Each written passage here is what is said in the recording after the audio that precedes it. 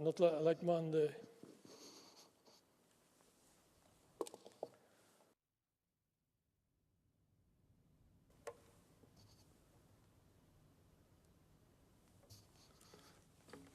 Test 1, 2.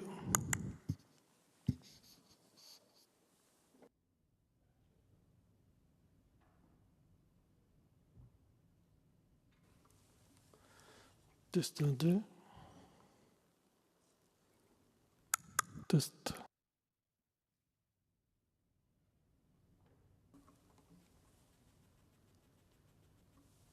Test 1, 2. Test, test.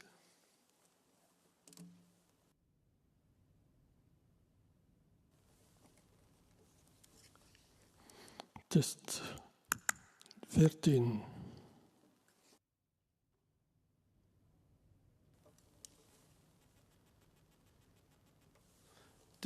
Test micro 3, test.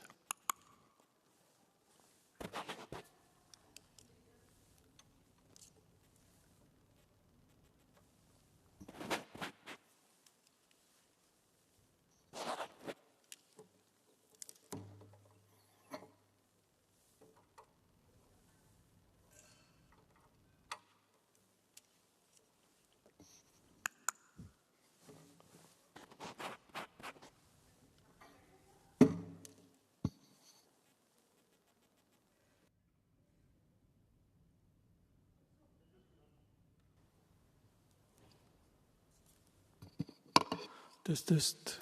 Test, Test. test. Test. Ne 2, 3. Ne 2.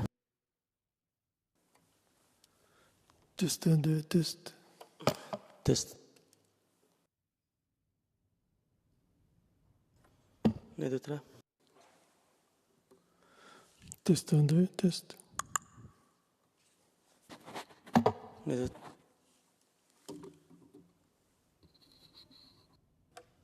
Ne 2. Test 1, 2. Ne 2, 3.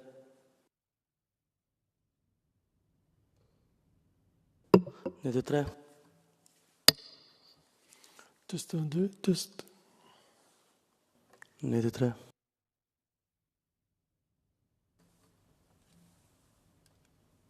Ne 2, 3. Numéro 7, 7. Ne 2, ne 2. Test 6. Ne 2, 3.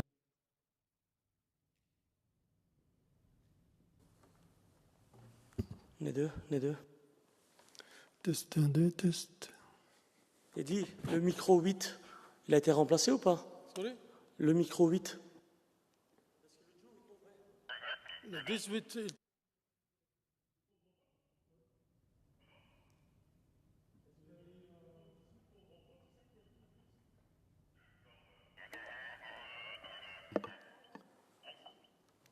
Test 1, 2, 3. 1, 2, 1, 2.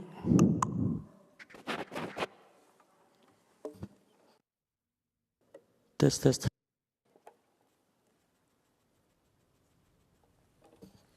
Test 1, 2, Ne 2, test. 3.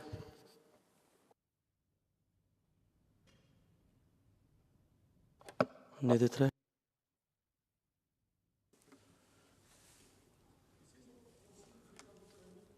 Sorry?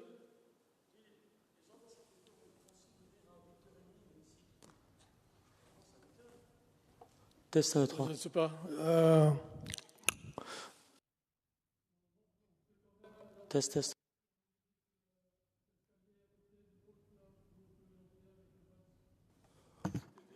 Test.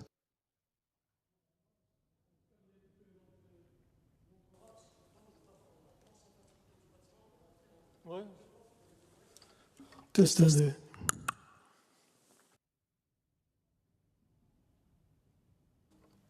Ne 2, 3. Test, test.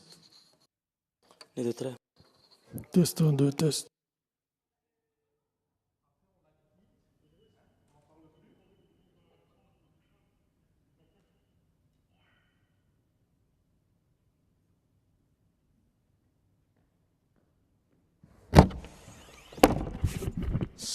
1, 2, 3, 4, tu peux déjà la couper. Test, test, test, test. Coupe, coupe, coupe, coupe, coupe, coupe, coupe. Coupe, tu peux couper. Test, 1, 2. Test, 1, 2, test, test. Tu m'entends, Eddy Idriss, coupe la tranche. C'est bon. Test, test, test. Test, Tu 1, entends 2, test. Idriss, la tranche est toujours allumée. Hein. Tu peux la couper. Le backup ici. Celui que j'ai en main. Test, test. 1, 2, 3.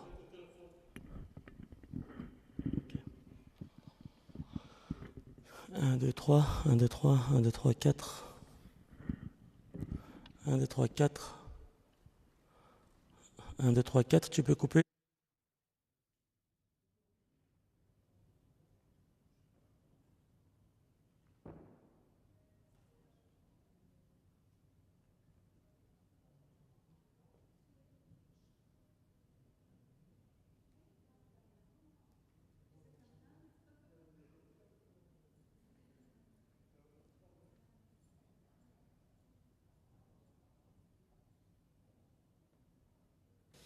Test 1, 2, 3, 4.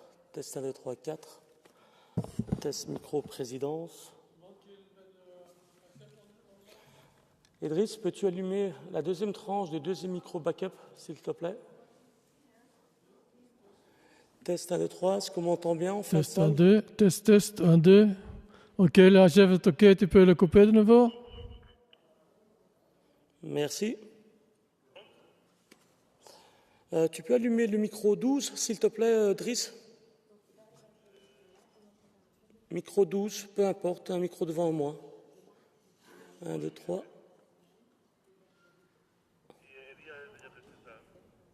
Ok, mais je revérifie. Tiens, pourquoi il ne coupe pas?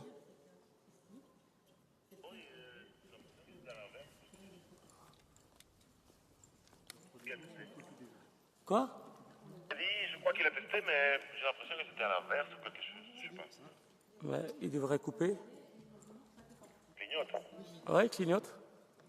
Il clignote au lieu de couper, regarde. Ça, c'est pour le slowdown, hein. Ah, mais moi, je vais couper le micro. Ah oui, mais tu dois pousser directement lâcher, alors il coupe. Si tu le tiens, il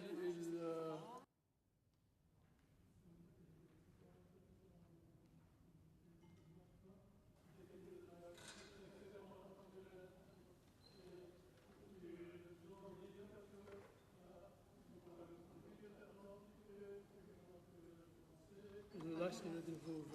Ouais. Test 1, 2, 3.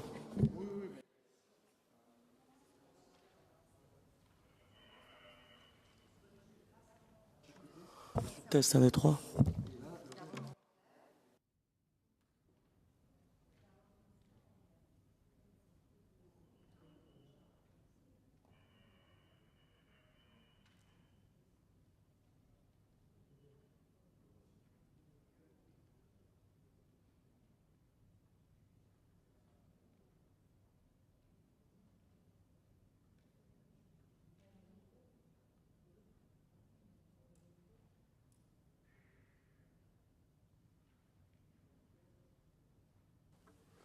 Un, deux, trois. Tu as déjà. 1, 2, 3, 1, 2. C'est bon, c'est bon.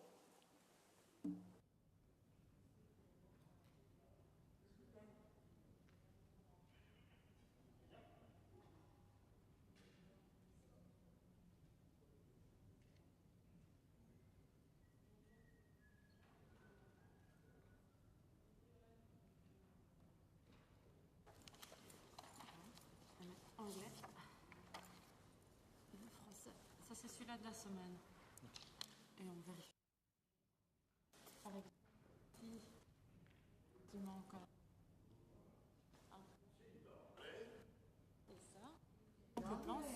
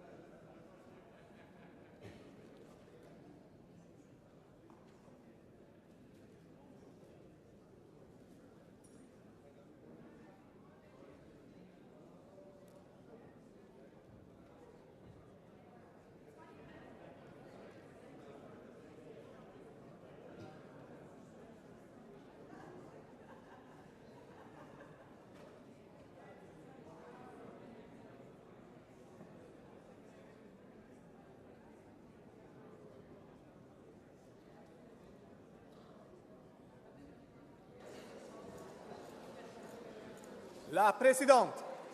Good morning, everyone.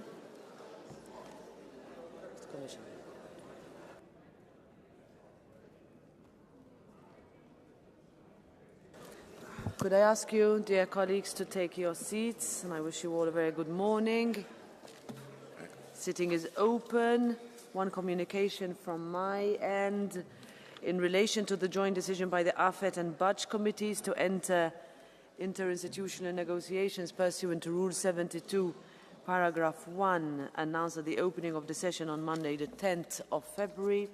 I have received no request for a vote in Parliament by members or a political group or groups reaching at least the medium threshold, so the committees may therefore start the negotiations. The next item on the agenda is the Commission statement on the Commission work programme for 2025.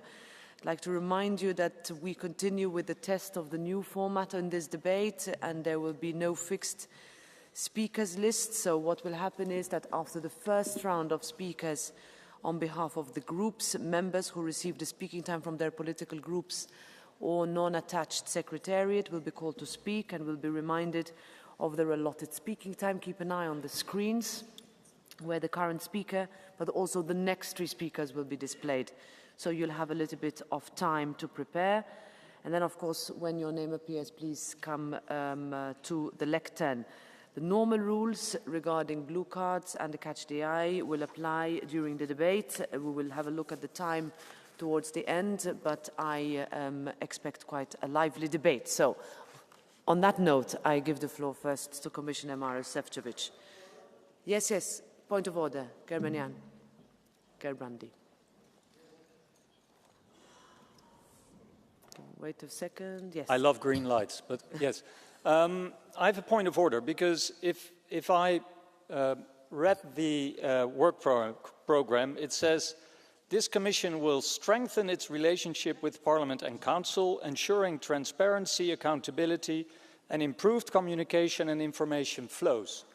Nevertheless, we only receive 1 hour before this debate the work program, and I have nothing against Commissioner Šefčovič, but why isn't the President of the Commission here presenting her work program and defending it in front of Parliament? So I hope you can convey this message to the Commission, please. Yeah, thank you. And I will also ask Commissioner Šefčovič to respond when he takes the floor.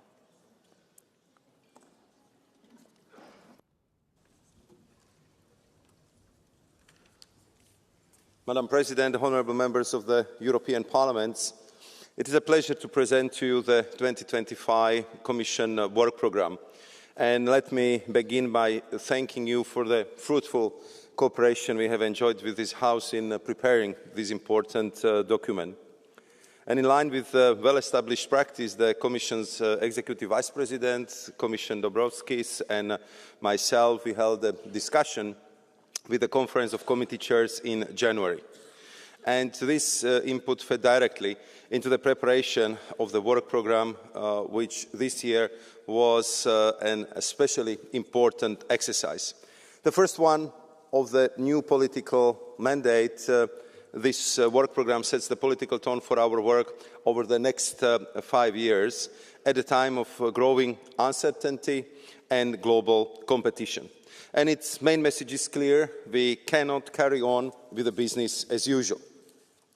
We need bold action to bolster our security, prosperity and democracy and respond to the issues that matter the most to Europeans. We cannot achieve this if we don't retain our economic edge. So we aim to boost the competitiveness of European businesses and strengthen our economic resilience. We also need a joined-up approach, which is why, alongside the work programme, we adopted a vision for an ambitious implementation and simplification agenda. This answers a strong call from this House and details our ambition to simplify our rules, reduce burdens and boost competitiveness, prosperity and resilience in the EU. Under this agenda, we will propose unprecedented simplification to unleash opportunities, innovation and growth. Honourable members, let me now highlight some of the key initiatives in the work programme. Our recently adopted competitiveness compass will steer our efforts throughout the mandate to enhance Europe's competitiveness and is based on the recommendations in the Draghi report. In addition, the Clean Industrial Deal will support the creation of the right conditions for industry to retain and regain its competitiveness as companies in the EU decarbonise. Key deliverables of the Clean Industrial Deal planned for this year include the Savings and Investment Union and the amendment to enshrine the 90% emission reduction target for 2040 in our climate law. We will work to improve our common defence capabilities to protect European security. To this end, the White Paper on the future of European defence will launch a broad consultation on establishing a union framework for defence, investment needs and critical defence capabilities. Building on the special report of Sauli Niinisto, the Preparedness Union strategy will aim at improving our preparedness and response to cross-border threats. The new European internal security strategy will present a set of actions to ensure security, online and offline, as integrated into EU legislation and policies by design. Alongside the continued implementation of the Pact on Asylum and Migration, we will adopt a dedicated strategy and new legislative framework to accelerate and simplify the process of returns. We will prioritise the continued implementation of the European Pillar of Social Rights while launching a roadmap to ensure quality jobs and tackle skills and labour gaps under the Union of Skills. A vision for agriculture and food will set out key strategic proposals to ensure a stable framework for farmers. The Ocean Pact will be a single reference framework for all ocean-related policies, while our work on water resilience will take a source-to-sea approach to ensuring proper water management and address water scarcity. The Democracy Shield will seek to tackle the evolving threats we are facing when it comes to protecting our democracy and upholding our values. In a global context where the rules-based order is being increasingly challenged, we need to leverage Europe's power on the global stage. Our first and foremost priority here continues to be standing with Ukraine as long as it takes. And we will also outline cooperation with partner countries and regions across a range of areas and policies. As part of this, we will adopt the Pact for the Mediterranean, the Black Sea Strategy and the strategic EU-India agenda. To prepare our Union for the future, we will propose a new EU long-term budget, which is simpler in the way it works, more impactful and more targeted where EU action is most needed in a flexible way. The communication on the next multi-annual financial framework, also adopted yesterday, will kickstart the debate that will inform our proposals. Finally, the pre-enlargement policy reviews will look at the consequences and impacts of enlargement on all EU policies, identifying policy gaps and explore options to improve EU governance and our capacity to act rapidly. Dear members, in total, we are announcing 51 flagship initiatives in this year's work programme, of which 11 initiatives have a strong simplification dimension, including 3 omnibus packages. In addition, we identified 37 evaluations and fitness checks we will conduct on existing legislation. At the start of this new interinstitutional cycle, we have examined all proposals currently awaiting decision by the Parliament and the Council, and we are proposing to withdraw 37 where further progress appears unlikely. In addition, we will propose to repeal 4 pieces of existing EU legislation. Honourable members, in closing, let me underline that making good laws is a team effort between all institutions, member states and key partners throughout the policy cycle.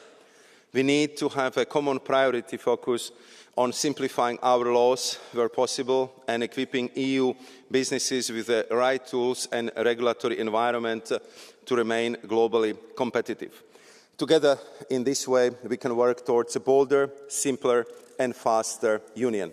Thank you very much, and I look forward to your interventions. And, Madam President, can I react also to the, Please. To the comments of Mr. Gebrandi? That program which we are going to discuss today was published yesterday, and I have to say it was done minutes after the college was over. And as you know, we started our college quite late because of AI summit in Paris, so we concluded our work around 9 o'clock in the evening. And I know that President von der Leyen shared it with President Metsola, but also with the President of the Conference of Committee Chairs, Mr. Lange, with a joint letter which was signed by her and by me. And I'm sure she would love to be here with you this morning, but she had very pressing issues, including high-level meetings in Brussels, and therefore it's my honor and I believe the pleasure to have the intervention and debate with you this morning. Thank you, Madam President. All right, thank you. Now we'll go to the first round of political group speakers. Can I ask also any of the members who are at the back, they can come to the front if that's more convenient for them. Jeroen Lenners, 3 minutes. Yes, thank you, Madam President. Dear Commissioner Šefčovič, today is an important moment because with the presentation of this work programme, we see the first confirmation of what this Commission will deliver on. And I had to think briefly about last year's elections, the highest turnout in over 30 years. Europeans went to vote because it mattered, and they voted to make sure their concerns were heard on the economy and cost of living, on security, on migration. And we must now deliver. As you already said, Commissioner, we cannot afford 5 more years of business as usual. People must be able to recognize that their vote matters and that change is possible. Now, 5 years ago in this room, the Commission presented the Green Deal as Europe's man-on-the-moon moment. And there's an implicit promise of reciprocity in there. We need to reduce our emissions and grow our businesses. We need to protect our planet and our economies. Frank Sinatra sang it once about love and marriage. You can't have one without the other. And this also follows from the Draghi report. We talk about innovation, but we continue to add regulatory burden that is costly and self-defeating. We have, and I quote, reached the point where without action, we will have to either compromise our welfare, our environment, or our freedom. And the EPP is not willing to compromise on any of these. So we call for action. Stick to our goals, but be pragmatic on the how.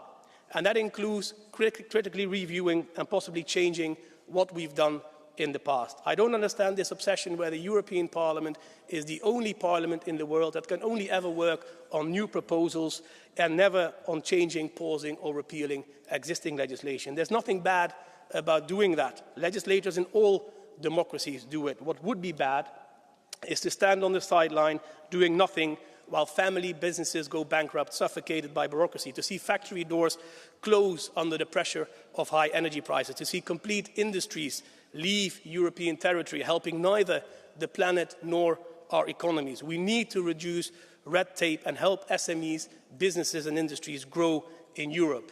We now need a man-on-the-moon moment for European competitiveness. And in this sense, we welcome this work programme. It presents a clear choice to tackle Europe's challenges head-on.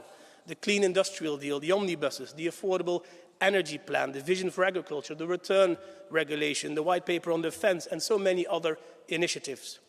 And all the ingredients to succeed are there, and it shows the much-needed decisiveness that so many key initiatives are to be presented in the first 100 days of this Commission. And much will depend on the substance of these proposals. And we call on the Commission to show ambition.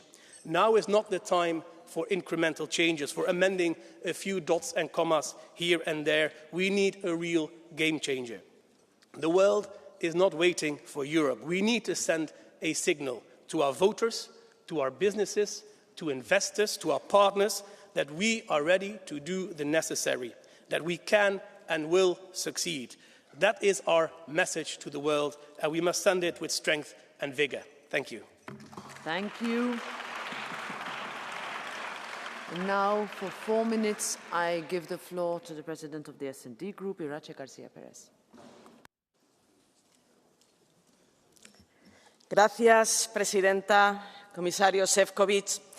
El programa de trabajo de la Comisión no es solo un documento técnico, es el reflejo de los valores que nos unen y la fuente de principios que define el proyecto europeo. Este programa no puede permitirse un retroceso en avances sociales ante discursos que, en lugar de construir, lo que buscan es destruir el sueño europeo.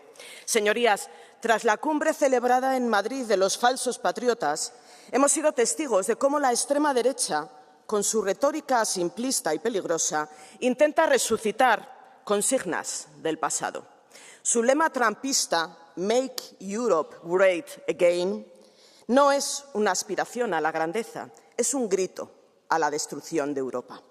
¿Cómo puede ser Europa grande cuando pretende negar a las mujeres el ejercicio pleno de sus derechos? ¿Cómo puede ser Europa grande cuando atacan a los inmigrantes, que son indispensables para el mantenimiento de nuestros mercados laborales y de nuestros sistemas de pensiones? ¿Cómo puede ser Europa grande cuando proponen que las grandes fortunas no paguen impuestos? ¿Cómo puede ser Europa grande cuando niegan el cambio climático a pesar de que la ciencia afirma que es una amenaza real provocada por la actividad humana? Es la misma extrema derecha que aspira a secuestrar la transición digital, favoreciendo a los magnates y corporaciones que defienden únicamente sus intereses empresariales. Y también es la extrema derecha que enaltece a Trump al mismo tiempo que impone aranceles al 25% al acero y al aluminio europeo. Que se lo expliquen a los trabajadores de Europa. Señorías de la extrema derecha, su lema no es Make Europe Great Again, su único lema es Let's Destroy Europe Again. Y ante quienes solo tienen un proyecto de odio, la Comisión Europea tiene una gran responsabilidad para dar una respuesta global y ambiciosa. Una respuesta que no se puede centrar exclusivamente en una brújula competitiva, ignorando las causas del descontento social. Queremos una brújula social de la Comisión Europea para sacar de la pobreza a los 95 millones de europeos, para acabar con la precariedad laboral, para hacer frente al aumento del precio de la vivienda. Señorías, no basta con medir el éxito a través de indicadores económicos. La competitividad europea solo será real si se traduce en una vida digna para las personas. Europa solo será competitiva si garantizamos empleos de calidad que garanticen nuevos derechos a la clase trabajadora. Europa solo será competitiva si garantizamos salarios dignos. Europa solo será competitiva con un plan de vivienda asequible que permita una vida digna sin que los hogares tengan que destinar el 40% de sus ingresos a la vivienda. Y solo seremos competitivos si aumentamos el presupuesto europeo y creamos un instrumento de inversión permanente para avanzar en el Pacto Verde y la transformación digital, la protección social y la industria europea. Y, señorías, el problema de la competitividad de Europa no puede ser la regulación. No puede ser el trabajo que hemos construido entre todos y todas para construir el modelo social europeo. Si la Comisión Europea quiere contar con nosotros para reducir burocracia y para simplificar, el Grupo de Socialistas y Demócratas estará de su lado. Claro que sí. Si la Comisión Europea quiere desregular y destruir un camino recorrido por muchas décadas, por muchos años, no cuenten con el Grupo Socialista.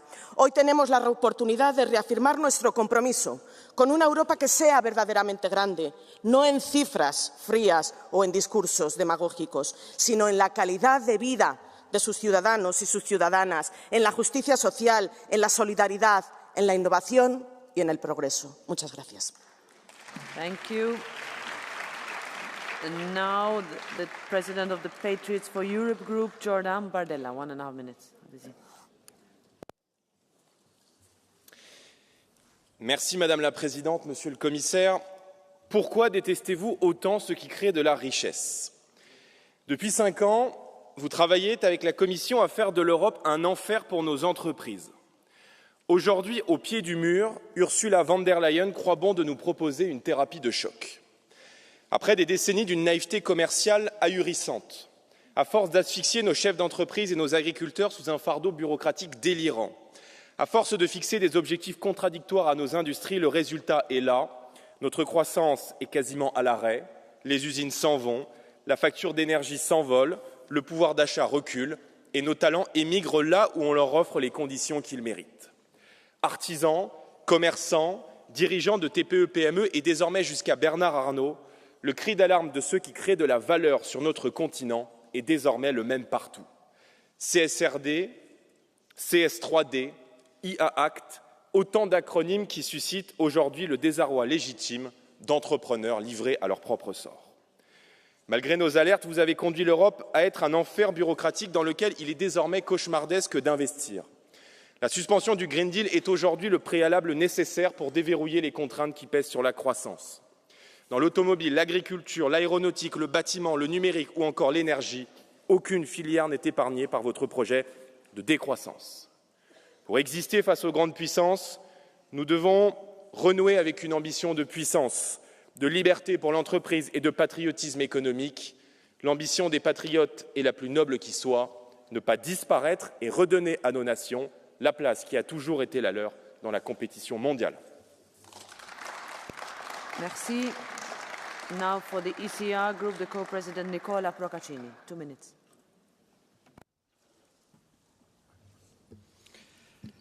Grazie Presidente, Commissario Šefčovič.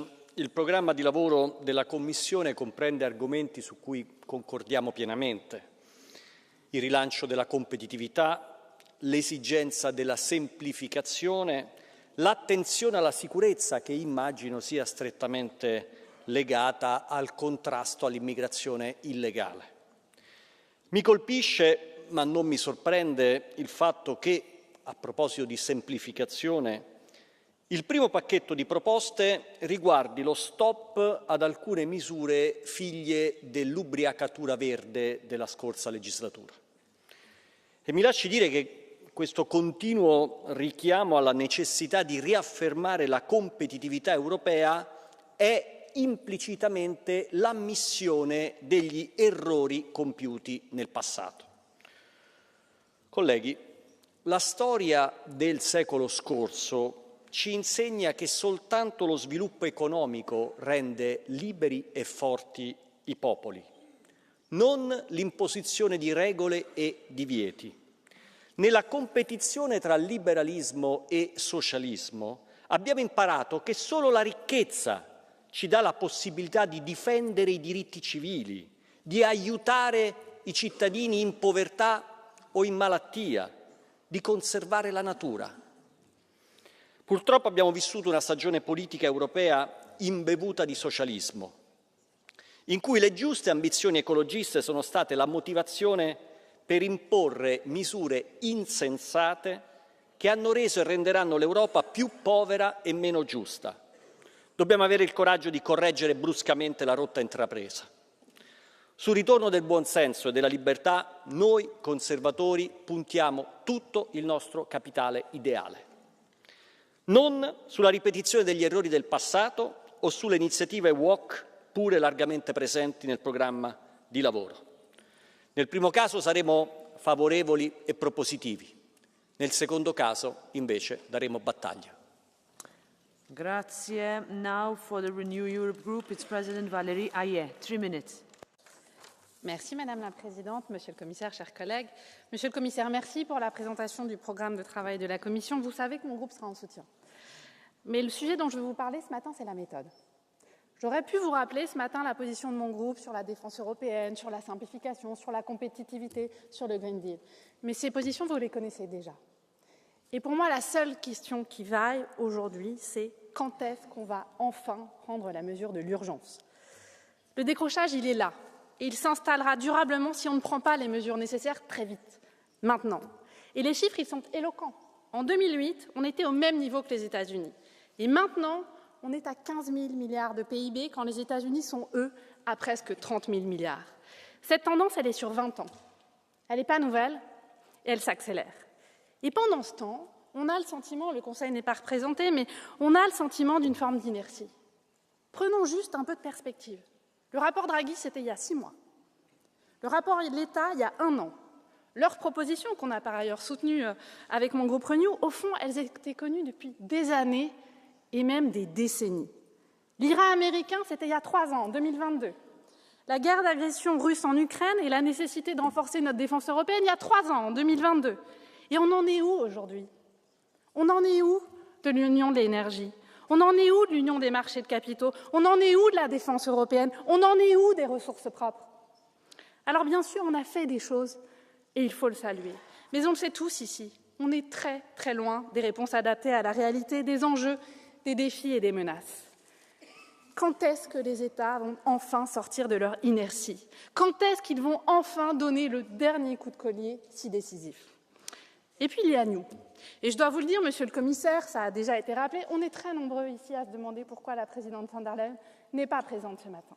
Je sais que l'usage, c'est que vous soyez la voix de la Commission à l'occasion de ce débat sur le programme de travail. Mais vraiment, je pense qu'il aurait été utile que Ursula von der Leyen soit là personnellement ce matin. On est dans un moment décisif, potentiellement une année de bascule, si le leadership politique n'est pas assumé. Et les symboles, ils comptent. Mais pas que les symboles. Si elle était venue, Ursula von der Leyen, je pense qu'elle aurait pu entendre. Elle aurait pu percevoir qu'il y a beaucoup de questions dans cette maison. Parmi les questions, c'est quoi la méthode de travail de la Commission européenne? Pourquoi il semble qu'un groupe ait plus d'informations que d'autres s'agissant du programme de travail et des ambitions de la Commission européenne? Il y a aussi beaucoup d'inquiétudes sur les majorités qui vont se dégager. Or, la seule majorité qui vaille, c'est la majorité von der Leyen. Et la présidente, elle a une responsabilité pour faire vivre cette majorité qui l'a élue. Cette majorité qui est la seule par laquelle un agenda pro-européen positif pour les Européens peut s'opérer. Alors bien sûr, nous aussi, on va jouer notre rôle ici au Parlement européen. Et je le dis aux socialistes, comme je le dis au PPE et aux Verts, la responsabilité, elle doit venir aussi d'ici. Le moment est trop grave pour se diviser. Alors stop aux postures, parce qu'on doit trouver des compromis, on s'y attellera, sinon c'est l'échec assuré pour l'Europe. Alors maintenant, il faut tous qu'on s'y mette. Je vous remercie. Merci. Now, co-president of the Green Group, Bas Eickhout. 2 minutes. Thank you very much. Bolder, simpler, faster. That's what's below the Commission work programme. So I was enthusiastic and I start reading. Let's start with bolder. Probably the clean industrial deal must be the boldest proposal. That is a non-legislative proposal that will come in end of February. Let's see what will be in. Probably then the Commission of Investments is going to be very bold. The Savings and Investment Union, a communication non-legislative. Maybe MFF, that will come in the 3rd quarter. The geopolitical union then, that's probably the boldness. I only see non-legislative proposals on these chapters. So probably the boldness we can only see in artificial intelligence, maybe, but there the Digital Network Act is the only legislative proposal in the 4th quarter of this year. So bolder and faster, let's see. So probably we only get simpler. That's probably what you are focusing on. And indeed, almost all the legislation that is proposed is simplification. But where is the vision on our European future? Because we have a big risk that we only get stuck in beautiful strategies, communications, actions plan, and in the end only end up with deregulation, creating a Trump light in Europe. That will not save Europe. That will not save European industry. If we think that competitiveness will be saved by less reporting, that is not simple, it's simplistic. And therefore, we need a self-confident Europe. We need a Europe that knows that we are poor on resources, but we have one very strong resource as Europe, and that's the human resource. We need to invest in human resources, but also there, social programme, only 4 non-legislative proposals. We need to think of our values, again, only 4 non-legislative proposals. We need to think of the circular economy to make sure that we are good in our resources, maybe in the Clean Industrial Act. Where is investing in clean economy? That is, the Green Deal is more than decarbonisation. Sorry, Commission, this is not bolder, simpler, faster. This is too simplistic. Thank you. And now for 3 minutes, Martin Schildewan, the co-president of the Left Group.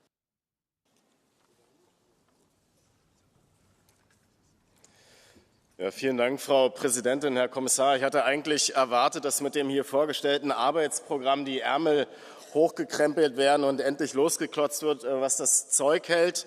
Aber davon ist weit und breit nichts zu sehen. 800 Milliarden Euro müssten jährlich in der Europäischen Union investiert werden. Sie haben sich ja in Ihren Ausführungen selbst auf den Draghi-Report bezogen. Das heißt, es braucht massive Investitionen in die Industrie, um die Zukunft von Millionen guter Arbeitsplätze zu sichern, in Infrastruktur und Mobilität, damit die Brücken nicht wieder zusammenbrechen, damit Güter nachhaltig transportiert werden können und Züge zuverlässig die europäischen Städte anfahren. Und wir brauchen Investitionen in den Klimaschutz und Nachhaltigkeit und statt Placebo-Investitionen in den digitalen Umbau, mit denen wir technologisch noch weiter abgehängt werden oder uns in die Hände von irgendwelchen verrückten Faschotech-Milliardären wie Elon Musk treiben, braucht es jetzt endlich eine europäische digitale Revolution. Aber anstelle dessen scheinen die Interessen von Lobbyisten das Programm der Kommission diktiert zu haben. Und das, was Sie Bürokratieabbau und Deregulierung hier nennen, dient einzig und allein der Durchsetzung genau dieser Interessen. Und so ehrenhaft es ist, Herr Kommissar, dass Sie hier heute das Arbeitsprogramm anstelle der Kommissionspräsidentin von der Leyen vorstellen. Es ist anscheinend kein Wunder, dass die Kommissionspräsidentin nicht persönlich sich traut, dieses Dokument des angekündigten politischen Scheiterns gegenüber dem Europäischen Parlament vorzustellen. Denn das, was Sie hier heute referiert haben, was Sie vorgestellt haben, Herr Kommissar, das reicht doch hinten und vorne nicht. Die europäischen Schuldenregeln und das Beihilferecht verhindern öffentliche Investitionen in sozialen Wohnungsbau, in ein gut ausgestattetes Gesundheitswesen und in Bus und Bahn, also die Dinge, die die Menschen in ihrem Alltag wirklich brauchen. Die Investitionen in ihrer Logik müssen dann aus privater Tasche oder durch ausländische Direktinvestitionen erfolgen. Und in beiden Fällen gibt die Kommission freiwillig die Kontrolle und damit unsere Zukunft aus der Hand. Private Interessen dominieren dann unsere Infrastruktur, unsere öffentliche Daseinsvorsorge oder ganz simpel auch die Anzahl von Schnellladestationen. Aber für Aufrüstung soll dann plötzlich wieder öffentliches Geld da sein. Und ich übersetze das mal für alle Leute hier im Raum. Sie wollen lieber Panzer und Drohnen statt Busse und Kindergärten. Ihre Politik, Herr Kommissar, und bitte richten Sie das auch der Kommissionspräsidentin aus, wird kein einziges Problem lösen. Ganz im Gegenteil, dieses Arbeitsprogramm ist designt, um die EU im internationalen Wettbewerb noch weiter abzuhängen und die Ungleichheit der Gesellschaft und die Existenznot in der arbeitenden Bevölkerung zu verschärfen. Wir brauchen jetzt einen sozialen Politikwechsel und öffentliche Investitionen. Wir brauchen eine Kommission, die den Mut hat, die Weichen in Richtung Zukunft zu stellen. Diese Kommission und dieses Arbeitsprogramm ist es nicht. Vielen Dank. Thank you. Now the chair of the ESN Group, René Aust. 2 minutes.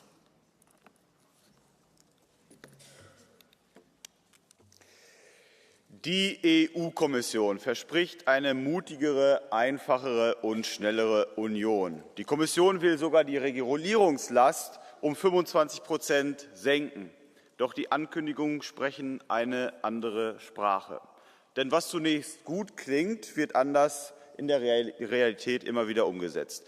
Festhalten am Irrweg des Verbrennerverbots, festhalten an mehr Berichtspflichten und Dokumentationsaufgaben durch Klimapolitik. Dabei bräuchte es weniger Bürokratie. Unternehmen sollen produzieren, keine Formulare ausfüllen. Weiter so auch bei der verängstigten Technologiepolitik, wie man an den Regulierungen von künstlicher Intelligenz und Bitcoin sehen kann. In Brüssel gilt weiterhin: Wenn es sich bewegt, reguliere es. Wenn es atme, besteuere es. Unsere Unternehmen kämpfen mit einer Flut an Vorschriften, während China seine Industrie mit Milliarden subventioniert und die USA mit dem Inflation Reduction Act gezielt Investitionen aus dem Ausland anzieht. Europa wird aber nur wieder stark, wenn sich die europäische Ebene auf die Kernaufgaben konzentriert: Unsere Außengrenzen sichern, die Zusammenarbeit der europäischen Staaten in der Verteidigung und bei der Forschung voranbringen, den Binnenmarkt stärken, um Wohlstand zu mehren. Deshalb wiederhole ich meine Forderung aus der Debatte um die Kommission. Es ist notwendig, die Europäische Union zurückzubauen auf ihren Kern. Weniger Kompetenzen, weniger Aufgaben, weniger Ausgaben.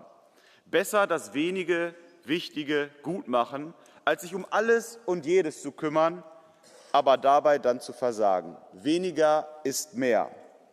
Europa kann erfolgreich sein, aber dafür bräuchten wir Mut zur Realität und den Willen, nicht nur Ankündigungen zu machen, sondern tatsächlich auch zu handeln. Dieser Wille ist bei der Europäischen Kommission wieder einmal nicht zu erkennen. Vielen herzlichen Dank. Thank you. Now we move to the second round, starting with Ms. Tobé. 2 minutes. President, Commissioner, the EPP Group is determined to make Europe safer and more secure for our citizens. Because without security, there is no freedom. And it is clear that immediate action is required. Organized crime is on the rise, hybrid attacks have intensified, and illegal migration remains a key challenge. The EPP Group welcomes that the Commission have heard our calls. We are fully committed to deliver together on a stronger and more effective return policy for people who do not have the right to stay in Europe. We will push to implement a new internal security strategy that makes Europe safer now and for future generations. And as rapporteur for the European Democracy Shield, I am personally committed to make sure that we more strongly defend the values on which our union is built. These are important steps, but more will be required, not least when it comes to stepping up the fight against organized crime and securing our external border. The EPP will continue to fight for a strong Europe that protects its people. We have the mandate from our citizens, and we will deliver. Thank you. Thank you very much, Mr. Tobé. Now, Camilla Lauretti, 1.5 minutes. Grazie Presidente, Commissario. Molta semplificazione e poche nuove iniziative legislative nel programma di lavoro che ci ha presentato. Noi socialisti non siamo innamorati della legislazione fine a se stessa e vogliamo certamente rendere più semplice la vita di cittadini, imprese e pubbliche amministrazioni. Le persone sono al centro delle nostre politiche, ma diamo le giuste risposte e facciamo le giuste politiche quando chiudiamo gli occhi o neghiamo le grandi sfide che abbiamo davanti? Dobbiamo cambiare il nostro modello di sviluppo e investire in innovazione per attuare le conversioni digitale e verde per una vera politica industriale europea. Chiediamo a questa Europa di agire e di farlo velocemente con un grande piano di investimenti comuni. Ciò che conta per noi e su cui vale la pena investire è il raggiungimento degli obiettivi che abbiamo già discusso con la Presidente von der Leyen e che per noi valgono e sono ancora quelli. Siamo pronti a discutere con la Commissione e verificare il modo migliore per avanzare, ma non nascondiamo un obiettivo di deregolamentazione dietro la parola semplificazione. Abbiamo titoli, omnibus, bussole, semplificazione, ma non sappiamo cosa si vuole semplificare. Noi oggi abbiamo bisogno di un'Europa forte, compatta, una, mai come in questo momento. Le persone chiedono lavoro stabile, giusto salario, alloggio dignitoso, sanità pubblica. Una bussola non ci basta, ce ne servono due, sì la competitività, ma anche la bussola sociale.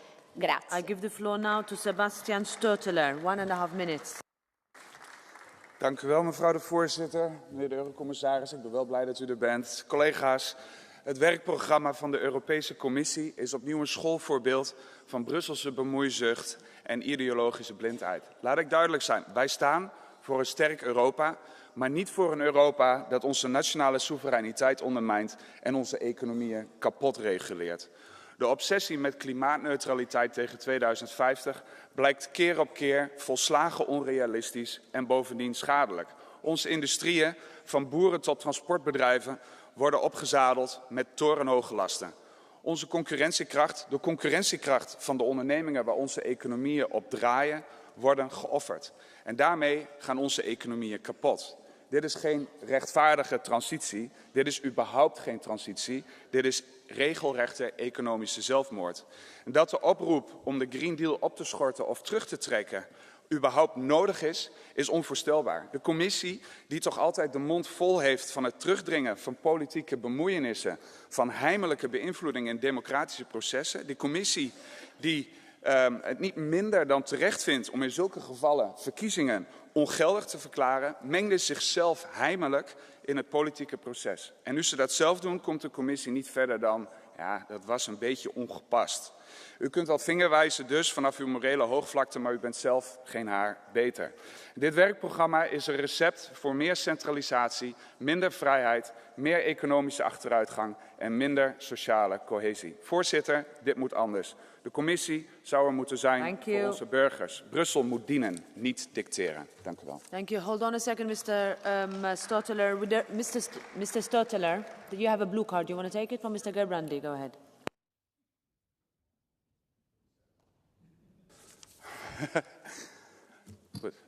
Ja, dank u voorzitter. Zoals vaker heb ik weer met verbazing geluisterd naar de wartaal van de heer Stotteler.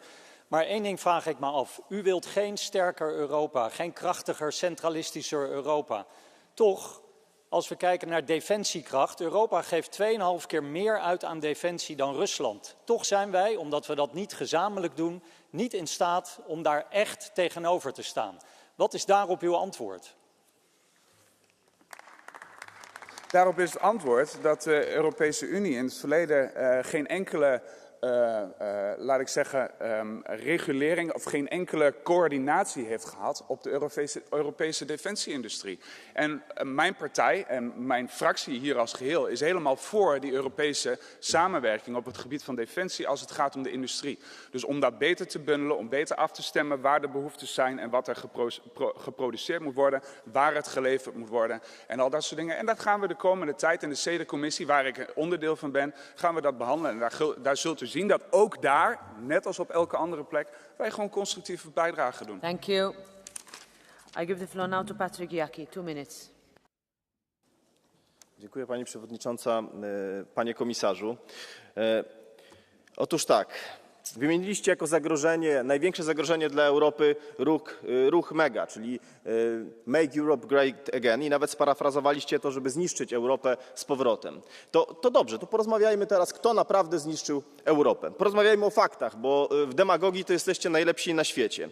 I teraz tak, wy rządzicie tutaj w kartelu od dekad. I teraz tak, dekadę temu 10 z 40 największych firm notowanych na giełdzie miało siedzibę w Unii Europejskiej. Dziś zostały zaledwie 2 na odległym 32 i 36 miejscu. W 2008 roku gospodarka Unii Europejskiej stanowiła ponad 90% gospodarki amerykańskiej. Dziś stanowi 50%. Dlaczego? Bo wtedy na pełnej zaczął działać ETS i wszystkie pochodne i konsekwentnie niszczył nasz przemysł i konkurencyjność. Dziś 6 na 10 największych jednorożców, czyli startupów o kapitalizacji powyżej $1 miliarda jest chińskich i pochodzi ze Stanów Zjednoczonych. Przed wami było odwrotnie. Mimo że Stany Zjednoczone mają 330 milionów obywateli, a my 450 milionów obywateli, oni pracują dużo efektywniej. Dlaczego? Kiedy słuchałem wczoraj J.D. Vance'a w Paryżu, można było to usłyszeć. On mówił o sztucznej inteligencji jako szansie na rozwój i budowę bogactwa, a w tym czasie w tej Izbie słyszeliśmy, że to jest tylko zagrożenie. Kiedy Stany Zjednoczone wychodzą z zielonego porozumienia klimatycznego, to tutaj słyszę, że potrzebujemy tego jeszcze więcej. A tym przecież wspieramy Chiny, bo 80% paneli fotowoltaicznych pochodzi właśnie teraz do Unii Europejskiej z Chin. Kiedy Stany Zjednoczone wracają do tradycyjnych źródeł energii, wy zamiast z tym skończyć, proponujecie kolejne podatki, takie jak ETS-2, a koszty energii konsekwentnie niszczą naszą gospodarkę. Niszczą nawet perły w koronie, takie jak przemysł motoryzacyjny i chemiczny. Szefowie firm, największych firm w Europie apelują do was, żebyście coś z tym zrobili, a do was się mówi jak do słupów. Unia Europejska od lat ledwo się rozwija. Tylko i wyłącznie konsumujemy bogactwa, które wypracowały dla nas poprzednie pokolenia. Więc najwyższy czas z tym skończyć. Firmy europejskie noszą plecaki z ideologicznymi podatkami. Musimy im te plecaki ściągnąć. To jest nasze największe zadanie. Yeah, I know. Thank you. Mr. Jaki, you have a blue card. Would you like to take it from Mr. Verhofstadt? Go ahead, Ivan. Merci Madame la Présidente. Monsieur, j'ai une très simple question pour vous. I have a simple question for you. Do you know that we don't have fossil fuel in Europe in sufficiency? Do you really think that using and buying fossil fuel from US and other countries in the world will make us in a context where we can be competitive, or don't you think that we need our own sources of energy? Okay, Mr. Jaki, go ahead. You have 30 seconds. No myślę, że powinien się pan jednak douczyć i zobaczyć, że w Unii Europejskiej jest na przykład taka ogromna ilość węgla, że spokojnie by starczyła na to, aby mieć 6 razy tańsze źródła energii. Tak samo, jeżeli postawilibyśmy na budowę elektrowni atomowych, byłoby dokładnie to samo. Niestety, no i co? Zmieniliście przez ostatnią dekadę, odpowiedź jest prosta. Przez ostatnią dekadę zbudowaliście w wielu państwach źródła energetyczne, miks energetyczny na odnawialnych źródłach energii. Jaki jest efekt? Gospodarki w tych państwach ledwo stoją albo spadają. Taki jest efekt tych właśnie waszych głupich ideologicznych pomysłów. I give now to Billy Kelleher, 2.5 minutes. We have reached a point that without action we will have to either compromise our welfare, our environment or our freedom. They were the words of Mario Draghi when he published his 400-page document on revitalising Europe. Firstly, I want to thank you, Mr. Šefčovič, for at least living up to the commitment of the Commission to publish their first 100-day plan in office. And I hope that the promises that are in this will be delivered efficiently and effectively. Your work programme is in fact what most of us would call a programme for government. Your commitments to the people of the European Union, that's your plan for reform and revitalisation of the Union's economy. And of course, as MEPs, we all want you to do well. It is our job, however, to hold you to account for your promises and, crucially, for your delivery and those promises. Now to the actual proposals. It is very welcome from me and my Renew Europe group that Europe's competitiveness is finally being given the priority it deserves. Don't get me wrong. I'm not against the ambition in the previous Green Deal and all the other policy proposals that were put forward over the last 5 years and legislated by this Parliament. But European competitiveness is critical to ensure that we have a strong economy. Our ability to lead by example on key issues such as sustainability, energy, climate action, democracy and rule of law will be destroyed if we do not have the economic capacity to put pressure on our global partners. Simplification is another buzzword in this document, and I, for one, am very glad to see that. During the last year's European elections, many sectors raised deep concern about the bureaucratic burden being placed on them in order to comply with EU regulations. Small and medium-sized businesses, farmers, industry leaders and business owners were spending more time than it was worth filling out forms and providing data in order to meet their obligations. Anything that can allow these important parts of our economy to get on with their job rather than being overloaded with bureaucracy is a good thing. However, simplification must not mean a reduction in ambition. For the last 5 years, the Commission, Member States and MEPs have expended a lot of time and effort in attempting to communicate to citizens the importance of the Green Deal, the Farm to Fork strategy, for us now just to tear it up for the campaign of simplification itself. More importantly, many of our farmers and businesses are already embracing the changes and investments in meeting their obligations, and they should not lose out. First movers should not be penalised when it comes to deregulation. Finally, I want to see swift action on the areas of the single market that will benefit our competitiveness, particularly banking union and capital markets union. And let us also address the fact that Draghi mentioned 800 billion per annum additionally to make sure that Europe was competitive. So we have to address that huge deficit if we are to Thank you very much, Mr. Kelleher. for our Next citizens. is Peter Hansen, 1.5 minutes. Please keep to time. Så fik vi det. Kommissionens længe ventede arbejdsprogram, som sætter retningen for Europa de kommende år. Et ord går igen: konkurrenceevne. Det er vigtigt, for vi skal gøre det nemmere at drive virksomhed og at være til stede i Europa. Men det er som om, at kommissionen har overset, at vi stadig står midt i en klimakrise, som buldrer derudad. År efter år slår vi varmerekorder, naturen forsvinder og biodiversiteten kollapser. Klimaforandringerne rammer os allerede. Så hvor i alverden er de grønne ambitioner, der skal sikre, at vi lever op til Paris-aftalen? Hvor er den ambitiøse miljølovgivning, der beskytter naturen i stedet for at svække den? Vi har brug for et Europa, der kører på grøn energi, som genopretter naturen og som sørger for, at dem, der forurener, også betaler. Det kræver mod, og det kræver handling, og det savner jeg i det her arbejdsprogram. For klimakrisen venter ikke, og det kan vi heller ikke. And then turning to another topic, Commissioner. In your work program, you also propose to withdraw the proposal on the EU Horizontal Anti-Discrimination Directive. I believe that this is a big mistake. In a time where we see attacks on our fundamental rights, withdrawing this proposal is the wrong way to go. I know it requires patience and courage to get this legislation over the finish line, but we've seen that it's possible to unlock equality legislation. So I urge you, Commissioner, please don't give up on our anti-discrimination laws. Thank you. Thank you. Hold on, Ms. Peter Hansen. Can you take a blue card from Mr. Zdechowski? Mr. Zdechowski, go ahead.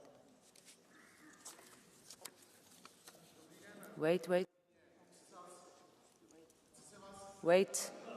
Press the button. Dobrý den, paní kolegyně. Chci se vás zeptat na jednu věc.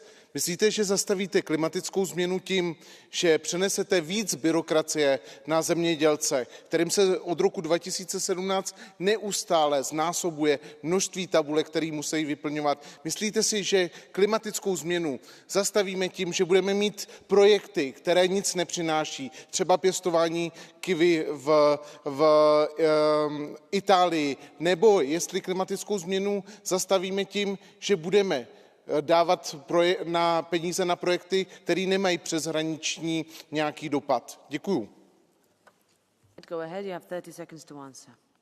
Thank you very much for the question, and I'm happy to see we have a proper debate in this House. I think looking at my own country, Denmark, actually gives you the answer, because Denmark is a quite highly regulated country. We've been pushing the market economy to fuel the green investments. We have strong Medicare, we have strong renewable energy sectors, and I think that's showing both that green aspects and competitiveness goes hand in hand, but also that, of course, we shouldn't fear steering the market economy. No one wants regulation just for the sake of regulation, but I think if we do it right, we will actually do a favor to Europe. Thank you. Ms. Peter Hansen, Pasquale Tridico, 1.5 minutes. Grazie. Presidente, Commissario, il programma di lavoro della Commissione per il 2025 solleva diverse preoccupazioni, con tante ombre e pochissime luci. Sul fronte degli investimenti il programma si focalizza troppo sulla difesa, mentre mancano misure concrete per la protezione dei cittadini, dei lavoratori e il supporto ai settori industriali in difficoltà, come quello dell'automotive. La revisione dell'EDIP, il programma industriale della difesa, prevede nuovi fondi per lo sviluppo di armamenti e prepara il terreno a una escalation che non accettiamo. Inoltre la modifica del regolamento REACH sull'autorizzazione delle sostanze chimiche rischia di ridurre le protezioni ambientali in modo pericoloso. Per quanto riguarda il mercato del lavoro, manca un sostegno strutturato per affrontare le transizioni industriali. Ancora, abbiamo chiesto l'istituzione di un nuovo strumento per l'industria, come fu SURE durante il Covid, per rilanciare la competitività, un programma in particolare che serva all'automotive nella riconversione verso l'elettrico, ma non ci sono risposte in tal senso. Questa proposta potrebbe essere affrontata nell'ambito dell'iniziativa di Union of Skill. Infine, il piano degli alloggi è una buona cosa, è un tema importante per il Movimento 5 Stelle, un passo nella giusta direzione, ma la sua natura non legislativa e le limitatissime risorse ne rischiano di limitare fortemente l'efficacia sul caro affitti e sulla crisi abitativa in Italia, così come in tutti i Paesi europei. Servono risposte più concrete per proteggere i lavoratori, sostenere le imprese, a iniziare dall'industria, che è un asset strategico per tutta l'Europa. Grazie. Grazie. Next, Christina Anderson, 1 minute.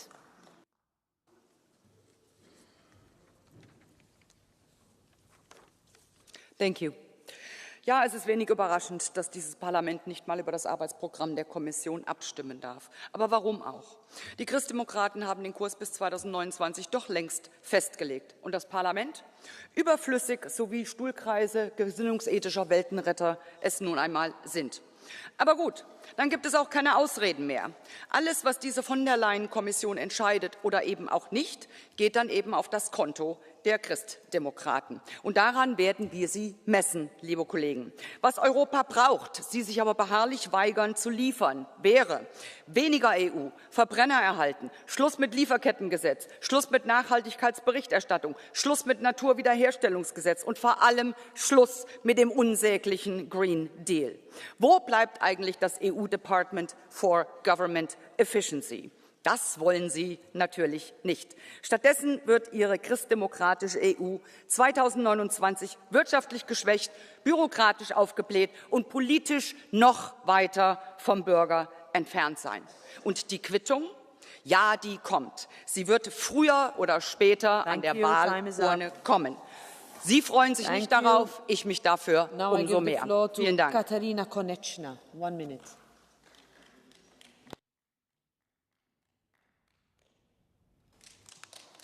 Děkuji, paní předsedkyně, vážený pane místopředsedo. Poté, co Donald Trump zmrazil finance, které skrz USAID proudí do ostatních států, jsme byli svědky, jak si řada politických neziskovek a údajně nezávislých médií stěžuje na náhlý nedostatek peněz. Je zřejmé, že nám tu cizí mocnost pod rouškou mezinárodní pomoci financovala leckdy rozvratné politické agitky a aktivisty. V zájmu transparentnosti a suverenity Evropské unie vás žádám o zjištění, kdo byl skrz USAID ze zahraničí financovaným agentem a zveřejnění seznamu těchto agentů, ať je veřejnosti zřejmé, kdo tu pracuje pro cizí moc, čehož mimochodem udělala česká příšerná vládní koalice nově trestný čin. Zároveň se domnívám, že toto zjištění znovu ukazuje akutní potřebu proti zahraničnímu vměšování do naší politiky bojovat. Tlačte na rychlé přijetí zákona o cizích agentech a posviťte si též na financování, co jde z nadnárodních korporací a soukromých zájmových skupin. Vím, že v minulosti řada komisařů byla ve skutečnosti žoldáky zahraničních aktérů. Ptám se tedy, jste vy žoldáky bojujícími za cizí zájmy, či chcete chránit zájmy obyčejných Evropanů? Dokažte to a odhalte, za kým stojí čí peníze. Děkuji vám. Okay, Ms. Konečná, Mr. Zdehovský wants to ask you a question. Will you take it? Quickly. 30 seconds. Paní Konečná, o kom tady mluvíte, že jsou žoldáci? Vy sama tady léta si hřejete lidi, kteří jsou spojení s Ruskem, kteří tady vraždí lidi na Ukrajině. Vy sama chodíte na iránskou ambasádu a nejste transparentně schopná doložit, co jste tam dělala. Víte, co dělá iránská ambasáda? Víte, co dělá iránská ambasáda třeba v Evropském parlamentu? Víte, jak iránskí agenti ovlivňovali a snažili se ovlivnit rozhodnutí demokratických mocností? O čem to tady mluvíte? Vysvětlete nám to. Vysvětlete nám vaše styky s ruskými poslanci a s ruskými diplomaty. Co komunistická strana dělá v České republice? Děkuju. Pane kolego, já na rozdíl od vás si nemusím platit z Bahrajnu žádné cesty, kde tvrdím, že jsem europoslanec a něco tam vyjednávám. Já se nescházím s ruskými poslanci, buďte úplně v klidu, ale jsem ráda, že se na to ptáte. Komisař Breton, Bank of America, v cooling off period, Barroso, Goldman Sachs, Neelie Kroes, dokonce odsouzená lobbystka, která byla jasná lobbystka IBRu. To jsou bývalí komisaři a já se pana komisaře pouze ptám, jak zabrání tomu, aby k tomuto nedocházelo, protože je evidentní, že komise, kterou jsme tady měli, byla spojená s finančními institucemi a s lidmi, kteří nehájí zájmy Evropské unie. A to vám nevadí. You don't have to shout. So, Ms. Montserrat, 2 minutes.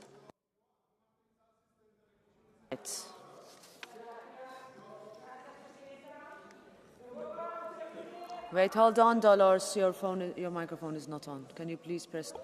There it is. Thank you, Presidenta.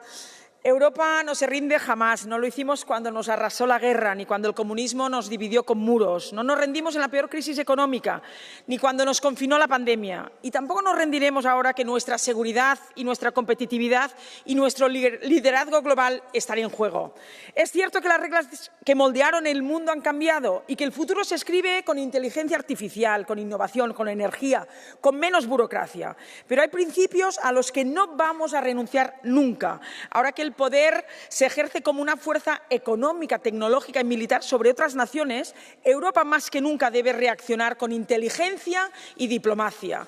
Inteligencia para seguir siendo libres frente a terceros y euroscépticos que quieren destruirnos. Y diplomacia porque los problemas no se arreglan rompiendo con nuestros socios atlánticos, como quiere Pedro Sánchez, pero tampoco siendo cómplices de quienes usan aranceles para asfixiar a nuestra agricultura ni nuestra industria, como hace hacen desde el otro extremo.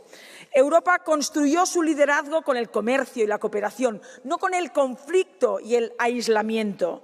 Debemos ser de nuevo un continente competitivo, pero debemos ser también un continente seguro. Y eso significa Estado de Derecho, defensa y fronteras. Sánchez ha convertido a España en una democracia defectuosa, donde no se respeta la separación de poderes, se ataca a la prensa, se somete a la justicia y el Estado de Derecho se dinamita desde dentro, con un objetivo claro: perpetuarse en el poder y blindar la corrupción de los suyos. Y esto tiene que acabar. Y Europa no puede permitir que 26 Estados miembros trabajen alineados contra el drama de la inmigración y Sánchez en España sea el mayordomo que abre la puerta de la frontera sur, donde las mafias campan a sus anchas, traficando con personas. Europa tiene voluntad, tiene talento y tiene experiencia. Fuimos el escudo de Europa en la crisis, en la pandemia y frente a populismos. Y lo seremos ahora, en esta nueva era de la competitividad, la innovación y la seguridad. Hagámoslo de nuevo. Gracias. Thank you, Ms. Montserrat. Next is Mohammed Shahim. 1.5 minutes. The sky was the limit with the Green Deal. People spoke of the Brussels effect. We were inspiring people. We led by example in the global climate agenda. And I fondly remember President von der Leyen talking about our man on the moon moment. Are we now aborting the mission and reversing all our achievements? Because landing on the moon is a very complicated matter. We cannot cut rules, deregulate, simplify, and think we will achieve the mission. And somehow, by cutting and simplifying, we think we will have so much savings that we bridge the gap of 700 billion that Draghi talks about. Without means, without protecting our social and environmental conditions, the real European way of life, we are throwing away the child with the bathwater. And we will never reach the moon. Simplifications, yes. Deregulation, no. To reshape our industry, we need to go beyond simplification. We need new, fresh money. We need investments, a new budget. Focused, fine, but only reallocation will not make us more resilient and increase our competitiveness. So, Mr. Leenaerts, yes, we do not want only changes by commas and dots. We want a strong MFF. We want our own resources. We want a new steel and metal plan, especially after tariffs that are presented by Trump. We need a competitiveness fund. We need to set our priorities. I don't want to see a race to the bottom when we can reach to the top. We got to shoot for the stars. We have to show ambition again, to show Europeans that we work for them, to combat global warming and leave no one behind. That's how we secure our place in the world, and the world needs a strong Europe. Thank you. Now Tamás Deutsch, 1.5 minutes.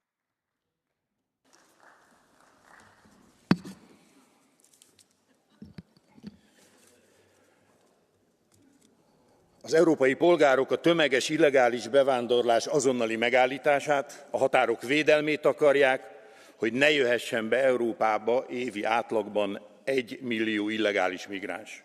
Az európaiak nem akarják, hogy illegális bevándorlók gyilkolhassanak, hogy migráns hátterű terroristák ártatlanokat mészárolhassanak. Az emberek vissza akarják kapni a biztonságos európai életüket. És mit akar lépni erre az Európai Bizottság? A katasztrofális migrációs paktum gyorsított bevezetését szorgalmazza továbbra is. Az európaiak békét akarnak, Brüsszel eddigi Ukrajna stratégiája teljes kudarc. A katasztrofális brüsszeli szankciós politika miatt az energiaárak elszabadultak. És mit tervez az Európai Bizottság? Az eddigi elköltött 134 milliárd euró után továbbra is bármennyi pénzzel finanszírozni akarja az ukrajnai háborút. Az elmúlt években Brüsszel ideológia vezérelt, méregzöld hadüzenetet küldött a gazdáknak, az elhibázott uniós szabályozások tönkreteszik az ágazat szereplőit. Mi erre az Európai Bizottság javaslata? Még több méregzöld ideológia, még több Green Deal, az eddig jól működő európai agrárfinanszírozás szétverése. Az embereknek elegük lett a sorozatos brüsszeli kudarcokból, a baloldali liberális szövegelésből. A világ megváltozott, Brüsszelben is változás kell. Thank you. Mr. Deutsch, you have a blue card from Martin Heusig. Will you take it? Go ahead.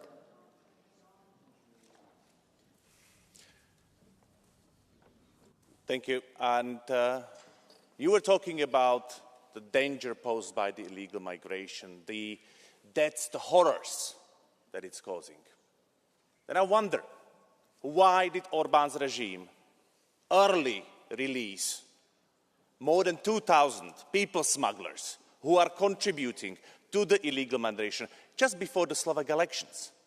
Is this the contribution that your government's regime is trying to do to stop illegal migration? Thank you.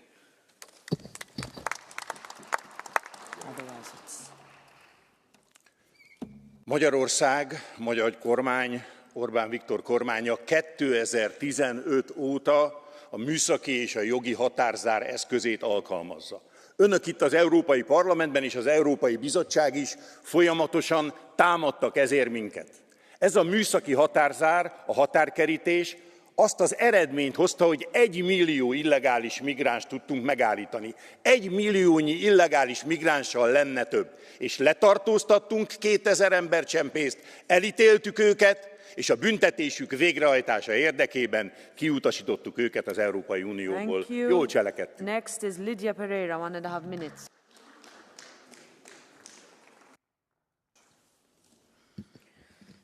– 2004 foi ano de relatórios e eleições, 2025 tem sido ano de anúncios, mas também tem de ser ano de decisões. O programa de trabalho da Comissão é passo acelerado numa maratona que temos de vencer. As boas ideias têm de sair do papel. Se a palavra da moda é competitividade, então vamos ser competitivos. Vamos cortar na burocracia que sufoca as empresas, mas a sério, com determinação. Vamos investir a sério na inovação tecnológica para passar da descarbonização como sacrifício para a descarbonização como oportunidade. E vamos apostar a sério na União para a poupança e o investimento, para atrair projetos inovadores e para combater a fuga de capitais da Europa. Não é pouca coisa, mas é o mínimo necessário para podermos trazer outra palavra para o debate: liderança. Num mundo instável, incerto e imprevisível, a Europa precisa de liderar nos acordos de comércio para aumentar as suas oportunidades de internacionalização das empresas. Num mundo de conflitos, a Europa precisa de liderar no investimento inteligente em defesa. Num mundo de desinformação e negacionismo, a Europa precisa de liderar pelo exemplo e tudo faz-se com melhor e menos legislação, com uma regulação que não estrangula o futuro. Esse futuro não espera por nós e ainda vamos a tempo de o liderar. Vamos ao trabalho. Thank you. Ms. Pereira, you have a blue card from Mr. Oliveira. Will you take it? Okay. Obrigado, Presidente. Sra. Deputada Lídia Pereira falou na sua intervenção da competitividade e quando olhamos para o programa de trabalho da Comissão encontramos a competitividade tratada nessa perspectiva da competição entre empresas. Mas não é uma competição qualquer. Neste programa de trabalho aligeiram-se responsabilidades e exigências às grandes empresas transnacionais, alivia-se a regulação, facilita-se a ação das grandes empresas transnacionais. E a pergunta que lhe quero fazer é o que é que fica reservado para as pequenas e médias empresas? E quais são as consequências para um país como Portugal, cuja economia está essencialmente assente em pequenas e médias empresas, que naturalmente serão esmagadas pela ação mais livre das transnacionais? Thank you. 30 seconds to reply. Muito obrigada, Sr. Deputado, pela pergunta. Uma das nossas grandes preocupações, e a minha, nos últimos 5 anos, e disse-o repetidas vezes aqui nesta sala, é que temos mesmo de aliviar a carga burocrática para as pequenas e médias empresas. E essa tem sido a mensagem que o Partido Popular Europeu, junto da Comissão, fez e que está plasmado no programa da Comissão.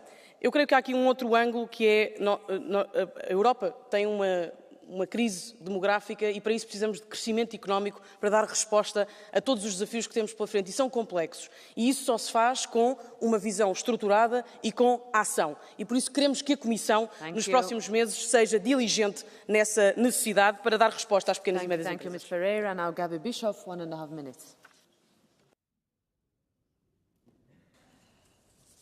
Herr Kommissar Šefčovič, wenn man der Debatte lauscht, hat man so einen Eindruck, warum vielleicht Frau von der Leyen nicht hier ist. Weil so richtig begeistern tut dieses Arbeitsprogramm absolut kaum jemanden.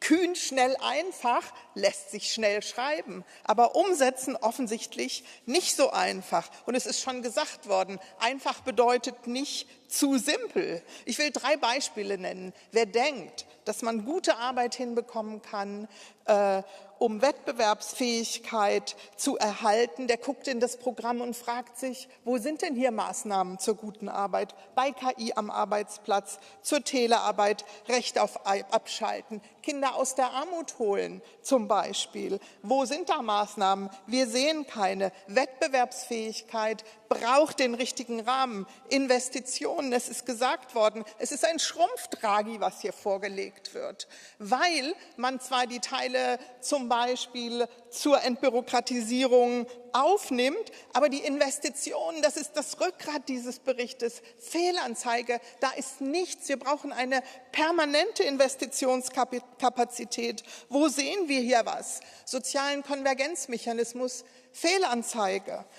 Ein Thema treibt alle Menschen um, bezahlbares Wohnen. Bezahlbaren Wohnraum zu schaffen, wie kann Europa das unterstützen? Wohnungslosigkeit, den Menschen helfen, wieder eine Wohnung zu finden. Kurzzeitvermietungen, die wirklich Wohnraum entziehen. Wo sind die kühnen Maßnahmen?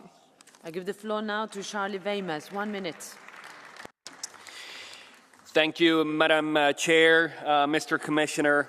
Europe is lagging behind, and we've not yet felt the full impact of the Green Deal legislation pushed through in the last term. Sustainability reporting and due diligence directives, the combustion engine ban, CBAM, the taxonomy, and ETS2 will all increase costs and hurt our competitiveness. The regulatory burden will grow. More economic activity and jobs will move abroad. And what does the Commission propose for the next 5 years? You talk about addressing Europe's cost of living and competitiveness crisis and repairing some of the damage caused while spellbound by the green agenda. But this work program makes it clear that you plan to unleash a new tsunami of legislation and double down on green policies. And that's no surprise. You yourself, Commissioner, said when commenting on the massive bureaucracy, simplification doesn't mean deregulation. And instead, the Commission is pushing for an expanded EU budget and new EU taxes. That's how you manage decline rather than making the EU a beacon of prosperity and innovation. Thank you, Mr. Weymers. You have a blue card. Will you take it? Will you take? Mr. Grazoulis, go ahead. Hello. Hello. Yeah. Hello. Kaip Jūs manot, ar tos politinės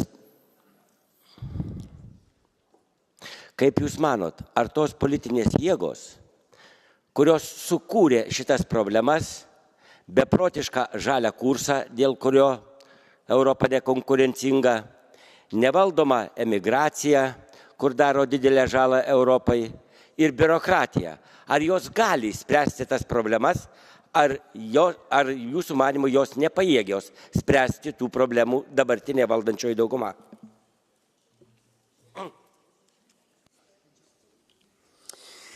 Well, I think that the European Commission should do like we did in Sweden. We replaced the word renewables with the word fossil-free because we knew that industry competitiveness demands a baseload energy production, meaning nuclear. The Commission has yet not understood that, but they will unleash new goals for renewables, new targets, making us even more uncompetitive. So this must be done as soon as possible, and I hope that the EPP will push for that. We stand ready to work with you to make policies sane again. Thank you. Mr. Gerbrandy, 2 minutes. Dank u wel, voorzitter. Meneer de commissaris, collega's. Europa is met afstand de beste plek op de wereld om te leven. Nergens in de wereld heb je ons niveau vrijheid, democratie, welvaart en welzijn. The European way of life. Zo belangrijk dat we er zelfs een speciale commissaris voor hadden. Maar we moeten ons fors inspannen om ook wel die beste plek op aarde te blijven. Want we worden bedreigd. We worden bedreigd van binnenuit door nationalisme en van buiten. Geopolitieke bedreigingen, economisch, schaarste en de hoge energieprijzen. En laten we wel wezen, het werkprogramma van de commissie richt zich op de juiste dingen. De interne marktstrategie, het 2040-doel van 90% voor CO2-reductie, een Europese defensieindustrie en inderdaad ook een versimpeling, vereenvoudiging van de regels. Maar dat alles vraagt om een sterker, centralistischer Europa. Ook met een veel hoger budget, met veel meer eigen inkomsten. Dus daar moeten we aan werken. En niet onbelangrijk, sterker nog, misschien wel het allerbelangrijkste, de lidstaten zullen ook in die richting moeten. En eensgezind. En daarom ben ik zo teleurgesteld dat er ook niet verdragswijzigingen komen. Want een bolder, simpeler en faster Europe is alleen maar mogelijk als we de veto's afschaffen in de Raad. Maar ook het parlement, ook wij zullen deze agenda moeten volgen. En dat kan alleen maar met een sterke pro-Europese coalitie in het midden. En luisterend naar dit debat zie ik weer dat aan de rechtsextreme kant en de linksextreme kant niet één oplossing wordt gegeven voor de Europese problemen die we hebben. En we kunnen niet terug naar het verleden. Als ik zelfs een collega van de ECR hoor zeggen dat we terug moeten naar kolen, zelfs Donald Trump waagt het niet meer om dat voor te stellen. Mr. Gerbrandy, you have a blue card from Mr. Smith. 671. Dank u wel, voorzitter. Meneer Gerbrandy, u sprak net over bedreigingen en gebrek aan realisme. Ik denk dat de grote bedreigingen van uitgaan van het feit dat sommige partijen, waaronder u in dit huis, niet terug willen komen op de ingeslagen dwaalweg. Wie een kompas nodig heeft voor concurrentievermogen, die was de weg kwijt. Hoe gaat u het verkopen dat we straks vanaf 2030 1570 miljard euro per jaar moeten gaan uitgeven voor dat CO2-doel van 2040, die 90% reductie? Hoe gaat u dat uitleggen als liberale partij? U staat toch voor de belastingbetaler? U levert de belastingbetaler alleen nog maar meer druk op en meer regeldruk. Ja, meneer Smit, deze vraag verbaast me niet. Als er eentje dwaalt in dit huis, bent u het wel. U woont net als ik in een land dat onder de zeespiegel voor het grootste gedeelte zich bevindt. Wat denkt u dat het kost als die zee verder omhoog gaat? Wat wij aan investeringen moeten doen om ons land onder de zeespiegel veilig te houden. Het 1000, zo niet het miljoenvoudige wat het kost om via de Green Deal en al ons goede beleid te gaan naar een schonere, leefbaardere wereld. Hetgeen we allemaal willen, want dat maakt Europa die beste plek op de wereld om te leven. Thank you, Mr. Gerbrandy. Zeliana Zovko, 1.5 minutes. Thank you, Madam President. Dear Commissioner, the other day I criticized you for US, the trade deal and the trade war that we are entering. Now, I must say it's not easy, the job you are doing here. While we were sleeping, Commission was working. That's a good thing. It's a good point, but we could have received the document as well. Because we were not sleeping, we were waiting as well to listen and to discuss these issues on how to improve European competitiveness, how to improve European defense, how to improve European security, and what are you going to deliver to us? I mean, obviously in September, but while we are sleeping, the Trump administration is working hard and delivering in the first days much more than we are going to receive in the first months. So please, I would just want to underline some of the priorities that I would like to see. The white paper on the future of European defense should be a guiding roadmap for our security and strengthening of European pillar of NATO, and should and must renew security cooperation with our transatlantic allies and the UK.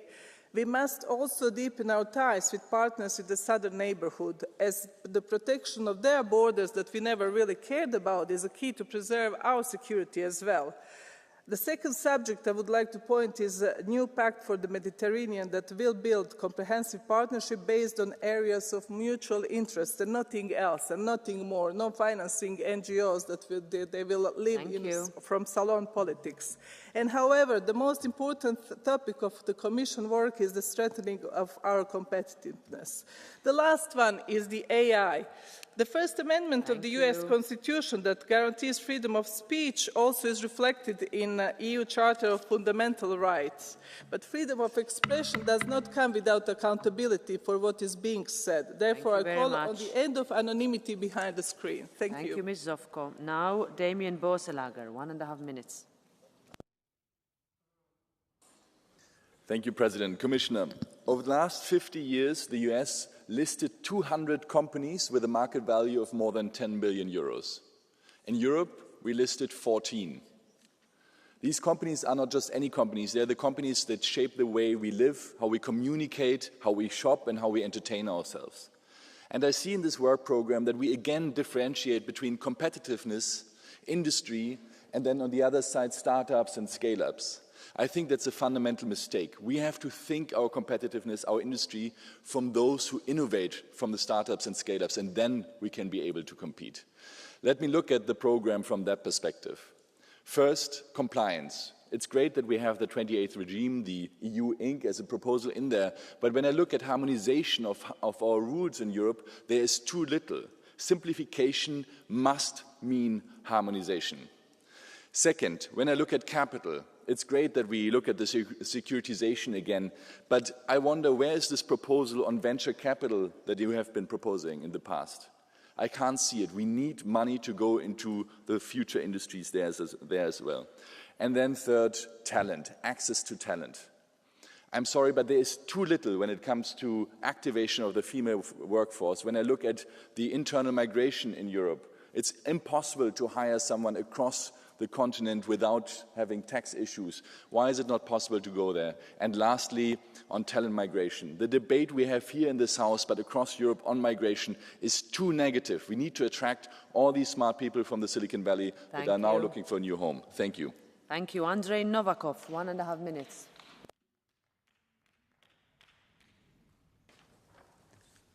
How good it is to have a speech when there is someone in the room. Thank you, President, for that.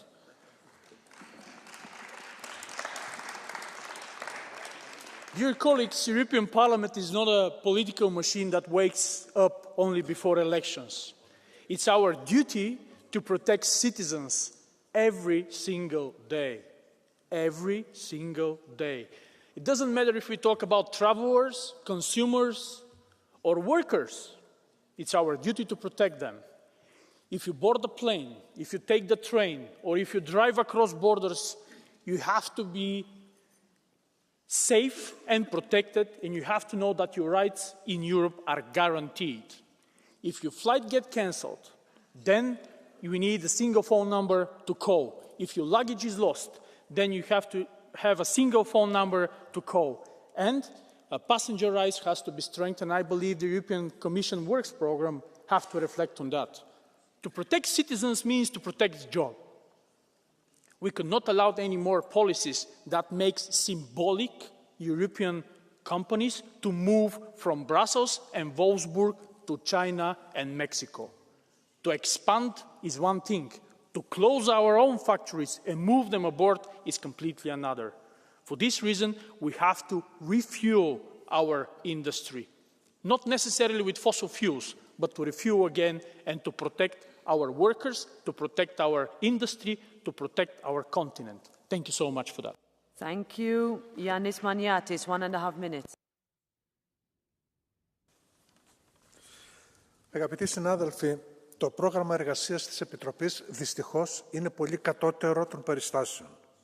Μοιάζει να μην αντιλαμβάνεται η Πρόεδρος το νέο γεωπολιτικό περιβάλλον στο οποίο βρισκόμαστε, έναν κόσμο στον οποίο έχουν ανατραπεί όλες οι γεωπολιτικές ισορροπίες και συμμαχίες που ξέραμε μέχρι σήμερα.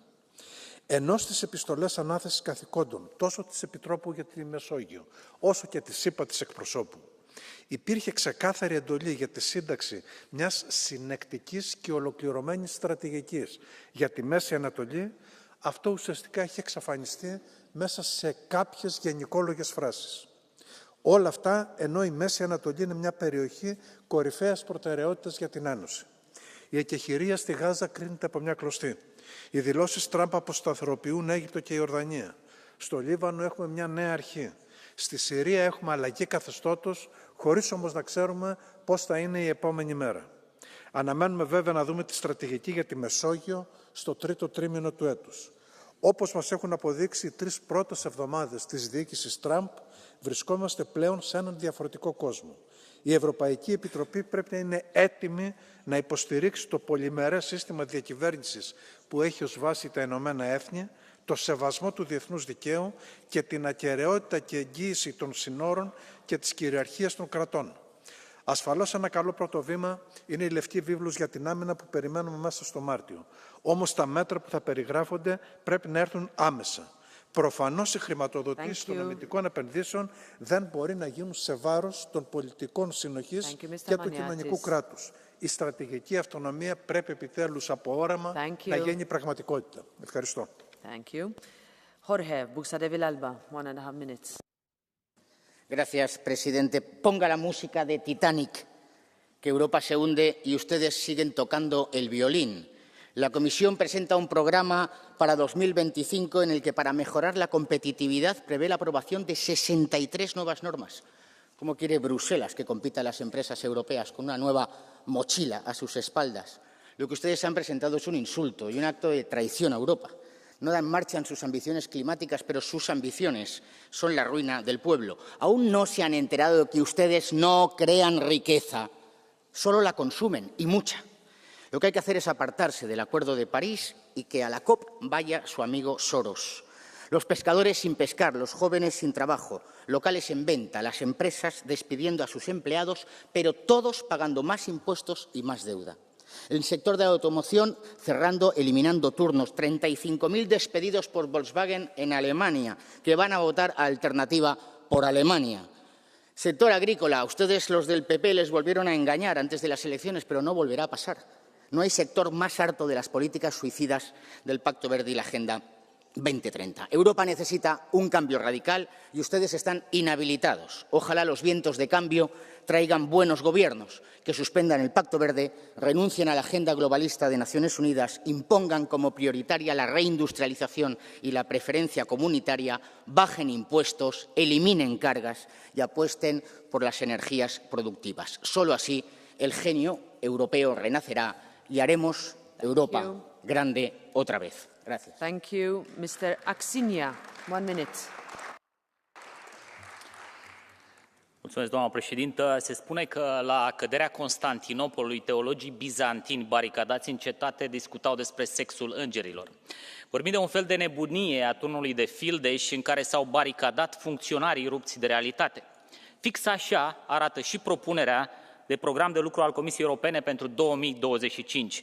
Multe acte birocratice golite de conținut care nu fac altceva decât să prolifereze inflația legislativă din Uniunea Europeană.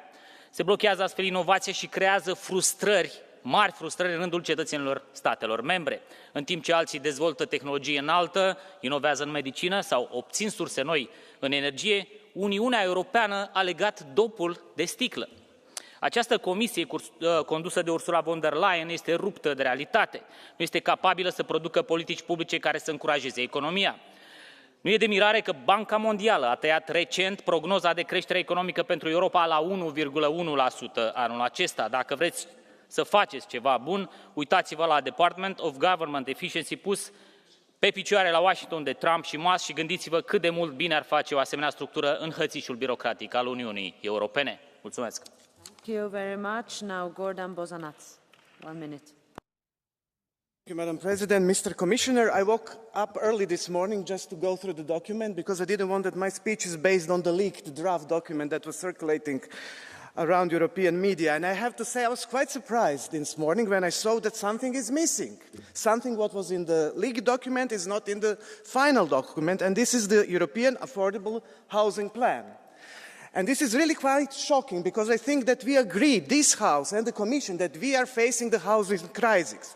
Look at the faces of these young people who are also sitting up on the galleries, who will very soon also challenge and face the crisis of not being able to pay for their rent. So I'm begging you and I'm calling you, and please, your assistant who is also taking the notes, please write it down and underline that on the next college, reconsider this idea to put back affordable housing plan into the Commission work program, because this is something that we have to do it to protect social Europe. This is the promise which has been done from the President, and also the Parliament is ready to back up it. Thank you very much, Mr. Bos. And that's now Tomislav Sokol, 1.5 minutes. Poštovana predsjednice, povjereniče, kolegice i kolege. Program rada Komisije za 2025. strateški je dokument čija provedba mora rezultirati snažnim zaokretom u politici Europske unije, koja će naš kontinent učiniti konkurentnijim, sigurnijim i otpornijim. Predugo smo bili prisiljeni na kompromise s iracionalnim zelenim politikama koje su nas u praksi dovele do ubrzane deindustrializacije EU. Zaštita okoliša da, ali na inteligentan način koji jača našu sigurnost i gospodarstvo umjesto da ih uništava. Nadam se da će provedba programa rada Komisije zacaliti ideju probuđene Europe koja će nam omogućiti da dostignemo naše globalne suparnike, da po načelu Europa prva zaštitimo svoje geostrateške interese i učinimo Europu privlačnom za ulaganje. To posebno vrijedi za strateške industrije poput biotehnološke, gdje donošenje zakona o kritičnim lijekovima i revizija uredbe o medicinskim proizvodima predstavljaju apsolutni prioritet za ovu godinu. Također, kad govorimo o konkurentnosti, ključna pitanja su cijena energije i što manja ovisnost Europe o stranim izvorima. Kako će se europski poduzetnik moći natjecati na globalnom tržištu kad plaća višestruku cijenu energenata u odnosu na prekooceanske konkurente? Zato je važno raditi na diversifikaciji energetskog miksa. Pri tome, naglasak treba staviti na čiste, ali pouzdane izvore poput nuklearne energije i vodika, gradnju infrastrukture, posebno interkonekcije radi integriranja europskog energetskog tržišta te zajedničko nastupanje na globalnoj sceni. Tu su nam potrebni brzi potezi i jasna vizija jer vremena je malo i ako nećemo hitno djelovati, druge globalne sile će nas naprosto progutati. I drago mi je da je sada napokon i Europska komisija na pravom tragu što se toga tiče. Ana Catarina Mendes, 1.5 minutes. Muito obrigada, Sra. Presidente, Sr. Comissário, caros colegas. No dia em que apresentamos o documento de trabalho da Comissão Europeia, o que se espera é que se reforce a democracia e a confiança nas nossas instituições. E o que se espera é que a Sra. Presidente da Comissão Europeia tenha respeito pela instituição mais democrática da União Europeia, que é o Parlamento Europeu.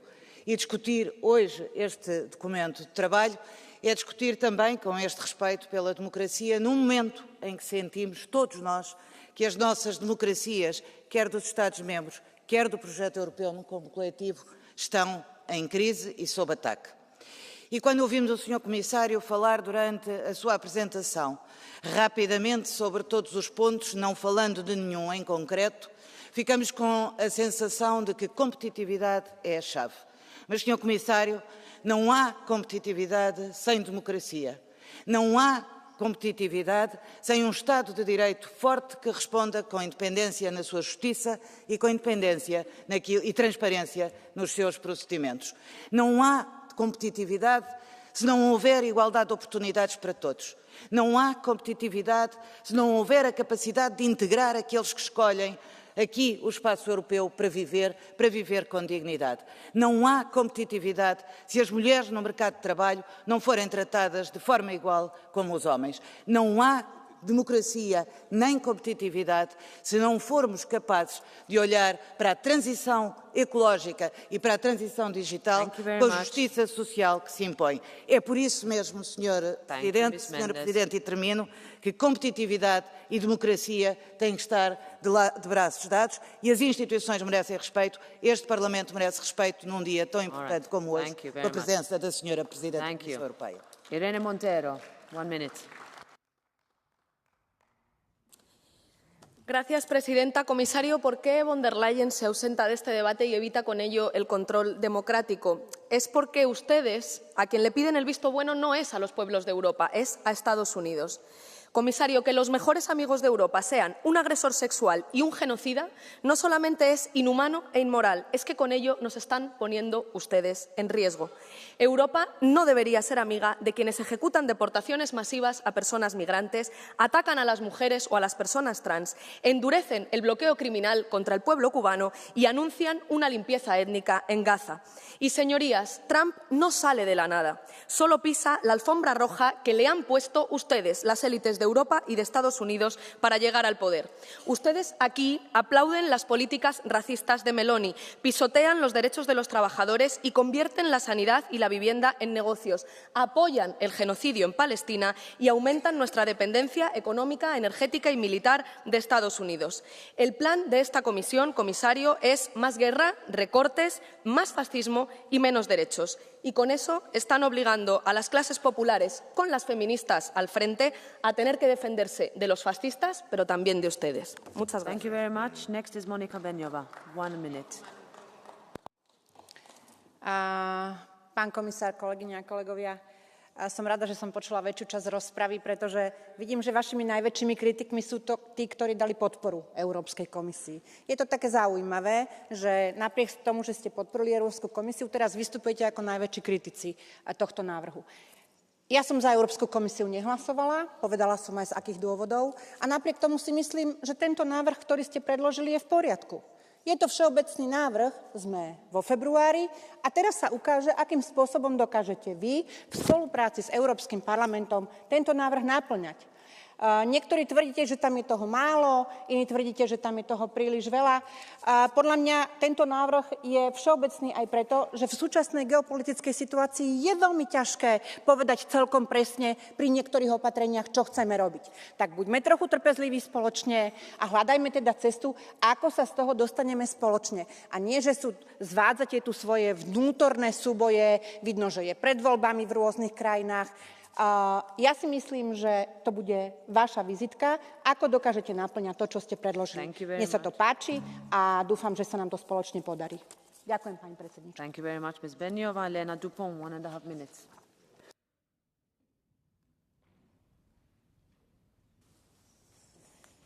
Thanks, Madam President, Commissioner. Yesterday, the Munich Security Conference published their annual security index. Compared to the previous years, there are remarkable, although not surprising, changes.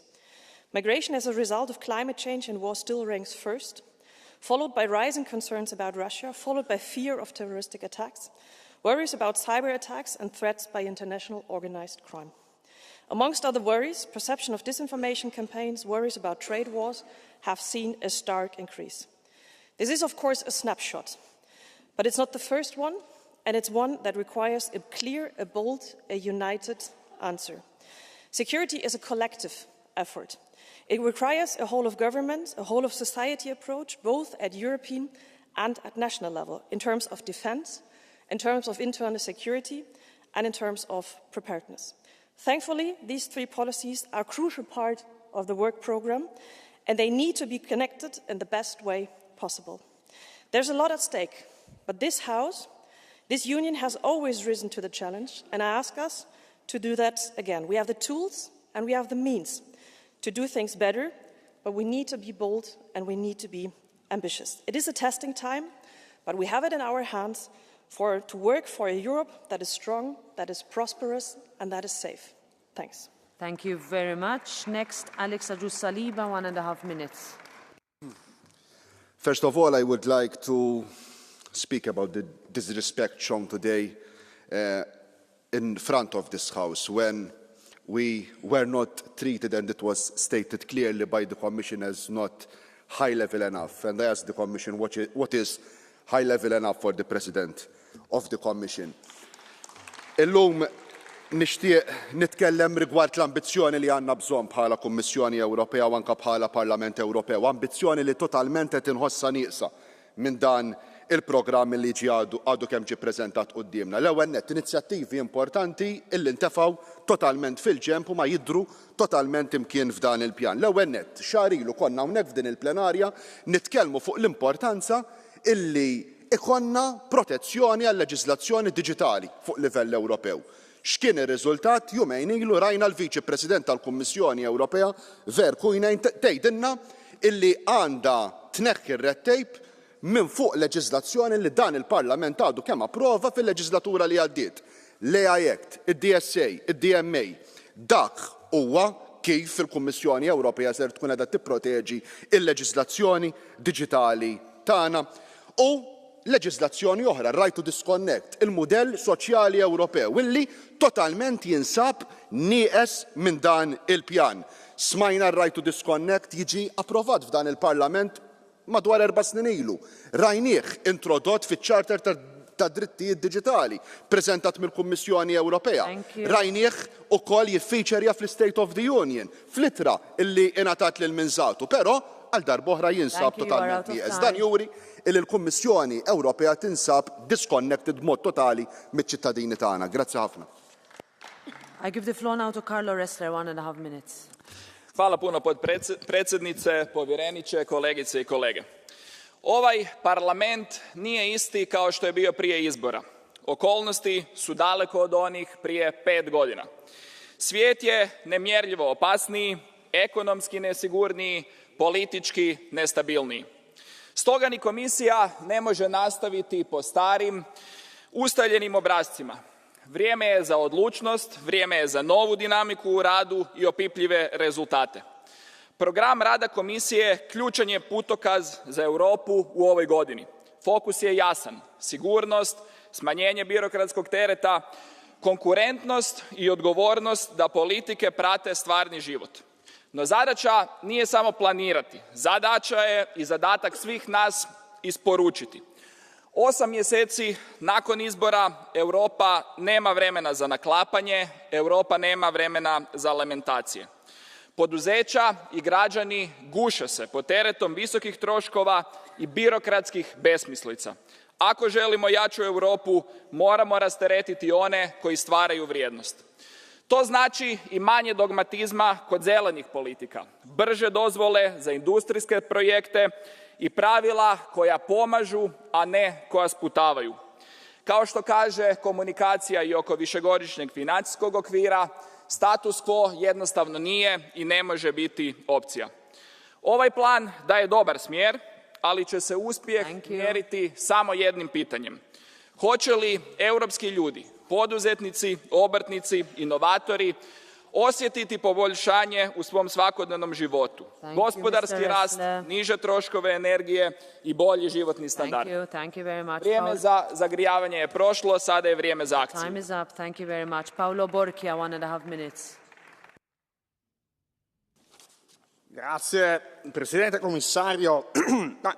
Io sono incuriosito da tanti esercizi di saggezza da parte di chi ha contribuito a relegare l'Unione Europea ai margini dello scacchiere internazionale. È stato singolare, ad esempio, vedere in campagna elettorale che gli stessi che avevano scritto il Green Deal, cimitero della competitività delle nostre imprese, poi siano stati i primi a criticarlo, ma dopo averlo votato. Fa piacere che i colleghi del PPE parlino di difesa dei confini, siamo d'accordissimo, però per una gestione seria e strutturata dell'immigrazione bisogna parlarne con i patrioti, non fare maggioranza con i socialisti. Questo Parlamento, colleghi, deve trovare credibilità e avere rispetto di quello che gli europei votano. E invece negli ultimi 5 anni abbiamo visto gli agricoltori essere bollati come gli inquinatori, gli imprenditori essere costretti a non essere competitivi. Così non va. Io concludo con un'osservazione, con una piccola riflessione sull'intervento della Presidente dei Socialisti, che forse non ha letto il titolo del dibattito e ha dedicato 3 dei suoi 4 minuti al vertice dei patrioti di Madrid. Ecco, prendiamo atto della strategia: parlare di altri per evitare di parlare dei propri disastri. Thank you very much, Mr. Borchia. Sita Kanko, 1 minute. Thank you, Madam President, dear Commissioner. Last time, it was going to be a geopolitical commission. Regarding the results, obviously, none of our enemies or allies is impressed. This time, it's about the simplification of regulation and economic competitiveness. Yet, our businesses are not hopeful, and we have spent time recently chasing American tech companies instead of growing our own. We are so excellent at making big plans, but not efficient at achieving concrete results. Families do not eat plans for dinner, and security on paper will not protect our women in the streets against rape, citizens against crime, or our ports against drug-related violence. Eternal plans on paper will not fix issues like the return policy, a key area that has been neglected. Migration policy, especially return, is a key priority, and I appreciate the fact that a proposal is coming. I am worried about the fact that the left could block it again. Security threats, especially terrorism, is far from being defeated, and we keep giving money to the wrong people and organizations. We don't care about the lack of respect for our principles. I call on the Commission to work with the forces in this House who really want to defend our security, competitiveness, and Thank future. you very much, Ms. Kanko. If you do this, we will be respected and trusted. Thank you. Martin Hojsík, Vice President, 2 minutes. Thank you, Madam President. Yes, the Commission work plan should be about security, competitiveness. But how can we be secure if we still are dependent on import of fossil fuels, including from regimes which are waging war against us, which are considered as enemies? And how can we gain independence when actually we are undermining our own innovators, our own scale-ups, when we are forcing them to leave to other countries? And no, it's not the European regulation. The Sustainable Finance Net framework has brought 440 billion taxonomy-compliant investments, and that's not counting the 2024. Asset managers, which are covering 6.6 trillion euros in assets, are saying, please keep it. Don't undermine it, because you lose credibility, you lose our money. So that's the worry, that the simplification might actually throw out the baby instead of the water. What we need to look at, and what I'm missing in the Commission work programme, is something else, single market. And that is something where, even the IMF is very clearly showing that actually, forget about Trump's 25%. On the manufacturing, the internal tariffs, because of the fragmentation, are 40%, and 120% on services. We pretend that we have a single market. We don't. And we're throwing our companies. It's not the effort to save our home, our planet. It's the member states fragmenting and doing their own interest groups and protecting their own vested interest. Stronger Europe. That's what is important part of this. Two more issues from the work programme that I'm kind of missing and would like to see stronger. We're losing the disinformation war. We're losing there's incredible pressure on the civil society, and I think this is where the Commission needs to be bolder within Europe and outside Europe. And last thing, bit of humanity. Millions of people called for the end of the cage age. Commission, it's time to deliver. Thank you. Thank you very much, Mr. Hojsík. Angelika Niebler, 1.5 minutes.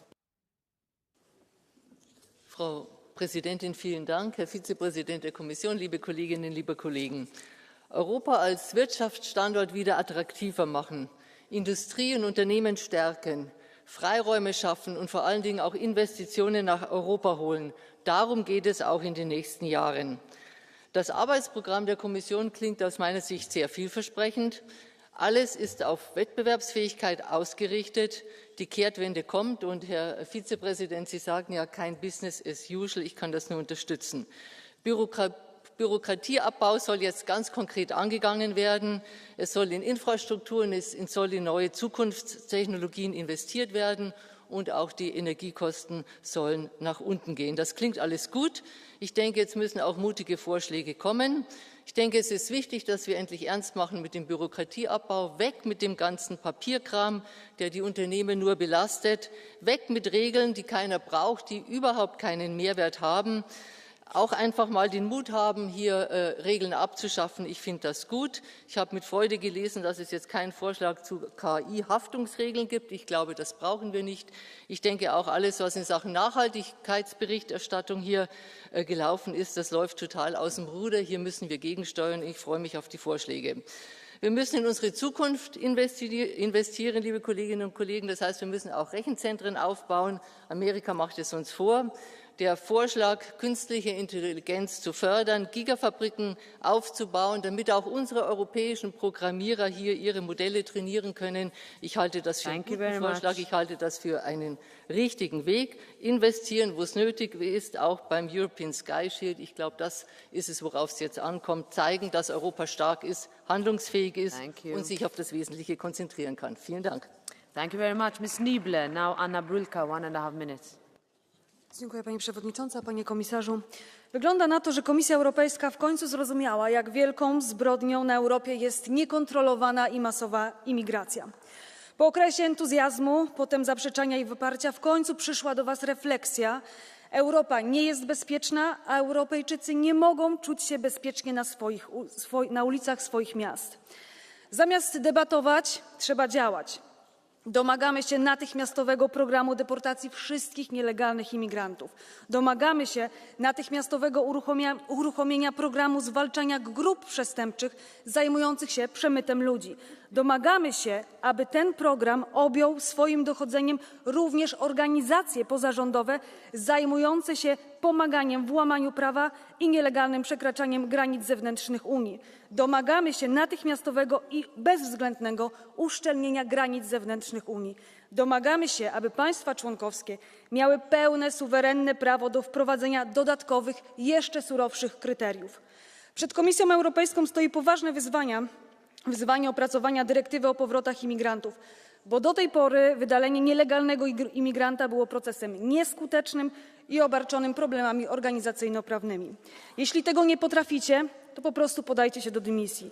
My, Grupa Patriotów dla Europy, stawiamy interesy obywateli Europy na pierwszym miejscu. Dlatego jesteśmy zdecydowani chronić europejskie granice zewnętrzne, powstrzymać masową i niekontrolowaną imigrację i zachować europejską tożsamość kulturową oraz zadbać o bezpieczeństwo naszych obywateli. Dziękuję. Thank you. Susanna Borvendeg, 1 minute. Az őrültség legbiztosabb jele, amikor az ember mindig ugyanazt csinálja, és más eredményre számít. A bizottság 2025-ös munkatervét hallgatva ez a bombó jutott eszembe. Mikor veszik már tudomásul, hogy a globalista föderatív receptjeik csődöt mondtak? Migrációs és energiaválság, munkanélküliség, versenyhátrány, demográfiai krízis és közbiztonsági vészhelyzet. Európa legfőbb problémáit az önök rossz döntései okozták, és megoldásként a bukott politikájukat ajánlják újra. Ez tényleg őrültség.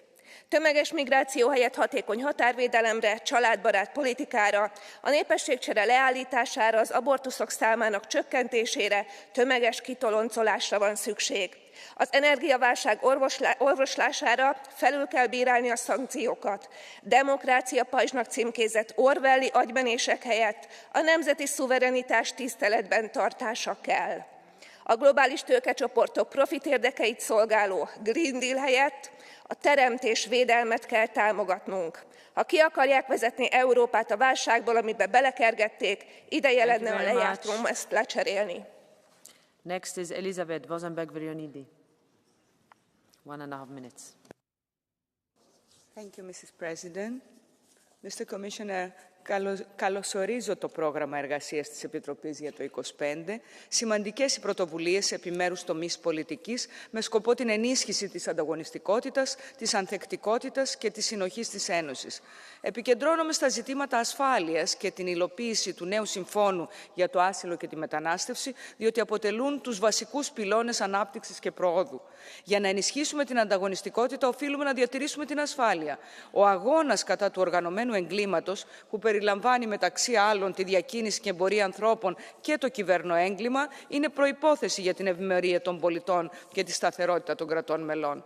Η αποτελεσματική φύλαξη των εξωτερικών μας συνόρων από παράνομες εισρωές και η πάταξη των δικτύων των διακινητών απαιτούν ένα μακροπρόθεσμο στρατηγικό σχεδιασμό και επιχειρησιακό συντονισμό. Διαφορετικά, κινδυνεύουμε να ενισχύσουμε τη φωνή των λαϊκιστών που μέσω προπαγάνδας και fake news εργαλειοποιούν τον ανθρώπινο πόνο.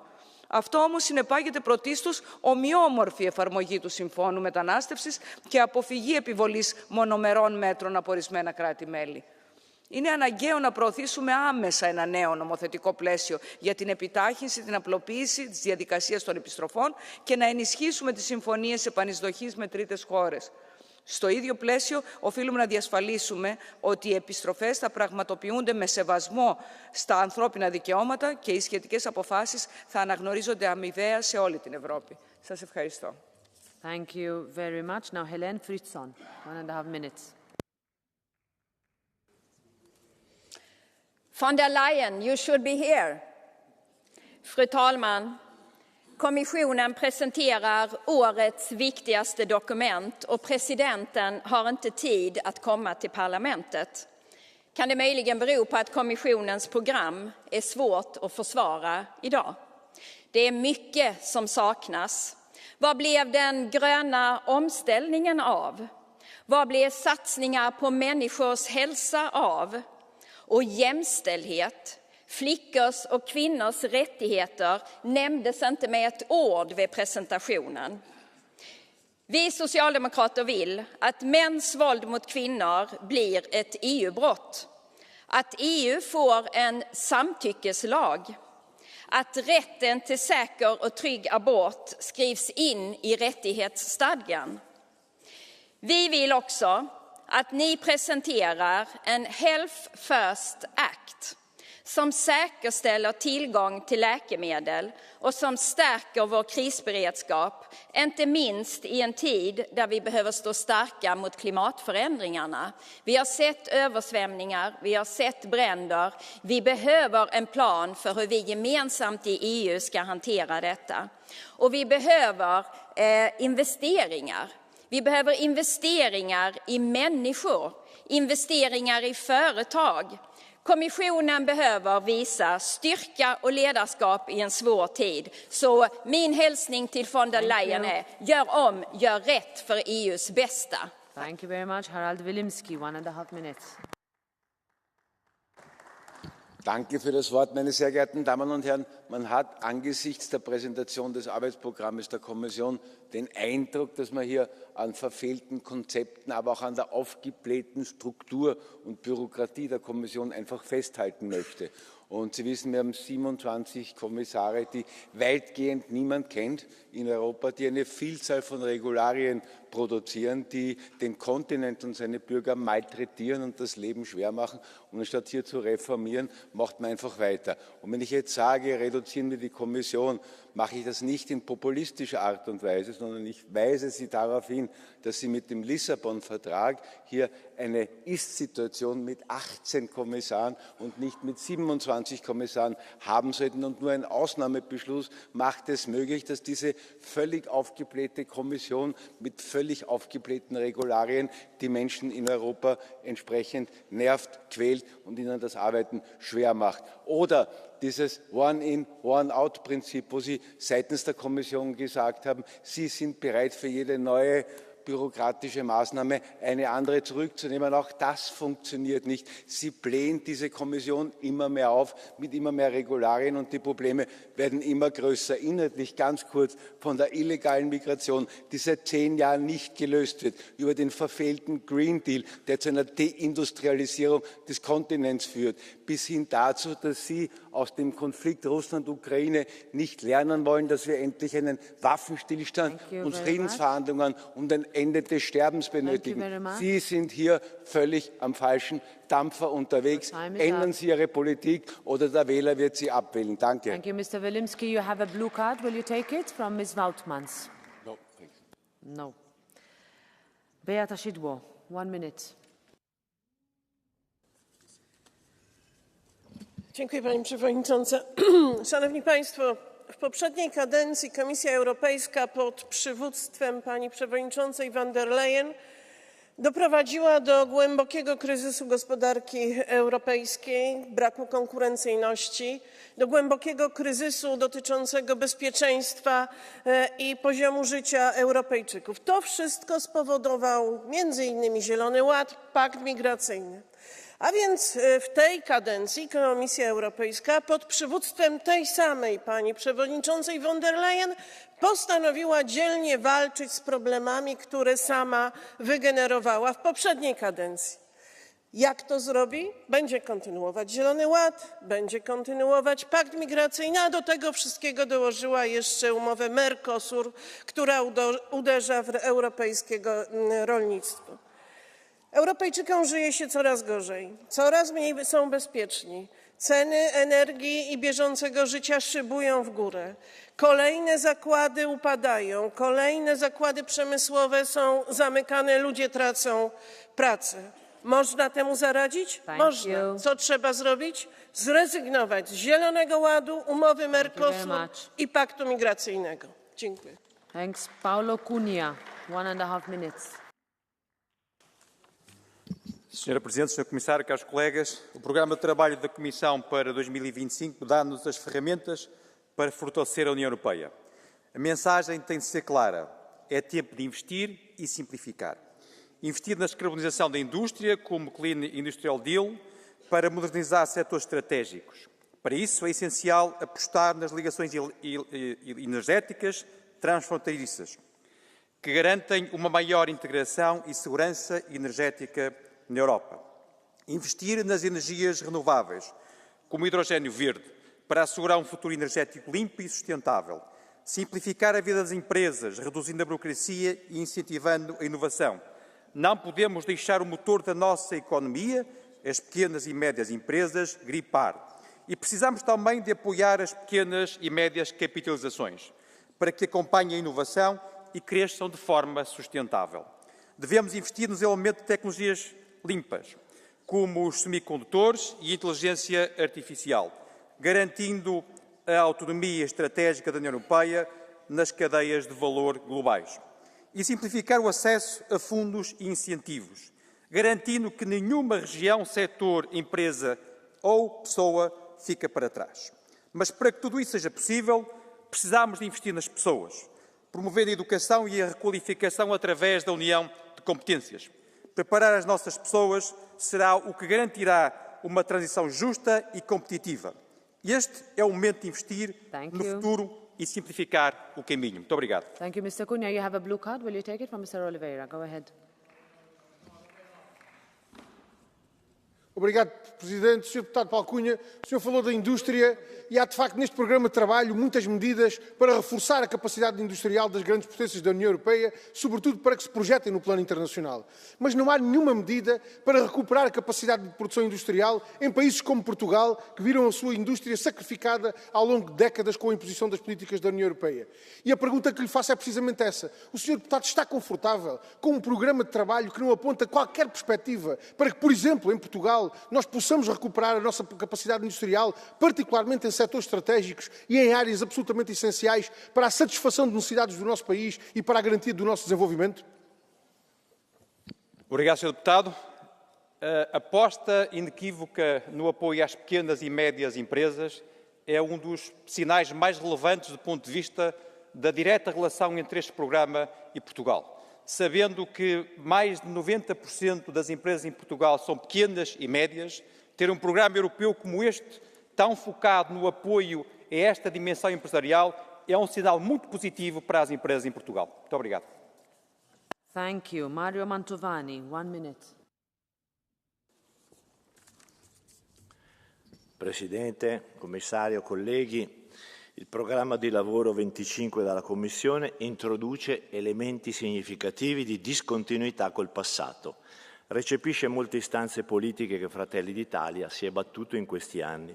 La competitività, l'innovazione, la semplificazione dell'Unione Europea. Le ricordo che nei 5 anni passati avete varato 13.500 diversi provvedimenti. La sburocratizzazione dei vincoli verdi e un nuovo approccio sui rimpatri. Tuttavia, signor Commissario, questo Parlamento dal luglio 24 ha approvato solo 18 atti normativi e buona parte degli atti previsti dal programma 25 non hanno un valore legislativo. Nel frattempo Trump in un mese ha emesso 55 ordini esecutivi. Commissario, l'Europa serve forse all'Europa una motosega alla Milei contro il Green Deal, la burocrazia, il costo dell'energia, l'immigrazione illegale, la deindustrializzazione e la concorrenza cinese. Le imprese e le famiglie europee non hanno... Grazie. Hanna Neumann, 1 minute. Commissioner, that is quite a poor start. 10 minutes for the whole work program, no president here, no Kaya Kallas again. My colleagues were polite, but let's spell it out. This is disrespectful. Disrespectful to European citizens and to us, their elected representatives in this House. Now on foreign and defense policy. You announced plenty of good strategies. We stand with Ukraine, we push for enlargement, a European Defence Union, cybersecurity, Middle East strategy, and hidden in the fine print, finally, a review of our Iran policy. But the main strategy is missing, Commissioner. How do we make member states understand that they are weak if alone in a world of bullies? That these are joint European strategies and not papers that they can bluntly ignore, like they're ignoring us today, by the way. And one last thing, we cannot fix every Trump mess, but one we must and we can. Supporting and protecting human rights defenders and free journalists wherever they are under threat, be it in Russia, Venezuela, Iran, or in exile in the European Union. US aid has long led the way. Now we need to step in. These people aren't just activists. They are our biggest allies in the fight against bullies, autocrats, and warmongers. Thank you very much. Now Lee Anderson, 1 minute. Honourable Chair, not a good start indeed. This work programme, which is supposed to be about moving forward together, includes 0 legal initiatives in the field of social fairness. 0. Instead, we get a long list of initiatives aimed at watering down standard legislations from the last mandate to lower standards when it comes to corporate responsibility and sustainability. Commission, this is not what Europeans expect from you. The rising cost of living and the personal economic situation were the 2 most common reasons for Europeans to vote in the last EP election. Now it seems like the social agenda is forgotten altogether, and the Commission is focusing on deregulation in a way that in the end will not even benefit the companies. If we move along this policy line, we risk moving backwards, divided. Thank you very much. Now Thomas Geisel, 1 minute. Frau Präsidentin, Herr Kommissar, liebe Kolleginnen und Kollegen, kennen Sie den Satz von Karl Valentin? Hoffentlich wird es nicht so schlimm, wie es schon ist. Daran habe ich gedacht, als ich davon gehört habe, dass Frau von der Leyen mit dem Kompass für Wettbewerbsfähigkeit einen beispiellosen Bürokratieabbau angekündigt hat. Denn geflissentlich verschwiegen wird dabei, dass es gerade die Kommission von Frau von der Leyen war, die in den letzten 5 Jahren einen beispiellosen Bürokratieaufbau betrieben hat. Ihr Parteifreund Friedrich Merz, der will Bundeskanzler in Deutschland werden, hat offenbar nachgezählt. 13.500 Regulierungen gehen allein auf das Konto dieser Kommissionspräsidentin. Das meiste davon nach Auffassung von Herrn Merz übrigens Pipifax. Und ausgerechnet diese Kommission soll dies nun beenden. Mit Verlaub, damit macht man den Bock zum Gärtner. Wer das glaubt, glaubt auch, dass ausgerechnet die Parteien, die Deutschland 20 Jahre lang heruntergewirtschaftet haben, dieses Land wieder nach vorne bringen. Ich nicht. Vielen Dank. Thank you very much, Mr. Geisel. And now Nikolina Brynjac.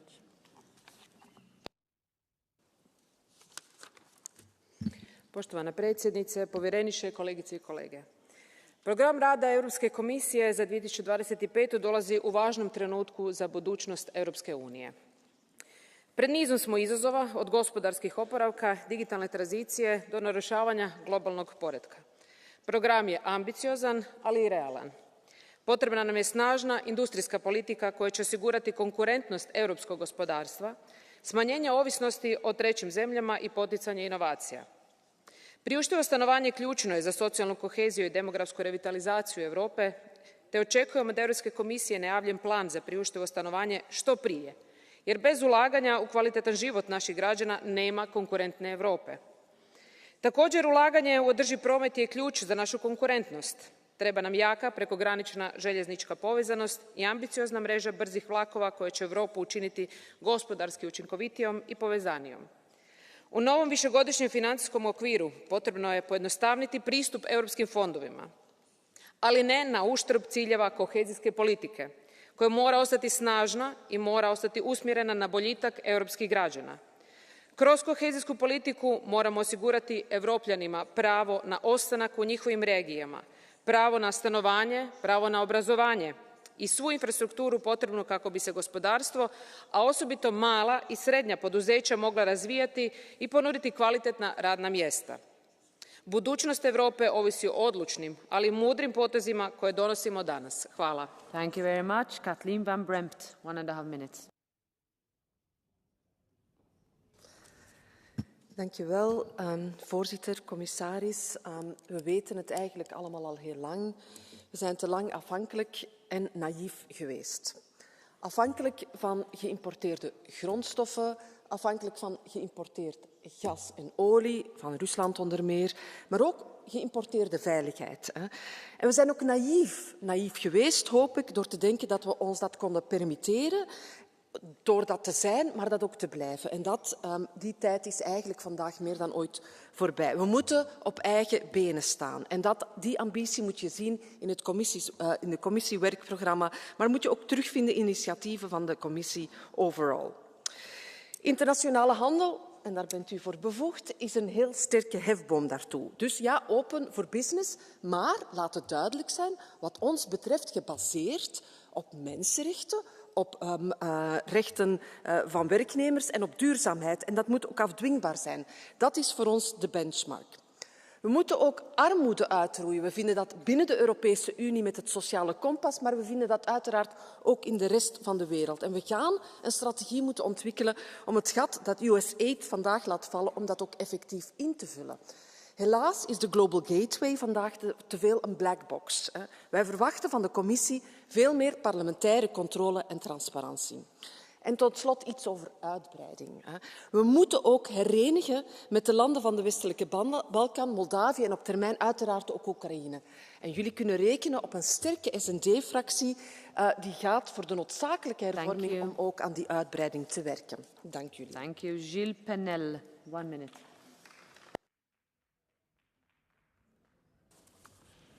L'Union européenne est confrontée à 3 défis. La submersion migratoire qui menace l'identité, les libertés, la sécurité et les finances des Européens. Et vous leur répondez avec ce pacte asile et immigration qui, bien évidemment, va accélérer cette submersion. Il est confronté, bien évidemment, au défi de la compétitivité et au décrochage de celle-ci. Vous leur répondez avec le Green Deal, l'écologie punitive et le tsunami de bureaucratie. Même sur l'intelligence artificielle, vous parlez d'intelligence artificielle frugale. On croit rêver, vous êtes vraiment dans la Lune. Le troisième défi que connaît l'Europe, c'est bien évidemment la dénatalité. Et là aussi, aucune réponse. Vous proposez simplement de remplacer les Européens par les immigrés. Votre programme, présenté rapidement tout à l'heure, avec des généralités consternantes, ne répond absolument pas à ces 3 défis, ni à l'impératif de puissance qu'attendent les Européens. Ceux-ci attendent la grande alternance. Avec le groupe des Patriotes, nous y travaillons. Merci. Now Johan Radesh Bogdan, 1.5 minutes.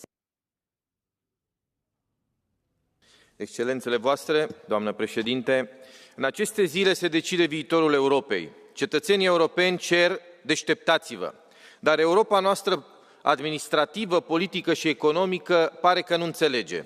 Pare o distinsă doamnă bătrână ajunsă în scaun cu rotile.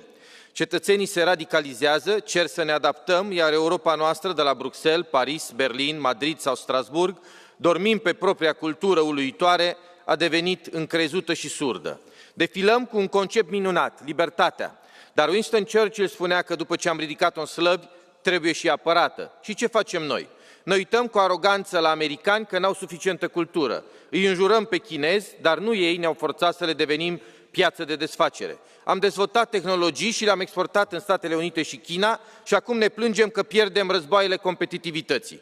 Socrate, Mozart, Dante Alighieri și Balzac n-au fost texani, dar ar putea învăța acum de la ei că atunci când ia foc casa, o stingi. Și nu mi se pare că asta facem. Doamnă von der Leyen, domnule Šefčovič, programul 2025 este sublim, dar competitivitatea de care vorbiți depinde de oameni și ignoră că economia Europei a căzut pe un rușinos loc 3 la nivel global. Cetățenii vor să fie protejați în Europa și nu vor să nu mai îngrădim dezvoltarea industrială și tehnologică la nivel european prin impunerea de reguli absurde din Green Deal-ul nostru drag. Ni se spune că suntem liberi să vorbim, dar dacă afirmăm că un post de comisar trebuie ocupat pe criterii de competență, nu de gen, suntem amendați. Dacă apărăm agricultura tradițională, suntem catalogați anti-Green Deal. Dacă spunem că femeile sunt femei, iar bărbații bărbați, ferească Dumnezeu, suntem repudiați. Libertatea de conștiință este inviolabilă, dar să nu-L mâniem pe Dumnezeu. Nu e păcat de Uniunea Europeană cea mai nobilă construcție, nu e păcat de istoria noastră milenară, dacă nu corectăm greșelile și dacă mai ales nu ne trezim. Thank you. Now, Marion Maréchal, 1 minute.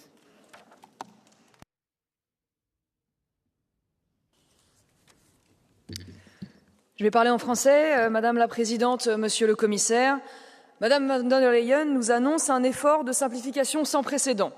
Mais dans le même temps, le programme de la Commission 2025 prévoit la poursuite de l'étude de pas moins de 119 règlements et directives, 46 nouveaux projets, des textes qui s'ajouteront aux 13 000 textes déjà adoptés entre 2019 et 2024. Vous n'avez décidément rien compris au monde qui vient, rapide, agile et hyper concurrentiel. Mais surtout, vous continuez de passer à côté de l'essentiel. Il n'y aura pas de compétitivité possible avec une électricité européenne 2 à 3 fois plus chère en Europe qu'aux États-Unis et en Chine. C'est le sujet central, c'est le sujet prioritaire qui devrait nous obséder dans le calendrier législatif. Ne promettez pas la compétitivité aux citoyens européens alors que vous vous obstinez à maintenir les orientations énergétiques du pacte vert tournées essentiellement vers le renouvelable. Ne leur promettez pas cela alors que vous envisagez la création de nouveaux impôts européens, alors que vous livrez toujours plus nos entreprises et nos agriculteurs à la concurrence déloyale avec la signature du traité du Mercosur. Puisqu'il aura fallu malheureusement une élection américaine pour que la Commission commence à ouvrir les yeux, eh bien méditez ces mots du général américain MacArthur. Les batailles perdues se résument en 2 mots, trop tard. Merci, Madame Maréchal. Now we have catch the eyes. So we start. Michał Wawrikewicz.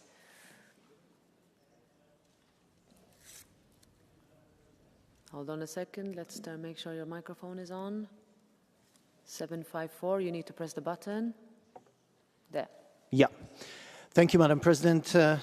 Mr. Commissioner, what I expect from the European Commission when it comes to strategic initiatives for this term is to be decisive, firm guardian of the rule of law and the democracy, using all possible available tools that you have at your disposal. But not only. I also expect legislative initiatives to be taken to strengthen the existing toolbox. This is what we learned in recent years from the countries which were clearly violating our principles, values, and the rules. This is what we learned from Poland between 2015 and 2023. This is what we learned from Hungary until now, that even the most appropriate, correct, and rapid use of the infringement proceedings, Article 7, and also conditionality mechanism is not effective enough to protect the rule of law. Therefore, I strongly encourage you to work on it, to work on increasing your tools. And what I want to ensure you is that this House is ready for cooperation. Thank you. Thank you. If you stick to 1 minute, I can squeeze in more members. Juan Fernando López Aguilar. Comisario Šefčovič, ante el programa de trabajo de la Comisión, la respuesta proeuropea está clara. Nos hace falta estar más unidos, sin ninguna concesión al nacionalismo reaccionario, que es todo lo contrario a lo que necesitamos, para ser una oportunidad de los enormes desafíos que nos plantean actores globales disruptivos, como la administración Trump, u hostiles, como la Rusia de Putin. Pero es irónico que ante el hecho más decisivo en la Unión Europea y de elecciones en sus Estados miembros, lo que propone el programa de trabajo en su mantra desregulatorio ante el hecho migratorio es una nueva ley, una ley de retornos, como si ignorase que incrementar los retornos no depende de nueva legislación, sino de la arquitectura actualmente inexistente de acuerdos mutuamente beneficiosos e interesantes para los estados de tránsito y de origen como para la Unión Europea. Lo que es imprescindible es aplicar el Pacto de Migraciones y Asilo con toda la legislación que es obligatoria para los Estados miembros. Y eso es lo que echamos de menos en el programa de trabajo de la Comisión. Gracias, Presidenta. Thank you very much. Now, Sebastian Tunkunen.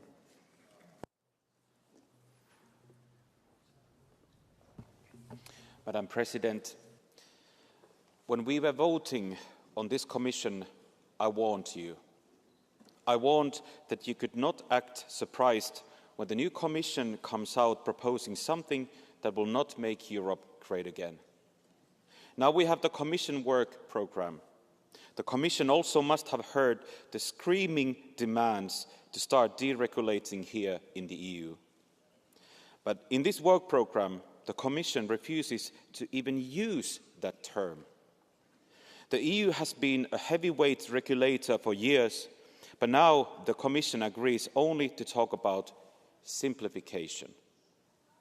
Isn't it quite hilarious that yesterday, when the Commission published their programme with mentions of simplification, on the very same day, new EU regulation came into effect regulating what kind of plastic bags people in the EU countries are allowed to use and in what occasions? Dear Commission, you still have a long way to go. Thank you. Thank you, Mr. Tunkunen. Hilde Woutmans. Dank u wel, mevrouw de voorzitter. Commissaris, we hebben hier heel de ochtend gedebatteerd over eigenlijk de hele lange to-do-lijst van de Europese Commissie. En ik wil stilstaan bij 4 dingen die de burgers van ons verwachten. 1, natuurlijk veiligheid, daarzonder doen we niks. Maar 2, lagere energiekosten, minder papierwerk en natuurlijk makkelijker kapitaal, zodat jonge ondernemers ook in Europa hun ondernemingen kunnen opstarten. En commissaris, voor mij is het van vitaal belang dat we daarvan heel snel werk maken. Ik denk dat iedereen het hier gezegd heeft. De sense of urgency. De Europeanen willen niet langer toeschouwer zijn, maar speler. Dus vandaar wil ik echt bij u aandringen. Zorg dat die snelheid er komt. Ik denk dat collega Gerbrandy het heel duidelijk heeft gezegd. Zorg ook dat je de Unie hervormt. Dat we vooruit kunnen gaan op het tempo van de snelste en niet op het tempo van de patriots en van anderen die altijd op de rem gaan staan als Europa voort wilt gaan. Dank u wel. Thank you very much. I give the floor next to Tilly Metz, and then I would like to tell you that I will try to include as many colleagues who ask for the floor as possible. So you've asked a blue card question in the debate. I hope you understand that I will not give you the floor now to expand the list. Tilly, go ahead. Thank you very much, dear President. I'm speaking on behalf of millions that don't have a voice, and about 3 remaining legislative files that are ready to be tabled and were foreseen for end of 2023. But because of the pressure of the lobbyists, they are retained. So I'm speaking about legislation improving animal welfare for millions of animals. It's about slaughtering, it's about clear labelling on animal welfare, and it's about end the cage age, where a successful ECI was asking for that. And the Eurobarometer is also very clear. 9 out of 10 citizens demand stronger protection for the animals. So keep your promises, Commission. So this is also a question about the credibility of the EU institutions. Thank you very much. Thank you very much. Lynn Boylan. Thank you, President. I also want to raise the issue of animal welfare. During the European elections, millions of voters called for a review and reform of animal welfare, including the ECI on the end the cage. Yet the work plan makes very little reference to nature or animals. All morning, this debate has been about deregulation, and I sincerely hope that this will not apply to animal welfare. In June, horrific footage emerged from Shannonside Abattoir in Ireland of horses being beaten and desperately mistreated. The EU needs to enforce and enhance its animal welfare, especially in slaughterhouses. But across the Atlantic, we are seeing calls for deregulation in meatpacking and slaughterhouses. So I hope that what I've heard this morning is not an indication that we are going to do a race to the bottom, and especially not a race to the bottom on animal welfare. Thank you very much, Ms. Boylan. Now, Lucas Siepe. Dear people of Europe, the EU Commission's work programme on paper shares key priorities with the Party of Progress, reducing bureaucracy for businesses, fostering digital and green innovation, strengthening social protection and internal security. Let's see, friends, because we also have 123 open proposals from the previous work programs. However, this work program, it falls short in one crucial area, and this is democratic participation. The Party of Progress believes that Europe must not only work for its people, but with them. Because you and me, we both know that populists, extremists and opportunists work to turn the people against our democracy every day, and that also in here, in this temple of freedom. And that's why we need stronger engagement with the citizens to reflect their voices. Democracy itself must always keep pace with economic and social progress. A bolder, simpler and faster union can only be a union of the people. Thank you. Susanna Glavak.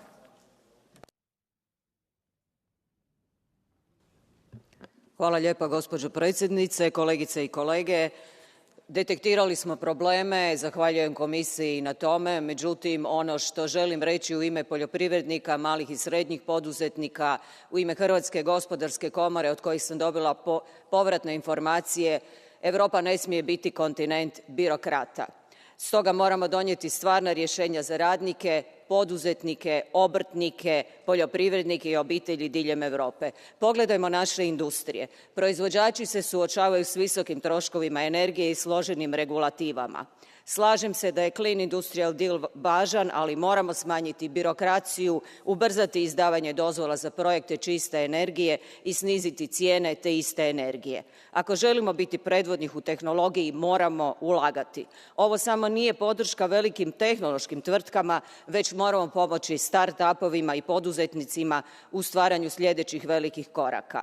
Ne zaboravimo, strukturne prepreke konkurentnosti smo detektirali, no očekuju se djelovanja odmah, a ne za godinu dana. Hvala vam lijepa. Thank you very much. Now, Maria Grappini. Doamna președintă, domnule comisar, stimați colegi, cred că pot să încep spunând că doamna președintă a Comisiei dă dovadă de sfidare, lipsă de respect și dezinteres. Dacă atunci când trebuie să prezinte programul Comisiei pe 5 ani nu-și găsește timp să vină în Parlament, eu cred că trebuie să-i dăm un vot de blam. Și acum, domnule comisar, 11 pagini are acest proiect pe 5 ani. Să știți că un student pe care l-am mentorat a făcut un program mai bun și mai concret. Pentru că orice program trebuie să răspundă la 3 întrebări. Cum, cu ce și când. Nu răspundeți aici. Sunt 3 rânduri și jumătate pentru agricultură. Nimic pentru IMM-uri. Reluați din nou pactul social, dar avem un pilon social. Aveți aceeași președintă a condus comisia trecută. Nu spuneți nimic cum să recuperăm banii. Este o fraudă imensă. Alimentăm bugete la parchetul european, la o groază de instituții, dar nu reușim să adunăm banii care sunt fraudați. Și încă o problemă. Politica energetică. Totul pleacă de aici, domnule comisar, și știți acest lucru. Eu vă apreciez pe dumneavoastră, dar nu apreciez programul Comisiei. Vă mulțumesc. Next, Bert-Jan Rausen. Dank u wel, voorzitter. In haar werkprogramma legt de Europese Commissie terecht de nadruk op versterking van de concurrentiekracht. De vraag is echter, gaan we het redden met het pakket wat nu voor ligt? Ik ben bang, eerlijk gezegd, van niet. De Commissie gaat namelijk voorbij aan de kern van het probleem en dat is de Green Deal. Een deal die het bedrijfsleven op enorme kosten jaagt. Bovendien is het huidige tijdpad gewoon niet haalbaar. Zeker niet met die 90% reductiedoelstelling in 2040. Kijk naar het vollopen van het energienetwerk in Nederland bijvoorbeeld. Waardoor bedrijven die willen verduurzamen dat niet eens kunnen. Als we het bedrijfsleven voor Europa willen behouden, zeker, dan moeten we vereenvoudigen. Denk aan de duurzaamheidsrapportages. Zeker, we moeten innovatie stimuleren. Maar we zullen zeker ook iets aan de Green Deal moeten doen. Dank u wel. Thank you very much. Sean Kelly.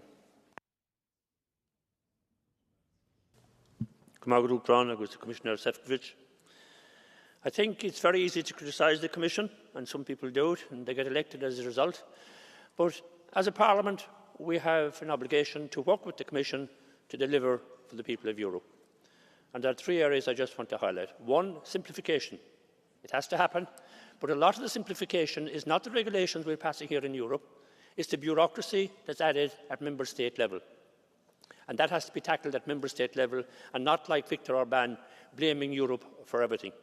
So 1 in, 1 out. It's not 1 in, 1 out. It's 1 in, 27 out. And then we might make progress.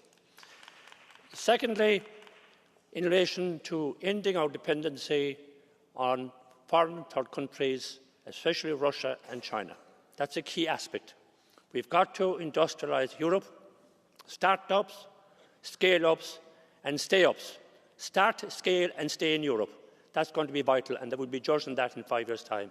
And the final point is we cannot change the targets in relation to climate change. We must do it in a just, competitive, transitional way. Thank you, Mr. Kelly. Now it's Mr. Andriukaitis.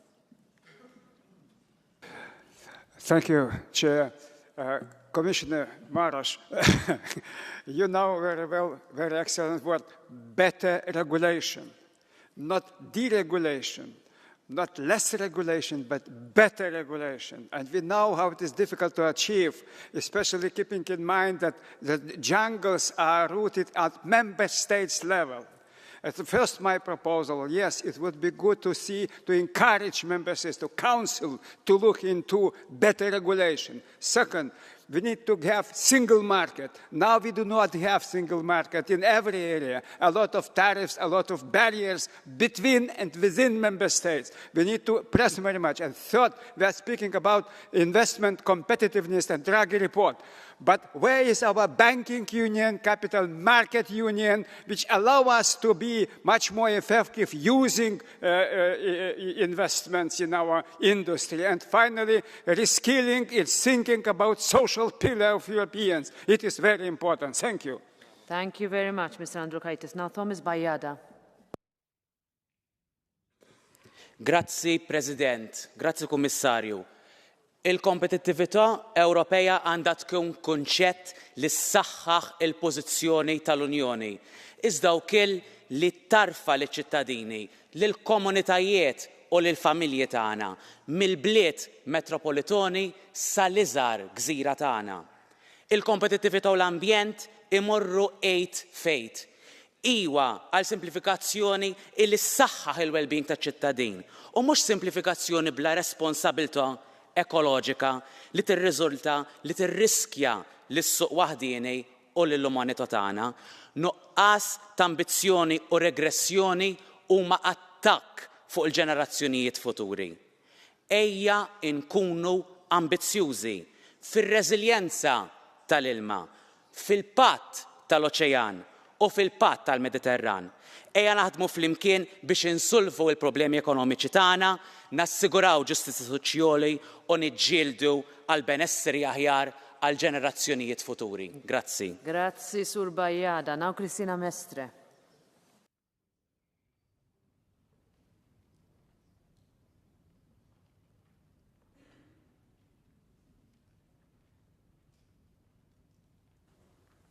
Gracias, señora presidenta.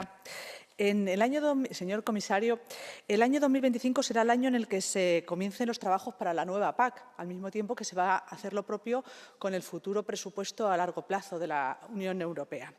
Cada vez hay más información que hace pensar que va a haber un previsible recorte de la política agraria comunitaria.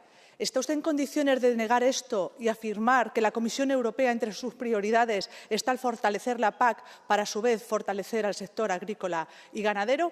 Creo que es muy importante, no solo porque apenas hace un año de las históricas protestas del campo y más que razonable, sino porque, además, en este programa de la Comisión apenas se remite a la futura presentación de la estrategia de la agricultura y, sin embargo, obvia algo tan importante como pueden ser las propuestas o promesas que había hecho la Comisión Europea en torno al relevo generacional, al plan de medidas de reciprocidad prometidas en campaña o la estrategia de ganadería tan importante, sin olvidar la política de gestión de crisis de la agricultura. Y de todo esto no se ha dicho absolutamente nada en el programa de trabajo de la Comisión. Me gustaría que lo aclarara, especialmente el presupuesto de la política agraria común. Muchas gracias. Thank you very much.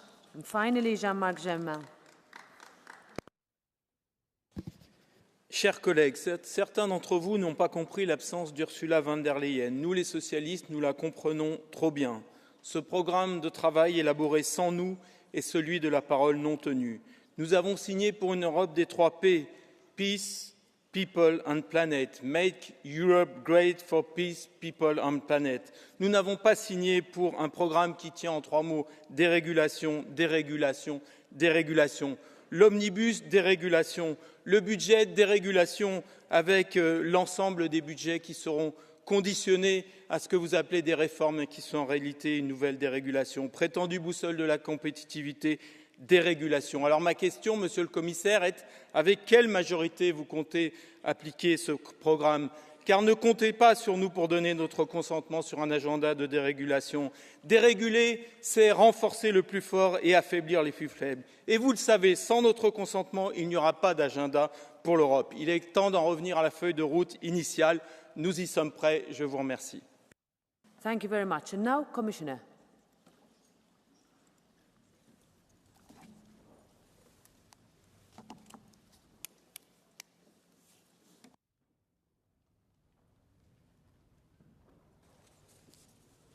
Thank you very much, Madam President, honourable members of the European Parliament. First and foremost, I very much appreciate this true and very lovely debate. And I listened carefully to your remarks, and I will do my utmost to give answers to as many of you as possible. I'm sure I will not be able to cover the whole debate, but I know that my fellow colleagues in the Commission are looking forward to debate this further in the committees in the form of the structured dialogue. So I will start with the comments of Mr. Leonard, Mr. Schneiderman, and my good friend Mr. Andriukaitis, who have been commenting on the process of adoption of this Commission work programme, number of strategies and simplification or cutting red tape proposals. And I think that you know very well that this is the first Commission work programme of the new Commission. And it's always done in a special way, simply stemming from the fact that the Commission entered into office only on the 1st of December.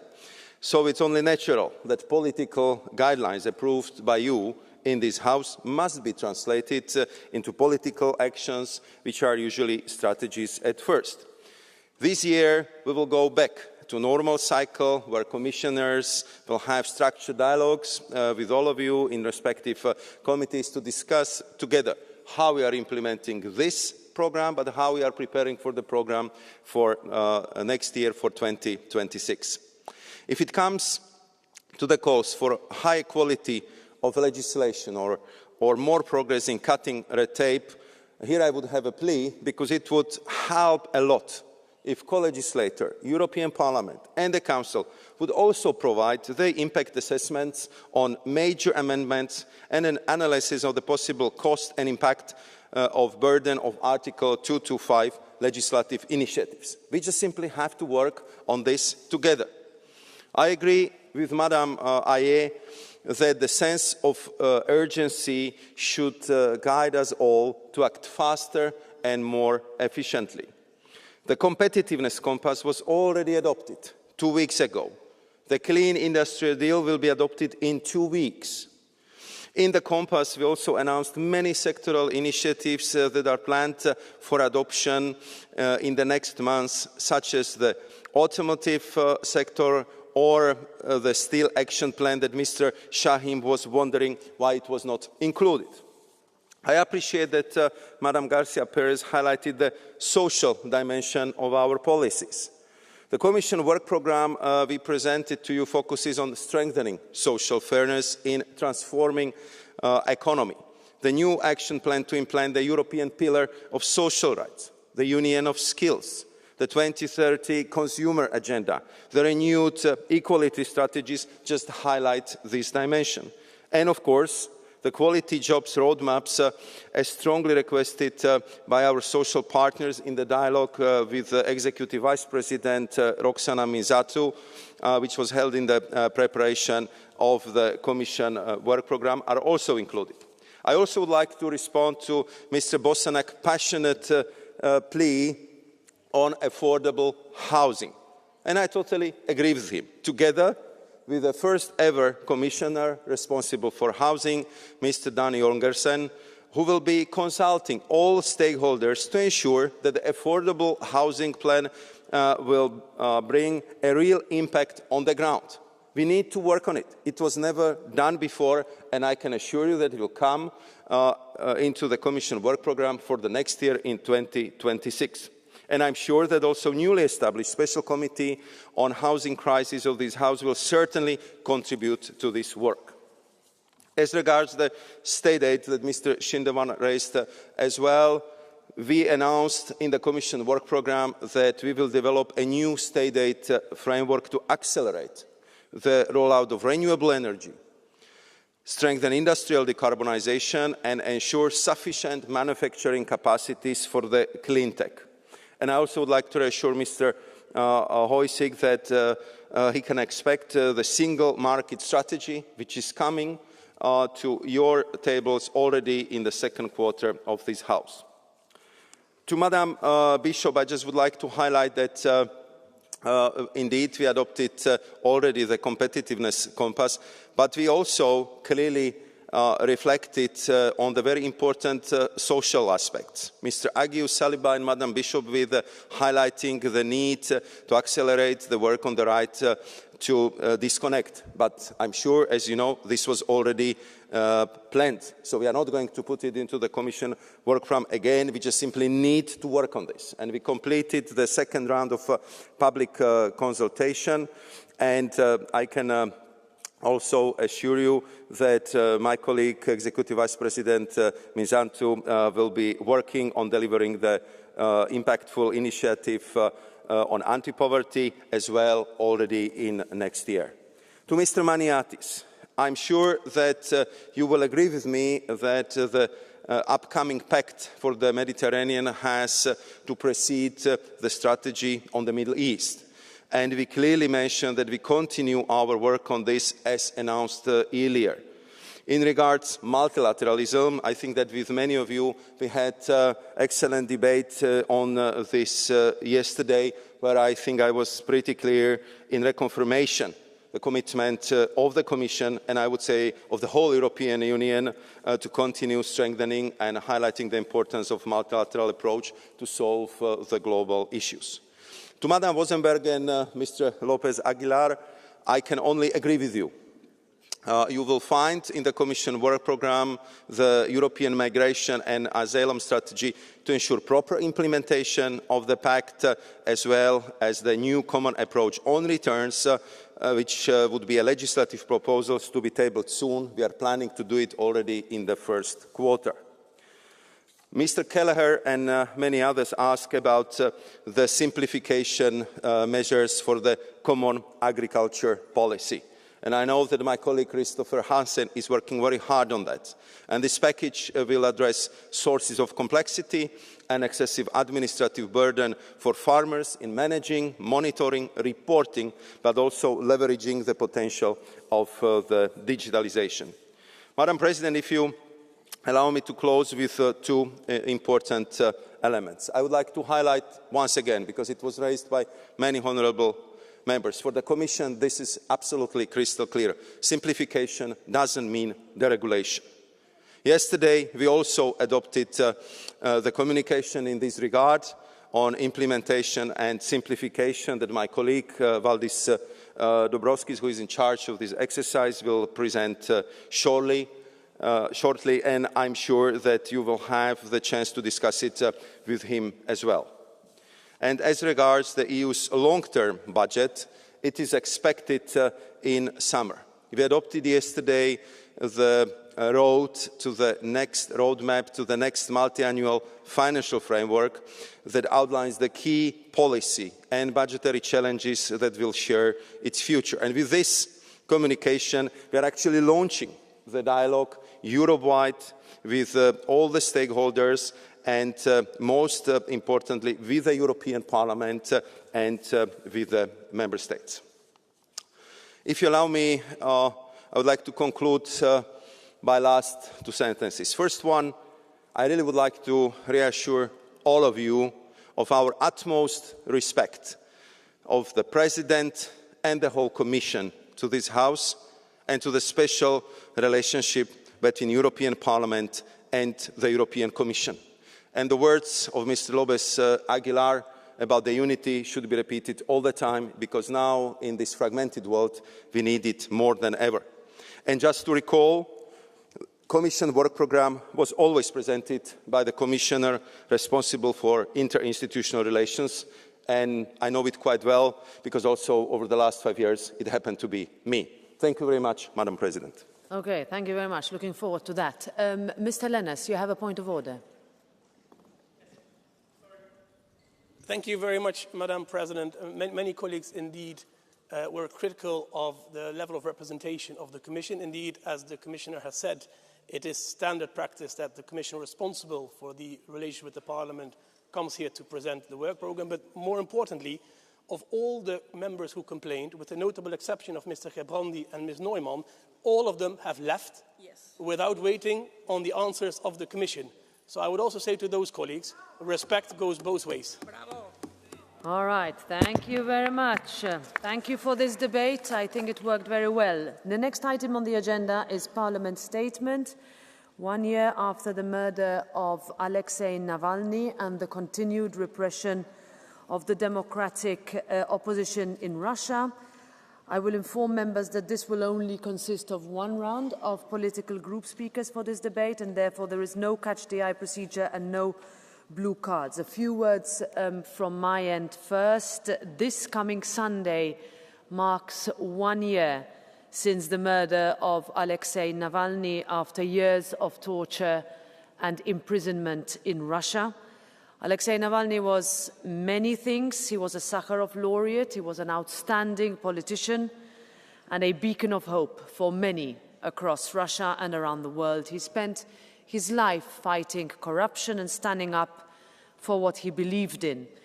His enemies thought that they could silence his voice. They were wrong. It continues to inspire and it continues to galvanize people across the world. In this House, just days after his murder, we welcomed his brave wife, Yulia Navalnaya. Yulia called on all of us to continue the fight for freedom and justice. And this House remembers him and what he stood for. So I'll open the floor now to the group speakers, starting with the EPP group, Sandra Kalniete, 2 minutes. Godātie kolēģi, nav atļauts padoties. Tādu vēsti pēc nāves Aleksejs Navalnijs ir atstājis Krievijas opozīcijai. Viņš zināja, ka represija barbarisms palielināsies.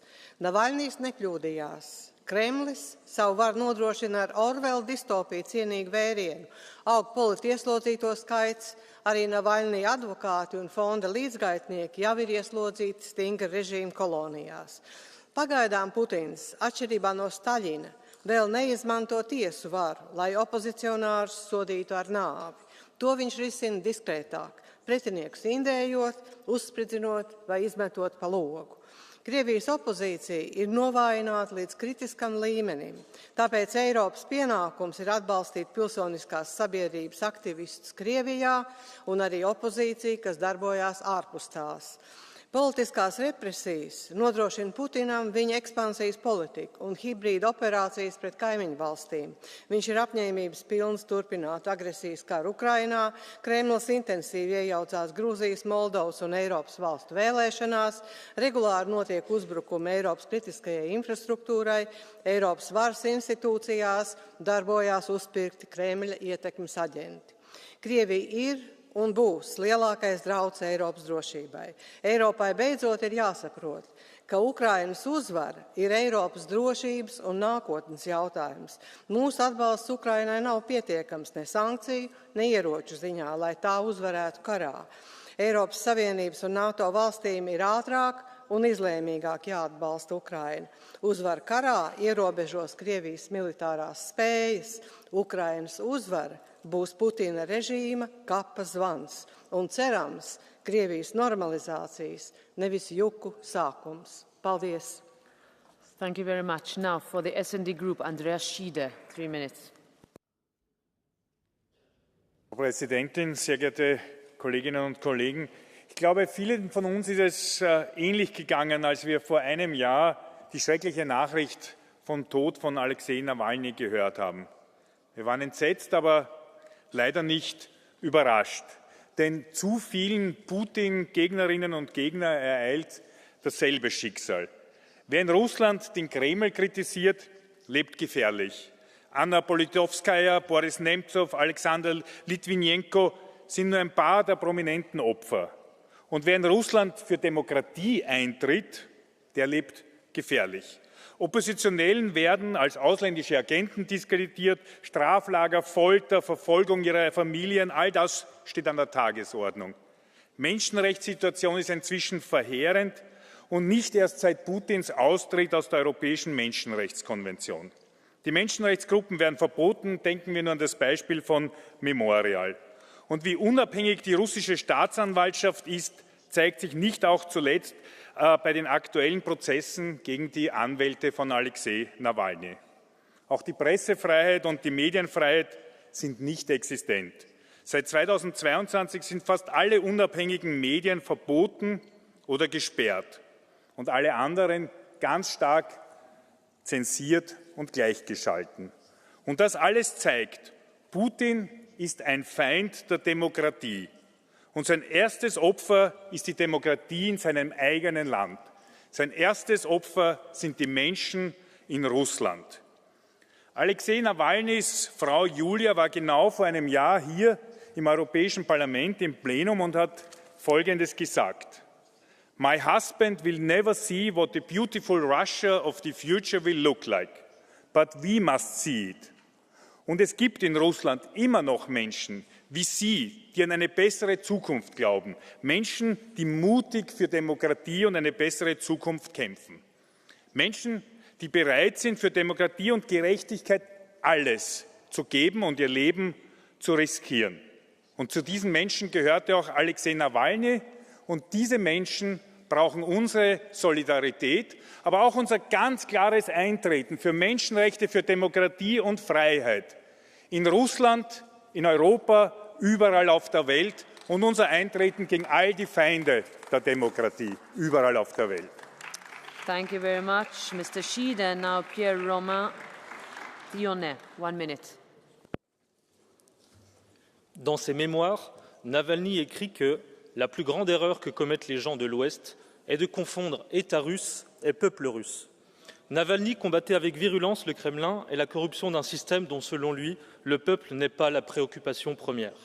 Ses ennemis l'ont dépeint volontiers comme une marionnette au service de l'étranger.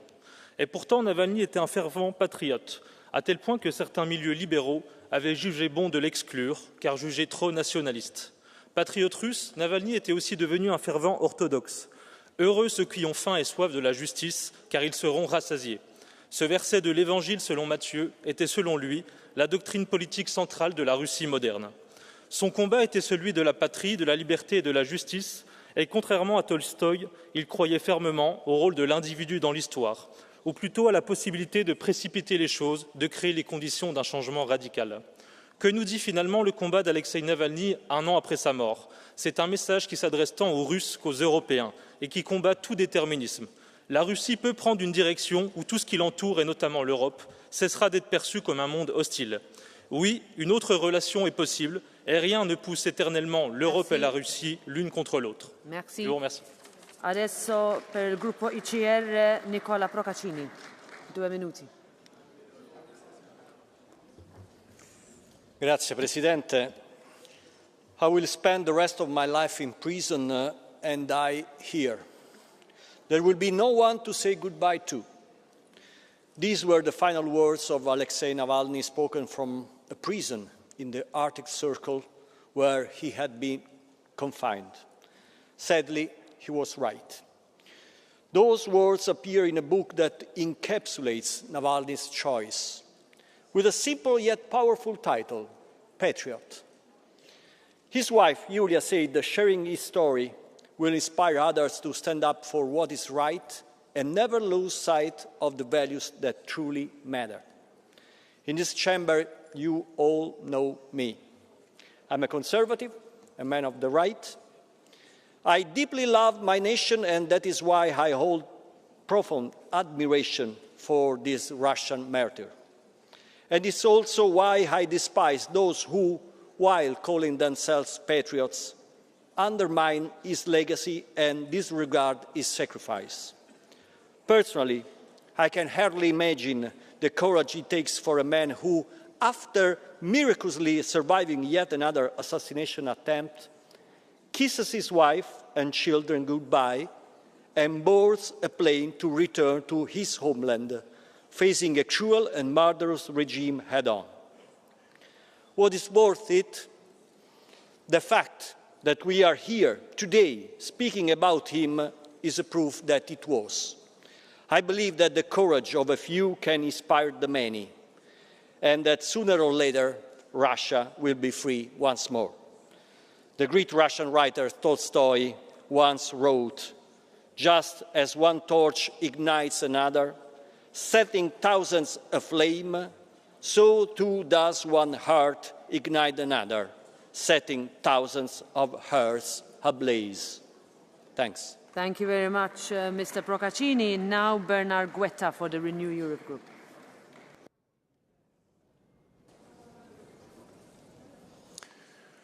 Très respecté, Monsieur Navalny, mnogo uważajmy, Господин Navalny, vous n'êtes pas mort en vain. Dans un sacrifice délibéré, vous étiez revenu vous livrer à Vladimir Poutine, à votre assassin, pour dire au monde que tous les Russes, et bien loin de là, ne soutenaient ni cette guerre d'agression, ni la dictature exercée par le sabre et le vol. Beaucoup avaient alors pensé que vous commettiez une folie, car la Russie, disait-il, n'aime pas la liberté, mais le joug, celui des tsars, de Staline ou de Poutine. Beaucoup le pensent encore, mais ils ont tort. Car pourquoi Poutine réprime-t-il si violemment les voix discordantes? Ne décrète-t-il pas de mobilisation générale et fait-il appel au supplétif de M. Kim? C'est tout simplement qu'il craint les réactions de son peuple, d'un peuple qui ne veut pas mourir pour des fantasmes impériaux et voit tous les jours les prix augmenter, les taux d'intérêt s'envoler et les services publics toujours plus dépérir. Les mercenaires du Kremlin progressent, dit-on. Oui, c'est vrai, mais de combien de mètres par semaine? Parce qu'il ne gagne pas cette guerre, Vladimir Poutine la perd. Parce qu'elle ne perd pas cette guerre, l'Ukraine la gagne. Oui, vous aviez raison, cher Alexei Anatolievitch, raison de ne pas croire en l'invincibilité de ce petit Staline, mais ce que vous ne pouviez pas imaginer est qu'un président des États-Unis proclamerait aujourd'hui son amitié pour Vladimir Poutine et chanterait son humanité. Vous qui aimiez tant la liberté, vous n'auriez jamais pu croire qu'il se trouverait un président américain pour marchander son aide à l'Ukraine avec autant de rapacité et d'inconscience du danger. Nous n'aurions pas pu l'imaginer non plus, mais nous sommes toujours aux côtés de l'Ukraine et admirons toujours plus en vous un nouveau Sakharov. Thank you very much. Now, can I ask colleagues to please be quiet while some of our colleagues are still speaking in the current debate? Sergei Lagodinsky, 1.5 minutes. Ich habe Alexei getroffen am Tag, bevor er aus Deutschland nach Russland zurückgereist ist. Heutzutage denke ich oft an ihn. Ich habe mich lange gefragt, was würde Alexei selbst sagen, wenn er hier stünde. Er hätte nicht über sich selbst geredet, mehr über die Sache. Darüber, wie wichtig es ist, das System Putin und den Krieg zu bekämpfen, ohne Angst. Ich habe keine Angst, hat er gesagt. Und ihr solltet auch keine Angst haben. Er würde über Menschen reden, Menschen, die das System Putin tötet und foltert. Allen voran seine eigenen Anwälte, Vadim Kobzew, Alexei Libzer, Igor Sergunin. Nun sind diese Leute, nur weil sie Nawalny verteidigt haben, selber in Haft, im Lager. Er würde über die Kriegsgegner reden, über Alexei Gorinov sprechen, 7 Jahre Lager mit Folter in einer Strafzelle, über die Theatermacherinnen Zhenya Berkovich und Svetlana Petrychuk, 6 Jahre Lager wegen eines harmlosen Theaterstücks, über den Herzchirurgen Ivan Tischenko, 4 Jahre Haft wegen der kleinen Spende an Nawalnys NGO. Und das wäre das beste Denkmal für Alexei, wenn wir sie nicht vergessen. Menschen, die gegen den Krieg sind, die gegen Putin sind und deswegen in Lagern landen und dort an Krebs sterben. Irina Bystrova, Maxim Woronowski, Litkov, Luther, Zhukov, Lagutin, die Liste ist lang. Sie sind das Mahnmal für Mut. Sie sind das kleine Zeichen Hoffnung. Sie sind Alexei Nawalny. Vor einer Woche stürzte der Kriegsgegner und Dichter Wadim Strojkin aus seinem eigenen Fenster, als die Polizei seine Wohnung stürmte. Wenn Sie beschließen, mich zu töten, sagte Alexei, dann bedeutet das, dass wir unglaublich stark sind. Wir sind uns nicht bewusst, wie stark wir eigentlich sind. Thank you very much, Mr. Lagodinsky. Martin Schildewan, 1 minute.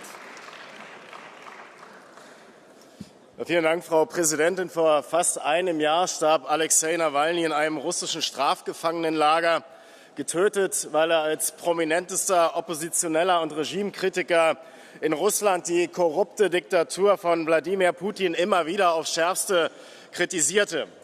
Ich kann nicht jede Phase der politischen Entwicklung im Leben von Nawalny nachvollziehen, aber unabhängig davon erkenne ich seinen politischen Mut an, der für viele in Russland Vorbild und Inspiration war und ist. Aber uns sollte diese Debatte hier heute auch Anlass sein, an all diejenigen zu denken, die jetzt gerade in russischen Straflagern festgehalten werden und denen ein ähnliches Schicksal droht wie Nawalny, weil sie mutig und opferbereit Russlands Krieg gegen die Ukraine und das Regime Putin kritisieren. Und ich möchte deshalb, dass sich die europäischen Regierungen für die Freilassung der politischen Gefangenen, so wie zum Beispiel von Boris Kagalitsky oder aber auch von Kriegsdienstverweigerern einsetzen und ihnen politisches Asyl in der Europäischen Union gewähren. Vielen Dank. Thank you very much. Now Petar Volgin, 1 minute. Ужасно срамна е политическата употреба от страна на Запада на смъртта на Алексей Навални. Хората, които за 2 години не успяха или не пожелаха да разберат кой взриви Северен поток, само за 2 минути организираха разследване, направиха процес и намериха виновника за това трагично събитие. Без никакви доказателства постановиха, че Путин е убил руски опозиционер. Хайде сега да видим каква изгода би имало руското ръководство от смъртта на Навални. Първо, в онзи период руската армия напредваше в Украйна и превзе в считания за непревземаем град Авдеевка. Второ, пак тогава Путин даде прословутото си интервю за Тъкър Карлсън и това беше голям успех за Кремъл. И трето, предстояха президентски избори в Русия, които се очакваха да бъдат спечелени от Путин с голяма победа, както и стана.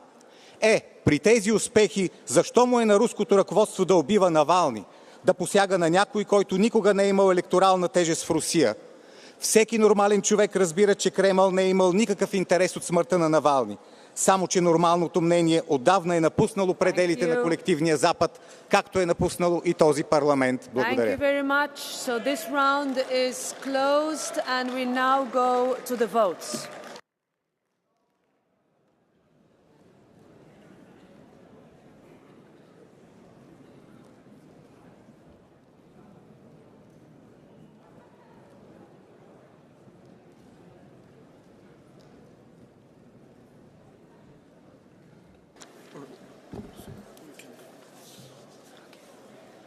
Thank you. The sitting is resumed.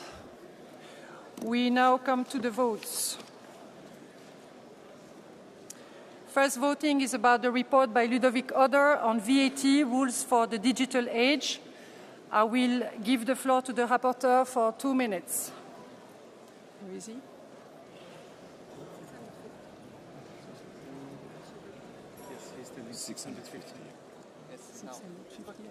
Okay, now Thank you.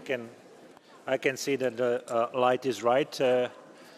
I just wanted to thank all the stakeholders for supporting this initiative, because I guess that this clearly shows that the Parliament is now going in the right direction.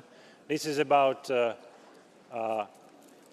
using the funds which are lost in the VAT regime every year for much better purposes. And since we are in need of reforming our budgets and making funds available for consolidation in many countries, including Slovakia, e-invoicing is quite important. Also, a platform economy regime and a one-stop point for VAT registration. According to estimates, there are 20 billion euros available for other purposes if we can fight against tax fraud and corruption. So at the end, I would like to ask this plenary to support this proposal. Thank you. Thank you very much. We will proceed to a single vote by roll call vote. The vote is open.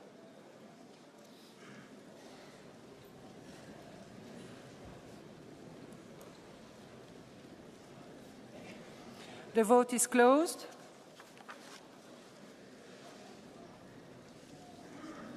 And it is adopted.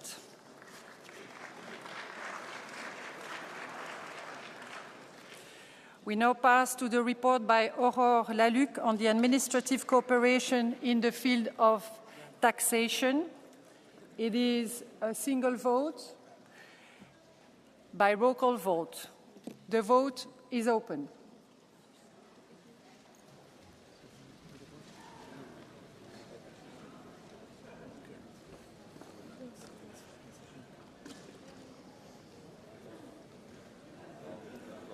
The vote is closed, and it is adopted. Pass now to an objection, genetically modified maize DP 910521. We start by Amendment 3 by roll call vote. The vote is open.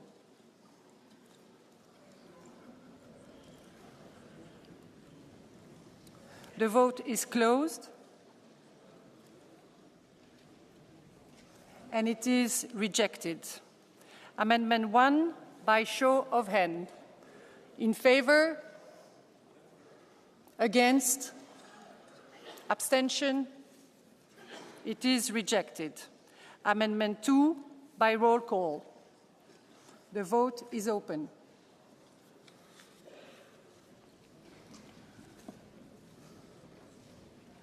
The vote is closed. And it is accepted. Vote for the resolution as a whole by roll call. The vote is open.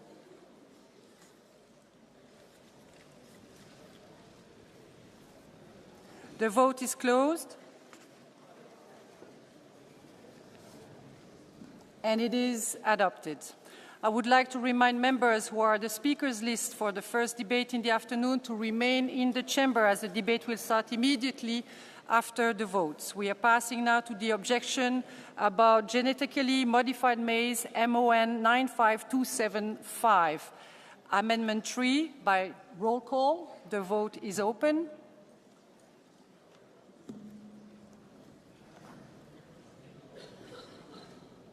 The vote is closed. And it is rejected. Amendment 5 by roll call. The vote is open.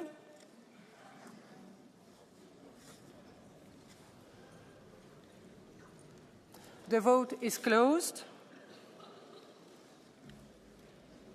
And it is rejected. Amendment 1 by show of hand. Who is in favor? Who is against? Abstentions? It is rejected. Amendment 4 by roll call. The vote is open.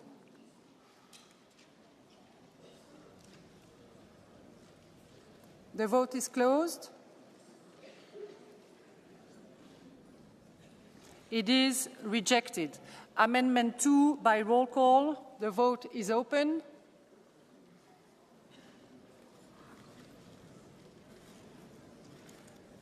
The vote is closed. And it is accepted. We vote now for the resolution as a whole by roll call. The vote is open.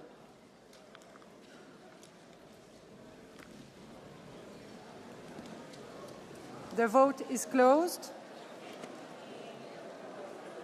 And it is accepted. Thank you.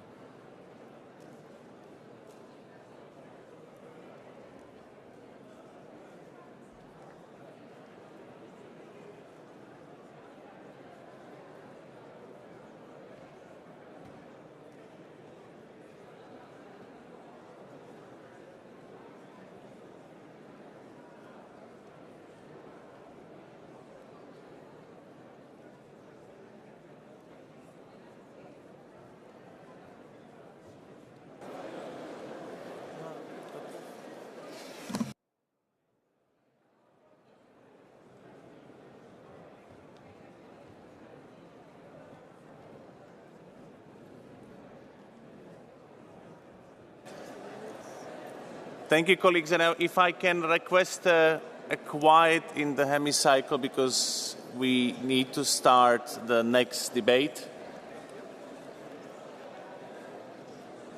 Please, if you have discussions to have, then if you can have them outside, thank you very much.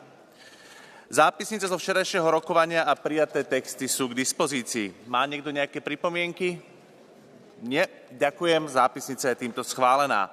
A teraz pristúpime k rozpravám. Ako prvou a tým pádom ďalším bodom programu je tematická rozprava podľa článku 169. Spolupráca medzi konzervatívcami a krajnou pravicou ako hrozba pre konkurencieschopnosť v EÚ. A dovolil by som si vás tiež informovať, že pri tejto rozprave, nakoľko je podľa článku 169, sa neuplatňuje postup prihlásenia sa o slovo zdvihnutím ruky a nebudú akceptované ani žiadne modré karty. A ďakujem a na otvorenie debaty by som poprosil kolegu Repasiho, aby tému uviedol. Nech sa páči.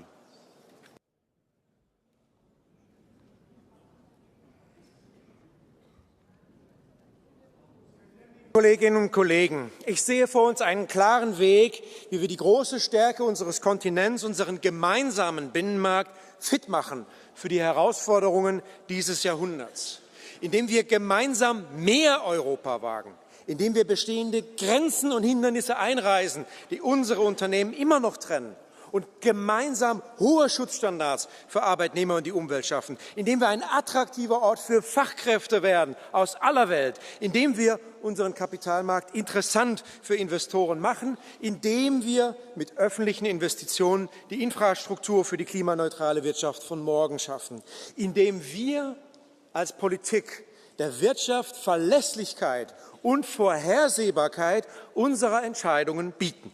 Doch stattdessen sehe ich in Europa, wie Konservative von der politischen Mitte nach rechts driften. Es ist die neue Mode, unsere Binnengrenzen nicht nur kontrollieren zu wollen, sondern sie gleich ganz zu schließen. Europäisches Recht wird optional. Es soll nur respektiert werden, wenn es in die eigene politische Opportunität passt. Die Vorhersehbarkeit von Politik wird in die Tonne getreten, wenn der Vorsitzende der CDU erst ankündigt, dass im Parlament nicht, Zitat, auch nur ein einziges Mal eine zufällige oder tatsächlich herbeigeführte Mehrheit mit denen da von der AfD zustande kommt, Zitat Ende, und 2 Monate später dies alles hinfällig ist. Es ging zwar vor 2 Wochen im Deutschen Bundestag um keine Kleinigkeit, wie etwa eine Debatte auf die Tagesordnung zu setzen. Es ging darum, Recht zu setzen. Und dieses Recht hatte nur mit den Stimmen der Rechtsaußen eine Chance auf Mehrheit. Zum ersten Mal seit dem Ende des Zweiten Weltkrieges. Das ging gerade noch einmal gut, weil nach dem politischen Dammbruch bei der Annahme des rechtlich bedeutungslosen Entschließungsantrags eine Gruppe Aufrechter dem Gesetzentwurf ihre Stimme verweigerte. Der Flurschaden ist jedoch enorm. Entstanden aus einer unreflektierten, billigenden Inkaufnahme einer Mehrheit von Rechtskonservativen mit der Rechtsaußenpartei. Wo soll das denn stoppen? Gemeinsam mit den Rechtsaußen lassen sich etwa ihre Steuersenkungen für die Reichen durchsetzen. Auf 47 Milliarden Euro beziffert das Zentrum für europäische Wirtschaftsforschung dann die Finanzierungslücke. Mehrausgaben für die Verteidigung noch gar nicht eingerechnet. Bei der AfD ist es noch drastisch mehr. Spricht man sich zugleich gegen neue Schulden aus und bleibt das erhoffte Wirtschaftswachstum in diesen Krisenzeiten aus, dann bleibt nur die Kürzung der Sozialleistungen. Das ist Umverteilung von unten nach oben. Die arbeitende Mitte finanziert die Entlastung der Reichsten. Auch den Green Deal können Sie so abschaffen. Die Jobs von morgen werden dann aber woanders geschaffen. Europa verkommt endgültig zum Industriemuseum. Nichts von dem, was heute politisch in der Mitte errungen wurde, erscheint morgen noch gesichert, wenn es so einfach mit Rechtsaußen weggefegt werden kann. Opportunität sticht bei Ihnen leider inzwischen Integrität. Ich kritisiere, dass sich Konservative mit dem Spiel mit dem Feuer, dem Ringen mit den Demokraten um gemeinsame politische Lösungen entziehen. Damit schaden sie dem Binnenmarkt, unterwandern Planungssicherheit und machen politische Entscheidungen unberechenbar.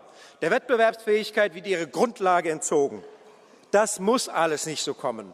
Bleiben Sie in der Mitte. Widerstehen Sie den Sirenengesängen der Rechtsextremen klar und glaubhaft. Verwechseln Sie Wettbewerbsfähigkeit nicht mit der Wildwest-Anarchie größenwahnsinniger Tech-Milliardäre. Es geht nicht um hemmungslose Deregulierung, sondern darum, dass die Menschen in Europa auch morgen noch sichere Jobs haben, gute Löhne verdienen und von ihrer Arbeit leben können. Wer Verlässlichkeit, einen starken Binnenmarkt und eine wettbewerbsfähige europäische Wirtschaft will, der muss jetzt Haltung zeigen. Ďakujem pekne. A teraz poprosím za radu pána ministra Šlapku. Nech sa páči.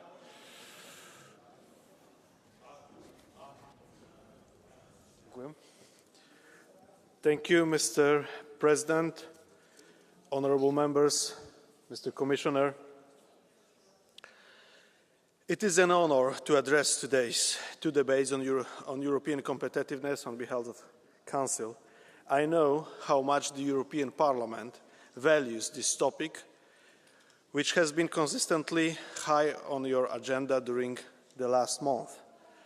As we navigate through an era marked by economic transformation, geopolitical shifts, and climate challenges, ensuring that Europe remains competitive is not just an aspiration, it is an imperative. As we tackle the various issues contained in the Commission's compass that we will have a chance to discuss specifically soon after, it is only normal and even healthy in a democratic debate that the priorities proposed for ensuring Europe's competitiveness differ across the political spectrum. We should, however, keep in sight the goals we want to achieve collectively. How can Europe be a global leader in key sectors such as technology, manufacturing, and services? How we can combine innovation, high standards, skills, and sustainability concerns? How can we best foster an environment where business can thrive and where small enterprises can scale? How can we promote a diverse workforce with the adequate education and skills? Furthermore, we have to look at our competitors and react as the EU in an agile way. Maintaining status quo is not an option in a dynamic environment, and the stakes are very high. We also need to reflect with open mind on the impact the EU regulations actually bring. If we were not able to fully assess the ex-ante impact, then we should be ready to assess it ex post and make necessary adjustments. During our presidency, we are going to focus on the key enablers of competitiveness, including ambitious simplification across all sectors. I'm certain that, despite our differences, when it comes to concrete solutions, these board goals are widely shared in this House. As for the Council, I will be pleased to offer our more detailed views and planned action on these matters at the next debate on the competitiveness compass. Thank you very much. Ďakujem pekne, pán minister. A teraz poprosím za komisiu výkonného podpredsedu komisie Stefana Sejourného. Nech sa páči. Merci beaucoup, Monsieur le Président, Monsieur le Ministre, Mesdames et Messieurs les députés. À l'heure où nous mettons tout en œuvre pour créer les conditions de la compétitivité, de l'économie européenne, ce sera d'ailleurs l'objet du débat suivant sur le compas de compétitivité, il était important de se pencher sur l'interaction entre environnement politique, confiance des acteurs économiques et compétitivité. À l'issue des dernières élections européennes, le paysage politique de l'Union européenne s'est trouvé probablement plus polarisé que jamais. Une tendance de fond qui fait écho au rapport de force actuel à l'œuvre dans le monde. Cette polarisation entraîne la formation de lignes de fracture. Or, nous devons tous ici avoir conscience des risques et des conséquences de la désunion européenne. L'Union européenne, faut-il le rappeler ici, devant cet hémicycle, est un projet politique. D'abord, ce projet est né d'une triple aspiration, aspiration à la paix, aspiration à la démocratie, aspiration à la prospérité. Ensuite, il s'est construit sur un socle de valeurs partagées par chacun des États membres qui y adhèrent. L'état de droit, le multilatéralisme, l'économie de marché. Enfin, ce projet européen fonctionne par la culture du compromis. Personne écrase personne. Nos institutions sont faites pour créer ce compromis, pour construire la règle. Ces principes fondateurs font de l'Union européenne un édifice politique et institutionnel unique, vous le savez ici, mais aujourd'hui, il semble mis au défi, d'abord de la résurgence des velléités néo-impérialistes, les appels au protectionnisme sans nuance, sans repli, avec un repli sur soi énorme, sans nuance dans la discussion, la déréglementation sans discernement, sans vision de long terme non plus. Alors oui, le risque de décrochage de l'économie est bien réel, mais ce n'est pas en abaissant l'ensemble des niveaux d'ambition que nous arriverons à conjuguer l'économie et à permettre un nouvel essor économique. Oui, nous perdrons du terrain sur la course, sur l'innovation, sur nos dispositifs qui aujourd'hui font la force de l'Europe. Mais notre inventivité, notre capacité à investir, à créer de la valeur, à créer des emplois ne se résume pas non plus aux moins-disants réglementaires, je le disais, et non plus à considérer que les objectifs que nous nous sommes fixés ont le même statut que le chemin que nous voulons emprunter pour les avoir. Il faudra évidemment préciser lors de ces débats que l'Europe doit rester ambitieuse sur sa politique climatique et environnementale, tout en simplifiant fortement, en retirant un certain nombre de contraintes bureaucratiques, si l'on veut que l'Europe soit plus indépendante sur le plan énergétique et plus à même de maîtriser le prix de l'énergie pour ses entreprises et ses concitoyens. Il faudra continuer de monter en capacité sur les renouvelables et plus largement, il faut progresser sur les technologies propres. Quand on parle de compétitivité, on aspire à donner un cap à l'industrie, à l'obligation de s'inscrire également sur le long terme, d'avoir de la prévisibilité pour nos entreprises. Or, comment justifier économiquement une vision qui remettrait en cause tous les efforts d'investissement qu'on fait, y compris les collectivités territoriales, les régions, l'aspect et les communes qui se sont déjà engagées dans ces objectifs. Je veux citer ici les anciens chantiers navals de Gangs, là où je me suis rendu la semaine dernière. Évidemment, nous devons écouter les préoccupations, parfois même les inquiétudes, les craintes des concitoyens et des entreprises, non pas pour revenir en arrière, mais surtout pour mieux les accompagner. Cela implique de se remettre en question sur la voie que nous avons privilégiée pour justement arriver à nos objectifs, simplifier sans déréguler, simplifier pour mieux déployer. Voilà la ligne qu'a choisie la Commission de travailler, sur lesquelles, en tout cas, nous aurons à débattre lors des prochaines semaines entre le Clean Industrial Deal et les lois d'omnibus. Pour sa part, la Commission y travaille, comme je le disais, notamment via la boussole de compétitivité et une feuille de route résolument tournée vers l'avenir et fermement ancrée dans nos valeurs européennes, celles qui sont défendues ici par les groupes pro-européens et que la Commission européenne également défendra pendant tout son mandat. Merci beaucoup. Ďakujem. A teraz poprosím kolegu Kaspariho za poslanecký klub Európskej ľudovej strany kresťanských demokratov. Nech sa páči. Sehr geehrter Herr Präsident! 1989 befreiten sich die Menschen in Ostdeutschland von der kommunistischen Diktatur. Schon 1994 das Magdeburger Modell, ein SPD-Ministerpräsident gewählt von der SED-PDS. 1998 in Mecklenburg-Vorpommern die erste Koalition von Sozialdemokraten und SPD, SED-PDS. Und 2014 Bodo Ramelow von der SED-PDS-Linkspartei von SPD und Grünen zum Ministerpräsidenten gewählt. Oder die rot-rot-grüne Minderheitsregierung in Thüringen, die bis vor kurzem im Amt war, Herr Repasi, fast 50 Fälle von Mehrheiten von Rot-Rot-Grün mit der AfD. Oder letztes Jahr im November, ich war in der französischen Assemblée Nationale zu Gast, als die französischen Sozialdemokraten und Grünen gemeinsam mit Le Pen und dem linken Mélenchon Premierminister Barnier abgewählt und Frankreich näher ans politische Chaos gebracht haben. Und wenn ich Sie und Ihre Parteien anschaue, dann kann ich nur sagen, hören Sie auf, uns zu belehren im Umgang mit Populisten, Extremisten, Kommunisten oder Nazis. Denn anders als bei Ihnen gilt, wir werden nicht mit denen zusammenarbeiten. Wir werden uns nicht wie Sie tolerieren lassen. Wir werden keine Koalitionen eingehen und auch keinen von denen zum Ministerpräsidenten wählen. Aber Sie verwechseln Ursache und Wirkung. Sie reden über die Brandmauer, wir würden gerne den Brand dahinter löschen. Die AfD hatte bei der letzten Bundestagswahl 10%, in den Umfragen liegt sie beim Doppelten. Und warum? Weil die Menschen Angst haben vor wirtschaftlicher Stagnation, sie haben Zukunftsängste, sie haben den Eindruck, dass der Staat nicht funktioniert.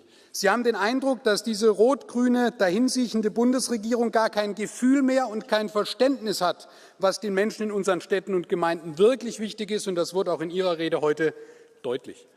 Und deswegen, meine Damen und Herren, wir haben in diesem Europäischen Parlament schon 1/3 Extremisten und Populisten. Dieses Parlament kann möglicherweise das letzte sein, in dem demokratische Kräfte die Mehrheit haben.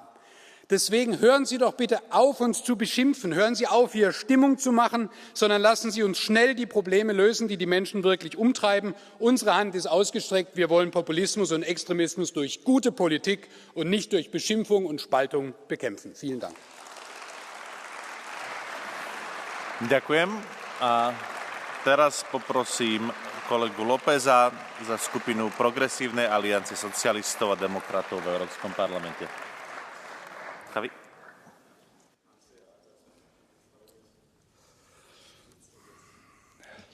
Muchas gracias, presidente. Hoy hablamos sobre el impacto que están teniendo los acuerdos entre conservadores y extrema derecha en Europa. Unos acuerdos que no nos inventamos nosotros aquí, que hoy están ocurriendo en muchas capitales. Unos acuerdos que a veces vemos, lamentablemente, en este plenario y que lamentablemente tampoco podemos estar seguros que en el futuro lo veamos en Berlín. Unos acuerdos que no solo llevan la anticiencia a las políticas europeas, sino afectan directamente a nuestros principios democráticos y nuestra convivencia y ponen en riesgo nuestra economía. ¿Por qué? Porque con esos acuerdos ponemos en riesgo las inversiones necesarias para poner en funcionamiento la innovación europea. Porque ponemos en riesgo nuestra gran herramienta económica, que es el mercado único. Y porque ponemos en riesgo las grandes transformaciones verdes que están en funcionamiento. Miren, apostar por las energías fósiles es apostar por el pasado. Está en juego, en estos acuerdos, la hegemonía industrial del futuro de Europa. Los esfuerzos de hoy serán la competitividad del futuro. Y estos acuerdos son los acuerdos que nos pueden llevar a las pérdidas del futuro y, sin duda, a el malestar social del futuro. Ustedes tienen que escoger entre la cumbre que hemos visto en Madrid este fin de semana o la cumbre de París, entre el pasado o el futuro, y está en sus manos.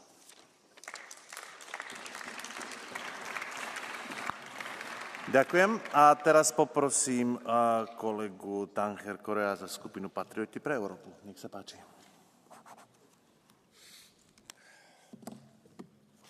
Mr. Chairman, Mr. Commissioner, Mr. Minister, this must be a joke. In my country alone, the socialists took Portugal to bankruptcy 3 times in 30 years. Progress is made of this. You can scream whatever you want, but you are not right.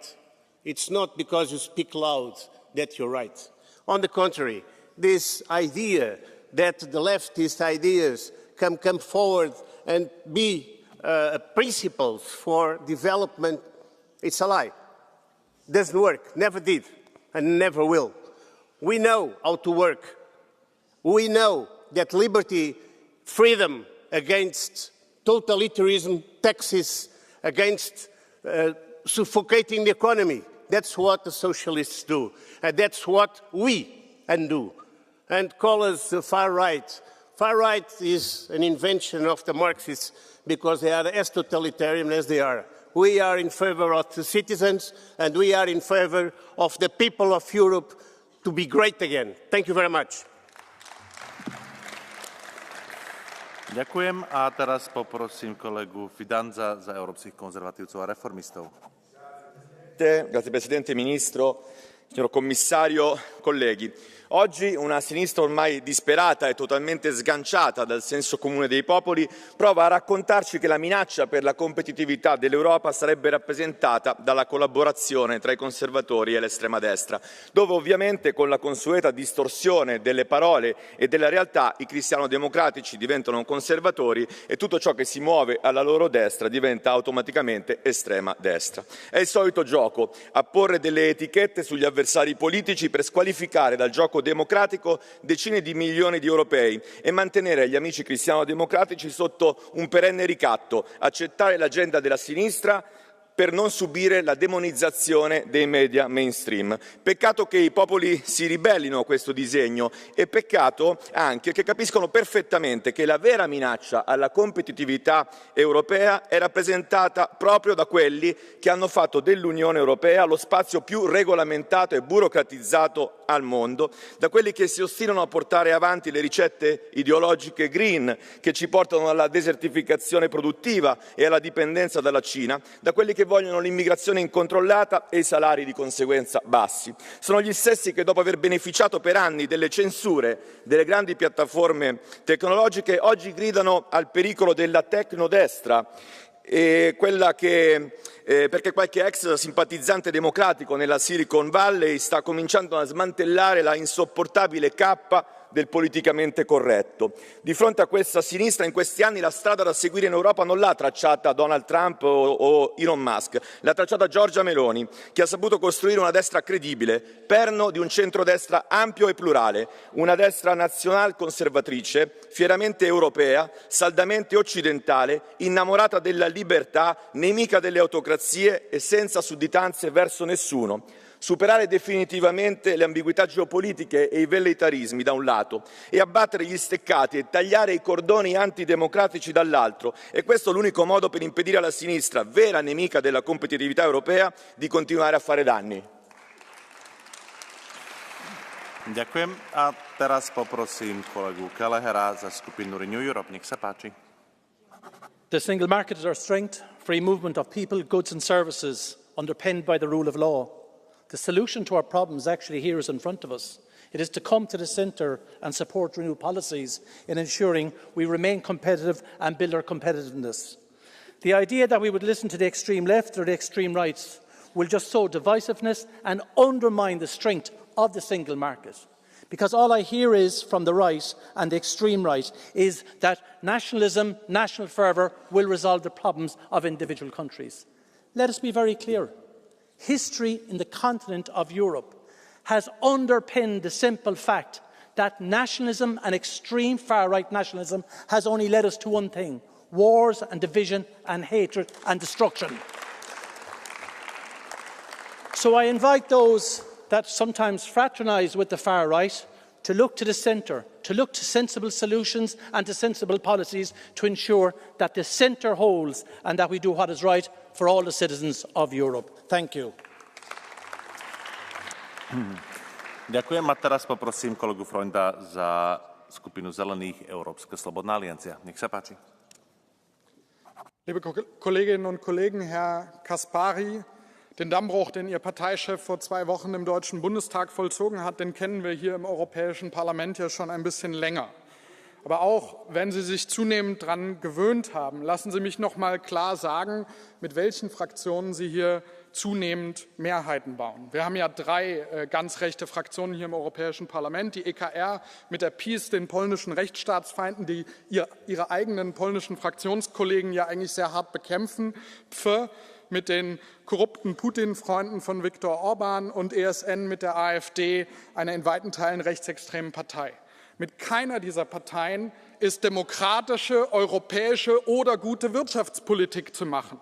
Von Adenauer bis Merkel stand Europa immer im Zentrum der Politik der Union. Und das geben Sie jetzt zunehmend auf für ein paar bequeme Mehrheiten mit PiS, Orban oder der AfD, weil Sie nicht in der Mitte nach Kompromissen suchen wollen. Sie wissen doch eigentlich, dass es besser geht. Weber hat 2018 noch Wahlkampf für Viktor Orban gemacht. Wo stehen wir da heute? Warum diesen Fehler immer wieder begehen, wenn man in den Niederlanden, in Italien, in Österreich, in Frankreich sehen kann, welchen Effekt das gerade auf die konservativen Parteien hat, die daran am Ende zugrunde gehen, wenn man Rechtsextremen die Türen zur Macht aufmacht. Wir als Demokraten, als Pro-Europäer müssen am Ende Mehrheiten dafür finden, in der Mitte, nicht mit den ganz Rechten, nicht mit den Extremisten, damit das in der Europäischen Union funktionieren kann. Dankeschön. Ďakujem a teraz poprosím kolegu Schindervana za skupinu Lavice v Európskom parlamente. Nech sa páči. Ja, vielen Dank, Herr Präsident. Nach dieser seltsamen realitätsverweigernden Rede des Kollegen Caspary würde ich ihm gerne helfen, wieder in der Wirklichkeit anzukommen. Hunderttausende gehen derzeit in Deutschland auf die Straße, um gegen den Sündenfall der deutschen Konservativen zu demonstrieren, die das erste Mal seit dem Ende des Zweiten Weltkrieges gemeinsame Sache mit den Faschisten von der AfD gemacht haben.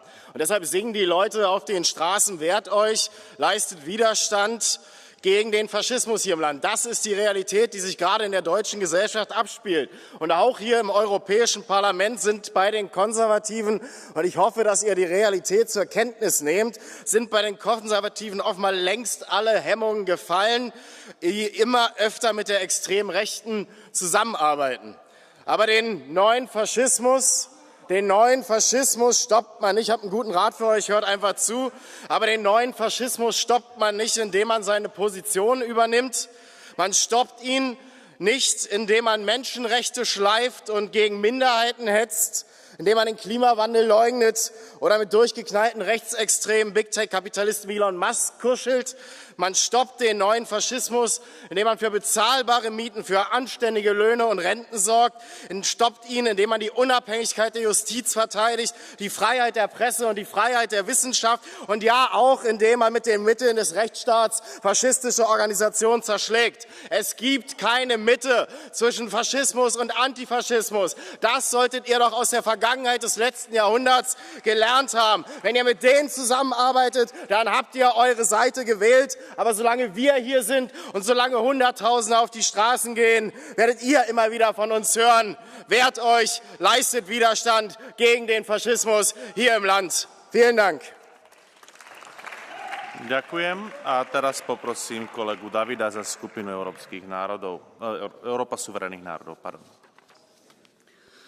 Vážený pane předsedající, téma je hrozba spolupráce konzervativců a krajní pravice pro konkurenceschopnost Evropské unie.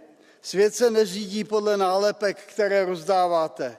Nejen hrozbou, ale skutečnou příčinou neschopnosti konkurence je většina toho parlamentu a Evropská komise, které prosadily Green Deal a protiruské sankce. Ty vedly k růstu cen energií, který se promítá do všech cen a zdražuje produkci, která se těžko prosazuje na trhu. Místo 58 pohlaví byste se měli zajímat o životní úroveň občanů, jejíž pokles zajišťuje odliv nejschopnějších. Místo podpory imigrace byste měli podporovat porodnost a měli byste přestat degradovat školní vzdělání. Ti, které nazýváte konzervativci a krajní pravicí, jsou ve skutečnosti racionálně uvažující politici, snažící se bránit úpadku zemí Evropské unie, který způsobujete vy, ne levice, ale krajní levičáci a nezodpovědná neoliberální pravice. Ďakujem. A teraz poprosím kolegu Mandla. Nech sa páči. Herr Präsident, Herr Kommissar, liebe Kolleginnen und Kollegen!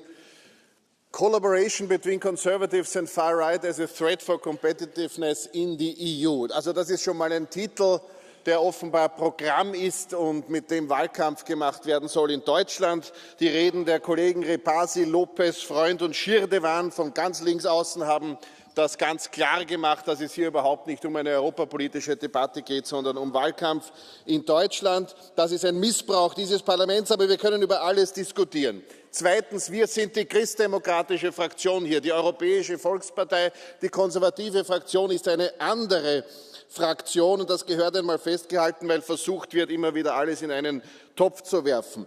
Meine Distanz von Extremen zu beiden Seiten ist felsenfest, egal ob es Linksextreme sind oder Rechtsextreme. Ich halte diese Distanz, die Europäische Volkspartei hält diese Distanz, und das ist selbstverständlich.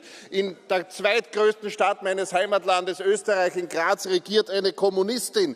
In Österreich haben die Sozialdemokraten sich aus der Affäre gezogen, als es um eine Regierungsbildung gegangen ist. Deshalb musste der Bundespräsident den Chef der Freiheitlichen Partei mit einer Regierungsbildung beauftragen. Und wer zieht sich nicht aus der Affäre, sondern versucht, für den Status besser zu machen? Wieder einmal die Volkspartei. Was macht die Extreme groß? Diejenigen, die sie immer wieder ins Zentrum rücken, sowie diejenigen von links, die diese Debatte heute beantragt haben. Stärken wir besser die Mitte. Ich arbeite mit Konservativen und Liberalen, mit Sozialdemokraten und Grünen gerne zusammen. Und wenn Extreme Anträgen, die gut sind, zustimmen, werden die Anträge deshalb nicht schlecht. Das ist gelebter Parlamentarismus. Das ist die Art und Weise, wie wir miteinander umgehen sollen, durch die Stärkung der politischen Mitte. Ďakujem pekne. A teraz poprosím kolegyňu Fritzton. Nech sa páči. Tack, herr talman. Ja, den gröna dealen, det var ett framtidsprojekt under förra mandatperioden. Då stod vi tillsammans i den breda mitten och de högerextrema klimatförnekarna ställde sig utanför. I mitt land Sverige gick de högerextrema till val på att riva upp klimatlagstiftningen, och nu riskerar vi den. För om vi backar på den gröna omställningen så riskerar vi att missa klimatmålen, att vi förlorar de gröna jobben i EU och våra industrimöjligheter. Så om de konservativa krokar arm med de högerextrema, då går vi en allvarlig utveckling till mötes. För vår industri här i Europa behöver långsiktiga spelregler, tydlighet och ett politiskt ledarskap som gör att vi investerar i både människor och företag. Så EU, och det är en varning från min sida, får inte bli det största hotet mot tillväxt och grön omställning i Europa. Tack. Ďakujem pekne a teraz poprosím kolegyňu Dostálovú, nech sa páči. Dámy a pánové, podívejme se na ironii dnešní diskuze. Máme tu vážně míněný bod programu, který tvrdí, že spolupráce konzervativních a vlasteneckých stran ohrožuje evropskou konkurenceschopnost. Pan Repasi nás tady vyzývá, abychom spolupracovali na středu, abychom spolupracovali. Kde jste byl, pane Repasi, když se uvaloval kordon sanitér? Téma dnešní diskuze jasně ukazuje, jak daleko zašla politická cenzura v Evropě. Prý je hrozbou pro demokracii, když se konzervativní a vlastenecké strany spojí. A kdo to rozhodl? Kdo určil, že některé demokraticky zvolené strany mají méně práv než jiné? To už není demokracie soutěží myšlenek? Evropě chybí inovace, ale hlavním tématem je boj s pravicí. Průmysl utíká z Evropské unie, ale hlavním problémem je spolupráce konzervativních stran. Ceny energií stoupají, ale hlavní nebezpečí je v tom, že vlastenci chtějí mít slovo v politice. A víte, co je na tom nejlepší? Vaše ideologická strategie nefunguje. Lidé vidí tuhle selektivní demokracii a začínají ji odmítat. Protože v demokracii se politická konkurence neporáží cenzurou, ale lepšími argumenty. A ty vám, vážení kolegové, chybí. Ďakujem a teraz poprosím kolegyňu Wiśniewską. Nech sa páči. Dziękuję bardzo, panie przewodniczący, szanowni państwo. Tematem tej debaty powinna być współpraca lewicowo-liberalnej większości jako zagrożenie dla konkurencyjności Europy. Jak wam nie wstyd zrzucać odpowiedzialność za konsekwencje Zielonego Ładu na prawą stronę sceny politycznej? To my przestrzegaliśmy przed konsekwencjami Zielonego Ładu. To EPL nazwała siebie partią Zielonego Ładu. Porównała Zielony Ład do przewrotu kopernikańskiego. W nosie mieliście to, że firmy z Europy wyprowadzają się poza Unię Europejską, bo nie są w stanie unieść kosztów polityki klimatycznej. W nosie mieliście to, że narasta ubóstwo energetyczne, bieda.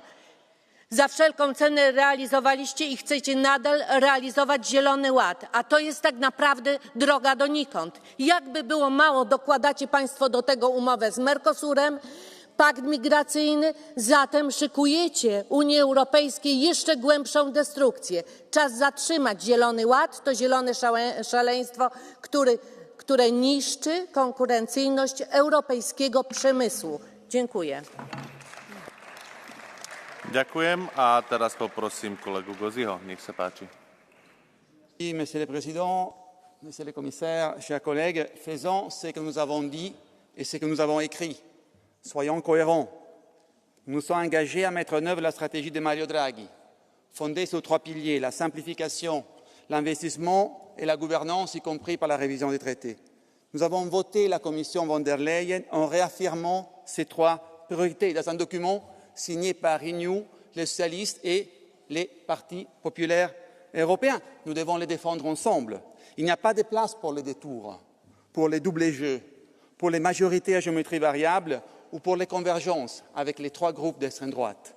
Cet opportunisme, votre opportunisme, chers collègues du PPE, brade nos valeurs et empoisonne notre Union. Chers collègues du PPE, si vous persistez dans cette stratégie, vous risquez de vous retrouver sans aucune majorité pour l'Europe. Suivre les extrêmes, des droites ou des gauches. C'est prendre les risques des blocages de notre Union, tandis que dans l'actuel désordre mondial, face à des logiques impériales qui remettent en cause l'existence même de notre Union, nous devons être plus unis pour être plus forts. J'appelle donc toutes les forces responsables à rester engagées dans cette dynamique qui est la seule possible pour un véritable renouveau européen. Merci, Monsieur le Président. Ďakujem a teraz poprosím kolegyňu Ohisalo. Nech sa páči.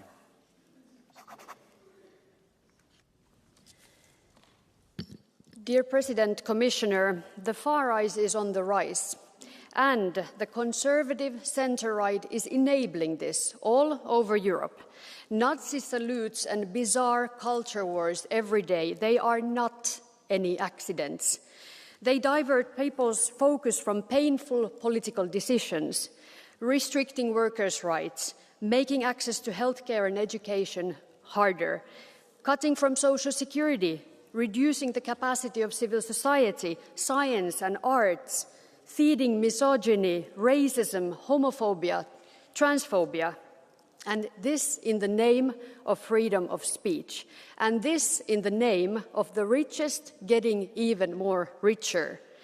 The economy and competitiveness, they also suffer from this kind of instability. They need certainty. So people, let's not be fooled. Let's not get numb and quiet. Let's raise our voices and let's fight back. Ďakujem a teraz poprosím L'extrême droite porte ensemble depuis des années la même politique de dérégulation qui a ruiné la compétitivité européenne. Car oui, c'est bien la dérégulation du secteur énergétique, la casse des services publics et le libre-échange qui nous ont fait perdre des pans entiers de notre économie et notre capacité à produire nous-mêmes ce dont nous avons besoin. Prenons l'exemple du prix de l'énergie. Pendant la crise énergétique, au lieu de défendre un retour à des tarifs réglementés via un contrôle public du secteur de l'énergie, l'extrême droite a soutenu avec la droite le maintien du marché et l'indexation du prix de l'électricité sur le prix du gaz, ce qui a condamné des milliers d'entreprises. Et que dire de leur haine des services publics, de leur idole Musk, Millet, qui s'attaque à l'éducation, la santé, le transport, sans formation de qualité, sans accès aux soins pour les travailleurs, sans fret ferroviaire, que restera-t-il de notre compétitivité ? En somme, les patriotes, qui n'en ont que le nom, lorsqu'ils défendent les États-Unis de Donald Trump, qui menacent de ruiner notre économie, qui votent les accords de libre-échange qui réduisent à néant notre souveraineté, eh bien, nous le disons, nous les combattrons avec force et détermination par plus de politique sociale, par plus de politique environnementale, par plus de services publics et par plus de protectionnisme solidaire. Ďakujem a teraz poprosím kolegu Buchajta. Nech sa páči. Danke, Herr Vorsitzender. Ja, man mag fast sagen, was für eine verlogene Diskussion, was für ein verlogener Titel hier schon wieder. Es geht um Wettbewerbsprobleme in Europa, haben Sie vorgegeben. Sie wissen ganz genau, wo diese Wettbewerbsprobleme liegen, in Ihrem verfehlten Green Deal, in einer von linker und grüner Ideologie durchseuchten Kommission und entsprechenden politischen Vorgaben, die unsere Wirtschaft in die Knie zwängen.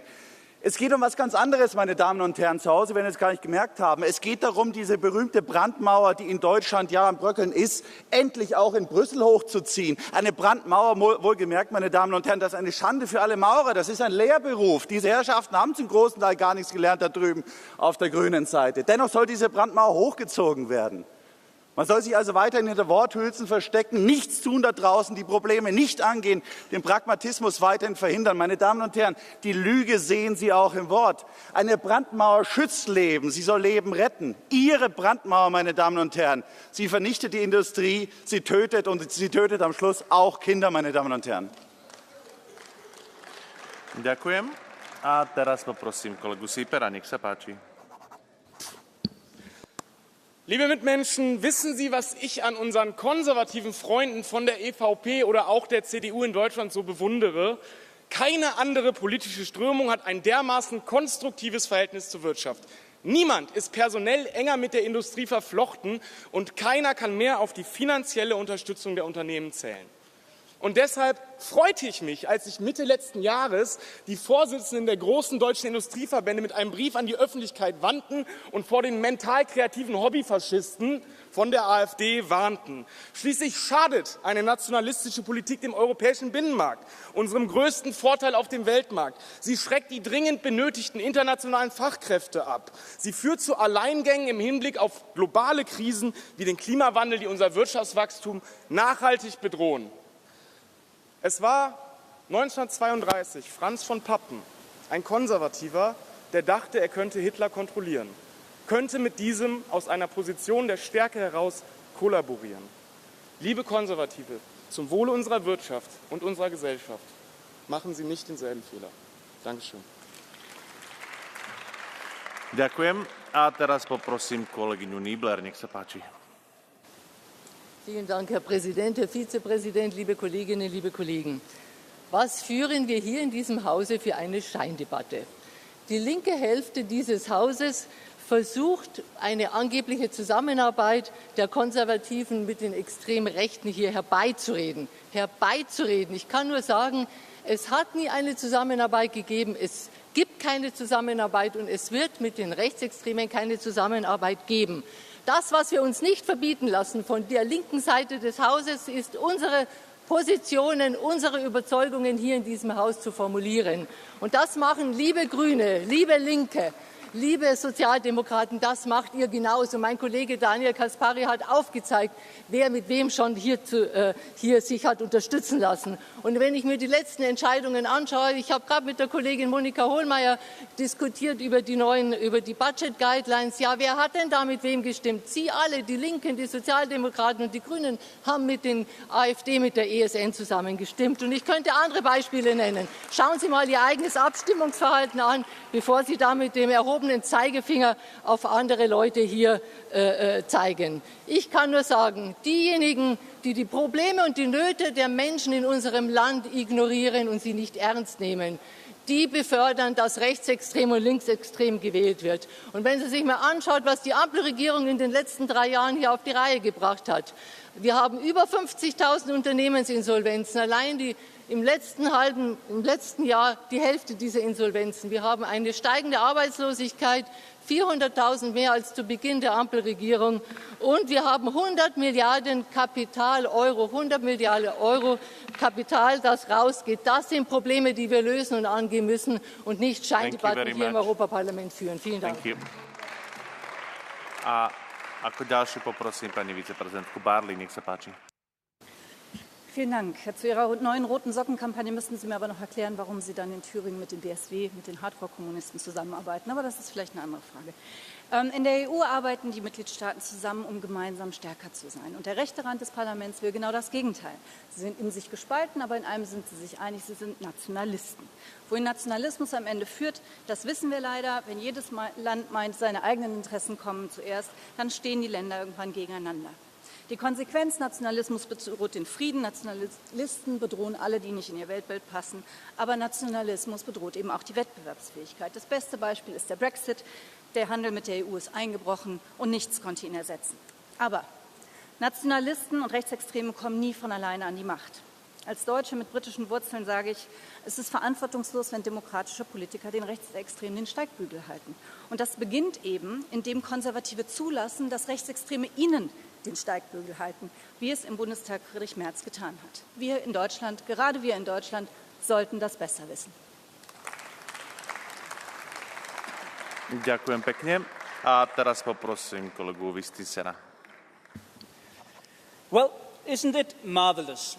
Marvelous to see the same politicians who have built Europe's economical future on politics from communist parties, from extreme green parties, now blame the right for the lack of competitiveness in the European Union. But please, look within. You have explicitly, in election after election, day after day in this House, removed us from influence, removed our input from being taken into account. And that is the reason Europe is at a standstill. German economy is in ruins, France's economy is in ruins, and we are seeing the lack of prosperity everywhere in Europe. Higher energy prices than in the US. You, my dear colleagues, have adopted, implemented 1,300 new laws since 2009. 4 times more than the US have. Maybe that is the reason you're not able to compete. Maybe your ideological blindness, your stupidity in economy is the reason that you're not allowed to compete with the US, not the right that you never let in. But when we are coming into power, we will fix it. So take it easy. Prosím kolegu Vejmneša, nech sa páči. Don't do drugs. Then you might end up in a fairyland where your own disastrous failures are projected on others. A fantasy world in which those who have been right so far are being called far right. No matter how much copium or wokemin the socialist green left snorts, injects, and inhales, you will never escape from your economically illiterate, innovation-choking, debt-addicted, productivity-killing, competitiveness-crushing Greentopia. No pain, no gain. The Green Deal is all pain, delusional gain. EVs, costly cars we cannot all simultaneously charge. Industry, exodus. Solar panels, EVs, batteries, all dominated by China. And you think China will keep their promises on emissions? Quick taking, delusional. Champagne socialists and the famous political center have controlled the EU for 30 years. The result, Germany and France are the sick man of Europe, and Europe is the sick man of the world. Ďakujem a teraz poprosím kolegu Görensa. Nech sa páči čas. Merci, Monsieur le Président. Le problème le plus récent d'une possible collaboration conservateur-extrême droite se pose actuellement en Autriche. Espérons que cela pourra encore être évité. En Allemagne, le sujet s'est invité dans la campagne électorale. Le candidat de la chancellerie, Friedrich Merz, dément de la façon la plus solennelle toute éventualité d'une collaboration avec le AfD allemand. C'est un engagement, me paraît-il, sans équivoque. Prenons-le au mot. Quant aux responsables du parti d'extrême droite allemand, eux aussi, il faut les prendre au mot. Demandons-leur, par exemple, ce qu'ils entendent par le mot « rémigration ». Qui, au titre de la migration, doit quitter définitivement l'Allemagne selon eux? Quels sont les critères de sélection? Où devront-ils aller tous ceux qui seront concernés par la rémigration? Seront-ils des milliers, des centaines de milliers, des millions à devoir quitter l'Allemagne? Prenons-les au mot parce qu'on aimerait être éclairés. L'impact de la rémigration sur la compétitivité de l'Allemagne dans l'UE se traduirait dans la ruine de la principale économie de l'UE. Cela étant, il me paraît judicieux de thématiser au préalable le coup porté à nos démocraties libérales par les paroles d'extrême droite une fois au pouvoir, avant d'évaluer leur possible impact sur le marché intérieur. Merci. A teraz poprosím kolegu Vajca. The Chair, Commissioner, colleagues. Me as an Austrian, I am once again reminded into the darkest times of the last century. Once again, Christian Democrats and conservatives are allowing extreme right to take power. And this very moment, there's negotiations still going on about making the extreme right leader of Austrian FPÖ the chancellor of one of our European states. And they're doing it even knowing what the demands of FPÖ are. You know what the demands are. Did you read into it? They're saying politics should prevail over justice, and Austrian justice should prevail over European justice. This means destroying the European Union through the back door. This is questioning the main values and principles our European Union is built on. And this is questioning the prosperity and the economic unity of our European Union. And unfortunately, parts of the European People's Party are getting complicit in doing this and becoming complicit in weakening our European Union, especially in these times. I think this is extremely dangerous. So turn around, remind yourself that you once have been one of the founders of this European Union, and stop destroying it. Thank you. Ďakujem a teraz poprosím kolegu Saramo, nech sa páči. Arvoisa puheenjohtaja, kotimaani Suomi on hyvä esimerkki, miten tuhoisaa konservatiivien ja äärioikeiston yhteistyö on. 2022 työllisyys oli ennätystasolla, yrityksillä oli tulossa historiallisen suuret vihreän teollisuuden investoinnit ja julkinen alijäämä poistui 0,2%. Se oli paras tulos sitten finanssikriisin. 2023 aloittanut oikeistokoalitio yhdessä äärioikeiston kanssa on keskittynyt hyvinvointivaltion leikkaamiseen, eriarvoisuuden kasvattamiseen sekä lapselliseen Yhdysvalloista kopioituun kulttuurisotaan ja wokeen. Suomi on pudonnut Euroopan hännille. Työttömyys kasvaa rajusti ja sen mukana valtionvelka. Julkinen alijäämä on lähes 5%. Ihmisiä lietsotaan toisiaan vastaan. USAsta Elon Musk kumppaneineen tukee sosiaalisella medialla Suomen ja Euroopan hajottamista. Nyt on aika kaikkien rakentavien voimien puolustaa demokratiaa, puolustaa eurooppalaista hyvinvointimallia, puolustaa tavallisia ihmisiä. Se turvaa myös kilpailukyvyn. Ďakujem a teraz poprosím kolegu Kaliňáka, nech sa páči. Prihlásil z prostého dôvodu. Nič nezmyselnejšie, ako ten nadpis som ešte v živote nečítal. A doterajšia debata môj pocit absolútne potvrdzuje. Ak by ste tvrdili, že spolupráca konzervatívcov s krajnou pravicou ohrozuje práva menšín, migrantov alebo LGBT komunity, povedal by som si ešte OK. Ale konkurencieschopnosť Európy? Uvedomujete si vôbec tú iróniu, že to hovoríte práve vy? Súčasť centristickej väčšiny, čo za posledných 10 rokov doslova zdevastovala konkurencieschopnosť Európskej únie? Vaše absurdné a nefunkčné nápady sú tou skutočnou hrozbou pre našu konkurencieschopnosť. Green Deal, odpor voči jadrovej elektríne, odpojenie sa od lacného ruského plynu a ropy, či neustále kopanie a sankcie voči Číne. Vy ste rozhodli, že ťažiť nesmieme z ekologických dôvodov a dovážať lacné suroviny z ideologických dôvodov. A ešte máte tú drzosť ukazovať na tých, čo s tým nesúhlasia a tvrdiť, že sú hrozbou pre konkurencieschopnosť? Nebláznite. Viete, strašne z vás razí pocit nadradenosti, lebo si myslíte, že zachraňujete svet. Ale v skutočnosti s vašou politikou nedokážete zachrániť ani len jednu jedinú európsku fabriku.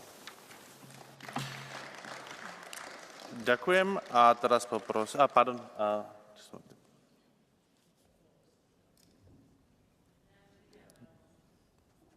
We are checking and fixing the mics, so just a second.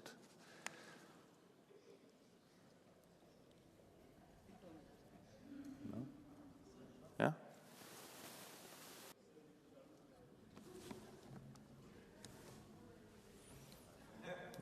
Now, let's hope the problem is fixed. So, as the next speaker, I would like to give the floor to Madame Efkura Almanza. Thank you, President. Queridos colegas, efectivamente en Europa existe una enorme coalición, una profunda y estrecha, entre los que quieren subir los impuestos y los que piden más aranceles, entre los buenistas que llaman cada día a incumplir la ley a miles de personas y los xenófobos que incitan al odio al diferente, entre los que persiguen a los periodistas y a los jueces, ya sea en húngaro o en español. Y si no, díganme una cosa. ¿Quién se beneficia de que crezca el nacionalismo en Europa? ¿O a quién le interesa que se radicalice el discurso de la izquierda? Reconozcan que son todos caras de una misma moneda y todos enemigos de la libertad. Y, entre tanto, un fantasma vuelve a recorrer Europa. El de la reacción de millones de personas que reaccionan contra las políticas de una izquierda sectaria que lleva décadas anteponiendo la ideología al sentido común. Donde había civilización, de crecimiento. Donde había valores occidentales, delirio woke. Y en lugar de competitividad, fundamentalismo climático, socialismo y pobreza. ¿De verdad creen que la solución es volver a la Europa de los muros y del pensamiento único? Olvidan que los europeos hemos sido fuertes cuando hemos sido capaces de abrirnos al mundo, cuando hemos fortalecido nuestras democracias, cuando hemos atraído la excelencia venga de donde venga y cuando hemos eliminado obstáculos para que nuestras naciones juntas compitan en libertad. Así que, máscaras fuera, ya sabemos quién colabora con quién. Y que nadie dude, el Partido Popular Europeo va a pararles a todos ustedes los pies. Muchas gracias. Ďakujem a teraz poprosím kolegu Hajma. Nech sa páči.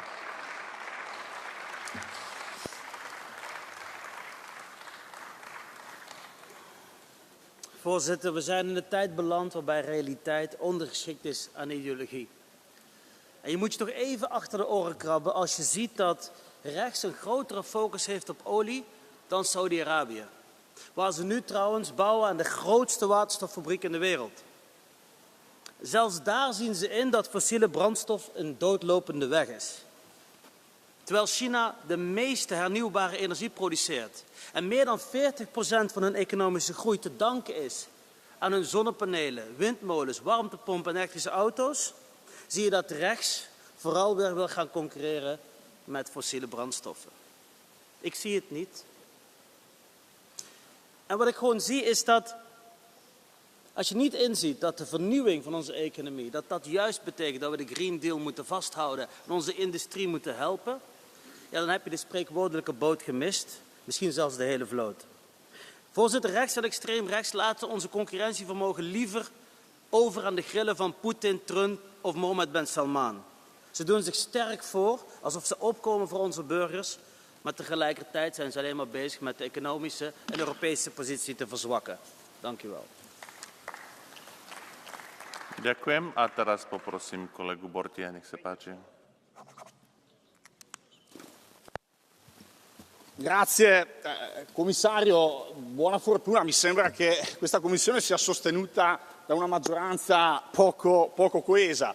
Per il resto questo è un dibattito lunare. Abbiamo sentito il collega Repasi usare la plenaria per fare campagna elettorale per le elezioni tedesche, ma scusate, ma dove siamo? Ma comperatevi degli spot in televisione, non usate il Parlamento europeo. Adesso ce l'avete con i miliardari, ma quando aiutavano e finanziavano la sinistra andava tutto bene, vero?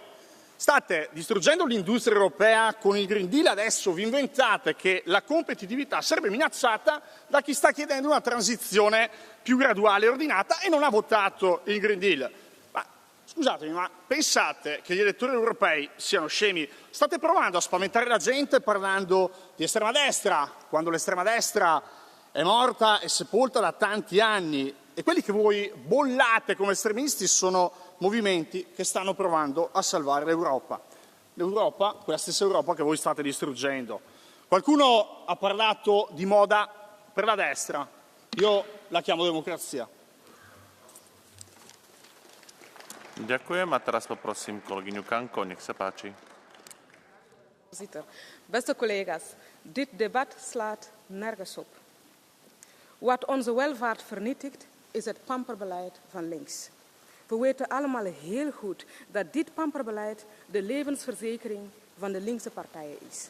Met een nieuwkomer als eeuwig slachtoffer dat nooit zelf verantwoordelijk is, maar altijd hulp nodig heeft. Dit is niet alleen racistisch en paternalistisch, maar ook duidelijk een groot verlies aan inkomsten voor de hele samenleving. Want het potentieel van de nieuwkomer blijft altijd onontgonnen. Links ziet ze liever zo lang mogelijk met een uitkering, niet met een baan. Wat migratiebeleid betreft wil links liever verder met de huidige chaos. Elke poging tot oplossing wordt gezien als racisme of fascisme. Maar zo vernietig je Schengen en de interne markt. Zo bevorder je armoede, geen competitiviteit. Het is uit wanhoop dat zoveel onder onze burgers voor extremisten stemmen. Maar oplossingen hebben zij niet, alleen geroep. Het antwoord op de problemen ligt duidelijk centrumrechts. Dit parlement moet daarmee aan de slag en dat soort debatten. Ďakujem. A teraz poprosím kolegu Kornera. Nech sa páči. Liebe Kolleginnen und Kollegen, war es klug, dass Friedrich Merz letzte Woche diese Anträge gestellt hat, nachdem er Wochen vorher gesagt hat, dass er bei wechselnden Mehrheiten genau das nicht tun wird? Ich glaube nicht. Aber genauso unklug war es von Sozialdemokraten und SPD und Grünen, nicht darauf einzugehen, einen Migrationspakt in der Mitte zu schmieden. Was hat Sie eigentlich bei diesem Gesetz gestört, dass alle Ministerpräsidenten, auch die Grünen und auch die Sozialdemokratischen mitbeschlossen hatten? Wir werden die Populisten da nicht klein machen, wenn wir die Probleme, die sie einst groß gemacht haben, nicht wieder klein machen. Und deswegen müssen wir in der demokratischen Mitte die Probleme lösen. Denn natürlich ist die Rechte eine Gefahr für unsere Wirtschaft. Die AfD will raus aus dem Euro. Was für ein ökonomischer Kamikaze-Trip wäre das? Ja, die D-Mark war einst stark und der Euro hat auch Konstruktionsfehler, aber eine Rückkehr wäre ein Desaster. Aufwertung, teure Exporte, Millionen Jobs in Gefahr. Studien waren, bis zu 20% würde das Wirtschaftswachstum einbrechen. Die AfD redet von Souveränität, doch ihr Plan bedeutet genau das Gegenteil. Deutschland kann es sich nicht leisten, diesen Irrweg zu gehen. Ďakujem pekne. And now we need a short break for over 30 seconds to give another attempt to fix the mics. There's something wrong.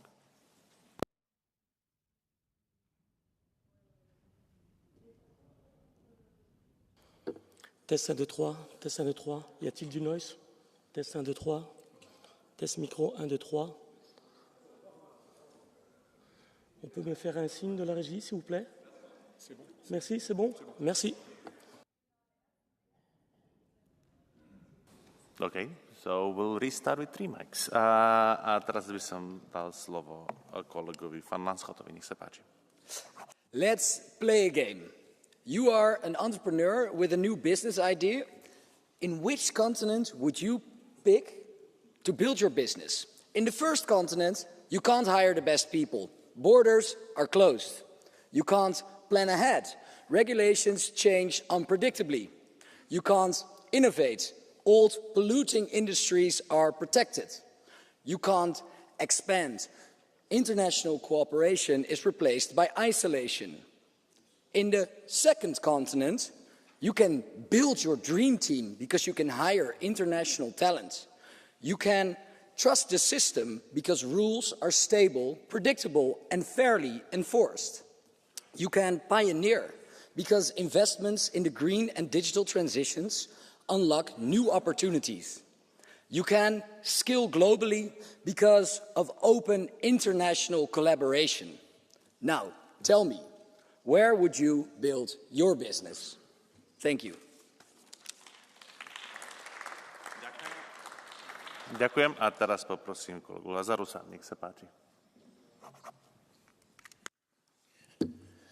Domnule președinte, dragi colegi, înțeleg că este vorba despre o discuție care vizează o posibilă colaborare între forțe conservatoare și forțe considerate, etichetate de dumneavoastră ca extremiste. Dar aceste forțe extremiste, de fapt, nu fac altceva decât să își reprezinte cetățenii, să reprezinte interesul național și să acționeze în sensul acesta. De pildă, eu, care vin din România, am intrat cu tot dragul în Uniunea Europeană pentru că ne-ați fluturat în fața ochilor un principiu, și anume principiul unității în diversitate. Unde mai este astăzi acest principiu? Pentru că noi, când am intrat aici, am avut securitate energetică, securitate în educație, securitate alimentară, securitate în justiție. Astăzi constat cu stupoare că nu mai avem securitate în justiție sau suveranitate în justiție, pentru că în România se interzic candidați și se anulează alegeri fără niciun fel de argumente. Nu avem nici securitate alimentară, pentru că suntem induși în ideea că trebuie să înlocuim carnea, deoarece, nu-i așa, avem atâtea boli, peste și toate asemenea chestiuni. Îmi cer scuze. Da. Închei cu God bless President Trump, God bless people of Romania, God bless people of Europe. All the best. Ďakujem a teraz poprosím kolegu Tarasa, nech sa páči.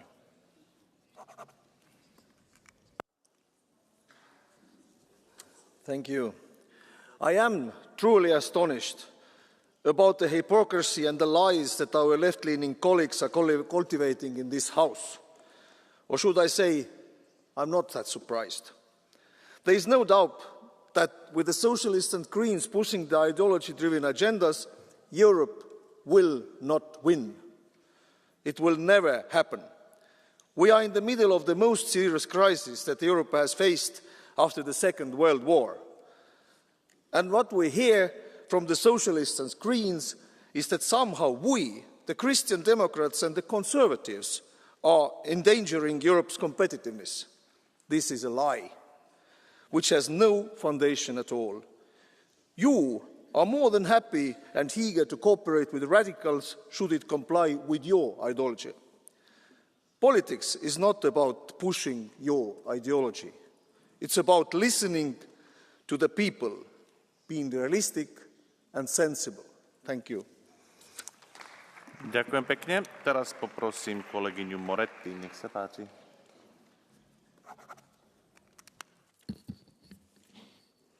Le destre europee non si nascondono più.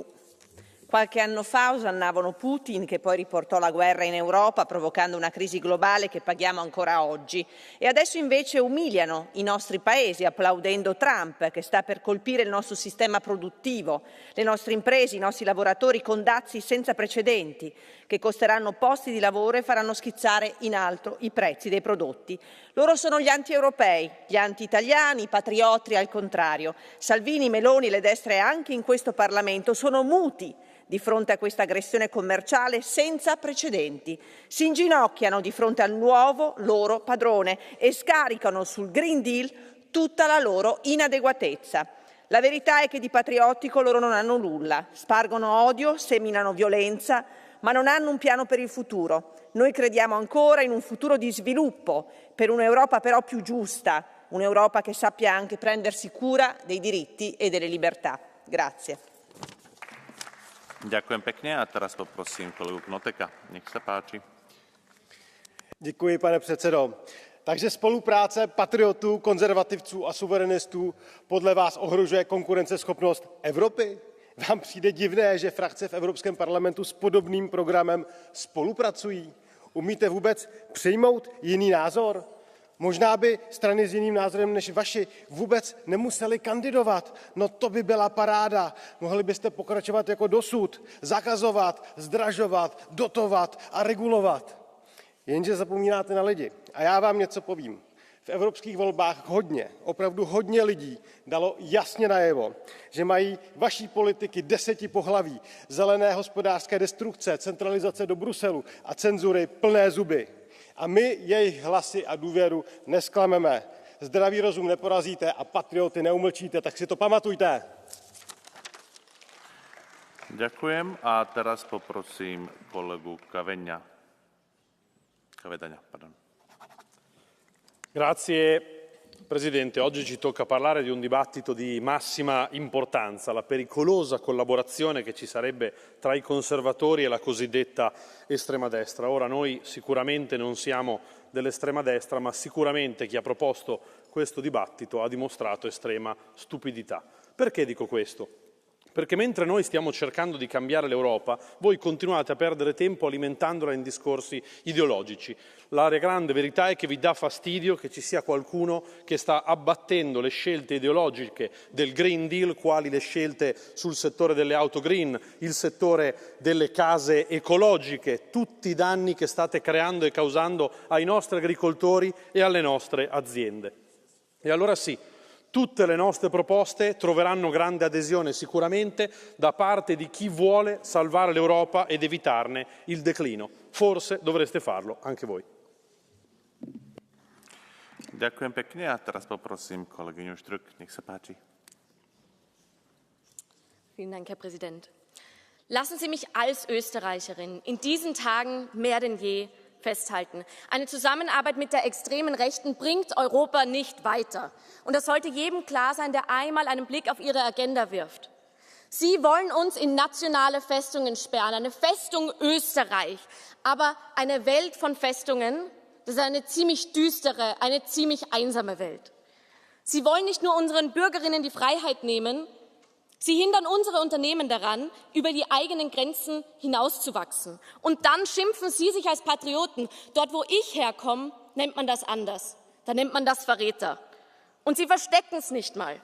Wer das nicht sieht, der will es also nicht sehen. Und umso erschreckender finde ich es dann, wenn Parteien, die sich Europa auf die Fahne schreiben und scheinbar für unser gemeinsames Europa eintreten, sich im nächsten Atemzug umdrehen und diesen Europaverhetzern die Hand reichen. Es tut mir leid, aber das geht sich nicht aus. Werte Kolleginnen der Volkspartei, machen Sie die Augen auf. Wer eine Festung baut, der sperrt sich selber ein. Und wer sich den Rechten anschließt, der verrät Europa. Ďakujem pekne a teraz poprosím kolegyňu Zbaj, nech sa páči. Monsieur le commissaire, chers collègues, il y a quelques jours à Bruxelles, les syndicats de toute l'Europe sont venus nous alerter. 300 000 emplois sont menacés dans l'industrie de l'acier et de l'automobile. Alors oui, il y a aujourd'hui une alliance de ceux qui mentent aux travailleurs. Ils mentent en voulant confier aux seuls actionnaires et milliardaires notre avenir industriel. Des preuves, ils proposent Elon Musk pour le prix Sakharov. Ils veulent déréguler nos marchés, en particulier les plateformes digitales et numériques. Ils célèbrent les crypto-monnaies. Et en même temps, ils votent contre le renforcement des droits des syndicats et de la place des salariés dans la gouvernance des entreprises, contre l'égalité salariale entre les femmes et les hommes, contre un plan de lutte contre le chômage des jeunes. Aujourd'hui, ils veulent aussi s'attaquer au devoir de vigilance, alors que garantir les droits humains et environnementaux en Asie ou ailleurs, c'est aussi lutter contre la concurrence déloyale et soutenir la réindustrialisation en Europe. Ces mensonges de l'extrême droite sont un poison pour notre démocratie et aujourd'hui, ceux qui en sont complices seront aussi complices de son effondrement. Merci. Ďakujem. Teraz poprosím kolegu Bellamyho, nech sa páči. Mes chers collègues, voilà que dans ce débat surprenant, certains, pour leur petit intérêt politique partisan, ont décidé de confisquer notre Parlement européen pour nous accuser de faire monter le populisme. Mais qui fait monter le populisme, chers collègues ? Ce sont les dirigeants qui refusent d'écouter les inquiétudes qui montent partout en Europe. Ce sont la gauche et les Verts qui, pendant des années, ont considéré que parler d'immigration était coupable. Ce sont la gauche et les Verts qui, pendant des années, ont considéré que l'insécurité était déjà en soi une question transgressive.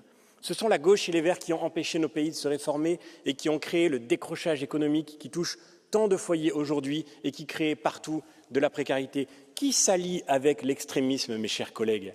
C'est dans mon pays la gauche et ce sont les Verts qui sont alliés à M. Mélenchon et à la France insoumise. Vous ne votez pas seulement les mêmes textes, chers collègues, vous vous présentez ensemble aux élections, vous défendez le même programme, vous portez les mêmes candidats. Et qu'est-ce que c'est que la France insoumise ? Où est aujourd'hui le pire ? Où est l'antisémitisme ? Il est, je l'ai croisé hier malheureusement, chez cette minorité d'étudiants de Sciences Po Strasbourg qui bloquent leurs amphis en criant « sionistes dehors » et qui s'attaquent à leur propre université parce qu'elle a un partenariat aujourd'hui en Israël, ce qui est déjà, selon eux, un scandale et un crime qui mérite qu'on arrête tout et qu'on empêche d'étudier les étudiants qui veulent travailler. L'antisémitisme, il est là, et l'antisémitisme, c'est avec lui que vous êtes en train de vous associer. Alors, chers collègues, ne venez pas nous faire de leçons, jamais de leçons. Nous résoudrons les problèmes des citoyens de nos pays que vous avez refusé de regarder, nous ouvrirons les yeux, et c'est nous qui ramènerons la démocratie. Ďakujem a teraz poprosím kolegu Schiedera. Nech sa páči. Sehr geehrte Damen und Herren, die wirtschaftlichen Probleme, vor denen wir stehen, im globalen Maßstab, die brauchen ein starkes Europa. Und ein starkes Europa kann nur aus der Mitte heraus wachsen und kann nur durch Kooperation und Zusammenarbeit wachsen und nicht durch Spaltung. Aber was wir sehen und die Zeichen, die beunruhigen uns. In Deutschland im Bundestag begeht die CDU und deren Chef Merz Wortbruch und sie paktieren mit der rechtsextremen AfD. Und auch in Österreich. Ja, in Österreich lässt die Volkspartei die Regierungsverhandlungen platzen, um dann nachher mit den Freiheitlichen, den rechtsextremen Freiheitlichen zu verhandeln und auch zu riskieren und bereit zu sein, dass solch einer dann Bundeskanzler Österreichs ist und damit auch im Europäischen Rat sitzt und wieder einer blockiert und Europa von den Lösungen, die wir brauchen, ein Stück weit entfernt.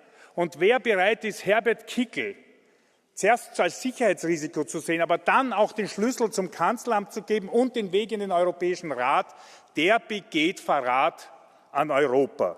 Und Europa braucht die Mitte. Und daher ist auch mein Appell an die Europäische Volkspartei, gehen Sie nicht diesen Weg. Sie müssen ihn nicht gehen und Sie sollen ihn auch nicht gehen.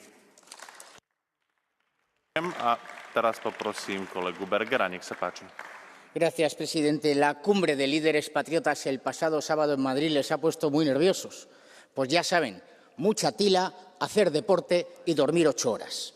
Los europeos están agotados de sus políticas y de su propaganda. Los europeos quieren reconquistar Europa y saben quién va a liderar lo que hay que hacer para que Europa sea grande otra vez. Eliminar o bajar todos los impuestos, derogar el Pacto Verde, levantar las cargas que se imponen al sector primario e industrial para crear empleo europeo, poner fin a la censura a las redes sociales y a la dictadura woke en las universidades, defender la propiedad privada y la libertad de comercio, que no se opone sino que exige defender lo propio, congelar la ayuda al desarrollo y a las ONGs, construcción intensiva de viviendas baratas para aumentar la oferta y construir centrales nucleares para bajar la factura de la luz y servir a la industria, recuperar el principio de preferencia comunitaria, defender las fronteras exteriores para que nada ni nadie entre en nuestro territorio ilegalmente y, por supuesto, deportaciones masivas de ilegales, combatir el crimen y cerrar todas las mezquitas yihadistas. Nosotros tenemos un buen plan y tenemos los mejores líderes. Así que ya saben, tila, deporte y dormir 8 horas. A teraz poprosím kolegu Terchesa. Nech sa páči. Thank you. Dear colleagues, it is not a collaboration between conservatives, if you mean the ECR group, and others on the right who are not empowering the EU that threatens the bloc competitiveness. Instead, it is the irrational regulations pushed by the left, Greens, Socialists and Renew, and sometimes even EPP, that are undermining currently Europe's economic growth. Absurd policies based on utopian ideology rather than economic realities, such as the Green Deal, have led to higher taxes, increased energy costs, and excessive regulations, all of which are suffocating European businesses. The current taxes already make the EU less competitive, but more will come. The aviation fuel tax and the carbon border adjustment mechanism will further drive businesses out of Europe, forcing companies to relocate to less restrictive markets. If the left, Greens, Socialists and Renew truly wants to restore European competitiveness, they must support conservative proposals for massive tax cuts and radical deregulation. The time for the neo-socialist ideological experiment is over. Europe needs more economic freedom, not socialist restrictions. Thank you. Ďakujem. A teraz poprosím kolegu Bergera. Nech sa páči.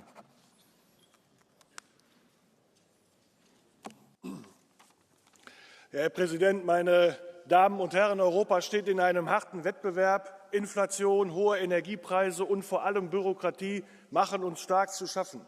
Aber viele Probleme sind auch durch linksgrüne Politik erstmals verursacht worden. In Europa haben SPD und Grüne Gesetze wie Lieferkette, Entwaldungsverordnung, Verbrenneraus beschlossen, befördert, und das sind massive Wohlstandsbremsen. Und Ihre rot-grüne Politik führt dazu, dass Menschen sich Sorgen machen und dass der politische rechte Rand unter anderem in Deutschland sich verdoppelt hat unter einem SPD-Bundeskanzler.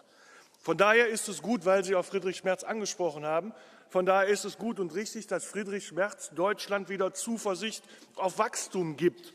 Und die konservative Mitte, die zeigt, dass sie es am besten kann und Zuversicht und Hoffnung und Aufbruch verbreiten kann. Wir wollen nicht mit den Rechtspopulisten stimmen, nicht im EU-Parlament und nicht im Deutschen Bundestag. Aber dazu müssen sich SPD und Grüne wieder in die politische Mitte bewegen. Sie machen Politik für Minderheiten und nicht für Mehrheiten. Und die harten Fragen Migration, Sicherheit, die müssen aus der Mitte heraus, von extremistischen Rändern abgesehen, gelöst werden. Und dieser Tagesordnungspunkt ist eigentlich ein Appell an SPD und Grüne. Schließen Sie sich nicht ein in Ihren Minderheitenbubble, zeigen Sie Verantwortung, stimmen Sie hier mal mit der EVP, stimmen Sie im Deutschen Bundestag mal mit der CDU, zeigen Sie Verantwortung, dann braucht auch niemand die von rechts außen. Ďakujem pekne a teraz poprosím kolegu Dinku, nech sa páči.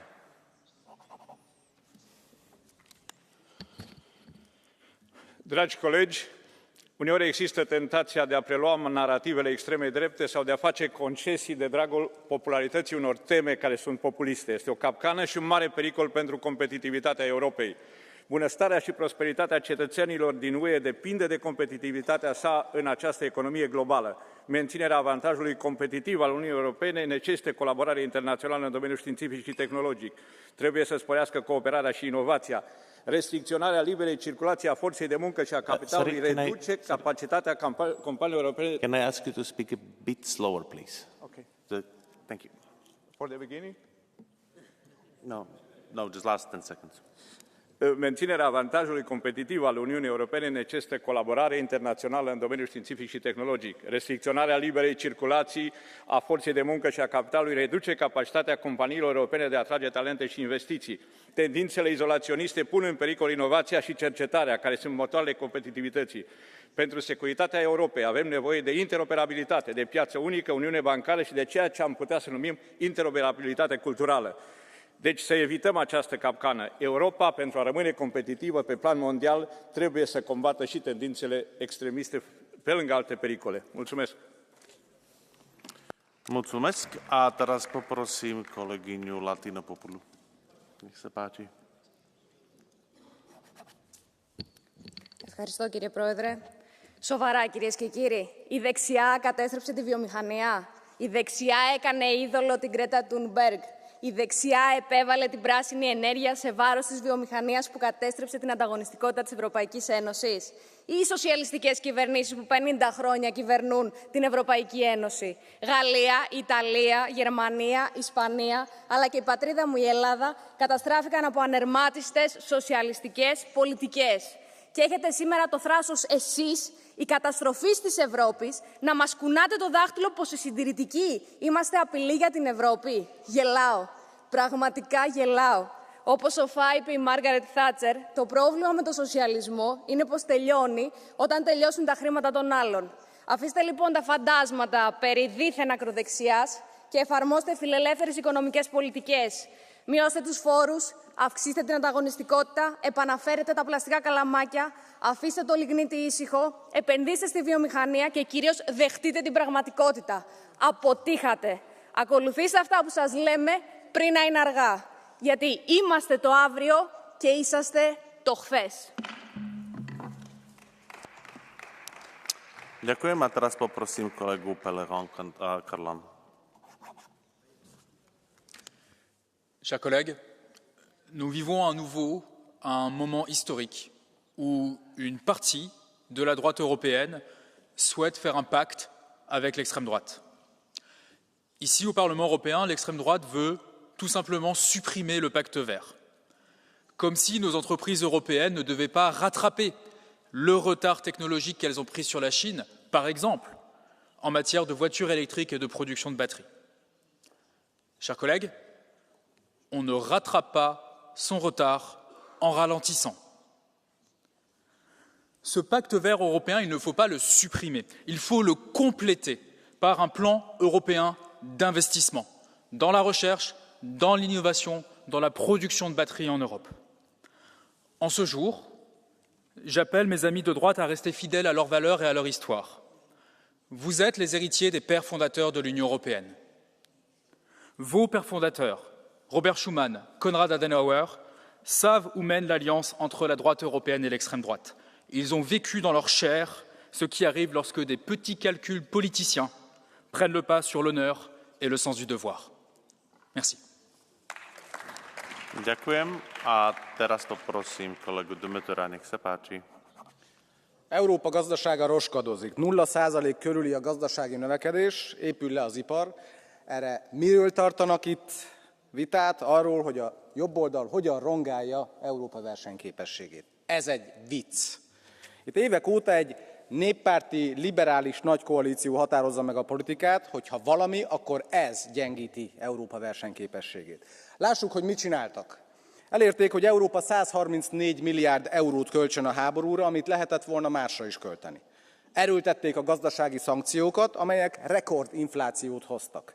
Elvágták Európától az olcsóbb energiaforrásokat. A Green Deal-lel kinyírják a vállalkozások versenyképességét, és egyébként a világ legnagyobb bürokrácia halmazát zúdítják rájuk. És hogy még egyet mondjak, az elmúlt években beengedtek milliókat, akiknek a többsége nem tudott elhelyezkedni a munkaerőpiacon. Ez az önök felelőssége itt, ne kenjék másra. Hiába dobálnak ránk mindenféle jelzőket, ha van valami, ami rontja Európa versenyképességét, akkor az a politikó elit tevékenysége. Amit önök szélsőségesnek mondanak, az nem más, mint a normalitás és a hazaszeretet hangja. Hiába próbálják, nem tudnak minket elhagyni. Ďakujem pekne a teraz poprosím kolegyňu Köhlemans, nech sa páči. Merci, Président. La collaboration entre les partis conservateurs et l'extrême droite représente-t-elle une menace pour la compétitivité? Évidemment, oui. Mais cette collaboration est surtout un danger pour nos démocraties et valeurs fondamentales. Il est donc essentiel de maintenir le cordon sanitaire. Si l'extrême droite aujourd'hui tente de se montrer fréquentable, son ADN n'a pas changé. Elle reste fondamentalement raciste, sexiste et autoritaire. Ces partis trompent leurs électeurs, exacerbant l'anxiété de celles et ceux qui, dans un monde devenu complexe, craignent un déclassement social, économique ou culturel. Mais ils n'apportent jamais, mais jamais aucune réponse à ces craintes légitimes, bien au contraire. Ces partis se nourrissent de la haine de l'autre, de l'étranger, mais attention, comme l'histoire et l'actualité nous le démontrent, nous sommes tous potentiellement cet autre et cet étranger. Collaborer avec eux est donc une compromission inacceptable, tout comme il est dangereux d'emboîter le pas à leurs discours et leurs idées, et comme malheureusement on l'a encore entendu aujourd'hui, car on préfère toujours l'original à la copie. Et il est de notre responsabilité d'apporter des réponses concrètes aux préoccupations des citoyens, en particulier sur les questions.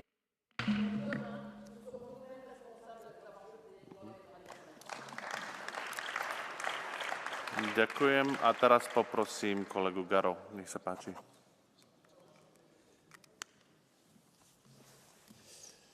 Merci, Monsieur le Président. Une fois de plus, nous assistons dans ce Parlement à une inversion totale de la réalité. On nous explique que la collaboration entre les conservateurs et l'extrême droite menacerait la compétitivité de l'Union européenne. Mais de qui se moque-t-on? Mario Draghi lui-même, qui n'est pas d'extrême droite, je crois, dans son rapport, a tiré la sonnette d'alarme. La compétitivité de l'Union européenne est en chute libre. Et pourtant, qui gouverne l'Union européenne depuis des décennies? Ce ne sont pas les partis patriotes, ce sont les partis de gauche, les sociaux-démocrates, les centristes, les écologistes, qui ont mené des politiques délétères avec leur dogmatisme réglementaire, leur matraquage fiscal et leur idéologie bruxelloise qui ont étouffé notre industrie et notre innovation. Et maintenant, ces mêmes responsables rejettent la faute sur ceux qui ne sont pas encore au pouvoir. C'est une hypocrisie monumentale.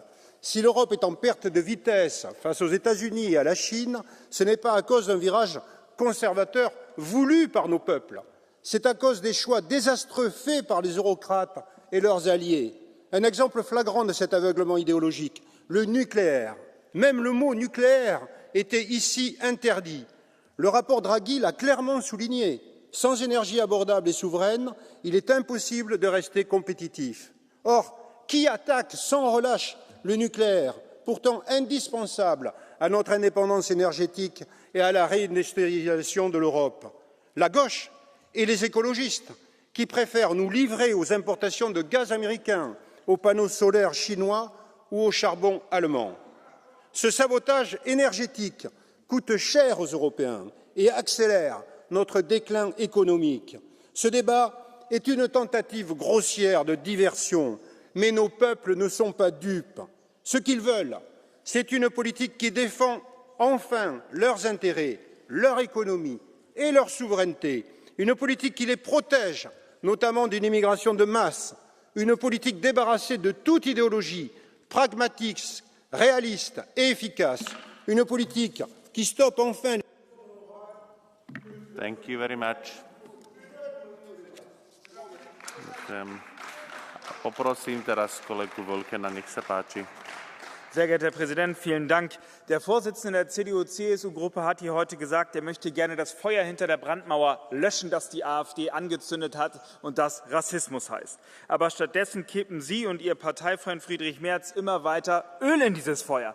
Friedrich Merz stellt sich in den Bundestag und redet von täglichen Gruppenvergewaltigungen durch Migrantinnen und Migranten in Deutschland. Das gibt es nicht. Und währenddessen Sie hier reden und uns vorwerfen, in der Mitte nicht zu sein, kriegen Sie hier Applaus von der AfD. Schämen Sie sich dafür nicht? Sind Sie darauf stolz? Das ist die Realität, über die wir reden. Und für Sie ist die Antwort, egal welches Problem, kein Wohnraum, kein Kindergartenplatz, kein Arzttermin, es sind die Ausländer. Und diese Erzählung ist das, was das Feuer am Lodern hält. Und dagegen gehen gerade Hunderttausende Menschen in Deutschland auf die Straße und auch hier in Europa. Und Sie sagen, Sie reichen den Demokratinnen und Demokraten die Hand. Und wir nehmen diese Hand gerne an, wenn wir das echte Problem bekämpfen. Wir brauchen bezahlbaren Wohnraum, dafür brauchen wir Investitionen. Wir brauchen Mietpreisdeckel, wir brauchen für die Studierende Wohnraum. Wir müssen gegen rechts kämpfen, wir brauchen bezahlbaren ÖPNV, wir müssen Altersarmut bekämpfen. Aber wenn diese ausgestreckte Hand zurückgezogen wird und den Rechten gereicht wird, dann ist es für die Demokraten ein Mittelfinger. Und das wird es mit uns nicht geben. Ďakujem. A ako posledného poprosím kolegu kvestora Angela, nech sa páči, Mark. Mr. President, Minister, colleagues, Conservatives often take pride in claiming to embody the political centre. Yet in recent times, their ideas have increasingly resonated with parties from the far right. Whether by crude political design or reckless indifference, this irresponsible game endangers Europe and its competitiveness. We often hear from Conservatives and others that we need to use common sense to increase our competitiveness. Well, let me ask you, is it not common sense to take measures to protect our environment, to believe in science, considering that our economic output is dependent on a healthy planet and population? Should we not open more avenues for legal migration to address our labour shortages, rather than aggressively clamp down on migration and threaten to close internal borders, thereby undermining our single market? And do we not need more European solutions, considering that 27 national rules create more bureaucracy and administrative burden for our companies, the very opposite of what you want to achieve by pushing for an unrestrained and dangerous deregulation agenda? This all seems common sense to my political group. So let's make the European Union competitive for the future and not for a world long gone. Thank you very much. Ďakujem a teraz poprosím za komisiu pána viceprezidenta Sejourného.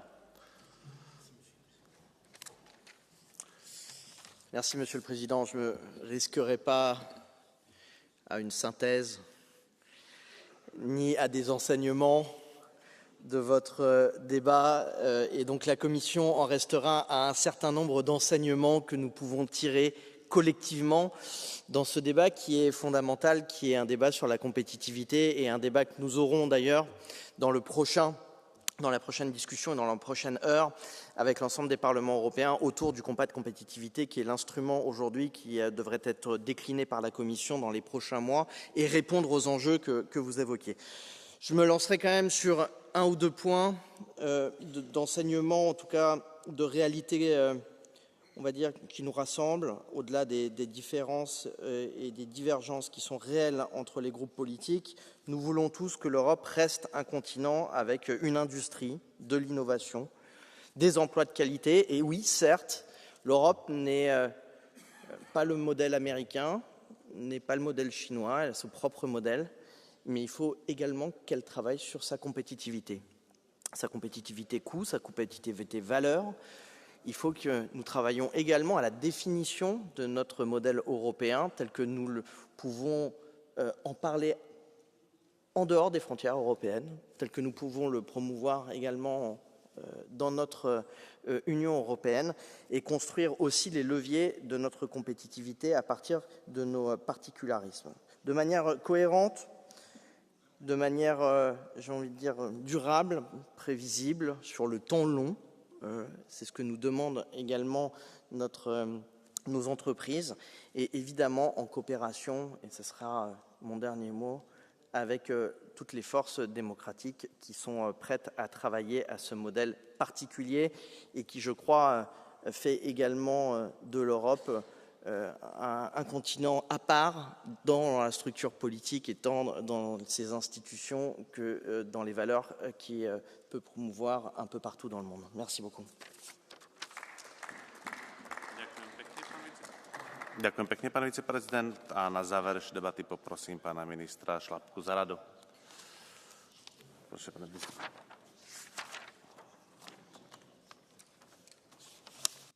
Thank you very much, Mr. President. Mr. President, honorable members, Commissioner, thank you very much for this very interesting debate that definitely shows how important for the European Parliament the competitiveness is. Just few remarks. The future of the European competitiveness is in our hands. By working together, we can ensure Europe remains an attractive and competitive destination for investments, fostering growth and prosperity for all. And we as a presidency for sure will work on that. Thank you very much. Ďakujem. A týmto uzatváram túto diskusiu. A ďalším bodom programu je vyhlásenie Rady a komisie Kompakt konkurencieschopnosti.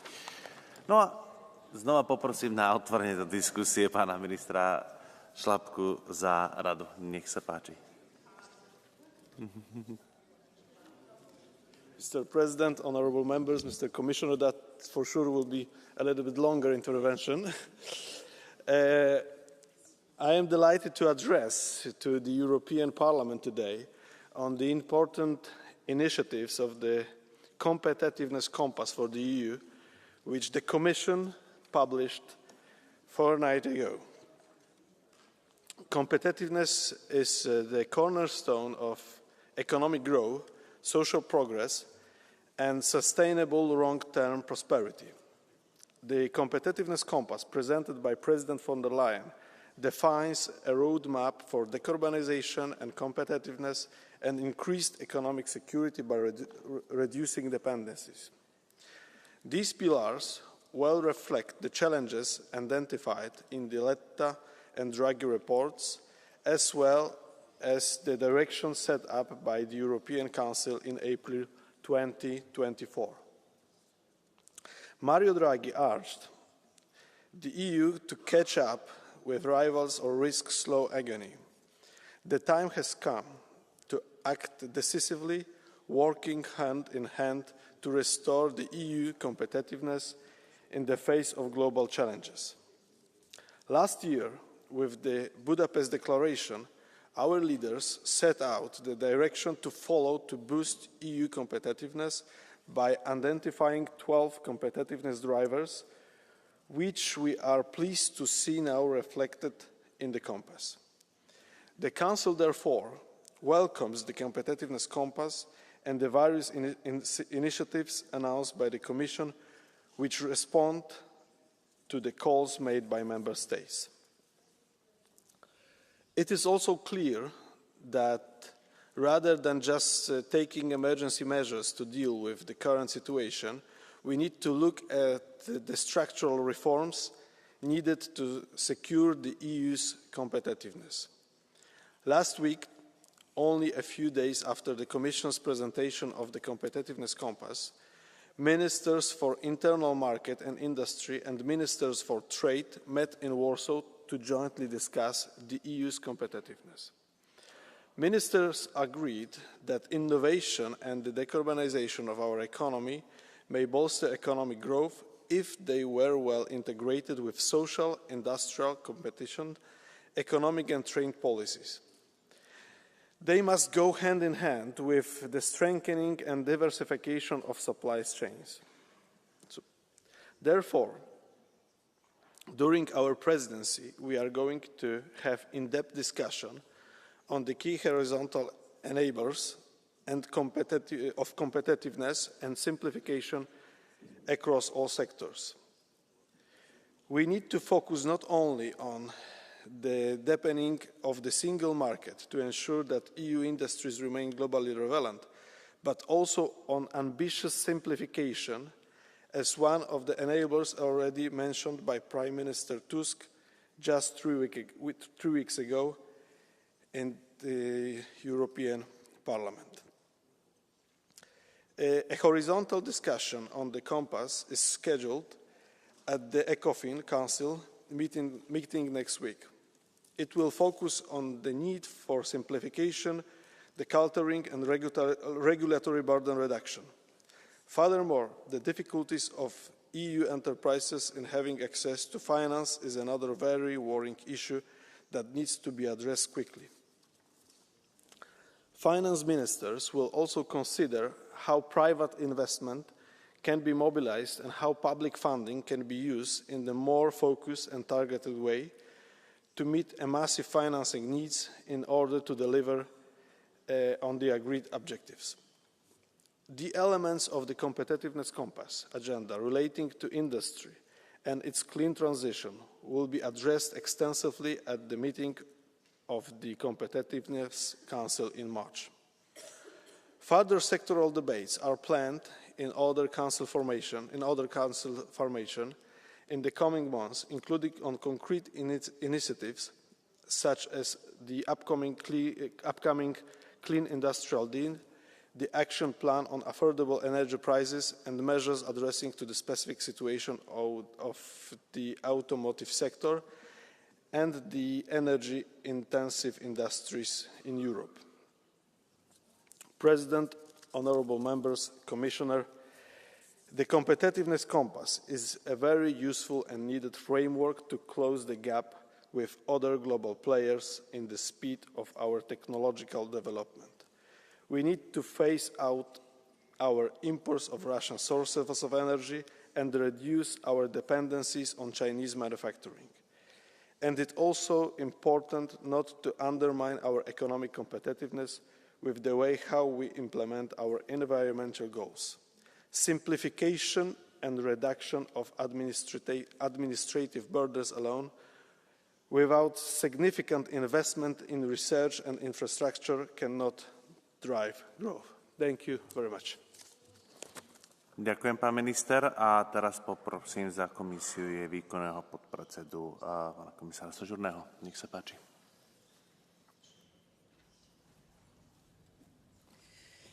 Merci, Monsieur le Président, Mesdames et Messieurs les députés, Monsieur le Ministre.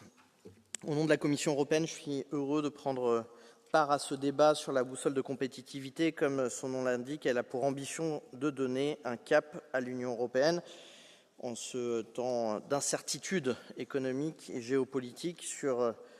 Plus que jamais, nous avons probablement besoin d'un objectif et d'objectifs partagés, et y compris d'avoir les éléments du chemin pour atteindre ces ambitions que nous nous sommes fixées. Cette initiative confirme l'engagement de la nouvelle Commission, placer la compétitivité au cœur de l'agenda européen. Elle confirme également combien il est urgent d'agir. Après les crises inédites que nous avons traversées ces dernières années, l'Europe a fait un travail d'introspection. Il est matérialisé notamment par les récents rapports de M. Draghi et l'État. Le diagnostic est sans équivoque. L'Europe peut ralentir encore plus et doit aller plus vite aujourd'hui dans ses transformations et dans ses réformes, notamment par rapport à nos grands concurrents que sont les États-Unis et la Chine. Le risque de décrochage économique est donc désormais bien réel et il ressort aussi de ce constat en filigrane que l'Union européenne est très loin d'exploiter son potentiel, je pense notamment au marché intérieur. Autrement dit, elle est très loin d'avoir maximisé le potentiel de compétitivité pour mener à bien ses ambitions et faire valoir ses intérêts. Alors, mesdames et messieurs les députés, pour remédier à ce constat, la boussole de compétitivité porte 3 grandes priorités. La première, conjuguer décarbonation et compétitivité. Cette priorité va entraîner d'ici 15 jours la présentation du pacte pour l'industrie propre. Objectif est de permettre à l'Union européenne de créer les conditions d'investissement idoines. Et si je résume notre objectif, il s'agit ici de faire le Green Deal avec de la compétitivité, de permettre à nos entreprises de décarboner et de trouver un espace pour pouvoir commercer dans le monde entier avec des produits compétitifs. C'est un des principaux objectifs que nous nous sommes fixés, accès à une énergie abordable. Une partie de ce texte sera consacrée, si elle peut être un sujet et un facteur de compétitivité à bouger, ça serait la question de l'énergie, l'accès également aux matières premières et donc la sécurisation de toute notre chaîne d'approvisionnement.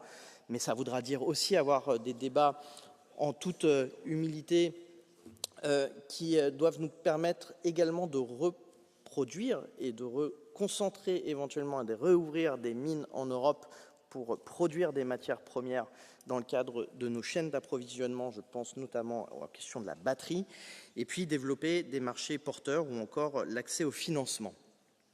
Dans un second temps, cette initiative cadre va ouvrir la voie à une série de plans d'action. Ces plans seront conçus au plus près des réalités sectorielles, notamment pour l'automobile, pour l'acier ou encore pour la chimie. Dans un deuxième temps, une deuxième priorité sera également de combler notre retard en matière d'innovation et c'est l'esprit aussi du sommet pour l'intelligence artificielle qui vient de se terminer à Paris. Il s'agit notamment de bâtir un véritable leadership industriel européen pour ces champions européens dans les deep tech et tous les secteurs à fort potentiel de croissance comme les biotech. On avait eu ce débat lors des auditions des commissaires et nous continuons à penser que ces industries formeront partie et seront les industries de demain qui créeront des emplois, y compris de la croissance au niveau européen. Fort de ces enseignements, nous devrons être capables, y compris d'accompagner et de cibler les jeunes pousses innovantes qui n'ont pas eu toujours les leviers financiers pour pouvoir grandir, car elles rencontrent des difficultés pour se hisser jusqu'au scale-up avec des réussites commerciales qui sont aléatoires, des entreprises qui vont également se financer de l'autre côté de l'Atlantique et plus généralement infuser également la culture de l'innovation auprès des PME européennes. Troisième priorité, la réduction de nos dépendances et du level playing field. Évidemment, nous réduirons nos dépendances en consolidant nos chaînes de valeur d'approvisionnement. Je l'évoquais sur les matières premières, en renforçant également tous nos éléments de sécurité économique dont la Commission dispose aujourd'hui. Nous avons ainsi pu mettre en œuvre de nouveaux partenariats pour des échanges et des investissements propres. Nous veillerons également pour les technologies et les secteurs les plus critiques à faire valoir l'intérêt supérieur de l'Union européenne, notamment en promouvant davantage le Made in Europe dans la commande publique. Voilà pour les priorités. Je finis, Monsieur le Président, en quelques mots sur la méthode. 3 grands mots d'ordre, si je veux résumer les choses rapidement: simplifier, investir et accélérer. Simplifier, nous aurons ce débat, mais d'abord, car nos entreprises doivent consacrer leur énergie à ce qu'elles savent faire de mieux, c'est-à-dire produire, créer de la valeur et des emplois de qualité. Investir ensuite, car il faudra trouver des leviers d'investissement possibles pour porter nos ambitions industrielles, en particulier sur les nouvelles technologies qui sont stratégiques. Et trouver des investissements, ça veut dire mobiliser les capitaux, ça veut dire également trouver des éléments qui nous permettront de trouver des produits financiers pour lever l'épargne européen. Et puis, je pense également à l'accélération, enfin, car le monde ne nous attend pas et nous devons en tout cas donner à notre écosystème industriel les moyens de se hisser dans le peloton de tête, mais surtout d'y rester dans la durée. Voilà, je vous remercie. Ďakujem. Pán viceprezident, a teraz poprosím za poslanecký klub Európskej ľudovej strany kresťanských demokratov kolegu Ellera. Bitte sehr.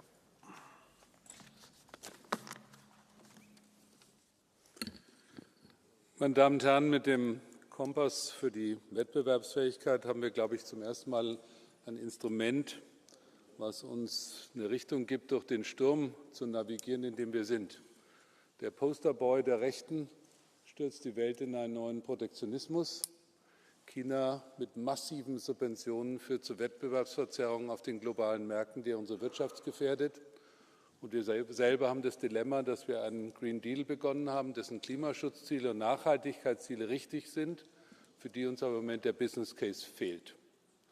Und ich glaube, dass die Ankündigung im Kompass zur Vereinfachung, Bürokratieabbau, das sind alles Versprechen, die wir gegenüber der europäischen Wirtschaft einlösen müssen. Sie haben auch einen psychologischen Aspekt, weil unsere Gesellschaften das Gefühl haben, dass sie überdeskriptiv reguliert werden und dass das eine Belastung ist für Unternehmer jenseits sozusagen der nur pekuniären Belastung. Ich glaube, wir müssen auch sicherstellen, dass dieser Kurs bei der Umsetzung der bestehenden Rechtsvorschriften verfolgt wird. Wenn wir mal vertikal schauen, was ist an einem Battery Delegated Act, was steht im Low Carbon Delegated Act, dann sehen wir, das sind wirtschaftsfremde ideologische Durchführungsbestimmungen. Wir müssen genau hinschauen, dass es uns wirklich in Richtung unserer gemeinsamen Ziele führt. Wir müssen uns dringend die Frage beantworten, bei der Wettbewerbsfähigkeit, reden wir über Wettbewerbsfähigkeit oder reden wir über die Frage von Souveränitätsfragen? Ja, wir müssen uns fragen, müssen wir Capacities vorhalten? Das haben wir gemacht mit dem Chips Act, das haben wir gemacht mit dem Raw Materials Act.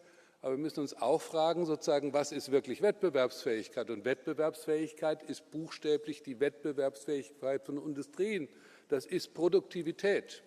Und auch da haben wir erste Schritte getan in diese Richtung, nämlich wir haben begonnen, sozusagen jetzt endlich Rahmenbedingungen zu schaffen, auf den Binnenmarkt die Transaktionskosten zu senken, die Hindernisse für den Marktzugang zu beseitigen. Das, was wir gut können, Markt. Aber ich will eine Warnung aussprechen. Dieser Traum eines Superinstruments, eines Super-Compact-Fonds, dieses zentral gemanagte Superinstrument, um die europäische Industrie zu strukturieren, das ist etwas, was wir als EVP nicht unterstützen werden. Vielen Dank. Thank you. Nākamais runās Sociālistu un Demokrātu grupas vārdā Mohamed Shahims, pusotra minūte, lūdzu. En dat is misschien ook het probleem, denk ik, met de christendemocraten in dit huis. Ze denken door regeltjes hier en daar te schrappen, we ineens heel erg winstgevend kunnen worden. Ze denken door alle lidstaten, ieder voor zich te laten varen, we op die manier een vuist kunnen maken tegen geopolitieke krachten zoals China en de Verenigde Staten. Ik snap werkelijk niet dat wij niet inzien dat we waardeketens moeten versterken door grenzen heen. Je kunt de auto-industrie in Duitsland proberen te redden, maar als je de metaalindustrie in Nederland ook niet versterkt, ja, dan raak je elkaar gewoon niet op de juiste manier. En ik denk dat als het gaat om vergroening, als het gaat om onze industrieel kompas of competitiveness kompas, dan denk ik, oké, de richting is daar, maar hebben we wel de juiste middelen met ons mee? En het komt er gewoon op neer. Gaan we genoeg Europees geld samen met elkaar coördineren om bijvoorbeeld die bedrijven te helpen te investeren in groene technieken? Gaan we een besluit nemen om producten die nu misschien te duur zijn, om daar een markt voor te creëren? Gaan we onze bedrijven die allerlei belastingmaatregelen krijgen, bijvoorbeeld als het gaat om hun auto's, om hun leaseauto's, gaan we die vragen om gewoon Europese producten te nemen, elektrische producten te stimuleren, elektrische auto's te kopen van Europese makelaardij? Daar komt het op neer. En als we dan ook nog eens groen staal kopen geproduceerd in Europa, dan hebben we iets wat iedereen helpt, een win-win situatie creëert. Dus met enkel regeltjes veranderen redden we het niet. We moeten een gedurfd fonds creëren waarbij we onze industrie echt kunnen helpen vergroenen. Als we dat inzien, dan heb ik echt heel veel hoop voor onze industrie in Europa. Paldies, Eiropas patriotu vārdā runās Toms Vandendries, pusotrai minūtē, lūdzu. Voorzitter, collega's, met de Green Deal bedacht de Europese Unie klimaatreguleringen, klimaatverplichtingen en klimaattaxen. Daarmee zouden wij, zogezegd, de economie van de toekomst worden. En bovendien ook nog eens de hele wereld redden. Dit dogmatisch klimaatbeleid zorgt ervoor dat Europa wereldwijd voorbijgestreefd wordt door de Verenigde Staten en China, die zich daar helemaal niets van aantrekken. Terwijl Europa plastic rietjes verbiedt en doppen aan flessen vasthangt, verbluft China de wereld met artificiële intelligentie en zijn de energieprijzen in de Verenigde Staten 2 tot 3 keer goedkoper. Omdat zelfs de Europese Commissie die werkelijkheid niet langer kan negeren, komt men nu met het competitiviteitskompas. Tenminste erkent men het probleem al. Maar wat is de oplossing dan van die Europese Commissie? Zowaar nog meer Green Deal, waarbij men met miljarden subsidie een falend en ronduit desastreus beleid overeind probeert te houden. Hoezeer de bureaucraten in de Sovjet-Unie ook regelgeving bedachten, plannen opstelden en rapporten schreven, planeconomie werkte toen niet en ook dit klimaatcommunisme van de Green Deal werkte eenvoudigweg niet. Niet met regulering en subsidie, maar met ondernemerschap en innovatie bouwen wij de economie van de toekomst. Wij pleiten daarom voor een complete afschaffing van de Green Deal en een terugkeer naar de politiek van het gezond verstand. Dat is de eerste en noodzakelijke stap voor het herstellen van ons concurrentievermogen. Ik dank u. Paldies, vārds Eiropas konservatīvu reformistu grupas vārdā Johan van Overveld. Voorzitter, commissaris, collega's. Europa staat op een kruispunt. De filosofie achter de Green Deal was verdedigbaar, maar de uitvoering ervan heeft ons in de problemen gebracht. Onze productiviteit stagneert en onze concurrentiekracht erodeert. De Europese Commissie erkent dit nu, eindelijk, maar goede bedoelingen zullen niet volstaan. Er wordt in Europa wel degelijk geïnvesteerd in onderzoek en ontwikkeling, maar het gebeurt te versnipperd en te inefficiënt. Onze bedrijven hinken achterop qua investeringen in high-tech innovatie en start-ups worden onvoldoende ondersteund, terwijl bureaucratie en rigide arbeidsmarkten vernieuwing tegenhouden.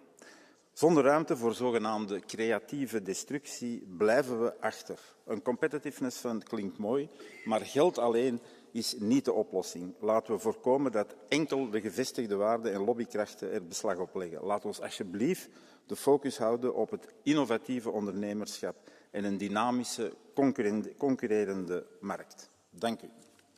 Paldies, Renew Europe grupas vārdā runās Morten Lokkegaard kungs, 1 minūte. Chair. Commissioner. Når man følger dagens debat, bliver man desværre bekræftet i, at skyttegravene allerede nu er ved at blive gravet i den her debat. Et mål, som vi alle sammen burde kunne skrive under på, nemlig at gøre livet for europæiske virksomheder og borgere nemmere i et stadig mere kompliceret EU-system, ender med at blive en krig på ord allerede på første dagen. I stedet for, at vi gør noget konkret, gør noget væsentligt i forhold til det, og den helt igennem rigtige dagsorden, som kommissionen er kommet med i forhold til konkurrenceevnekompasset og nu i dag også sit program. Europas virksomheder kæmper for livet i forhold til det enorme bureaukrati, vi har fået skabt. Det er et faktum, at det hæmmer væksten, og det burde vi alle sammen kunne blive enige om at gøre noget ved. Det kræver selvfølgelig politisk vilje. Og til den kritik, der er af, at regelforenkling i sig selv betyder noget, bliver man en mere grøn virksomhed af at blive begravet i afrapporteringer? Bliver man en bedre digital virksomhed af, at man har et lovgivning i sit eget land, som ikke stemmer overens med de øvrige 26 lande? Det mener jeg ikke. Der er en helt igennem fælles opgave, og jeg kan sige til jer, at Renew-gruppen har tænkt sig at tage det alvorligt, og I kommer til at se en masse på det her område i den kommende tid. Tak for ordet. Paldies, zaļo grupas vārdā runās Marīto kundze, pusotrai minūtē.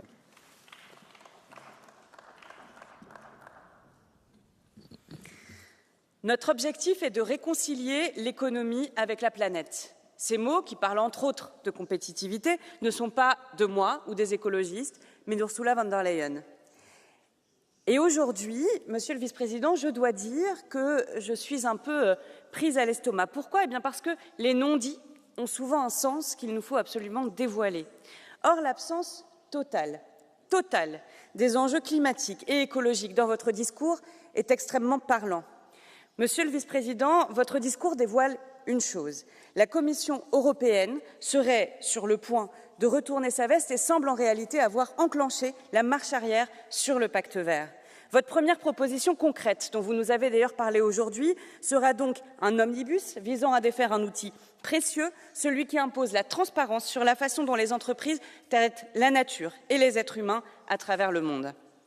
Selon vous, si l'on vous écoute, la compétitivité européenne nécessite toujours plus de libre-échange, en soumettant les Européennes et les Européens à toutes les concurrences d'où qu'elles viennent, nécessitant que l'Europe détruise ses protections sociales et environnementales, de sorte à pouvoir attirer toujours plus de capitaux, avec un prix, celui de notre souveraineté. Or, nous ne devons pas plier les chines devant les oligarques américains ou la Chine qui souhaitent venir faire leurs affaires chez nous, avec les règles qu'ils ont eux-mêmes fixées, et repartir avec notre argent. Il faut résister à Donald Trump, pas lui céder. Alors, Monsieur Séjourné, vous défendiez hier la start-up nation. Aujourd'hui, vous vous vantez d'avoir un business plan pour l'Europe. Je ne suis pas sûre que ce soit ce modèle-là qu'il nous faille. Nous avons au contraire besoin de courage, de lucidité et de volonté pour protéger l'Europe, préserver nos emplois et sauver le climat. Paldies. Kreiso grupas vārdā vārds Hanna Iedīna kundzei 1 minūte. Det här är ju skrattretande men också väldigt, väldigt allvarligt. Med en dåres envishet och som en papegoja så upprepar kommissionen här och högern i denna kammaren regelförenklingar, regelförenklingar, regelförenklingar. Och det är detta som kommissionen och högern menar med konkurrens. Men vilka är det som drabbas när regler som ska skydda oss tas bort? Vi ser nu attacker på arbetares rättigheter och hur man med precision försöker sänka regler om att företag inte ska utnyttja slavarbete. I Sverige, mitt land, så dog 44 stycken arbetare förra året. Pappor och mammor som på morgonen lämnade sina barn i förskolan men som aldrig fick möjlighet att hämta upp dem och se dem igen. I många av de här fallen så var det inte för många regler som var problemet. Det var för få regler. Regelförenklingar, det handlar om att avreglera samhället, om att politiken och folket ska få allt mindre att säga till om och det öppnar för en konkurrens om dåliga villkor, ett race to the bottom.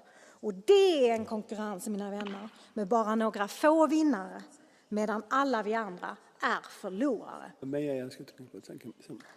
Paldies. Suverēna nācija Eiropas grupas vārdā runās Sāra Knafo. Lūdzu.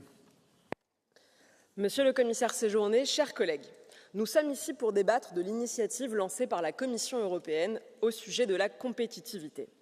Compter sur la Commission pour rendre nos entreprises compétitives, c'est espérer qu'un pyromane devienne soudain pompier volontaire. La Commission ambitionne, je cite, de rendre les processus d'élaboration des normes plus rapides. Les entreprises n'ont pas besoin que vous produisiez des normes plus rapidement. Elles ont besoin que vous arrêtiez d'en produire. Quand l'un des premiers entrepreneurs d'Europe, Bernard Arnault, supplie d'arrêter d'étouffer l'industrie, c'est peut-être un signe.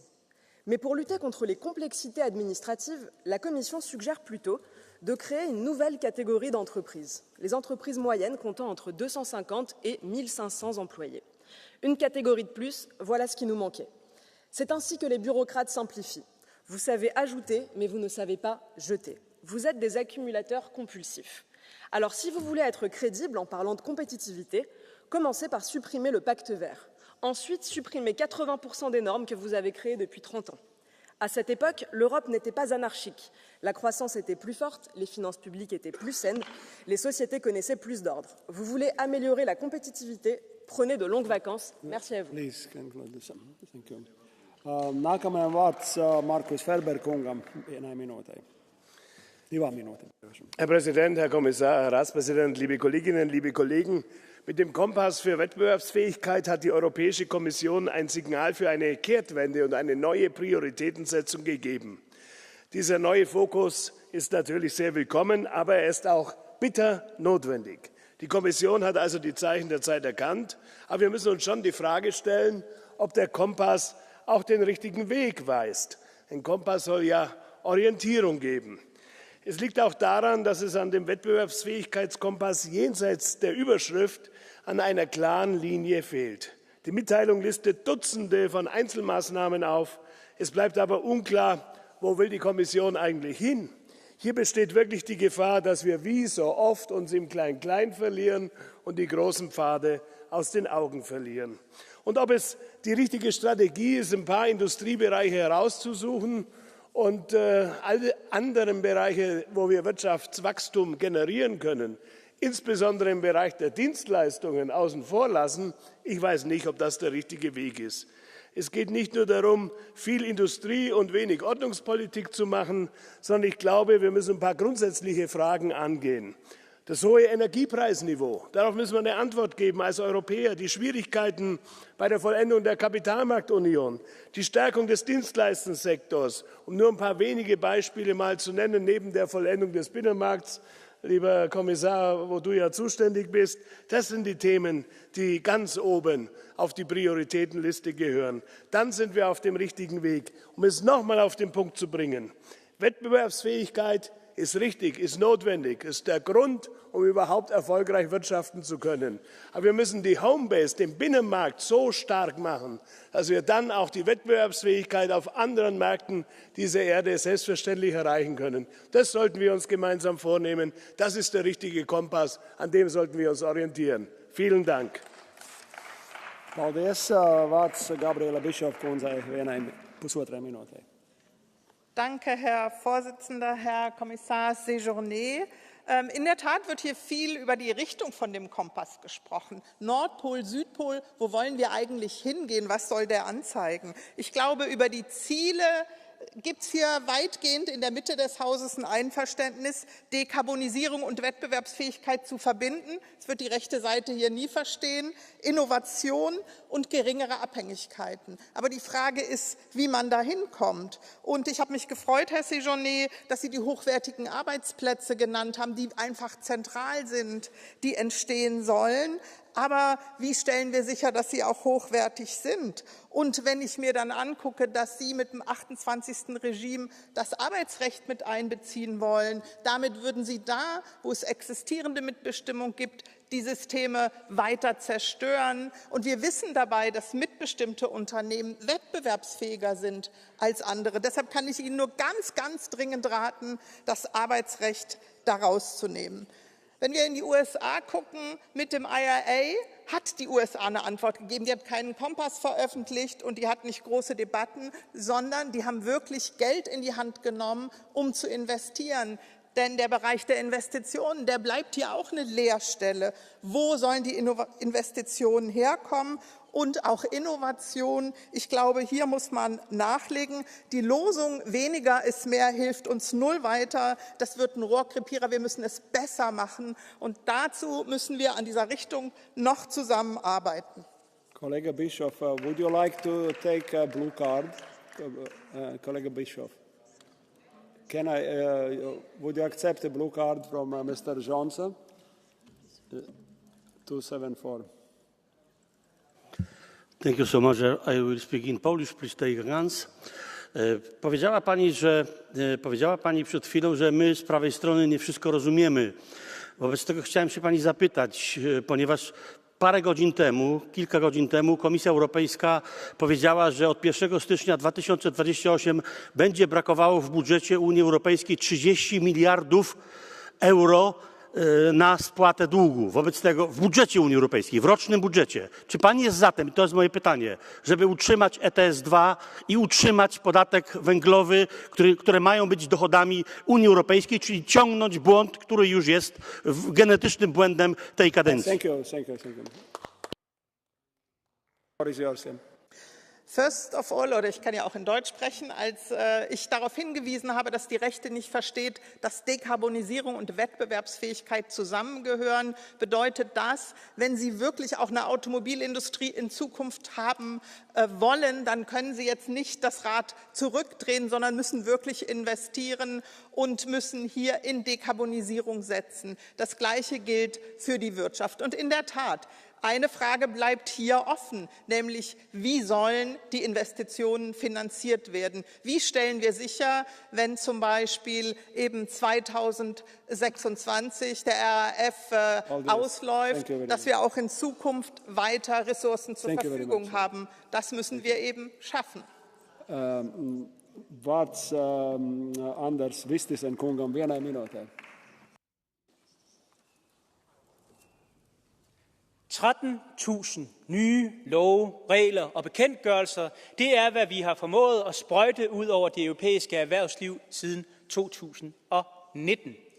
Hvis man ser bare på 3 skadelige direktiver, så har arbejdstidsregistreringsdirektivet kostet danske virksomheder 2,5 milliarder kroner om året i administration. ESG-direktivet 7,5 milliarder og det infamøse GDPR-direktiv 8 milliarder. Så er det jo ikke en stor forundring, at europæisk erhvervsliv lider. Og hvad er løsningen? Det er at sætte ræven til at vogte gæs. At den samme EU-kommission, der har lavet den her myrenade af regler, nu siger, at de vil regelforenkle. Sandheden er jo, at der er den ene Molbo-historie efter den anden. Emballagedirektivet har fået en lille dansk virksomhed til at skulle bede om data fra 150 forskellige leverandører for at kunne fortsætte sit virke. Lad os nu være ærlige. Problemet i Europa er alt for meget regulering, alt for meget byråkrati, og det kommer vi kun af med, når EU-kommissionen får en fundamentalt anderledes retning. Paldies. Vārds Piotr Müller kungam vienai minūtē. The biggest threat to Europe's growth is not China or the USA. It's a weak leadership. This became clear in Paris. Vice President J.D. Vance spoke with confidence, warning that strict rules could kill AI before it even starts. Ursula von der Leyen couldn't connect with the message. While Vance spoke of opportunity and leadership, von der Leyen focused on ideas that have been holding Europe back for years. The new strategy from the Commission should have been a roadmap for growth, but a clear rejection of failed policies like the Green Deal. But does the left side of this Parliament have the courage to accept new technologies and use them to help Europeans? The US is ready to work together to build a better future. Europe must have the courage to do the same. Paldies. Vārds João Coutinho de Figueiredo. Vienai minūtē, lūdzu. Thank you, Mr. President, Mr. Commissioner, Mr. Minister. The competitiveness compass has finally set Europe in the right direction. The direction of growth, by creating the conditions to make the most of creativity of our citizens and the strength of our companies, and the direction of simplification, yet another attempt to cut the red tape that is strangling our families and our business. But let's make sure this time we make it work. But if the competitiveness compass is not to be just another pretty strategy document gathering dust in some Brussels shelf, and to avoid what Draghi calls Europe's slow agony towards economic and political irrelevance, we need decisive and urgent action, and we need to change. And we're all aware that change always faces resistance. Resistance from those who benefit most from the current state of affairs. Vested interests, bureaucrats, rent seekers. And resistance also from those who say always, yes, but. They agree in theory, but they always drag their feet in practice and thus ensure that nothing gets done. As Liberals, Mr. Commissioner, we are glad to confront them all, and we urge the Commission to do the same. We will be supportive and constructive, but we also be watchful and hold the Commission to account if we fail. Because Europe's future depends on us winning the race, and at the moment we are struggling to reach even the starting line. Thank you. Vārds Ville Niinisto kungam vienai minūtē. Mr. President, where does industrial competitiveness come from? It comes from productivity. And where does productivity come from? Well, it comes from increasing the added value of our production chains and from technological leaderships. I think it's important that the Commission stops this kind of like paradoxical view that at the same time the Commission does say that the 90% climate target is important. We are decarbonizing our economy. We are going forward in combining the green and the competitive angles of our future. They need to be seen together. But there is still also this other underlying discussion whether we actually should have less focus on greening our economies. And we should really be clear on that that means that we have less competitive future. Investing in green technologies, in lead markets, in R&I is what Europe needs to do more. When we do more investments in renewable and energy efficiency, we get industrial production that's more competitive in the global market that has an increasing demand. So we have to make sure that we support the taxonomy, for example, to get more investment into Europe and not create confusion by the omnibus discussion. Thank you. Paldies. Vārds Antonis Smits kungam vienai minūtei.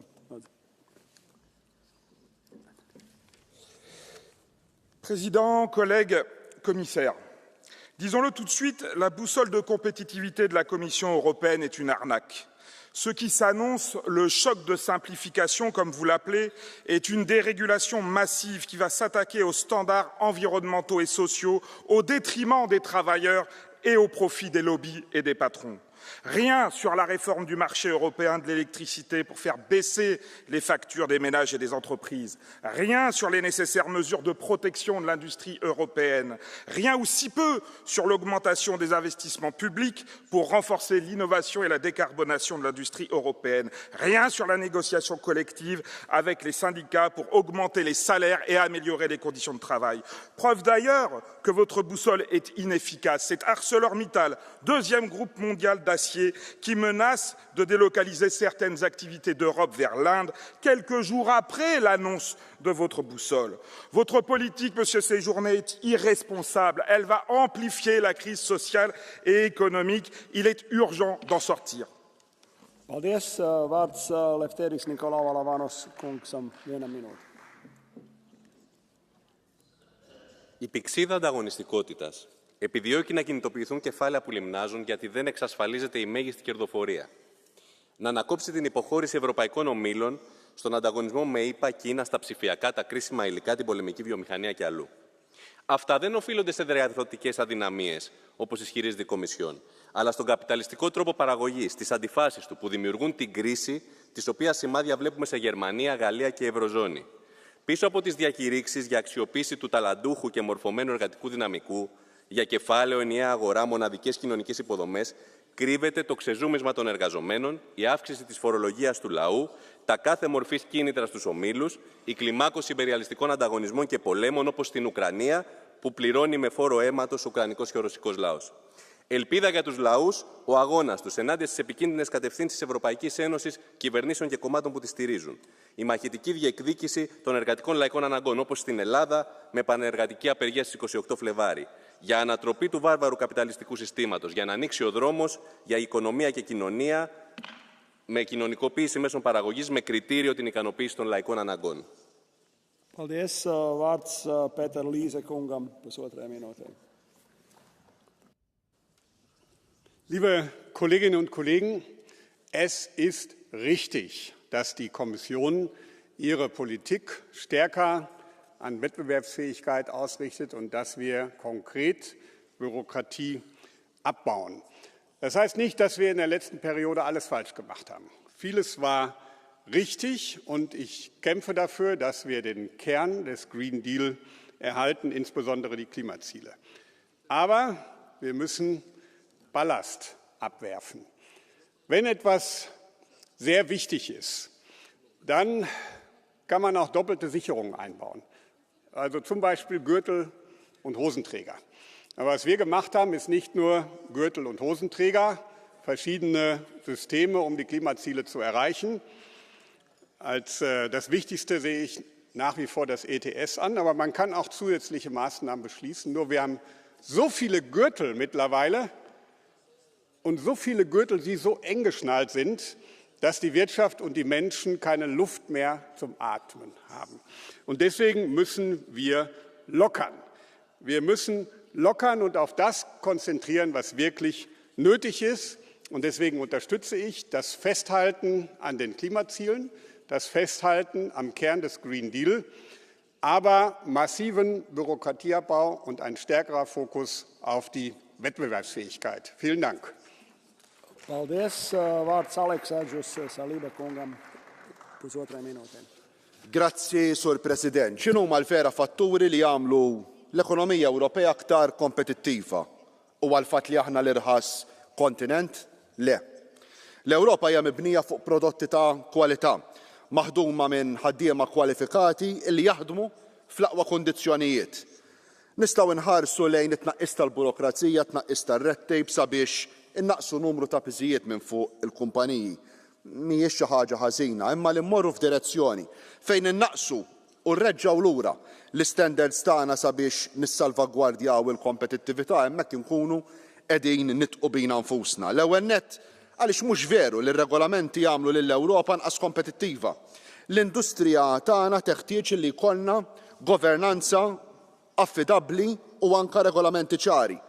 U dil-ġimgħa skantajt nisma' lill-Viċi President tal-Kummissjoni Hena Verkunen titkellem dwar it-treġġieħ lura tal-istandards diġitali li tant ħdimna lihom matul dawn l-aħħar snin.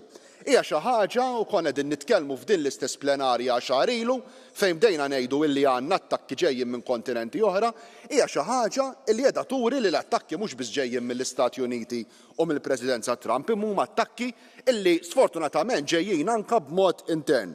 U allura hija xi ħaġa essenzjali li nkomplu naħdmu fuq l-aqwa kundizzjonijiet għal ħaddiema tagħna.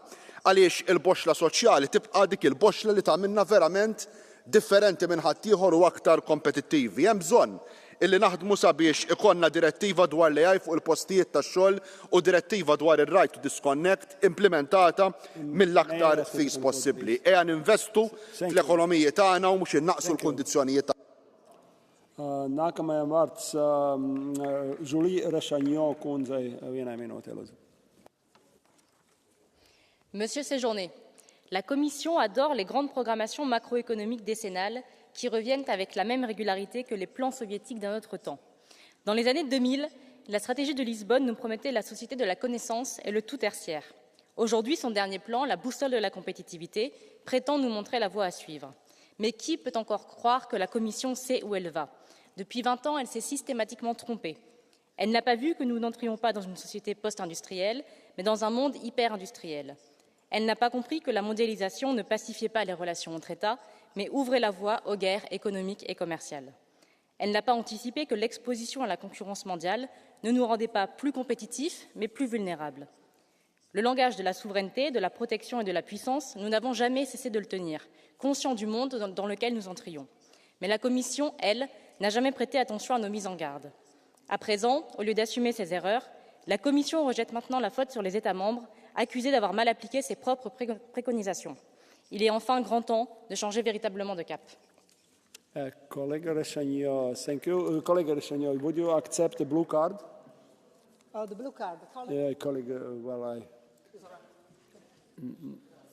no, perhaps not. So, would you accept the blue card? So, sorry, from Mr. Anthony Smith, from the left. Oui, collègues, je ne peux pas réagir en vous entendant, Madame Rešaņo, comme j'ai entendu vos collègues de l'extrême droite européenne. Vous osez ici, dans cet hémicycle, parler de souveraineté. Vous êtes la première, avec votre organisation, à vendre la souveraineté française et européenne à Trump, à Musk et aux GAFAM. Vous parlez et vous défendez la simplification de M. Séjourné, mais cette simplification, c'est celle qui attaque concrètement le Code du travail, les conventions collectives, les droits des travailleurs que vous prétendez défendre. Quand, Madame Rešaņo, vous et vos collègues, allez-vous sortir de la duplicité du discours? Thank you. Well, did you catch a question? So please Mais vous n'avez pas honte. Vous n'avez pas honte parce qu'en réalité, la politique qu'a menée la Commission européenne ces dernières années, c'est la politique de la décroissance. Et si elle a mené cette politique, c'est notamment parce que l'extrême gauche et les Verts, donc ceux que vous représentez aujourd'hui, ont insufflé cette idéologie dans toutes les politiques publiques et surtout dans la politique de l'entreprise. Et aujourd'hui, c'est un échec total et heureusement, il est temps d'en sortir. Merci.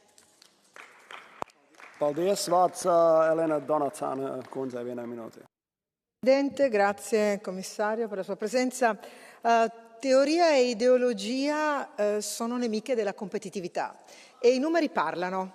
I numeri ci dicono che la realtà è un'altra. In Europa l'acciaio ha avuto un meno 30% dal 2008, l'alluminio ha avuto un meno 22% negli ultimi 2 anni.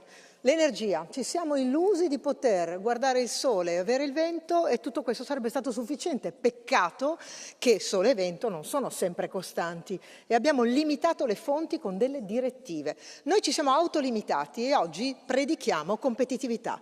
La competitività ce la insegna il mercato e ce la insegnano le aziende. Oggi abbiamo bisogno, ed apprezzo il passaggio dove lei dice c'è necessità di trovare un orientamento. È già una missione, abbiamo perso l'orientamento e ci serve una bussola e questa missione ci deve far vedere che le derive ideologiche di una teoria tutta verde che impone all'industria, alla vita economica di andare in un'unica direzione è fallimentare. Pascal Confant, kungam vienai minūtei. Lūdzu. Monsieur le Président, Monsieur le Vice-président de la Commission, nous accueillons positivement la boussole de compétitivité de la Commission européenne parce qu'elle n'oppose pas d'un côté la compétitivité, de l'autre côté le pacte vert et la décarbonation, mais au contraire, elle traite les deux en même temps.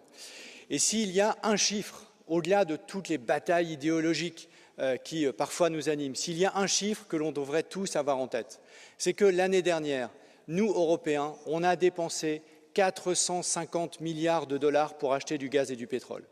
Et que dans le même temps, les Américains ont gagné en vendant du pétrole et du gaz 150 milliards de dollars, ce qui fait une différence sur une seule année de 600 milliards de dollars, ce qui fait une différence sur les 5 dernières années de 2500 milliards de dollars. Et elle est là la différence entre la croissance des États-Unis et la nôtre, 2500 milliards de dollars de différence. La seule façon de réduire cet écart, eh bien, c'est de décarboner, c'est d'électrifier, c'est d'aller vers l'efficacité énergétique, c'est d'aller vers les industries vertes, c'est exactement de faire ce que vous nous apprêtez à mettre sur la table avec le Clean Industrial Deal que nous attendons avec impatience.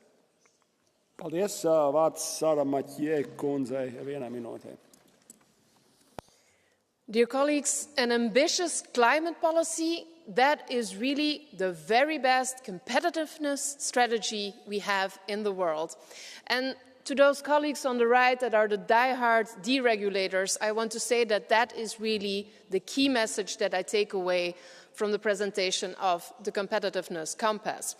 Because we can't allow Europe to miss this great opportunity like we have done in the past.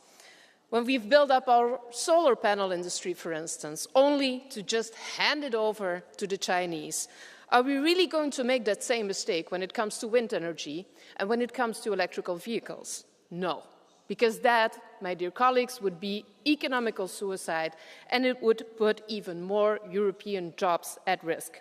What we really need is clear goals on sustainable and secure investments in our renewables industry, in our circular economy, in our workers that are the backbone of our industry. And that requires real funding. That really requires large-scale joint European investments. Otherwise, we won't be able to compete. So let's not fall in that trap of deregulation. Thank you. Let's seize the opportunity for a fair and just... Nākamais runās Per Klausen kungs vienai minūtei, lūdzu.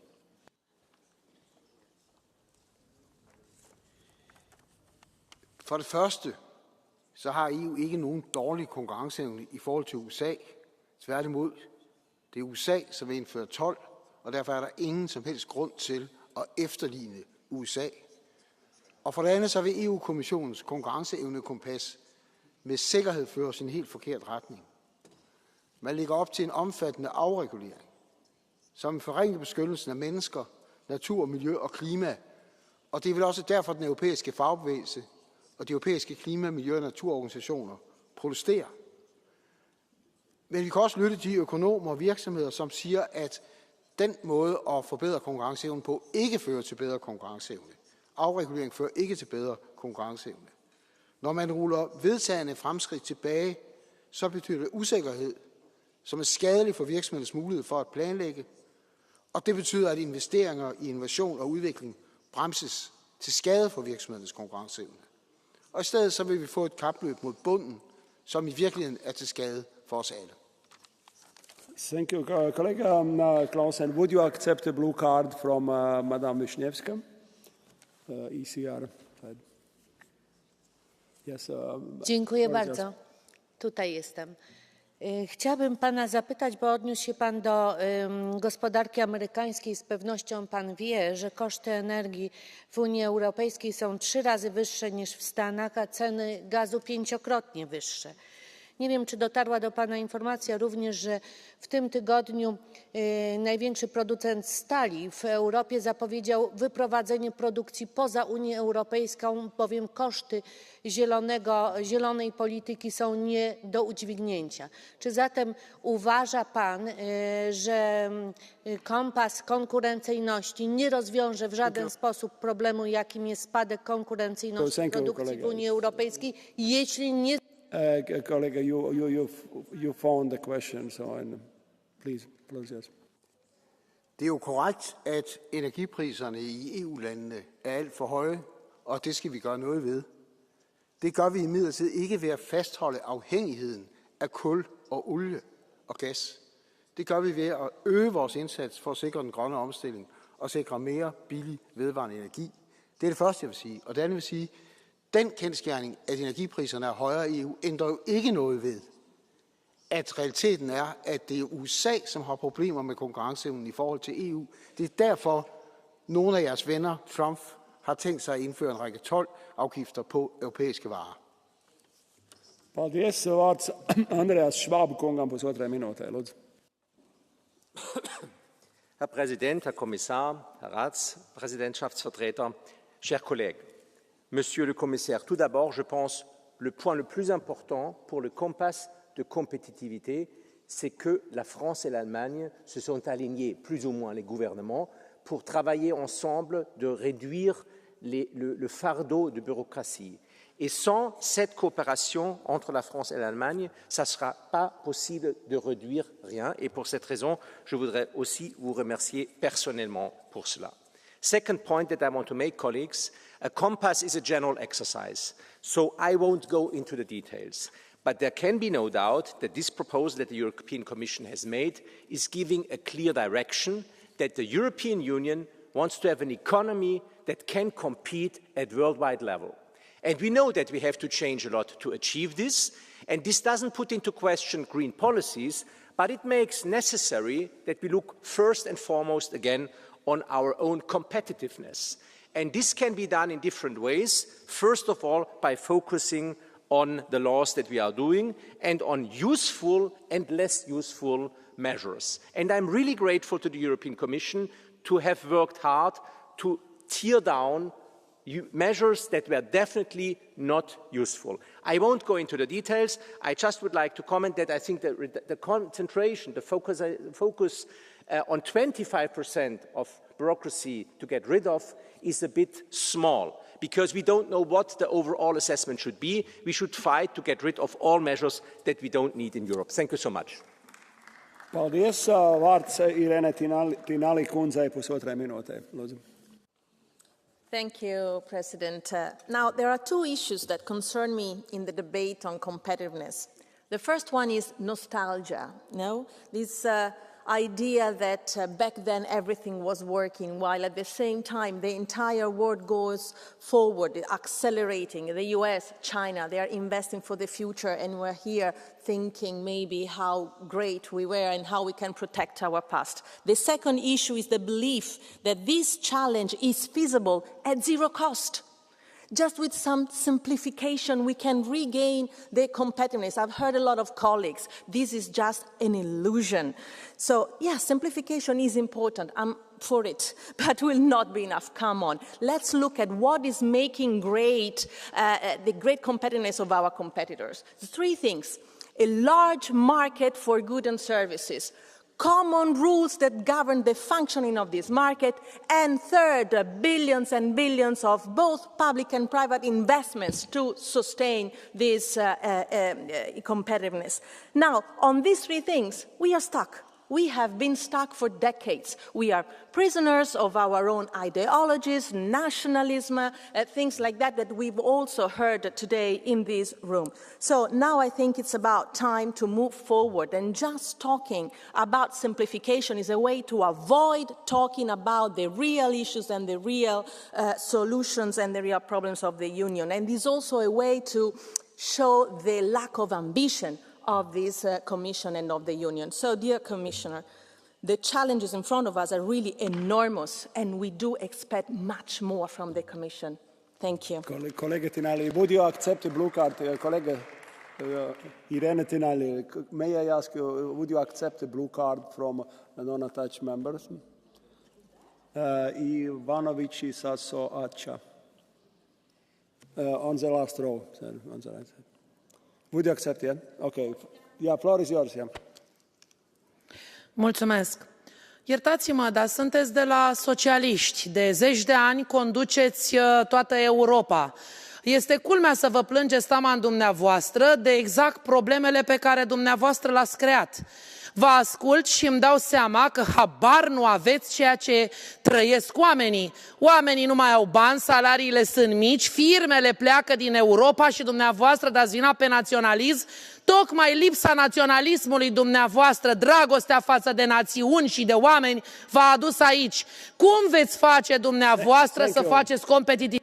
Thank you. Did you catch a question you can answer? So. It's very simple. I don't have a lack of knowledge of what people go through, but maybe you have a lack of knowledge of how the Union functions and what are the competencies that the Union has and the powers and the resources. If we don't give the Union, our Union, the powers, the resources, the budget to support investments, our citizens will continue to suffer the lack of competitiveness. Single member states alone will not be able. That's the reason why we are struggling. Paldies. Vārds András Gyurk kungam vienai minūtē, lūdzu. Köszönöm a szót, elnök úr. Az európai gazdaság súlyos helyzetben van. A budapesti nyilatkozat ezzel számot vetve egyértelmű cselekvési tervet jelölt ki Brüsszelnek. A versenyképesség iránytű azonban sajnos nem ebbe az irányba mutat. Először is egyszerűsítési forradalom helyett erőltetett központosítást látunk, ami több tucat új jogszabályhoz vezethet. Ez helytelen. Nem brüsszeli tervgazdaságra, hanem erős tagállamokra van szükség a versenyképességhez. Másodszor az energiaárak letörése helyett Brüsszel újabb klímacélokat javasol. December óta a gázárak több mint 30%-kal emelkedtek, az ipar szenved emiatt, a bizottság mégsem tesz semmit. Harmadszor a kisvállalkozásoknak bürokrácia csökkentésre van szükségük, azonban a javaslatok a terhek töredékét építenék csak le. Tisztelt Ház, ez így elégtelen, a bizottságnak vissza kell térnie a budapesti nyilatkozathoz, és a polgárok érdekében kell dolgoznia. Mi patrióták ezt kérjük számon. Köszönöm a szót, elnök úr! Paldies. Vārds George PPRA kungam vienai minūtē. Noul plan cincinal sovietic se numește busola competitivității. Cu aceiași birocrați obtuzi, cu aceleași teorii pseudoștiințifice, cu aceleași slăbiciuni, Comisia Europeană speră să convingă în războiul comercial cu China și Statele Unite și să salveze economia europeană de la faliment. Green Deal este o slăbiciune, cum a spus Donald Tusk. Slaba dezvoltare a industriei tehnologice apud Draghi, precum și suprareglementarea și povara birocratică apud von der Leyen, sunt slăbiciuni. Ruperea dialogului cu administrația Trump, de asemenea, fără a înlătura aceste slăbiciuni, Europa nu va reuși să se salveze. Sustenabilitatea, ideologia de gen, așa zisul scut democratic european, nu țin de foame. Fluxul irațional de fonduri către state terțe, inclusiv prin programe de tipul Global Gateway, nu va face decât să dreneze toate resursele unui continent și așa arid. Să faci același lucru în mod repetat și să speri că obții un alt rezultat este chiar definiția dată de Einstein nebuniei. Paldies, vārds Svenja Hāna kundzei vienai minūtei, lūdzu.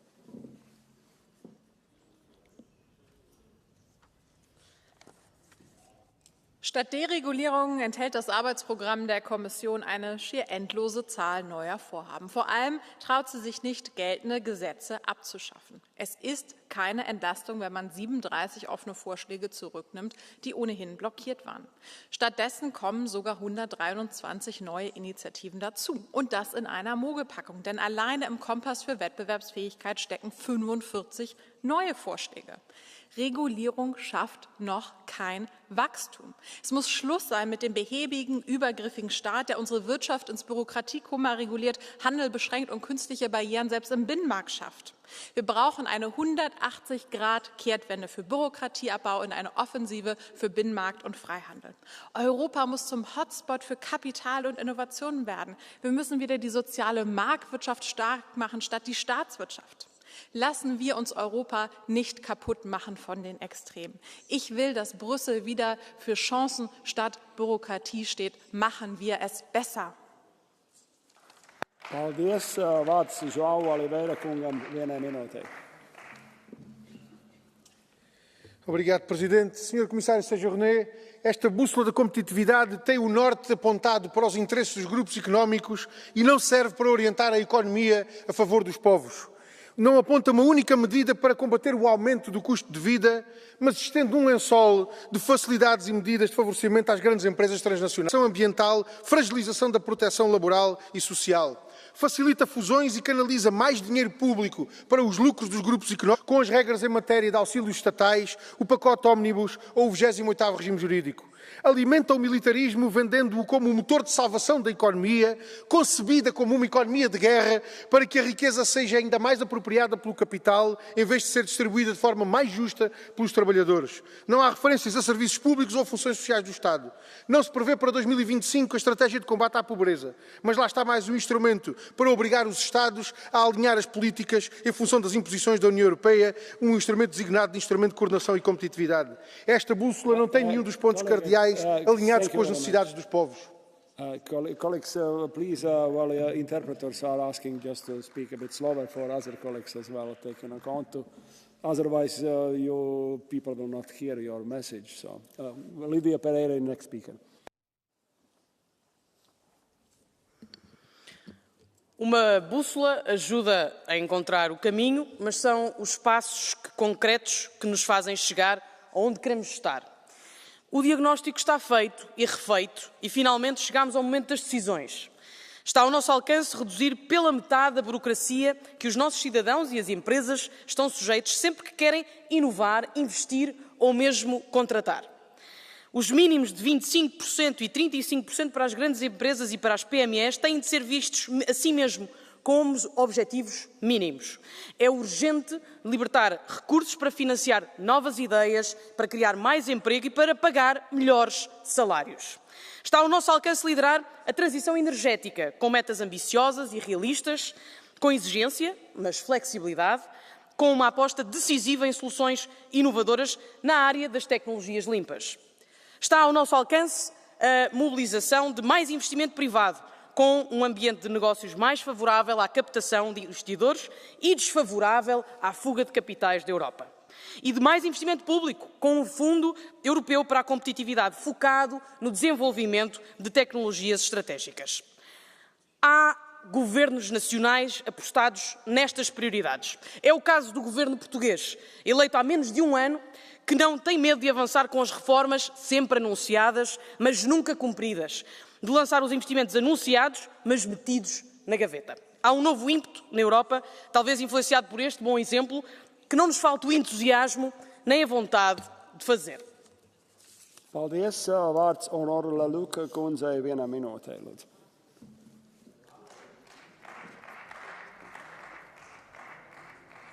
Monsieur le Président, là où le rapport Draghi et l'État parlent d'investissement, d'innovation, de réindustrialisation, à travers ce compas, vous répondez bien trop par simplification, déréglementation, voire même titrisation.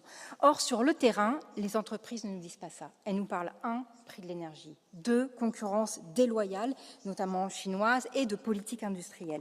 Et c'est là qu'on vous attend. C'est là qu'on vous attend, notamment à travers le Clean Industrial Act. Alors, on peut certes faire de la simplification, très bien, mais tuer la CSRD et la CS3D ne changera strictement rien si le marché chinois décide d'inonder notre marché européen de voitures chinoises, tout simplement. Donc, si on veut simplifier, déjà, on peut arrêter avec les directives, passer par de la réglementation. Si on veut de l'industrie, eh bien, on privilégie la politique industrielle à la politique de concurrence, parce que ce n'est pas un hasard si nous n'avons pas de big tech européens. C'est tout simplement parce que nous sommes restés dans une logique de défense du consommateur plutôt que une logique de défense des travailleurs et défense de l'industrie. Je crois qu'il va falloir passer un peu plus à un capitalisme industriel et sortir du capitalisme financier. On compte sur vous. Merci beaucoup. Jana Nagojeva, kundze, 1 minuta.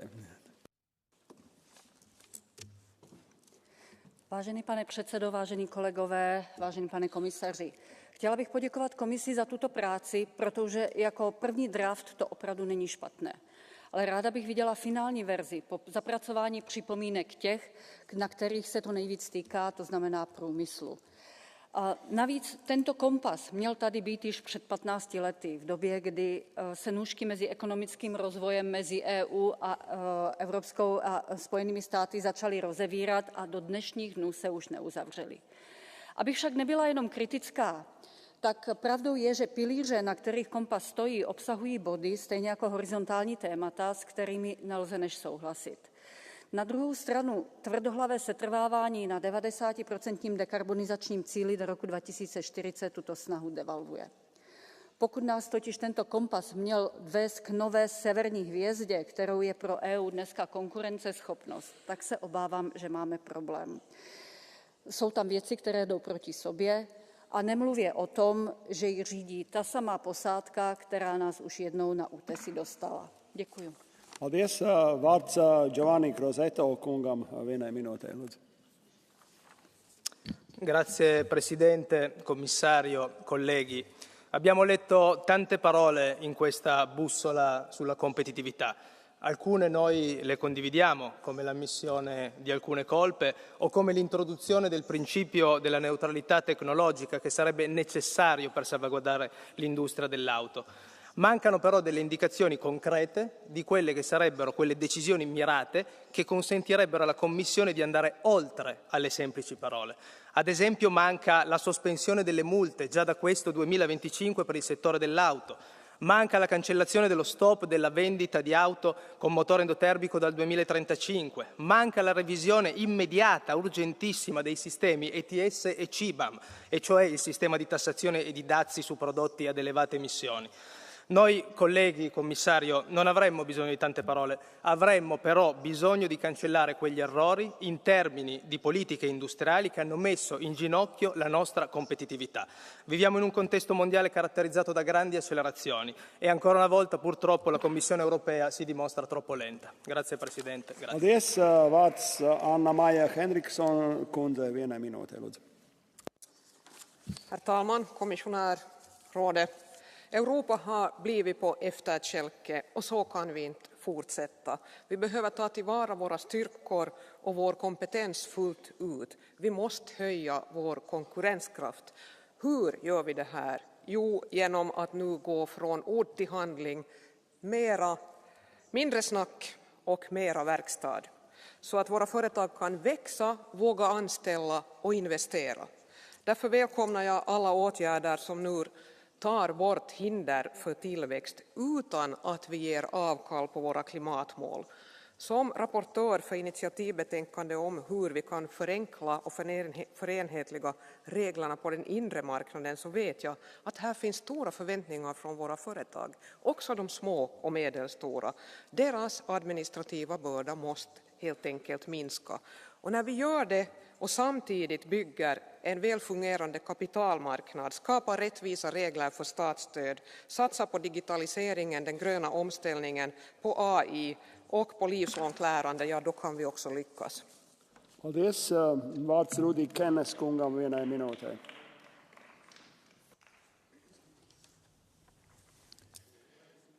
Voorzitter, commissaris, de Europese Commissie presenteert haar kompas voor het concurrentievermogen als een plan voor groei.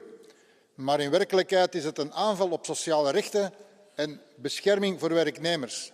Terwijl lonen stagneren, pensioenen onder druk staan en energiekosten blijven stijgen, kiest de Commissie ervoor om regels voor bedrijven gewoon te schrappen en publieke middelen in een wapenindustrie te pompen. De Commissie belooft innovatie, maar ze weigert te breken met het model dat het bedrijven gewoon vrij spel geeft. Ze spreekt over klimaat, maar alleen als het bedrijfswinsten kan maximaliseren. Ze verlaagt drempels voor bedrijven, maar verhoogt de lasten voor werknemers. Europa heeft geen race to the bottom nodig, maar een koers naar sociale rechtvaardigheid. Investeren in zorg, onderwijs en eerlijke lonen, dat maakt ons sterker.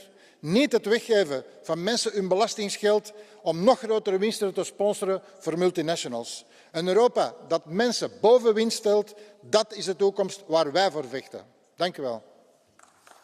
Paldies. Vārds Massimiliano Salini kungam 1,5 minūtē. Grazie commissario per la chiara introduzione che ha fatto e per aver ribadito come la centralità del tema della competitività sia finalmente rientrato di gran carriera nella discussione del Parlamento, un Parlamento che si era decisamente acquietato in un torpore che non faceva bene alle nostre imprese nella competizione globale. Abbiamo alcuni elementi da chiarire, perché è chiaro che il difetto della versione più ardita e ideologica del Green Deal non era certo l'eccesso di ambizione ambientale. Il vero difetto è l'eccesso di dirigismo tecnologico, cioè l'eccesso di individuazione politica delle tecnologie da adottare. Quello è il problema vero, che nega i presupposti su cui si fonda il Green Deal e lo trasforma in una misura regressiva, anti-innovativa. Abbiamo alcuni elementi, sono stati ricordati l'ETS. L'ETS è una forma da rivedere perché costringe le imprese a spendere più per le quote di carbonio che per innovazione e ricerca. Oppure il mercato elettrico, il disegno è stato fatto in situazione di emergenza e va modificato. Ma poi un altro punto geopolitico, il rapporto con gli Stati Uniti. L'Unione Europea non può pensare di ritornare ad essere protagonista sui mercati globali senza consolidare l'alleanza transatlantica. Non si può lasciare questo messaggio nelle mani di chi odia l'Occidente o nelle mani di chi concepisce il rapporto con l'America in modo servilistico, a seconda di chi governi. Teniamo in mano il futuro dell'Occidente, in questo modo terremo in mano anche le imprese della nostra Europa. Paldies. Vārds Anna Katarina Mendes kundzei 1 minūtē.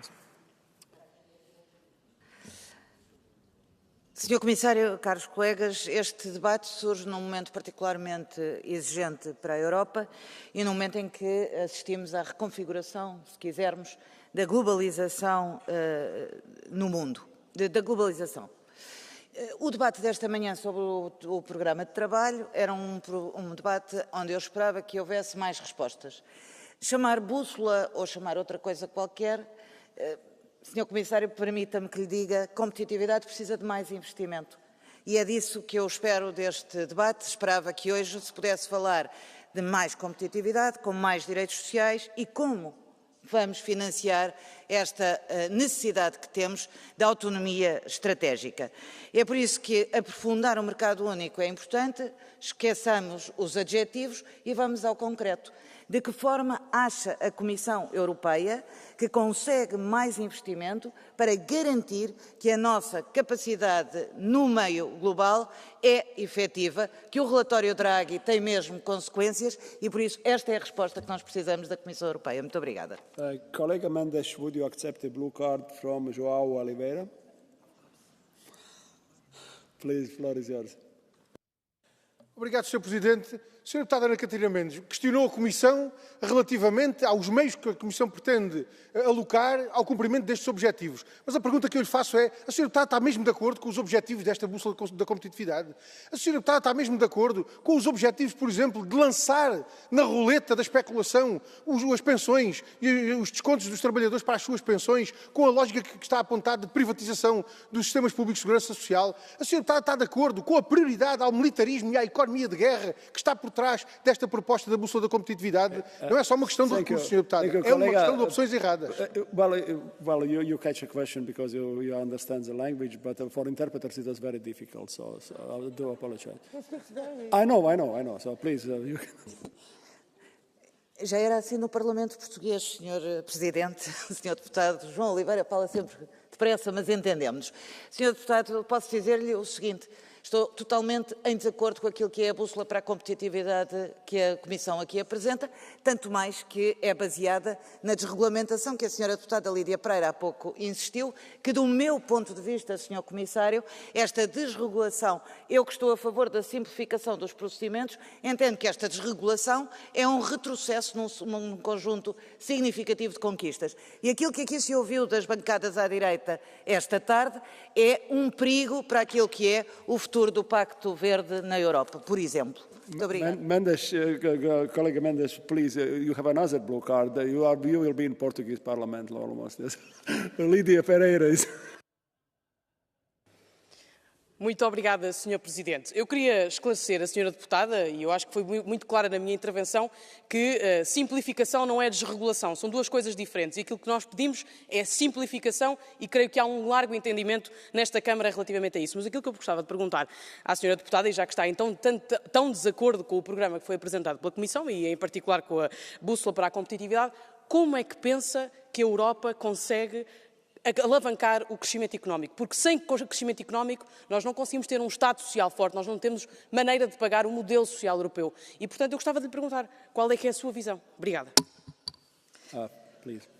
Muito obrigada, Sra. Deputada. Portugal muito ativo, como sempre. Sra. Deputada, é muito simples.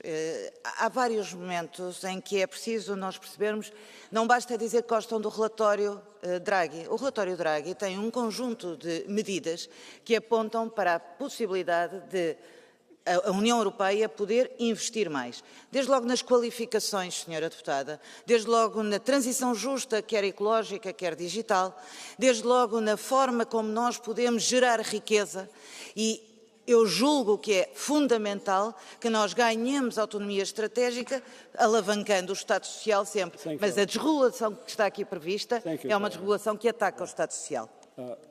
Thank you. Next speaker, no more public cards. Next speaker, Margarita de la Pisa Carrión. Floor is yours. Presidente, señor comisario, señorías. Esta brújula, como la de Jack Sparrow, no apunta al norte. Nos hace permanecer en la tormenta. Se ha engañado a la industria, al campo y a los ciudadanos. En campaña se insinuó una rectificación, pero no hay propósito de enmienda. Ante los efectos devastadores de sus políticas, la respuesta es siempre la misma. Más ambición, más pacto verde, más descarbonización. Ya sabemos el resultado. Dejen de tratar de dirigir nuestras vidas. No necesitamos más regulación o trabas. Necesitamos libertad para crear, para crecer y para prosperar. Frente a la decadencia y el control absoluto, frente a la cultura del subsidio y el enfrentamiento, nosotros apostamos por una Europa de oportunidades, con seguridad jurídica, menos burocracia e impuestos, respeto a la propiedad privada, trabajo digno. Fomentemos la iniciativa, premiemos el talento, confiamos. Cada uno de nosotros puede contribuir a un futuro de esperanza. Hagamos a Europa grande otra vez. Collega de la Pisa Caprión, would you like to accept a blue card from Dario Nardella? Dario SND? From SND. Yeah, please, floor is yours. Onorevole La Pisa Carrión, lei parla di libertà, autonomia, opportunità, ma dov'è la libertà dei patrioti europei che sono diventati patrioti americani? Dov'è la libertà e l'autonomia quando accettate l'imposizione di una concentrazione di potere economico e politico del presidente Trump e del finanziere Musk? Dov'è la libertà se volete difendere i lavoratori e i cittadini ma siete contro ogni aumento di investimento pubblico per l'innovazione e la competitività? Miren, el simple hecho de que hablemos de competitividad, el simple hecho de que la Comisión tenga que presentar esta brújula demuestra el fracaso del mandato anterior. Les repito, la Comisión mantiene presidencia. ¿Cómo alguien que nos ha desorientado nos va a ayudar a encontrar el rumbo? Paldies. Vārds Kosmas Latovskij kungam vienai minūtei, lūdzu. Panie Przewodniczący, Panie Komisarzu, Szanowni Państwo! Jak powszechnie wiadomo, kompas to instrument, którym posługujemy się wtedy, kiedy nie wiemy dokąd iść, kiedy nie wiemy gdzie się znajdujemy. On wskaże drogę. Jakże wspaniały to był pomysł, żeby ten dokument komisyjny nazwać właśnie kompasem. Pierwszy krok jest wykonany. Uświadomienie sobie swojego problemu. Gratuluję Komisji Europejskiej. A jako ktoś, kto z tego miejsca niejednokrotnie kwestionował politykę Unii Europejskiej, proponuję kilka dobrych rad. W 20. rocznicę ustanowienia ETS-u należy z niego zrezygnować. Wyrzućmy Zielony Ład, wyrzućmy Fit for 55 do kosza. I to jest kierunek, który sprawi, że Unia będzie miała wreszcie konkurencyjną gospodarkę. Dziękuję bardzo. Paldies. Vārds Anna Šturka kundzei vienai minūtei, lūdzu. Thank you, President. Dear Commissioner, dear members. Europas Wirtschaft steht unter Druck, aber nicht, weil unsere Unternehmen die Ideen fehlen oder das Engagement, sondern weil sie strukturell benachteiligt sind. Wollen wir das europäische Unternehmertum also entfesseln, dann müssen wir es nicht nur von komplexen Regelwerken, sondern vor allem auch von den Fesseln von teurem Öl und Gas befreien. Europäische Unternehmen zahlen doppelt so viel für ihre Energie wie in den USA. Das ist kein Gleichgewicht. Ich freue mich, dass die Kommission in dem Wettbewerbsfähigkeitskompass zeigt, dass wir Innovation und Wachstum in Europa nur dann voranbringen, nur dann nach Europa zurückbringen können, wenn wir mit voller Kraft die Energiewende vorantreiben. Mit der heiligen Dreifaltigkeit von erneuerbaren Energien, Speicher und dem Netzausbau stellen wir unsere Wirtschaft nicht nur auf nachhaltige Beine, sondern bieten günstigere und sichere Energiequellen für unsere Industrie, unsere Unternehmen und auch unsere Haushalte. Ohne eine starke Wirtschaft bleibt Europa nur eine Idee. Wir haben es in der Hand, dass es weiterhin eine Erfolgsgeschichte bleibt. Paldies. Vārds Fernando Navarrete Rojas kungam vienai minūtei, pusotrai minūtei, lūdzu. Gracias, presidente, señor comisario. La brújula para la competitividad tiene, en mi opinión, un buen diagnóstico sobre la economía europea. En suma, un déficit de competitividad con respecto a las principales economías del mundo, como consecuencia, en primer lugar, de un déficit en la generación y diseminación de ideas innovadoras en la producción de bienes y servicios. En segundo lugar, por unos costes energéticos comparativamente más elevados, incluso con respecto a otras áreas económicas que tampoco poseen grandes recursos energéticos autóctonos como China o la India. Y, en tercer lugar, por una falta de escala en industrias clave como consecuencia de un mercado interior que sigue muy lejos de estar plenamente integrado. Al menos sabemos dónde estamos.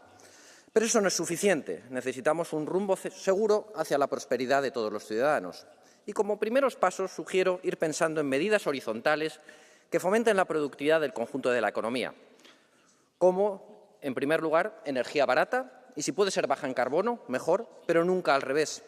En segundo lugar, incentivos reales a la innovación, y el primero de ellos es que quien arriesgue y acierte tenga derecho a disfrutar del fruto de su innovación en un mercado competitivo y con una fiscalidad atractiva internacionalmente. Y, en tercer lugar, eliminar los obstáculos al mercado interior que hacen que actualmente las barreras internas al comercio entre países de la Unión sean equivalentes a un arancel ad valorem del 45% para los bienes y del 110% para los servicios. Dicho de otro modo que se entiende mejor, el daño autoinfligido por nuestra falta de ambición en el mercado único es mayor que cualquier amenaza proteccionista que venga desde los Estados Unidos.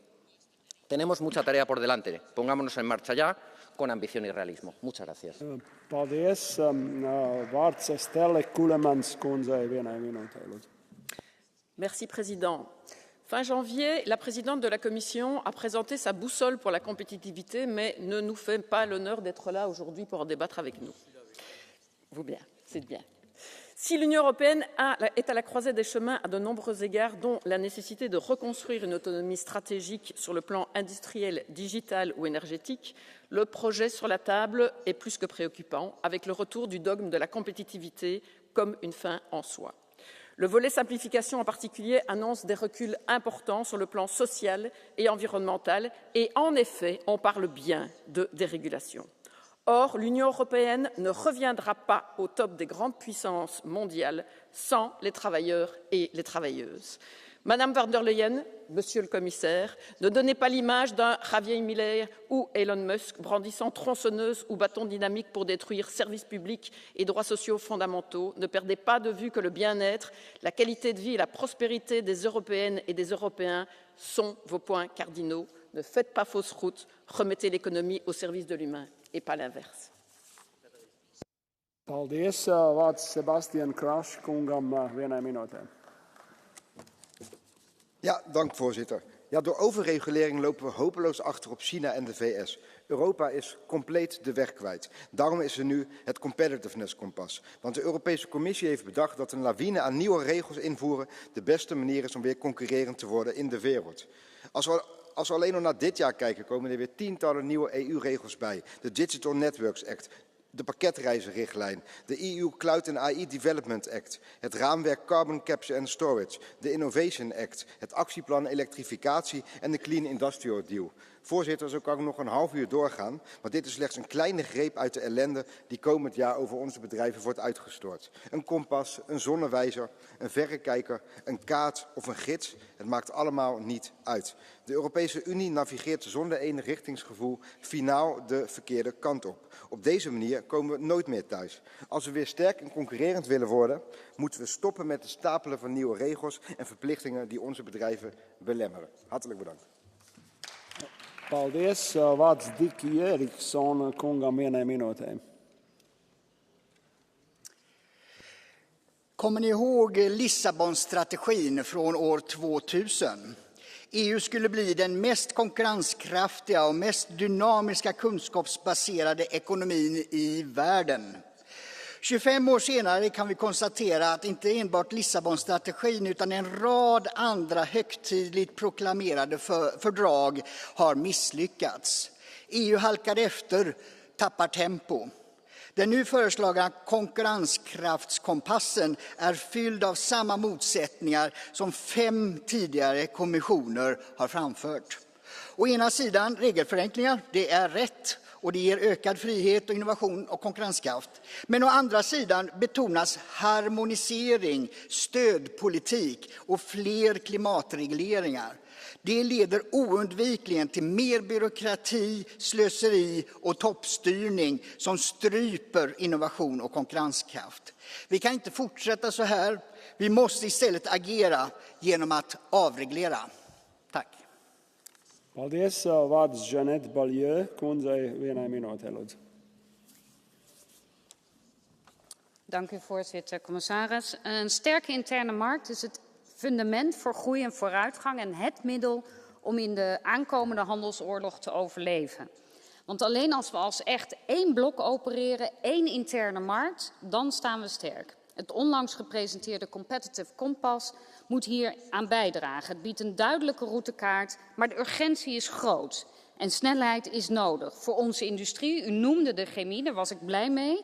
Maar we moeten wel echt de Clean Industrial Deal uitvoeren.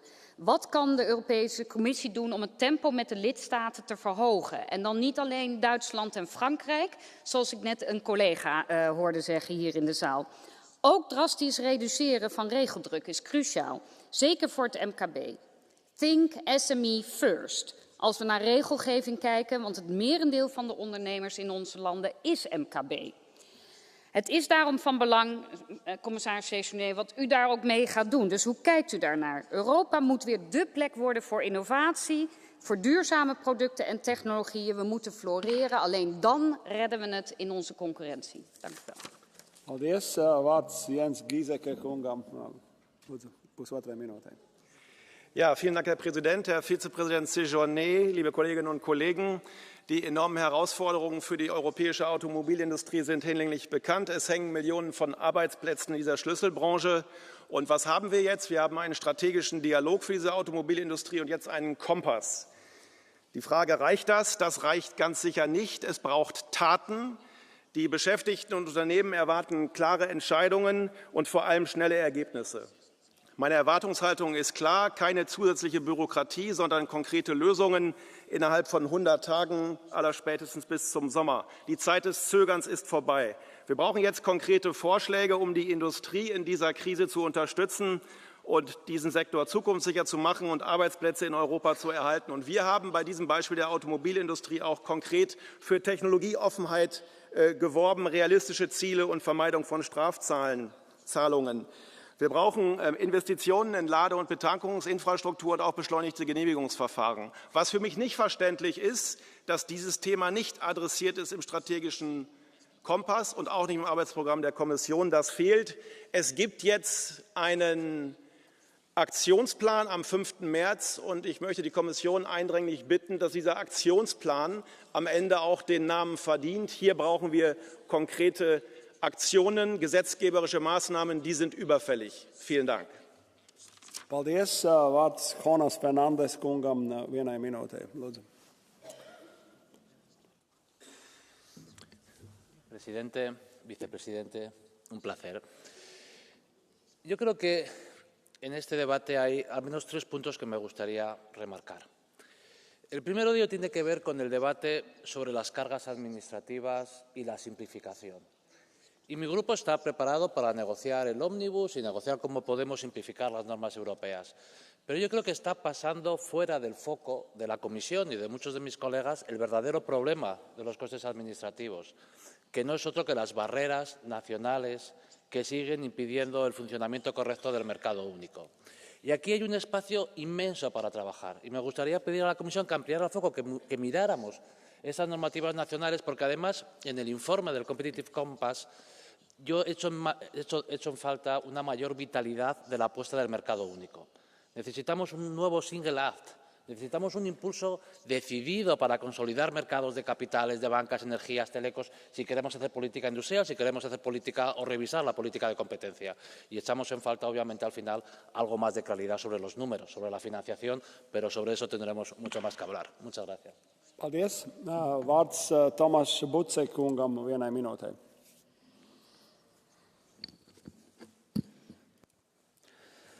Albert Einstein powiadał, szaleństwem jest robić wciąż to samo i oczekiwać różnych rezultatów.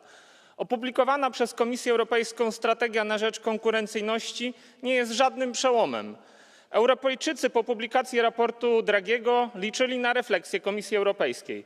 Tymczasem mieliśmy tylko zmianę narracji przed wyborami. A co po wyborach? Komisja Europejska faktycznie przyznaje, że potrzebny jest jej kompas, bo dotychczas błądziła, ale ten kompas w założeniach ma nadal wskazywać ten sam kurs. Lubicie tę grę słów, lubicie wprowadzać nowe pojęcia, wymyślać nowe słówka, w które ubieracie tę samą politykę, po to tylko, żeby nic się nie zmieniło. Wciąż to samo. Dekarbonizacja, federalizacja, ubóstwo energetyczne. To nam dziś proponujecie. Produkcja ucieka tam, gdzie może się swobodnie rozwijać i gdzie jest mile widziana. Problem konkurencyjności nie leży po stronie przedsiębiorców. Problemem europejskiej konkurencyjności jest uparta jak osioł Komisja Europejska. Europie potrzeba więcej wolności, a nie uciążliwych regulacji. Europie potrzebny jest dzisiaj GPS, a nie przestarzały kompas. Europie potrzebne są dzisiaj rządy patriotów. Paldies. Vārds viceprezidentei Antonellas Berna. Lūdzu. Grazie Presidente, Vicepresidente, colleghi. Ecco la bussola per la competitività. che in questi mesi abbiamo chiesto con forza e che contiene per ora utili premesse per guidare un rinnovato futuro di crescita e innovazione. La riduzione della burocrazia è il segnale che io vedo come più denso di significato. Excuse me, Antonella. So, could you start again and a bit slower? So, interpreters asking. Okay. Please. Ecco la bussola per la competitività. In questi mesi abbiamo chiesto con forza e che contiene per ora utili premesse per guidare un rinnovato futuro di crescita e innovazione. La riduzione della burocrazia è il segnale che io vedo come il più denso di significato.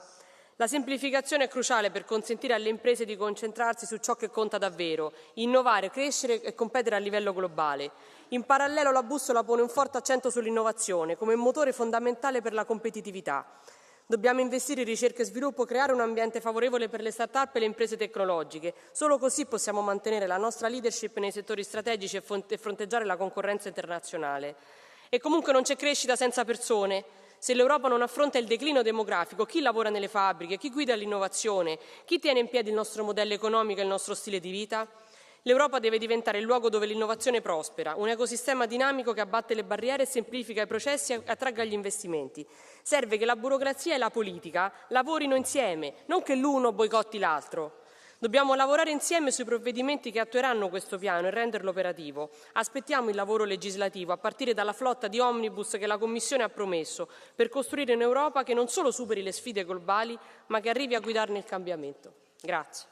Paldies. Vārds Ojane Agiro Goiti Martinez, vienai minūtei, lūdzu. Gracias, presidente, ministro, comisario. Recibimos con cierto optimismo lo que es la brújula de competitividad y también la apuesta acelerada que hacían ayer por ese modelo de inteligencia artificial europea, pero debemos exigirles más. Necesitamos respuestas que sean concretas y plazos ajustados para todos esos sectores y personas que nos están diciendo actualmente que no pueden competir en igualdad de condiciones en ese que es nuestro mercado único y nuestro tesoro y que están viendo peligrar puestos de trabajo. También necesitamos respuestas y actuaciones inmediatas que den tranquilidad y estabilidad a los mercados para que se materialicen las inversiones que son necesarias para ser competitivos. Y también necesitamos una respuesta firme, valiente y ambiciosa ante las amenazas de Donald Trump y la competencia feroz de China. Sabe usted que represento a Euskadi, una región industrial con un gobierno, un sector económico, personas, empresarial, que está dispuesto a darlo todo, pero ese todo en este mundo globalizado no es suficiente y necesitamos de una Europa que apueste por nosotros y nosotras ya y lo haga de inmediato con liderazgo y con unidad. Eskerrik asko, muchísimas gracias. Paldies. Vārds Tom Berendsen kungam, pusotrai minūtei, lūdzu. Ja, dank u wel, voorzitter. De problemen waar onze economie voor staat zijn overduidelijk. Een betaalbare energie is een probleem. Oneerlijke concurrentie vanuit met name China is een probleem. Afhankelijkheid van grondstoffen en halffabrikaten van andere delen van de wereld is een probleem. Op belangrijke technologie staan we als Europa op achterstand en veel bedrijven lopen tegen een muur van wet en regelgeving aan. Dus uitstekend dat de Europese Commissie daar nu actie op wil ondernemen. Er is strategische industriepolitiek nodig. Samen met bedrijven de toekomst vormgeven. Dus ja, werken aan concurrentiekracht. Maar, en ik hoop dat de middenpartijen elkaar daar kunnen vinden, concurrentiekracht is natuurlijk geen doel op zich. Een sterke economie is een voorwaarde om een fatsoenlijke samenleving te kunnen bouwen. Om te bouwen aan een economie waar mensen centraal staan, waar de lange termijn geldt. Waar economische groei, bestaanszekerheid en verduurzaming hand in hand kunnen gaan. Daar heb je een sterke economie voor nodig. En dat Europese model, gebaseerd op onze waarden, dat model staat onder druk. Doordat er te veel oog is geweest voor een papieren werkelijkheid, maar te weinig oog voor het daadwerkelijk kunnen halen van onze ambitieuze doelen. Doordat onze afhankelijkheden tegen ons gebruikt worden. Doordat grote machtsblokken de EU uit elkaar willen spelen. Juist nu moeten we samen sterk staan. En dat betekent ook keuzes maken. We zijn ontzettend goed in het stellen van nieuwe prioriteiten, maar heel slecht in het loslaten van oude prioriteiten. Nu keuzes maken, daarop moeten we gaan leveren. Dank u wel. Paldies. Vārds Laura Baljarin Sereza. Muchas gracias, señor vicepresidente. La brújula de competitividad debe ser la hoja de ruta europea para impulsar la innovación y el crecimiento de nuestras empresas ante un contexto global cada vez más hostil. Saludamos la creación de un régimen 28 que favorezca nuestro mercado interior y ayude a crecer a nuestras startups tecnológicas, porque queremos más unicornios europeos. También saludamos un pacto para la industria verde que ayude al vehículo eléctrico en nuestro territorio. Sin embargo, nos preocupan tres cuestiones. En primer lugar, Europa no es Estados Unidos, ni China, ni India. Aquí no habrá competitividad sin cohesión social, sin salarios dignos, sin vivienda. En segundo lugar, ¿dónde está la financiación? Se han olvidado de la parte del informe Draghi, en el que apostaba por más emisión de deuda conjunta. Y, en tercer lugar, simplificar la carga burocrática, sí. Desregular para echar por tierra todos los avances de la última legislatura, no. Nos preocupa el anuncio de la vicepresidenta Virkkunen de que habrá un ómnibus digital para revisar las leyes de la anterior legislatura. No es el mensaje que queremos enviar a Musk y a Trump. El Grupo Socialista estará en contra. Muchas gracias.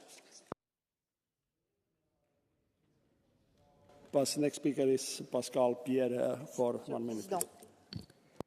Après la boussole numérique en 2021, la boussole stratégique en 2022, voici venir le temps de la boussole de compétitivité en 2025. Décidément, l'Union européenne semble avoir perdu le nord, ne sachant ni ce qu'elle fait, ni où elle va. Les boussoles, les boucliers, les autres omnibus ne vont pas suffire à détourner les yeux des peuples européens de l'effondrement qu'ils constatent chaque jour. Les créateurs de boussoles sont ceux qui ont condamné l'industrie avec le funeste Green Deal. Ce sont ceux qui ont créé l'usine à gaz du mécanisme d'ajustement carbone aux frontières. Ce sont les mêmes qui ont saccagé l'industrie automobile, des millions d'emplois et qui proposent aujourd'hui un pseudo-dialogue stratégique et un alourdissement sans fin du fardeau financier. Les Européens ne voudront pas payer ce prix et ne se veulent plus payer de mots. Il sera bientôt temps de rendre des comptes. Paldies. Vārds Nora Juncal García. Gracias, presidente. La Comisión Europea nos promete crecimiento, pero en realidad no traen más que gasto, regulaciones y más impuestos. ¿Hasta cuándo Bruselas seguirá ignorando la realidad? El expresidente del BCE, Mario Draghi, ya lo dejó claro en su informe. Europa se empobrece frente a Estados Unidos porque no tenemos un mercado de capitales dinámico. Las empresas que quieren crecer se ven devoradas por impuestos y regulaciones y las que lo logran huyen. Este plan no resuelve nada. No habla de eliminar barreras fiscales, ni de reducir impuestos de la inversión, ni de permitir la flexibilidad laboral y que las empresas necesitan para adaptarse a la era de la inteligencia artificial. Mientras Europa sigue soñando con soluciones burocráticas, el dinero y la innovación se van a otros países. La verdadera competitividad no se logra con subvenciones y regulaciones, sino con libertad económica y menos impuestos. Gracias. Paldies. Vārds Sintīja vienai minūtei, lūdzu. Oh, no.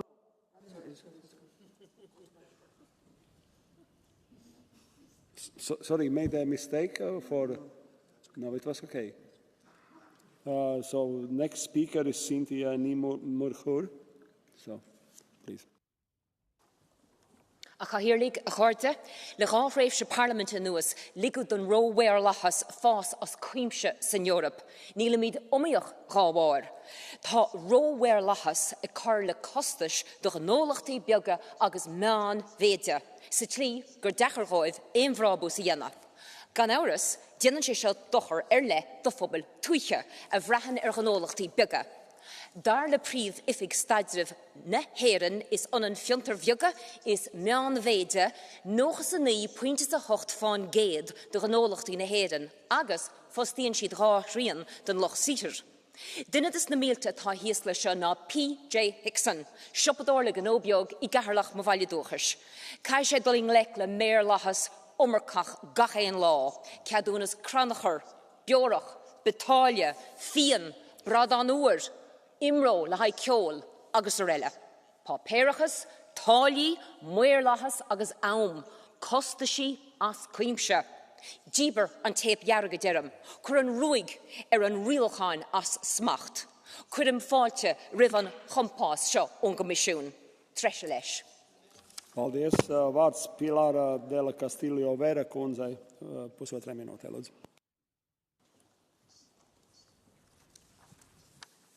Presidente, vicepresidente, el informe Draghi marcó una ruta y ahora tenemos una brújula para recorrerla.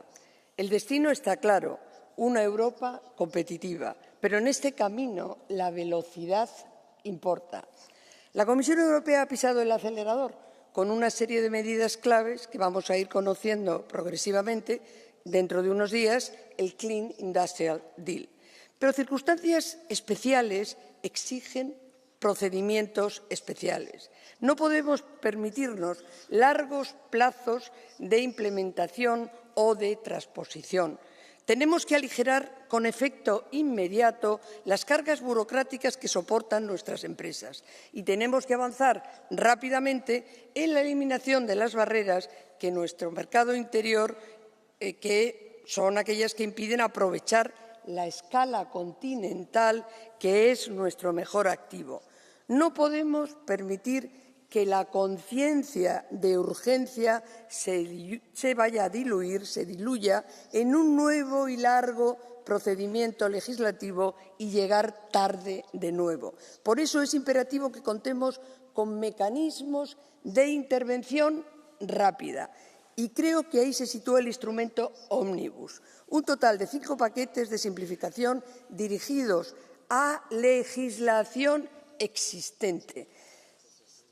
Hay, desde luego, que dar la bienvenida al primero de ellos dentro de muy poco y hay que decir que el destino está claro, tenemos la ruta, llegar a tiempo está en nuestras manos. Muchas gracias. Thank you. Next speaker, Dario Nardella, for 1 minute, please. Mr. President, Monsieur Vice-President, we are facing a new protectionist policy by US President Trump, supported by the right-wingers in this chamber. Instead, we must respond as protagonists by strengthening multilateralism and opening Europe to new markets. This is why the document on competitiveness is important, but in many aspects it's still incomplete and generic. The reference to the Draghi and Letta reports for investments in strategic sectors and the strengthening of a European single market is correct. But the fundamental question is, how do we finance all this? How do we find the 8 billion euros per year until 2030 that the Draghi report defines as necessary? In addition to aiming for cooperation between states on the saving market, we must make the issuance of Eurobonds permanent to make the essential strategic investments, as already done for the Next Generation EU. Stop to generic slogans. It's time for responsibility, vision and courage to truly relaunch the European economy. Thank you very much. Paldies. Vārds Ludovit Odor kungam 1 minūtē, lūdzu.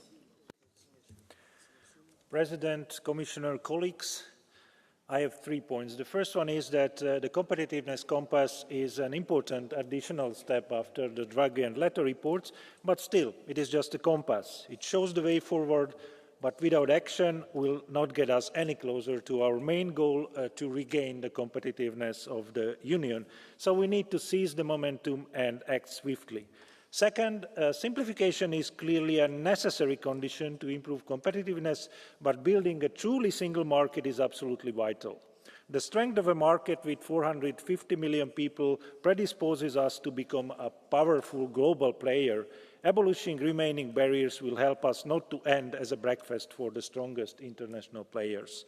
And third, long wish lists are quite common also in national debates, but then the finance minister comes and with him the reality check.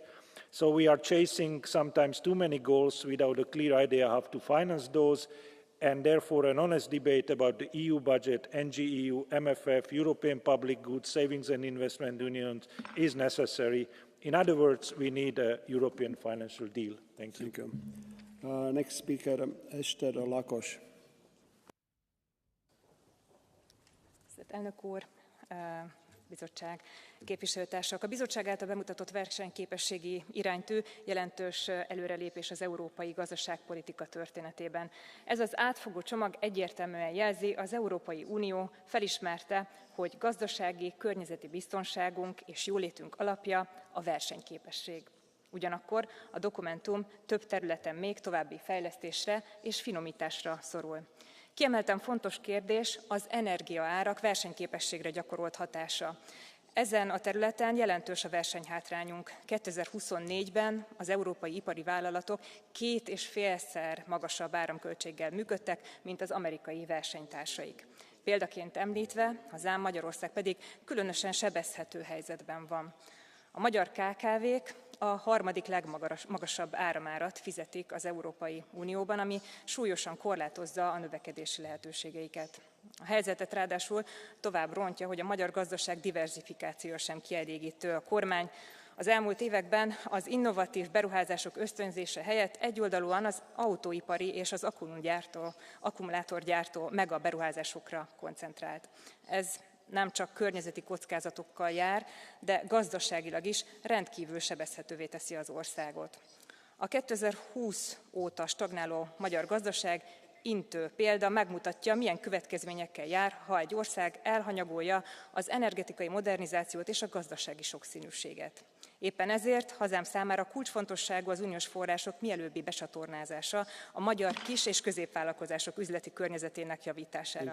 Az uniós források befagyasztása pedig tovább mélyíti vállalkozásaink kiszolgáltatottságát. Köszönöm. Next speaker, Carla Tavares, for 1 minute, please. Senhor Presidente, Senhor Comissário, Senhor Ministro, a bússola para a competitividade propõe-nos caminho e objetivos ambiciosos. Mas ter objetivos ambiciosos não chega. É preciso vontade política para os implementar, é preciso compromisso forte e alargado para os financiar. A união do mercado de capitais, essencial para captar o investimento privado, não pode ter o destino da união bancária incompleta há mais de 10 anos. Flexibilizar as regras orçamentais ou alargar a definição de despesas de defesa são medidas importantes, mas são acessórias. Assentar todo o investimento público no próximo MFF não é opção. Sem financiamento adicional substancial, não conseguiremos tornar a Europa mais competitiva. O relatório Draghi indica fosso anual de investimentos de até 700 mil milhões, aumentando potencialmente devido ao custo da inação. Precisamos de uma estratégia combinada para os investimentos públicos e privados. É, pois, incontornável um instrumento de investimento permanente. Como é incontornável, Sr. Comissário, quadro financeiro plurianual, fiável, robusto, flexível para a implementação das políticas da União. Muito obrigada. Thank you very much. The next speaker is Mr. Popescu for 1.5 minutes, please. Mulțumesc, doamna președinte, domnule vicepreședinte. Da, busola competitivității arată foarte clar preocuparea Comisiei Europene vis-a-vis de competitivitatea industriei europene. Avem o industrie europeană care, din păcate, în acest moment suferă de competitivitate în bătăliile cu alte industrii. Dacă în raportul Draghi a apărut faptul că energia europeană este de 3 ori mai scumpă decât cea din China și cea din Statele Unite, înseamnă că cu adevărat avem o problemă.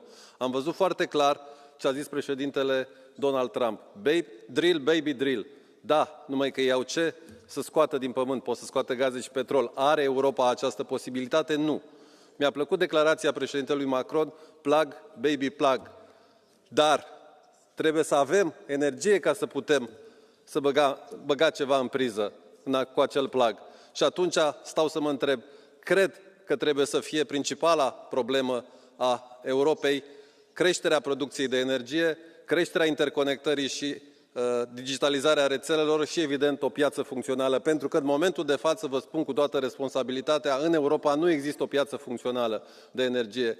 Energia nu circulă liberă de la nord la sud, de la est la vest. Există gâtuiri, există o ruptură clară între Austria și Ungaria și Austria și Slovacia, iar toată zona Europei de Est, zona cu frontiera cu Ucraina, este lipsită de energia care se produce în altă parte. Trebuie să creștem producția de energie, trebuie să ne interconectăm mai mult și, evident, trebuie să ne creăm o piață funcțională mult mai bine de energie. Mulțumesc!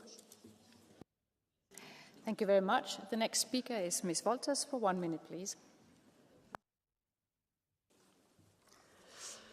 Thank you, Chair. Europe has a duty of care, and that is to provide its citizens now and in the future with the things that we value: freedom, prosperity, inclusion, and a healthy environment. To achieve that, we need huge investments, more decisive industrial policies, and new ways of pooling European money. But these things require political vision, and it would seem there is no appetite for that in this Commission anymore. What we get instead is a panic bonfire of red tape. Never mind that in the long run, the EU sustainability laws lead to more resilience, operational effectiveness, access to capital, and reduced dependencies. Never mind that wild regulatory flip-flopping is not helpful for business. No, because what's trending now in Brussels and in Washington is the short term. Europe should be the continent that takes the long view, a place with sound companies and quality products. That's our competitive advantage. The green culture war that has come to Europe must be seen for what it really is, and that is self-sabotage. Thank you. Thank you. The next speaker is Ms. Polfjärd for 1.5 minutes, please.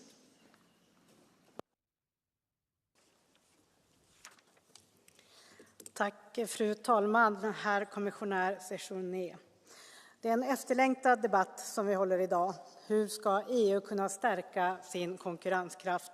Hur ska vi stå oss bättre i den globala konkurrensen? Fler sektorer behöver innovation och en aktiv industripolitik.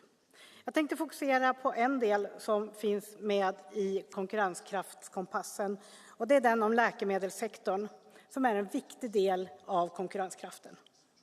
Vi ser att kommissionen kommer att presentera nya förslag för bioteknik som ska möjliggöra användningen av nya tekniker.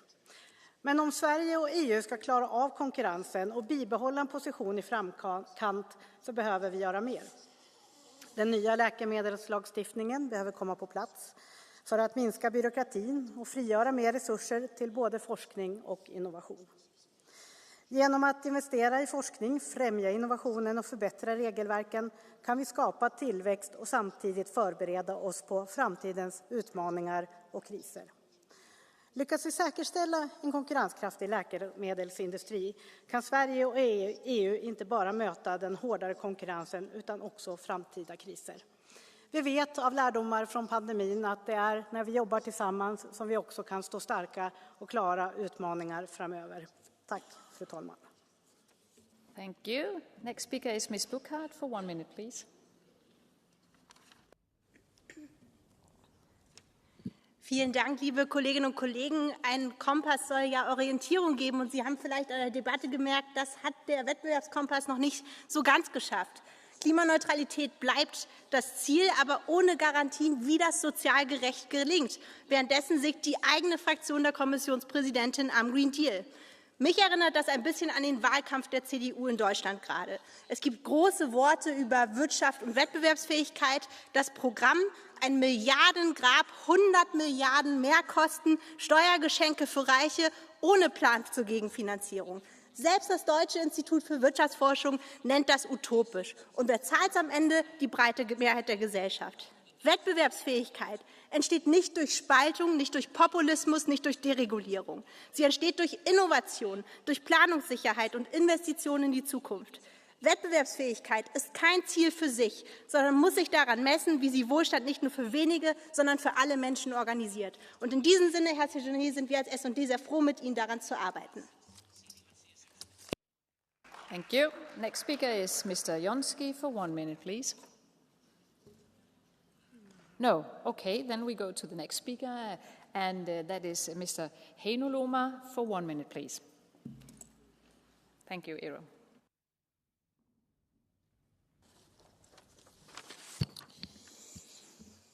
Haluamme parantaa Euroopan kilpailukykyä. Talouden kilpailukyvyn ohella on vaalittava sosiaalista kilpailukykyä, yhteiskuntien ja ihmisten hyvinvointia. Ei ole mitään kestävää kilpailukykyä ilman luonnon rajoja ja ihmisten hyvinvointia. Yhdysvallat purkaa ympäristövaatimuksia, irtautuu Pariisin ilmastosopimuksesta, loittonee kansainvälisestä yhteistyöstä. Se voi olla Yhdysvaltain tie, mutta se ei ole meidän tiemme. Sääntelyä on syytä yksinkertaistaa, on syytä kuulla tässä yrityksiä. Yritysten raportointivelvoitteita on perusteltua keventää, mutta sen täytyy tapahtua ilman standardien madaltamista, ilman luonnon tuhoamista, ilman kuluttajien ja työntekijöiden oikeuksien heikentämistä. Komissiolta vaaditaan nyt kykyä rakentaa todellista kestävää kilpailukykyä, joka toteuttaa eurooppalaisia arvoja, tuo työpaikkoja Eurooppaan, jokaiseen jäsenmaahan, kilpailukykyä, joka kunnioittaa tasa-arvoa korostavaa elämänmuotoamme. Thank you very much. The next speaker is Vice President Negrescu for 1 minute, please. Doamna vicepreședinte, domnule comisar, stimați colegi, Europa nu își mai permite să stea pe loc. Busola competitivității europene nu trebuie să fie doar un document frumos redactat. Ne trebuie un plan real de acțiune care aduce investiții, sprijin pentru educație și formarea competențelor, susținere pentru IMM-uri și soluții concrete pentru inovare și reducerea decalajelor economice. Toate statele membre trebuie să aibă acces egal la resurse. Conform Curții de Conturi Europene, statele din estul Europei au primit doar 7,2% din fondurile totale alocate prin programul de cercetare și inovare Orizont Europa. De exemplu, România, care este una dintre economiile cu cea mai rapidă creștere din UE, a atras doar 0,46% din totalul fondurilor disponibile prin acest program. Trebuie să corectăm acest dezechilibru. Dacă vrem o Europă puternică, trebuie să investim inteligent și să ne asigurăm că nicio țară nu rămâne în urmă. Competitivitatea Europei se construiește împreună prin decizii curajoase și acțiuni concrete. Mulțumesc. Thank you very much. The next speaker is Mr. Ross Sempere for 1 minute, please.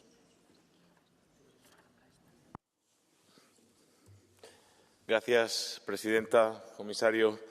La competitividad es el camino para construir una Europa fuerte, hoy más que nunca en el escenario global que vivimos. Y una Europa fuerte y competitiva solo se puede conseguir con ciudades y regiones competitivas. Lejos de centralizar la política de cohesión, tenemos que ser muy conscientes de que solo la implicación de ciudades y regiones en el diseño e implantación de los programas de cohesión nos va a garantizar más competitividad. Y ya lo señala el informe Draghi, más descentralización para aprovechar al máximo el potencial de cada territorio. Y si queremos ser más competitivos, necesitamos a los más preparados en la Unión Europea. Invertir en formación es el camino. Preparar a nuestra mano de obra para los cambios tecnológicos que ya están aquí. La transición verde y digital. Trabajadores mejor formados y más cogobernanza de las regiones. Esas son las claves del éxito competitivo de la Unión Europea. Muchas gracias. Thank you very much. And now we have reached Catch the Eye. We have many requests, and it is not possible for everyone to speak, so I've decided that those who has been here throughout the whole debate will be prioritized when I give the floor to speakers. And the first speaker will be Mr. Sousa Silva, seat 674, please.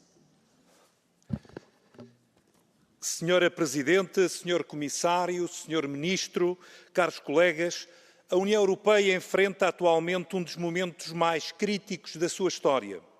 Está num ponto de viragem onde a capacidade de reinvenção determinará se a União Europeia será protagonista ou mera espectadora. A bússola para a competitividade afigura-se assim como um documento importante, ambicioso e enquadrador, mas carece de ser operacionalizada.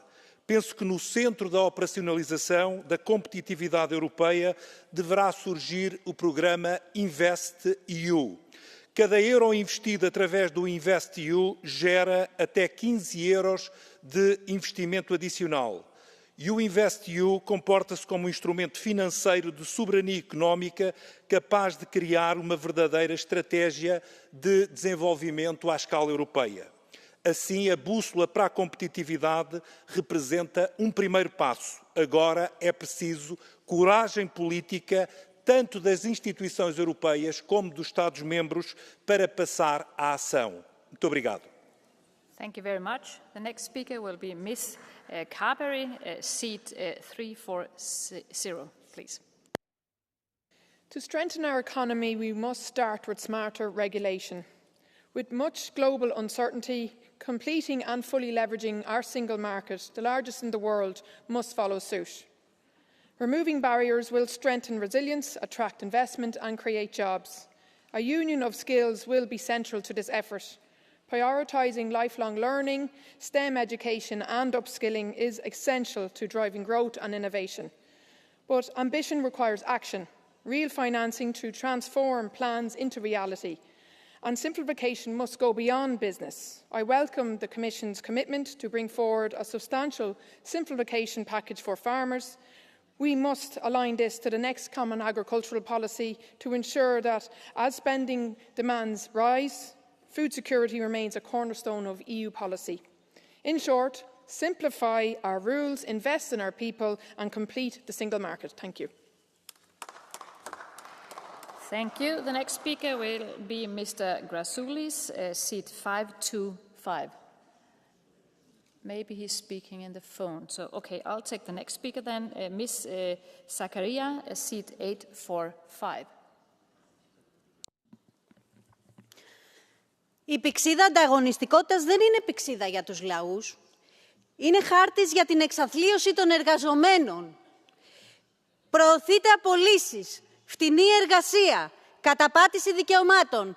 Θέλετε να χρησιμοποιήσετε την τεχνητή νοημοσύνη όχι για να βελτιώσετε τις συνθήκες εργασίας και να μειώσετε τα ωράρια χωρίς μειώσεις μισθών, όχι για την προστασία των θέσεων απασχόλησης και τη στήριξη των εργασιακών νόμων. Σας ενδιαφέρει μόνο πώς οι μεγάλες επιχειρήσεις θα αυξήσουν τα κέρδη τους. Με το 28ο νομικό καθεστώς, όπως και με την απλούστευση κανόνων, θέλετε μια Ευρώπη όπου το εργατικό δίκαιο ισχύει μόνο όταν δεν ενοχλεί τα κέρδη των λίγων. Αυτή δεν είναι πηξίδα ανταγωνιστικότητας, είναι πηξίδα χαλασμένη. Και η θέση της είναι στον κάλαθο των αχρήστων, γιατί οδηγεί τους λαούς βαθύτερα στη φτώχεια. Η ανάπτυξή σας δεν μπορεί να γίνει πάνω στα ερείπια των δικαιωμάτων των εργαζομένων. Θα αντισταθούμε μαζί με τους λαούς της Ευρώπης. Ευχαριστώ. Thank you. And the next speaker will be Ms. Grappini, seat 542, please. Doamna președintă, domnule comisar, stimați colegi, vreau să felicit în primul rând Consiliul polonez, președinția poloneză, care, iată, stă aici la dezbatere, spre deosebire de președintă care n-a fost nici măcar să-și prezinte programul. Domnule comisar, răspundeți cumva de piața internă. Sigur că este bine că ne propunem competitivitatea, dar vă spun din experiență ca întreprinzător, nu putem să avem competitivitate fără să ținem cont de niște politici care să fie integrate. De exemplu, politica energetică, de asemenea cercetare, inovare, tehnologii moderne, educație și formare profesională. Nimic nu putem să facem fără resursă umană calificată. Dar nu putem să avem resursă umană calificată dacă nu ne gândim la viața oamenilor. Nu putem, într-o Europă dezechilibrată, unde avem oameni în sărăcie, să creștem competitivitatea. Iată de ce, domnule comisar, vă propun ca această busolă a competitivității să se bazeze pe acești piloni și să-i corelați încât să obținem într-adevăr. Și mai uitați-vă și în urmă la ce am legiferat. Avem sau nu avem rezultate? Pentru că nu e suficient să scriem pe hârtie. Vă mulțumesc. Thank you very much. And the last speaker in this round will be Mr. Tynkkynen, seat 210, please.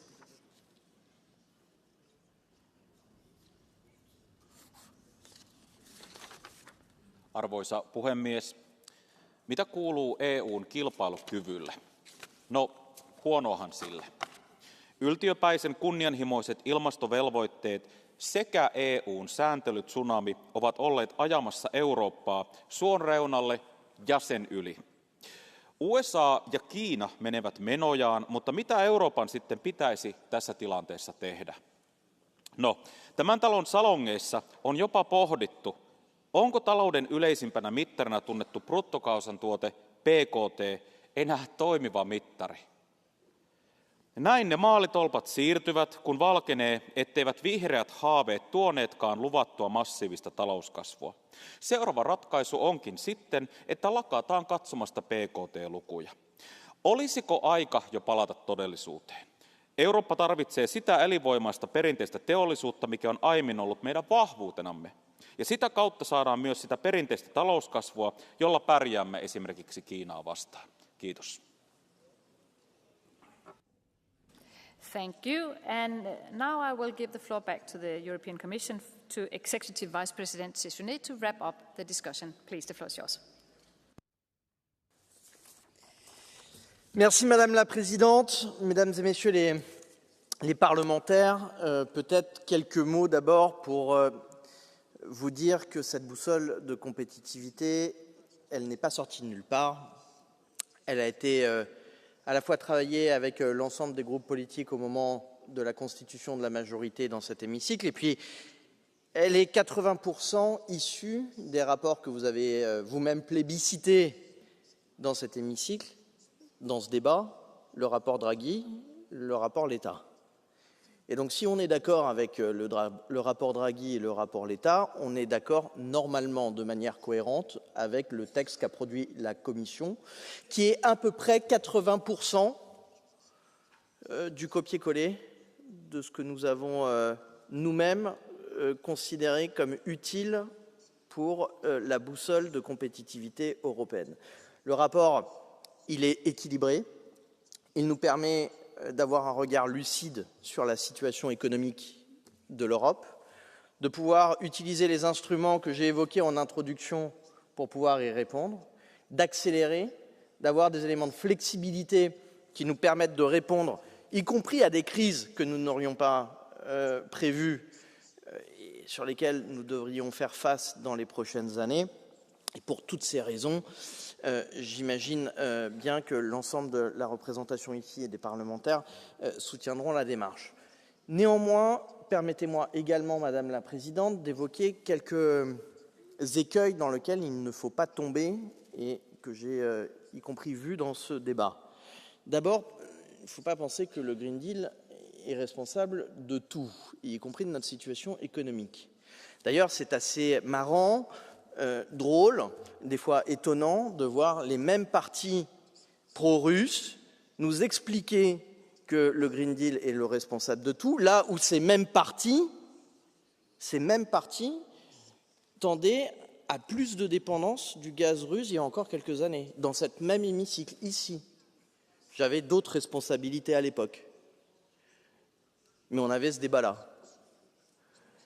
Et nous avons fait face à une crise du gaz et du prix du gaz qui nous a créé une crise du prix de l'énergie, un problème de compétitivité en Europe majeur qu'il faut pouvoir régler. Mais cette question, j'ai envie de dire, le Green Deal était peut-être une stratégie climatique et environnementale, elle est devenue également une stratégie économique sur la partie décarbonation de l'économie, sur la partie production de l'énergie en Europe, sur notre territoire, de manière souveraine, pour faire baisser le prix de l'énergie, pour produire plus. Mais pour ça, il faudra une stratégie également dans les réseaux, les infrastructures de transport d'électricité, entre les frontières européennes, notamment pour pouvoir équilibrer les réseaux nationaux plus rapidement, pour éviter les pics de prix de l'électricité. Tout ça est une stratégie de court terme, de moyen terme et de long terme. Vous l'avez dans la boussole de compétitivité et nous déclinerons cette stratégie de manière très pragmatique dans les textes que nous avons prévu de présenter à la fin du mois de février et au début du mois de mars. Deuxième écueil, Madame la Présidente, il ne faut pas confondre les objectifs et les moyens. Et souvent, l'écueil des responsables politiques, c'est de faire des moyens l'objectif. Et dans cette période de tension diplomatique, dans cette période de complexité économique, nous avons besoin de flexibilité. Et nous avons besoin de bouger la manière d'arriver à nos objectifs. Il faut pouvoir le comprendre, il faut pouvoir l'anticiper, il faut pouvoir nous donner les capacités de le faire. Et la boussole de compétitivité, les différents textes que nous aurons à discuter ici dans cet hémicycle, qui seront des textes législatifs, nous permettront normalement de pouvoir adapter le chemin vers les objectifs que nous nous sommes fixés. C'est tout le sens de la simplification également, de ne pas faire du chemin un objectif imbougeable. Et comme responsable politique européen, nous nous sommes fixés la décarbonation de notre économie à 2050. Comme je l'ai évoqué, c'est maintenant une stratégie économique, autant qu'une stratégie climatique. Mais nous devons adapter les moyens pour pouvoir arriver aux mêmes objectifs. Et je crois que ça, c'est un des messages que nous avons tous reçus des élections européennes et que la Commission mettra en œuvre. Dernier point, et pas des moindres, le marché intérieur. Vous avez été quelques-uns à évoquer les perspectives de croissance d'un marché de 450 millions dont les barrières sont encore très présentes sur de nombreux secteurs.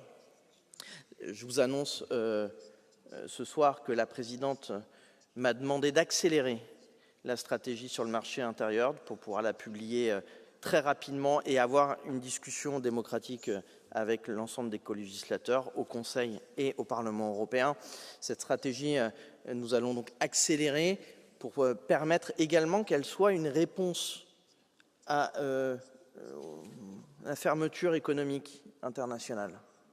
Et nous avons besoin de réponses aussi, et la perspective du marché intérieur nous donne des perspectives de croissance pour nos économies dans un moment de tension diplomatique importante qui protégera, y compris nos entreprises et probablement et surtout nos PME européennes. Voilà, j'en reste là. On pourrait évidemment parler énormément de ce sujet-là qui, et vous l'avez compris, la doctrine que s'est fixée la Commission pour les 5 prochaines années en termes économiques. Je souhaite qu'on puisse toujours en débattre, la faire évoluer, puisque cette doctrine doit également avoir des éléments de flexibilité qui nous permettent justement de pouvoir adapter notre stratégie économique dans une période incertaine. Et puis, les textes viendront au Parlement dans les prochaines semaines et dans les prochains mois, avec un sens de l'urgence, un sens de la flexibilité qui font que nous-mêmes on est, et également du pragmatisme dans un moment où, évidemment, nos concurrents font face à une euphorie économique qui n'est pas bon ni pour le modèle européen que nous défendons tous ici, ni pour notre stratégie de compétitivité pour la suite. Donc à nous de jouer, j'ai envie de dire, les Européens, nous avons tous les moyens de réussir dans cette période. Il faut juste, comme je l'ai dit, activer sur la partie prévisibilité et flexibilité de nos réponses. Voilà, merci Madame la Présidente, et puis nous aurons l'occasion d'avoir ce débat, j'imagine, et probablement énormément de fois dans cet hémicycle, et je m'en réjouis. Thank you very much, Vice President Sissonet, and I will give the floor to Minister Slapka to end this debate, please.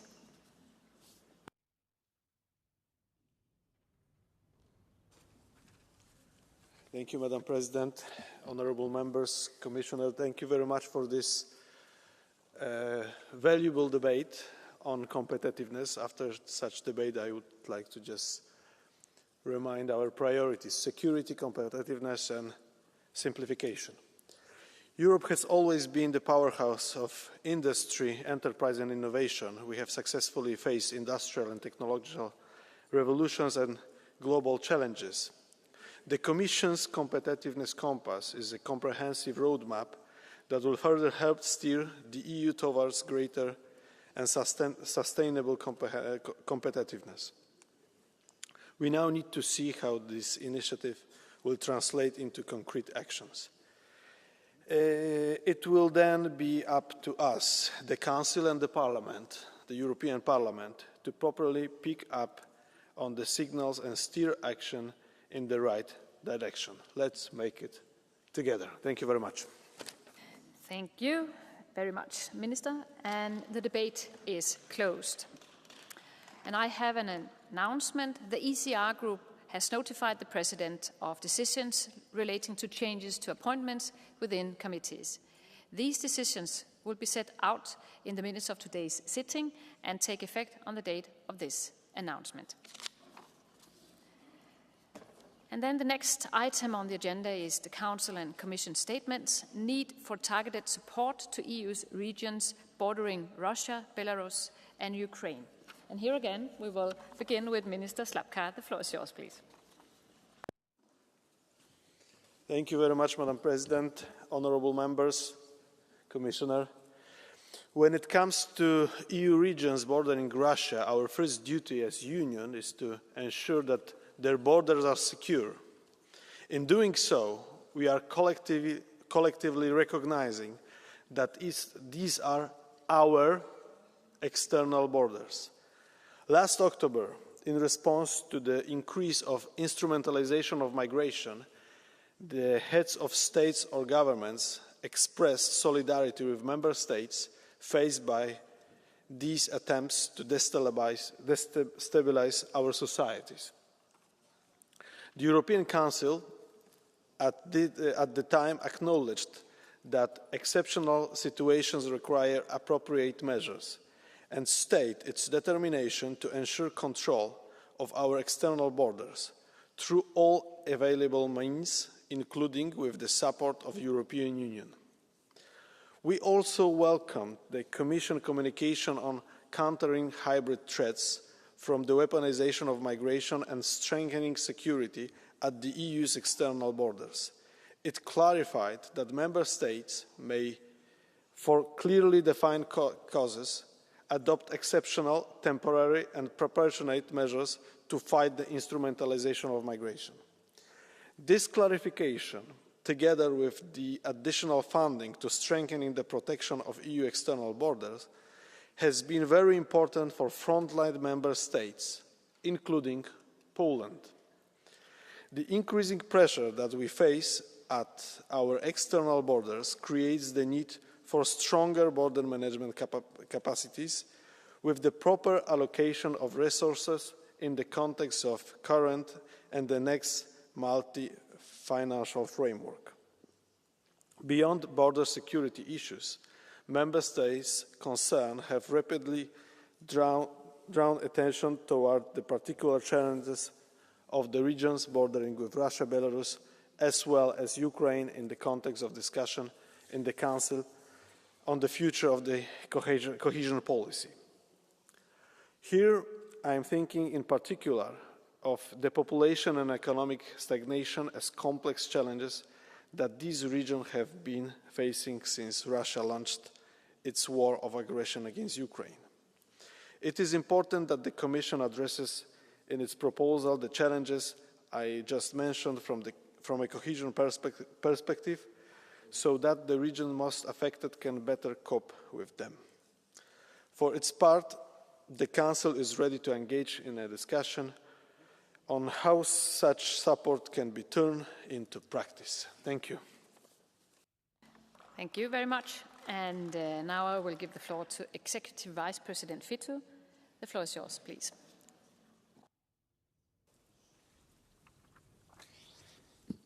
Thank you, Chair, Minister Slapka, honourable members. On behalf of the Commission, I would like to thank the European Parliament for proposing this essential debate on the need for the targeted support to EU regions bordering Russia, Belarus and Ukraine. It is an opportunity to reaffirm our commitment to these regions most affected by Russia's unjustified war against Ukraine. But this discussion goes beyond solidarity. It is about defending Europe's stability, security and long-term economic resilience and competitiveness. These are fundamental pillars of this Commission's mandate. Cohesion policy plays a crucial role in advancing the EU's competitiveness agenda. It does so through investments in research, innovation, small and medium enterprises, industrial policies, and vital energy and digital infrastructure. And cohesion policy has also supported the regions on our eastern border, which find themselves on the front lines of new geopolitical realities. For example, the regions bordering Ukraine which welcomed large numbers of displaced people, faced unique challenges. In response, the Commission, in close cooperation with the Parliament, launched the CARE initiative within cohesion policy, which played a critical role in providing urgent aid. These regions have shown extraordinary resilience and solidarity, fostering strong cross-border cooperation with Ukraine that continues to thrive. And we remain committed to supporting them, ensuring they can deepen this cooperation. Russia's brutal war of aggression has put the eastern border regions of Finland, the Baltic states, and Poland in particularly difficult situation. The EU acted swiftly to support them. However, significant challenges remain. Even before the war, many of these regions were already experiencing depopulation. Now they face new additional difficulties. Borders that once facilitated trade and job creation are now closed. At the same time, these regions are dealing with the instrumentalization of migration, economic downturns, and the wider impact of sanctions. At the beginning of the mandate of this Commission, President von der Leyen tasked me with ensuring these regions receive the strategic support they need. It is now time to move forward with further concrete solutions. That is why, in my first weeks in office, one of my priorities was to visit one of these border regions. And I traveled to a border crossing point in Finland, which shares a 1,340 kilometers border with Russia. Near Lappeenranta, I saw firsthand how our thriving regions, built on trade and tourism, now faces serious economic consequences. Similar concerns were reiterated during my recent visit to Poland, and I intend to continue these visits to other eastern border regions, including Estonia, Latvia, and Lithuania, in the coming weeks. And I say this because it is only through this direct experience that it's possible to truly understand the difficulties and challenges these regions face, and identify tailored solutions to address these issues. The upcoming midterm review provides a valuable opportunity for Member States to prioritize the social and economic impact of the conflict and reinforce the security and prosperity of these regions. But we will also need to launch a broader debate. A strong Europe requires strong regions, and we can only boost the EU's overall competitiveness if all our regions prosper. Engaging directly with all of these regions is essential to understanding their needs and developing tailor-made solutions. Let me be clear, the borders of these regions are not their borders. They are our borders, the borders of Europe. True prosperity is built together. I look forward to hearing your perspectives. Thank you. Thank you very much. And then we will take the first round of speakers on behalf of the political groups, beginning with Mr. Halicki for 2 minutes, please. Dziękuję serdecznie, panie przewodniczący, panie komisarzu, panie ministrze, szanowni państwo. W imieniu Europejskiej Partii Ludowej chcę powtórzyć hasło polskiej prezydencji.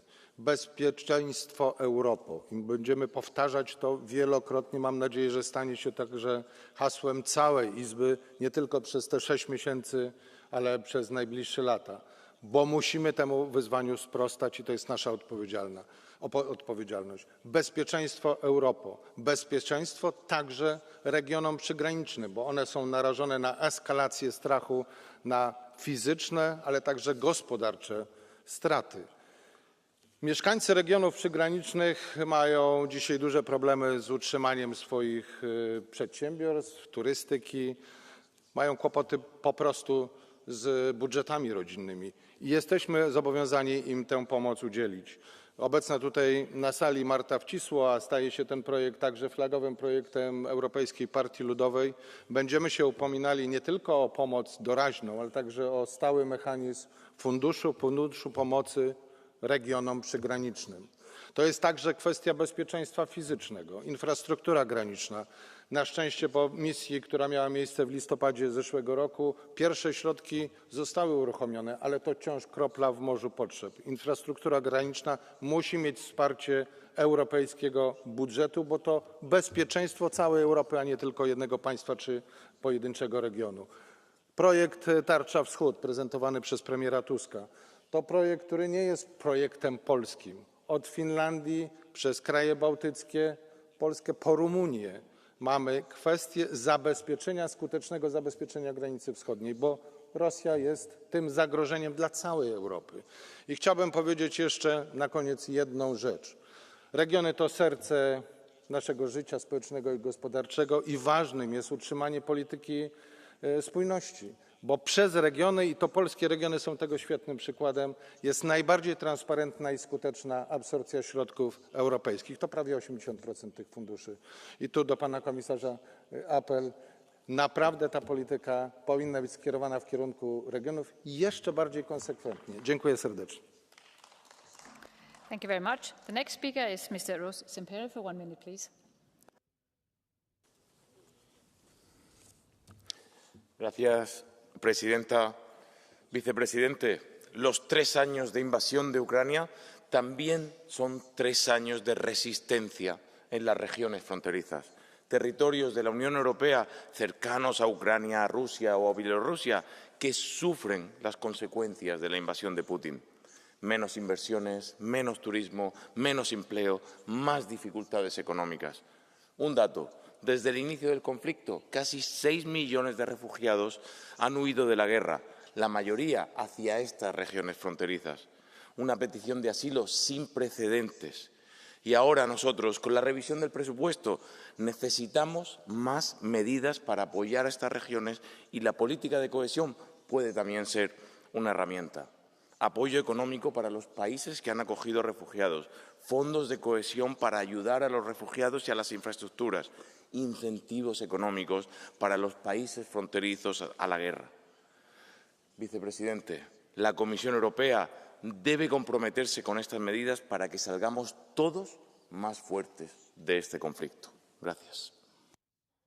Thank you very much. The next speaker is Mr. Tynkkynen for 1 minute, please.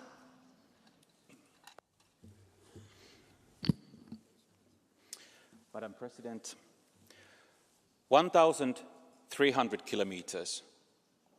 Imagine that your country would guard the longest EU border against a country that is attacking in Europe. A border that is as long as it is from Tallinn to Vienna. That's what Finland is doing for the security of whole Europe and with an economy of a population of just 5.5 million people. Let's face it, for Europe, Russia is the single biggest threat. The EU regions bordering Russia are on the front lines. This is not about cohesion. Keeping these regions inhabited and armed is crucial for our security. The border regions need to have infrastructure to ensure military mobility and border protection capabilities. I urge the Commission to create a special instrument to support these regions that are guarding the whole Europe for us. Thank you. Thank you very much. The next speaker is Ms. Karvashova for 1 minute, please. 24. februára uplynú 3 roky od začiatku ruskej agresie na Ukrajine. V Európe zmenila mnoho vrátane nášho pohľadu na východnú hranicu Únie. Hranica s Ruskom a Bieloruskom sa dnes stala bariérou pred obrovskými hrozbami. Brzdiaca cezhraničný rozvoj, ako vidíme aj vo fínskej Laperante. Naopak hranica s Ukrajinou, kandidátom na členstvo v Európskej únii, ponúka unikátnu príležitosť na integráciu, tak ako sa to podarilo Rakúsku v situácii, keď Slovensko vstupovalo do únie. Košický a Prešovský kraj majú kľúčovú úlohu pri rozvoji cezhraničnej spolupráce s Ukrajinou. Od investícií do ciest, železníc, cez modernizáciu hraničných prechodov, ale aj elektrických sietí, pretože práve tie dokážu priniesť regiónom nové investície a nové pracovné miesta. No súčasné nástroje Európskej únie nestačia na takéto nové výzvy, pred ktorými stojíme. Potrebujeme nový prístup, ktorý zohľadní dnešné potreby a dnešné ambície únie. Kohézna politika preto nemôže byť centrálne riadená, ale musí mať priamy kontakt s regiónmi, aby odpovedala na to, čo potrebujú aj východné regióny na hranici únie. Ďakujem. Thank you very much. The next speaker is Mr. Stathis for 1.5 minutes, please. Thank you, Madam President, Commissioner. I will address my speech in Latvian. Latvija, Somija, Igaunija, Lietuva, Polija pašlaik sargā Eiropas Savienības ārējās robežas. Kolēģi, tas ir fakts. Latvijas reģioni, kā Latgale un Ziemeļvidzeme, ir Eiropas pirmie brīvības un demokrātijas bastioni. Jau pēc Latgales un Ziemeļvidzemes robežām tālāk ir Mordora. Agresīva, tirāniska teritorija, kas vēlas pakļaut savus kaimiņus. Protams, dzīvot blakus agresoram nav ne izdevīgi, ne arī ienesīgi. Ekonomiskā sadarbība nav iespējama. Arī privātu investīciju piesaiste ir apgrūtināta. Vienlaikus mums jāstiprina savas robežas, lai agresori atturētu no iebrukuma. Latgalē un Ziemeļvidzemē būvējam Baltijas aizsardzības līniju, tādējādi militāri sargājot Latvijas un visas Eiropas Savienības ārējo robežu. Tāpēc, kolēģi, mēs neesam lūdzēji. Latgales, Ziemeļvidzemes un citu pierobežu reģionu ekonomiku un iedzīvotāju labklājības stiprināšana ir visu mūsu Eiropas interesēs. Tas būtu Eiropas ieguldījums savā drošībā un aizsardzībā pret agresoru. Eiropas atbildīgais komisārs Rafael Fito jau ir paudis atbalstu Eiropas pierobežas reģionu īpašu atbalstu programmām. Es aicinu atbalstīt arī Eiropas parlamentu. Paldies! Thank you very much. The next speaker is Mr. Sipnetsky for 1 minute, please. Szanowni Państwo, wschodnia granica Unii Europejskiej to dzisiaj linia frontu i na niej ważą się losy bezpieczeństwa nie tylko Polski, ale całej Europy, bo Polska, Litwa czy pozostali sąsiedzi Rosji ponoszą dzisiaj główną odpowiedzialność i koszty ochrony tej granicy Unii Europejskiej, zwłaszcza w obliczu rosyjskiej agresji. Polska przyjęła już miliony uchodźców wojennych z Ukrainy, okazując bezprecedensową solidarność. I dlatego bardzo nam przeszkadzają zapisy paktu migracyjnego. Chcielibyśmy być zwolnieni całkowicie z jego postanowień, dlatego że my już tak naprawdę pomogliśmy ponad naszą miarę i tym rozwiązaniem mówimy zdecydowane nie. I zamiast tego, zamiast wydawania pieniędzy w inny sposób, Unia Europejska powinna sfinansować obronę cywilną w Polsce, bo to nasi obywatele ponoszą skutki działań hybrydowych i budowę solidnej zapory na wschodniej granicy, tak żeby wzmocnić swoją odporność. Mamy wielowiekową tradycję obrony Europy. Wspomnę tylko odsiecz wiedeńską czy bitwę, cud nad Wisłą i Europa nie powinna nam tutaj przeszkadzać, a pomóc, żeby chronić nasze granice. Dziękuję. Thank you. The blue card option is now open and the next speaker will be Mr. Bogdan for 1.5 minutes, please. Excelențele voastre, oameni din regiunile Uniunii Europene învecinate cu Rusia, Belarus și Ucraina au desenate ținte pe piept. Și asta deoarece interesul tuturor dictatorilor cu tendințe expansioniste este să tulbure mințile cetățenilor din imediata vecinătate. Dacă nu investești în apărare pe de-o parte și combaterea manipulărilor pe de alta, te trezești cu dușmanul în casă, cum s-a întâmplat de multe ori în istorie.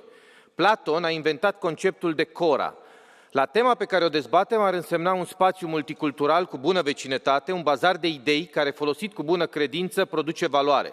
Fără bună credință, produce corupție și haos.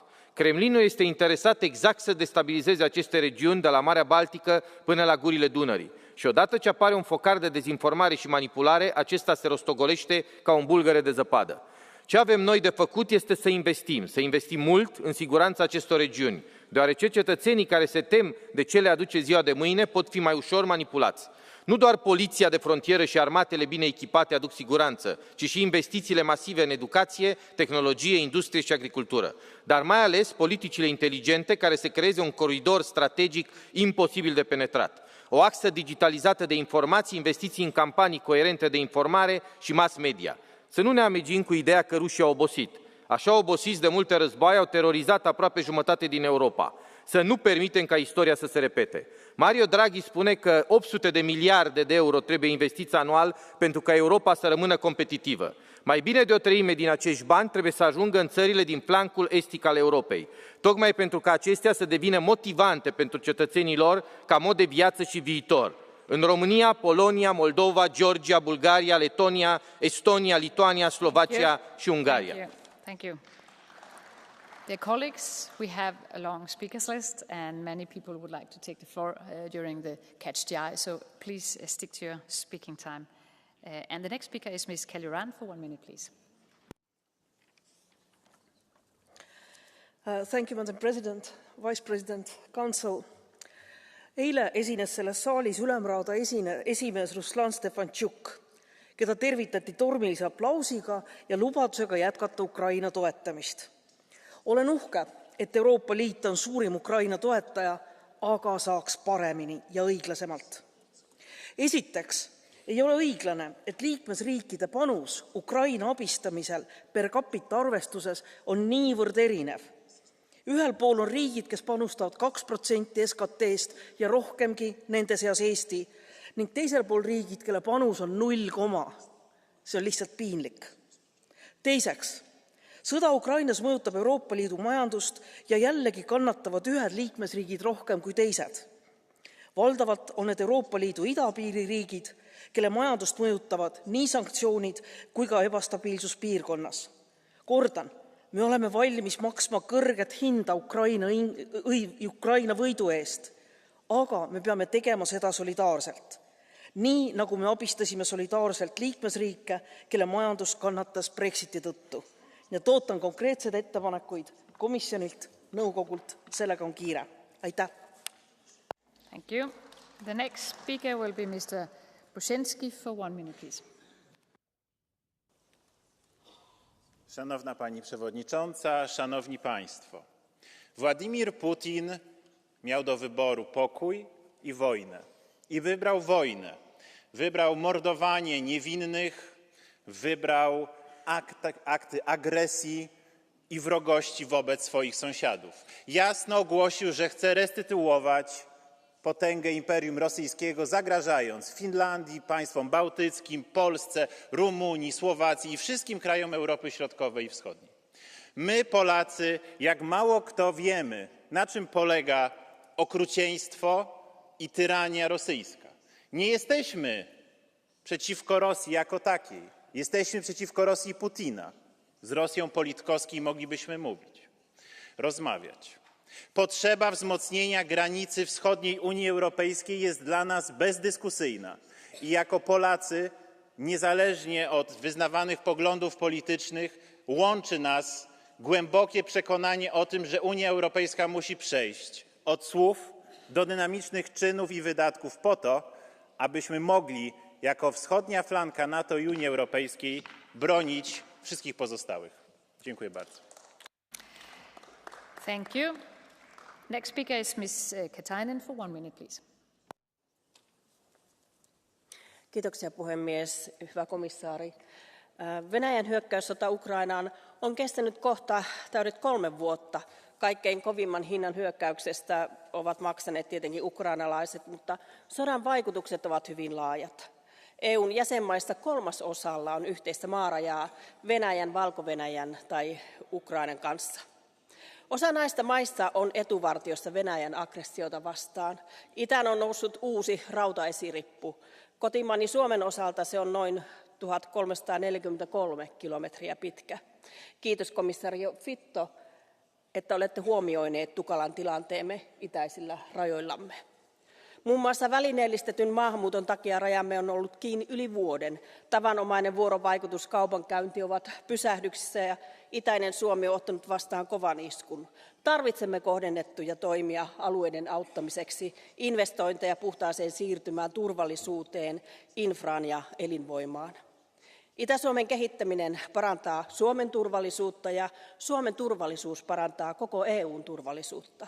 Asia on meidän kaikkien yhteinen idästä länteen ja pohjoisesta etelään. Kiitos. Thank you. The next speaker is Mr. von der Schulenburg for 1 minute, please. Thank you very much. Wenn wir über die Unterstützung von Frontstaaten zu Russland debattieren, frage ich mich, in welcher Welt wir in diesem Parlament eigentlich leben. In einer Zeit, in der ein amerikanischer Präsident nun seinen Vorgänger für den Krieg in der Ukraine verantwortlich macht und Präsident Zelensky sogar beschuldigt, den Krieg provoziert zu haben, sprechen Sie weiter von einem nicht provozierten Angriffskrieg Putins. In einer Zeit, in der Präsident Trump erklärt, dass dieser Krieg die Reaktion auf die NATO-Erweiterung an die russischen Grenzen ist und der Putin sogar verstehen könne, sprechen Sie weiter von einem russischen Imperialismus. In einer Zeit, in der die Präsidenten der Vereinigten Staaten und Russland sich treffen werden, um diesen blutigen Krieg zu beenden, wollen Sie nun martialisch an den Grenzen zu Russland aufmarschieren. Wäre es nicht an der Zeit, dass dieses Haus endlich von Krieg auf Frieden umstellt und sich darüber Gedanken macht, nicht wie wir den Frontstaaten, sondern wie wir den von uns so böse betrogenen ukrainischen Volk helfen können, wieder ein Leben in Frieden aufzubauen. Vielen Dank. The next speaker will be Mr. Novakov for 1.5 minutes, please. Mr. Vice President, Madam Chair, I think one of the key characteristics of a family is when some of the family suffers, the rest of the family members are getting together to support him or her and to help overcome the crisis. All the member states, all the way from Finland down to south to Bulgaria, representing more than 1/3 of the European Union and 100 million of population, are the region that absorbs the consequences of the armed conflict in Ukraine. These member states securing a good night's sleep for the rest of Europeans. And such like a family, we need support in that period, in that crisis, concrete and bold moves that supporting precisely those regions. Because all the citizens, from truck drivers to farmers, are suffering heavily from this conflict. Therefore, the bold move is called Eastern Region Facility, a new facility that supports those member states because they suffer more, because this is how family does. Thank you so much. Thank you very much. The next speaker is Mr. Heina Luoma for 1 minute, please. Venäjän raakalaismainen hyökkäys Ukrainaan aiheuttaa suuria kärsimyksiä miljoonille ukrainalaisille. Samalla Venäjän toiminta luo ison taloudellisen, sosiaalisen ja myös turvallisuuslaskun erityisesti EUn itärajan asukkaille ja itärajan maille. Parlamentin yhteinen keskustelu tänään tunnistaa tämän itärajan kehitystarpeet, antaa vahvan signaalin, että olemme solidaarisuusyhteisö, välitämme toisistamme. Kun Iso-Britannia lähti unionista, EU perusti reilun 5 miljardin euron Brexit-välineen. Sillä hyvitettiin niitä maita, joihin Britannian lähtö koski eniten. Koronakriisi puolestaan poiki 750 miljardin euron jättimäisen apuvälineen. Nyt kysytään, kuuleeko unioni myös itäisiä jäsenmaitaan näiden kohdatessa Venäjän hyökkäyssodan kaikki vaikutukset. Itärajan rajaturvallisuuden parantaminen on kiireellinen asia. Monivuotiseen rahoituskehykseen tarvitaan Brexit-välineen tapainen erityinen avustusväline, jolla voidaan tukea EUn itärajan maita ja rajaseutuja. Thank you very much. The next speaker is Ms. Teodorescu for 1 minute, please. De la începutul conflictului, 5,2 milioane de refugiați ucrainieni au sosit sau au trecut prin România. Am deschis larg brațele și am primit, le-am dat locuințe și ajutoare umanitare, școli pentru copii și mai apoi locuri de muncă pentru adulți. Cerealele ucrainene au tranzitat România chiar cu prețul deteriorării grave a șoselelor. Am ajutat cu bani mulți, ba chiar și cu donarea unicului sistem Patriot funcțional pe care îl aveam. Am ajutat pentru că am înțeles drama și nevoia, pentru că știm mai bine decât mulți europeni ce înseamnă să-i ai dușmani pe ruși. Dar România se află teribil de aproape de război. Drone rusești cad uneori pe teritoriul românesc, iar din satele din delta Dunării se pot auzi bombardamentele de peste graniță din Ucraina. Ajutorul pe care UE înțelege să-l ofere Ucrainei trebuie să se extindă și în raport cu țările învecinate cu acest război, care au avut la rândul lor pierderi financiare. Dacă UE ajută exclusiv Ucraina, dar nu și țările deja membre UE afectate de conflict, mesajul primit de cetățeanul european plătitor de taxe este că alții contează mai mult decât noi. Solidaritatea nu trebuie să fie selectivă. Concluzia: bani europeni pentru România și pentru celelalte țări UE vecine cu războiul. Vă mulțumesc. Thank you. The next speaker is Mr. Tomac for 1 minute, please. Mulțumesc, doamnă președintă, stimați colegi, domnule vicepreședinte Fito.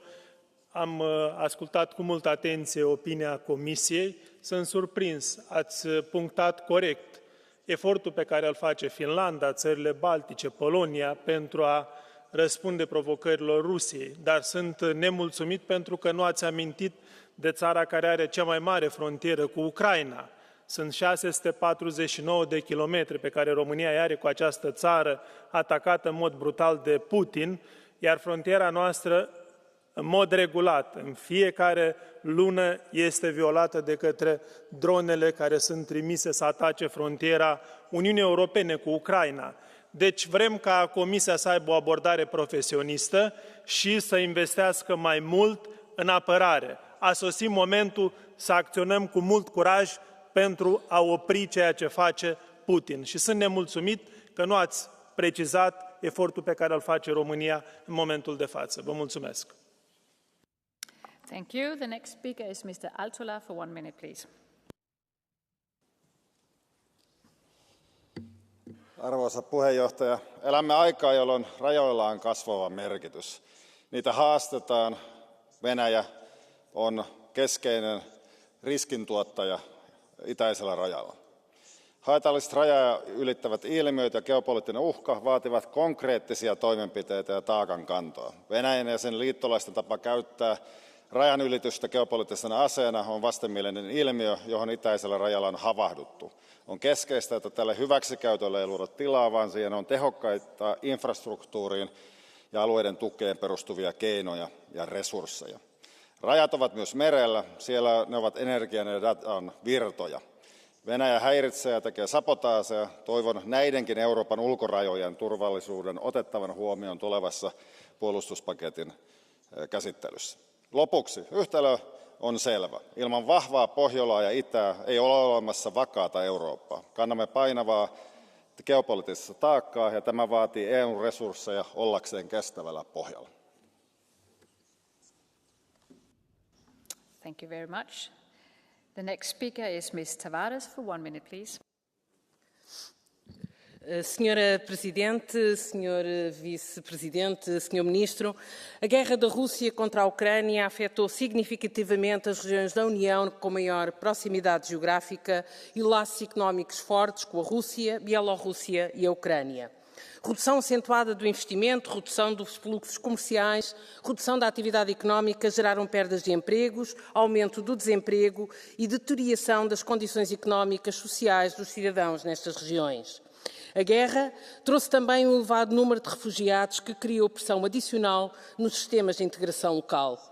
A União Europeia é uma união de solidariedade com todos e o orçamento da União tem que estar apto a responder aos desafios da União.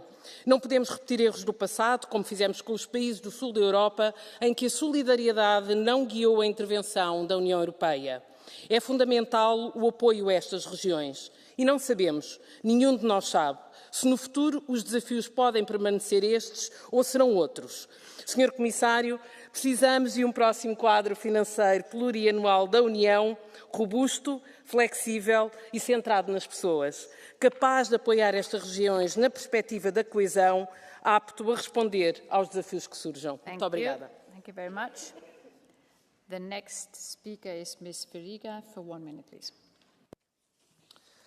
Pirmininkė, komisarė, ministrė, dar 2023 metais The Economist paskelbė analizę, kuri parodė, jog egzistuoja tiesioginė koreliacija tarp lėšų skiriamų gynybai bei paramai Ukrainai ir atstumo iki Maskvos. Ir tai natūralu. Artimiausi kaimynai, turintys labai skaudžią istorinę patirtį, kaip niekas kitas, supranta tokių išlaidų poreikį. Tačiau vien šių valstybių pastangų neužteks. Prisiminkime per Baltarusiją vykdytas hibridinės atakas, pasitelkiant migrantus, prisiminkime kritinės infrastruktūros gadinimą Baltijos jūroje, juk tai grėsmė visai Europos Sąjungai. Taip pat supraskime, kokią žalą ekonominiam ir investiciniam patrauklumui daro kaiminystė su savo imperinių tikslų neslepiančiu agresoriumi. Todėl svarbu stiprinti tiek fizinę, tiek karinę šių ES rytinio flango valstybių apsaugą ir tuo pačiu nepamiršti pasienio regionų socialinių bei ekonominių problemų, nes nepakankamos investicijos ten gali reikšti didesnį socialinį gyventojų pažeidžiamumą, o tuo neabejotinai pasinaudotų ir jau naudojasi mums nedraugiškos valstybės. Dėkuoju. Thank you. The next speaker is Mr. Auštrevičius for 1 minute, please. Gerbiama posėdžio pirmininkė, gerbiamas komisarė, ministrė. Kai kurios ES valstybės susiduria su gamtos sukeltais fataliniais reiškiniais. Kitos susiduria su fataliniu reiškiniu Rusija. Ir tai kartais daug baisiau ir labiau greunančia jėga. Ir tą reikia pripažinti. Atvira Rusijos karinė agresija prieš Ukrainą pakeitė ne tik geopolitinę situaciją Europoje, bet ir lėmė ekonominius iššūkius šalia autokratinių bei karą siejančių valstybių esantiems ir su jais besiribojantiems ES regionams. ES valstybės besiribojančios su Rusija ir Baltarusija patiria kritinius išbandymus ne tik tai dėl saugumo. Kartais mes demonstruojame gerus sprendimus šitoje srityje. Aš paminėsiu kaip pavyzdį šį savaitgalį įvykusią energetinę sinchronizaciją tarp Baltijos valstybių ir Europos. Tai iš tiesų pavyzdys, kaip ir kuria kryptimi galime žengti. Tačiau būtina laiku ir tinkamai reaguoti į ekonominius iššūkius, skatinti regionų infrastruktūros projektus bei kitas investicijas. Ir čia Europos komisija gali tarti savo žodį. Thank you. Next speaker is Mr. Terras for 1.5 minutes, please. Thank you, Madam Vice President. There is no doubt that Russia's war of aggression against Ukraine has significantly affected all European members. At the same time, it is evident that the effects of the war have much stronger influence on the countries bordering the aggression, Russia and Belarus. We are facing far more serious difficulties with regard to hybrid threats, like using migration as a weapon, information and cyber attacks, and attacks on our infrastructure, as you heard in the last weeks. In the light of the threat from Russia, the EU member states bordering with aggression have increased their defence expenditures remarkably, up to 5% of their GDP. Since the beginning of the full-scale war of aggression, we have witnessed much weaker economical performance. GDP growth, trade, increased caution on foreign investors, decreased transportation and tourism. It is therefore absolutely necessary that we put our common resources where they are needed most. We need more investments to our border security. We need more funds and support to avoid our economies from failing into a development trap. Thank you. Thank you. The next speaker is Mr. Posnaks for 1 minute, please. Prezidents kundze, komisāra kungs, cienījamie kolēģi. Pirms Madrides samita 2022. gadā NATO paredzēja, ka iebrukuma gadījumā Baltijas valstu atbrīvošana notiks 180 dienās. Tas nozīmē, ka piedzīvot karu 2 reizes. Vienreiz, kad Krievi iebruk, un otrais, kad atbrīvo. Bet paldies NATO, ka pēc šī samita stratēģija mainījās uz aizsardzību no 1. metra, neskaitot dienas. Tad šī stratēģija prasa arī papildus ieguldījumus. Baltijas valstīm vien ir jāiegulda drošības infrastruktūrā vismaz 10 miljardi, lai šo stratēģiju vispār varētu realizēt. Tas mazs cipars Eiropai, bet milzīgs valstīm ar pāris miljardu aizsardzības gadu budžetu. Mēs labprāt pelnītu vairāk, lai varētu straujāk audzēt savus aizsardzības izdevumus, bet arī mūsu ekonomika buksē. Un buksē nevis tāpēc, ka mēs būtu stulbi vai sliņķi, bet tāpēc, ka neviens nevēlas investēt artilērijas šāvienu attālumā no agresora. Jo galu galā runa tomēr ir par visas Eiropas drošību, un katrs miljards, kas netiks ieguldīts Eiropas robežas stiprināšanā, var izvērsties par simtiem miljardu, kas būs nepieciešami daļas Eiropas atjaunošanā. Paldies! Thank you very much. The next speaker is Mr. Gumar for 1.5 minutes, please.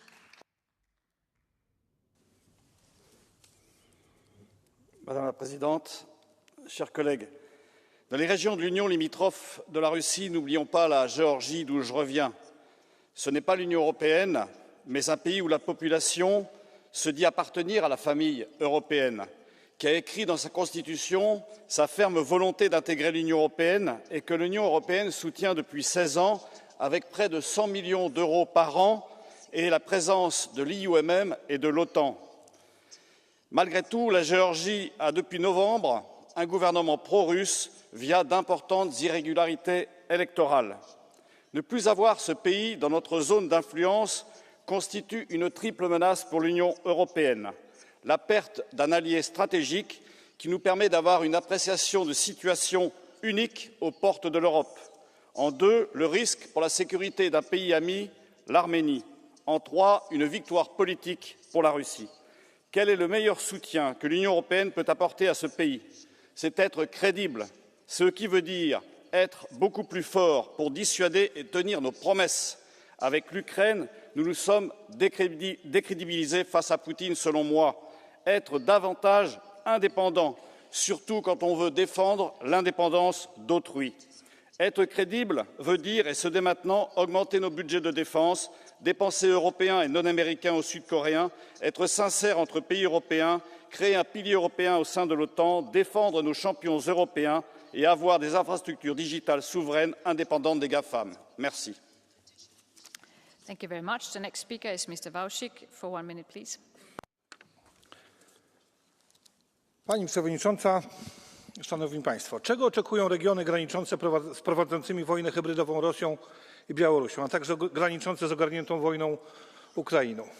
Oczekują bezpieczeństwa. Dlatego zdumiewająca jest decyzja szefowej Komisji Europejskiej o niewspieraniu budowy zapór fizycznych na granicy z Rosją czy Białorusią. Mój kraj, Polska, wielkim wysiłkiem finansowym zbudował w 2022 roku zapory na granicy z Białorusią. Podobne zapory postawiła Litwa, Łotwa, trwa budowa w Finlandii. Ursula von der Leyen odmówiła pomocy europejskiej w tym zakresie. Mówiła wówczas: stoimy na stanowisku, że nie będzie funduszy na druty kolczaste czy mury. Pani Przewodnicząca, czas skończyć z tym bezrozumnym podejściem. Niezbędne są też środki dla regionów przygranicznych, które poniosły stratę w związku z militaryzacją czy ograniczeniami, jakie się pojawiły w wyniku kryzysu. Zamarł ruch turystyczny, odbudowy wymaga infrastruktura. Kryzys migracyjny na Białorusi zaczął się 4 lata temu, a wojna na Ukrainie 3 lata temu. Chciałbym się zapytać dzisiaj pana komisarza, czy nie uważa za rzecz nieprzyzwoitą pozostawanie głuchym na apele o pomoc, które wysłane były przez rządy i samorządy z regionów przygranicznych? Czy na tym ma polegać solidarność europejska? Thank you. Dziękuję. Thank you very much. We are now coming to the catch the eye. I have several speakers, but I will have to distribute between the political groups, starting with Mr. Kelly, seat 106, please. Even though I come from Ireland, far away from the borders of these 3 countries, I'm very conscious of the suffering of the people on those borders, and I admire their solidarity and resilience. Solidarity, first of all, with Ukraine, taking refugees and supplying Ukraine with energy when Russia are bombing their infrastructure. Also resilience in resisting the horrible practice of weaponising refugees by Belarus and Russia, sabotaging undersea pipelines and cables, and also particularly last weekend, 3 small countries, Estonia, Latvia and Lithuania, cutting themselves off forevermore on reliance on Russia in terms of their energy. But I wasn't aware of, hadn't thought of, the suffering of businesses. No investment, no tourism. And for that reason, we must stand by them, and the European Region Facility for the eastern countries must be a priority for us. Thank you very much. The next speaker will be Mr. Lopez Aguilar. For 1 minute, seat 379. Thank you, Madam President. Vicepresidente Fitto, la solidaridad cohesiva es la razón de ser de Europa. Empezó siendo solidaridad interterritorial y regional para alcanzar después la solidaridad social e intergeneracional. Si he defendido esto con pasión para las regiones ultraperiféricas que colindan con otros continentes, con la misma convicción la defiendo para las regiones que tienen frontera nada menos que con Rusia, Bielorrusia y Ucrania, bajo una guerra cruel de agresión que no solamente se ha saldado con miles de muertos, sino con 11 millones de personas desplazadas que han entrado en el territorio de la Unión Europea, 4 millones de las cuales permanecen en los países colindantes. No solamente Finlandia con sus 1.300 kilómetros de frontera, no solamente las 3 repúblicas bálticas, sino Polonia con Kaliningrado, un enclave ruso en plena Unión Europea. Por tanto, la solución a todas esas personas que necesitan asistencia es fondos europeos. En ningún caso hablar de instrumentalización o weaponization. Los inmigrantes como armas, porque son personas, pero necesitan asistencia a esos países para poder atenderles y prestarles servicios que realicen sus derechos fundamentales. Y eso requiere una política europea de cohesión fuerte, robusta. Thank you very much. Catch the eye is 1 minute, so you have to stick to your speaking time. I'm sorry for that. And the next speaker will be Mr. Masulis, seat 580.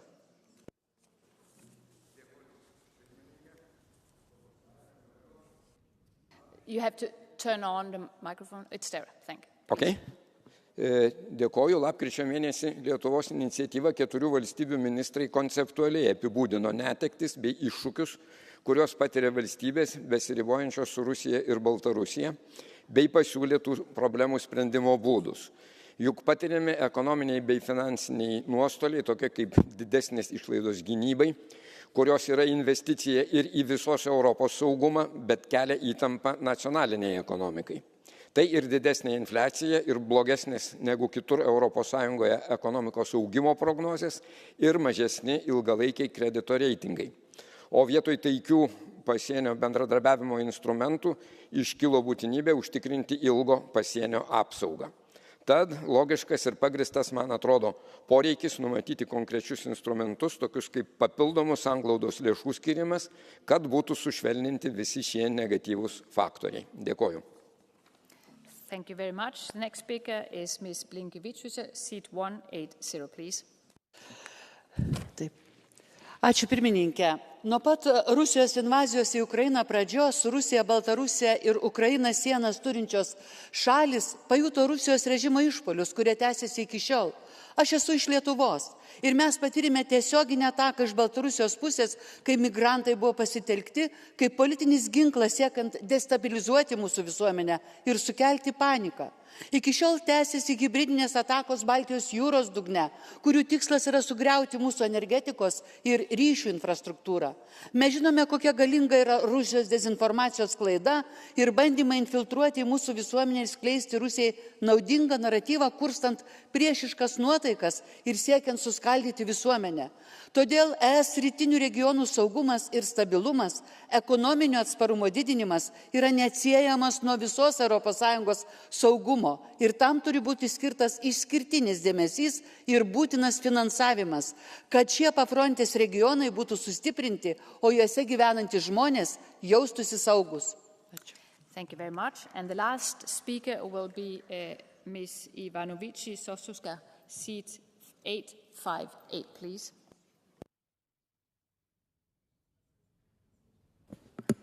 Mulțumesc. Niciodată nu vorbiți despre România și niciodată nu mulțumiți României pentru tot aportul adus. Ne-ați terminat cu ucrainenii. Pentru ce să ajut ucrainenii când românii mei nu sunt ajutați? După 2 ani și jumătate le dăm chirie gratis, cumpărături gratis, mașini gratis, copiilor primesc 800 de euro pe lună, în timp ce copiii români primesc 50 de euro pe lună alocații. Ne sfidează cu mașini de 100.000 de euro, ne scuipă copiii, ne scuipă femeile, distrug apartamentele în care stau. Ăștia sunt ucrainenii. ucrainenii, iar bărbații, în loc să se ducă în Ucraina să-și o apere, vin în România și stau degeaba și fug în toată Europa. În timp ce țara mea are teritorii în Ucraina deținute conform pactului Ribbentrop-Molotov, care a fost desființat. Nu există ajutor pentru Ucraina. Ne-am săturat. Dumneavoastră faceți război în Ucraina, eu vreau dreptate pentru românii mei și țara mea și îmi vreau teritoriile înapoi. Mulțumesc! Thank you very much. We will now proceed with the Commission and Mr. Vice President, the floor is yours.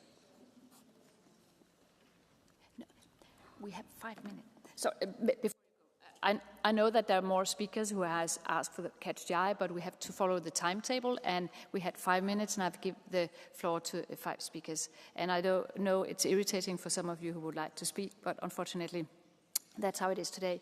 And please, Commissioner, the floor is yours. Thank you, Chair. Honourable members, I fully share your calls for action and your commitment to support the EU regions bordering Russia, Belarus and Ukraine. Thank you for sharing your insights on the situation in these regions and for your reflections on how we can further support them. For years, cohesion policy has been a cornerstone of the European project, driving economic development, reducing disparities, and promoting convergence. This long-term policy must continue to deliver tangible value for all European regions and seek specific solutions for eastern border regions as well as regions bordering Ukraine that face different challenges. But adapting to the new normal is not enough. Economic development and security must go hand in hand. We must use this opportunity to accelerate efforts to address existing structural issues. And we must ensure that the people living in our eastern border regions have a real choice to stay and build their future. To achieve this, we need targeted, localized and tailor-made solutions that serve both the prosperity and the security interests of the EU.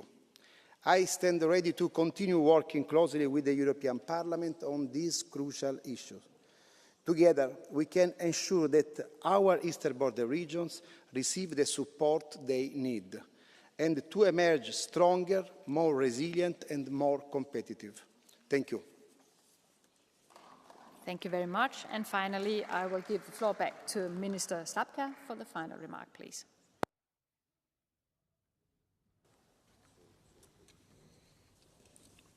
Madam President, honourable members, Mr. President, thank you very much for this debate precisely on security. And Security Europe is the leitmotif of Polish presidency, but there are two words strongly connected with the word security. It's unity and responsibility, and we should remember about that. What I heard here today was a strong call to maintain EU solidarity with member states bordering with Russia, Belarus and Ukraine. That is very reassuring. The EU has only one border, its external border, and its protection is an absolute priority in stemming illegal migration. Key in this context is the allocation of more EU resources to the physical and electronic infrastructure at the external borders. This applies not only to the construction itself, but also to the ongoing maintenance of the capacity to protect land, sea and air borders. The situation in the border region is exceptional and therefore specific EU support is required. This assistance should be considered in the negotiation on the future multi-annual financial framework. However, the next MFF will not take effect before 2028, and we cannot wait that long. In the short term, we must make maximum use of the tools and means at our disposal to support these regions. This also includes continued financial support for the frontline member states and intensified cooperation between member states. Thank you very much. Thank you very much, Minister, and the debate is closed. And we will have a shift of commissioners, so we will have to wait a couple of seconds while that happens.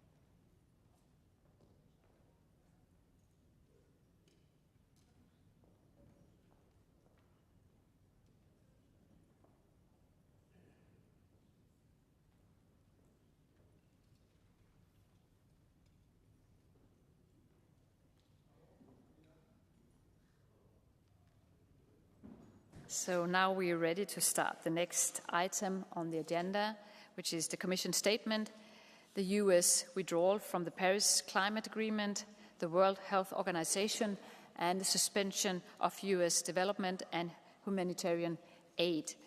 And I will, of course, as always, give the floor to the Commission and to Commissioner Labib. Please, the floor is yours.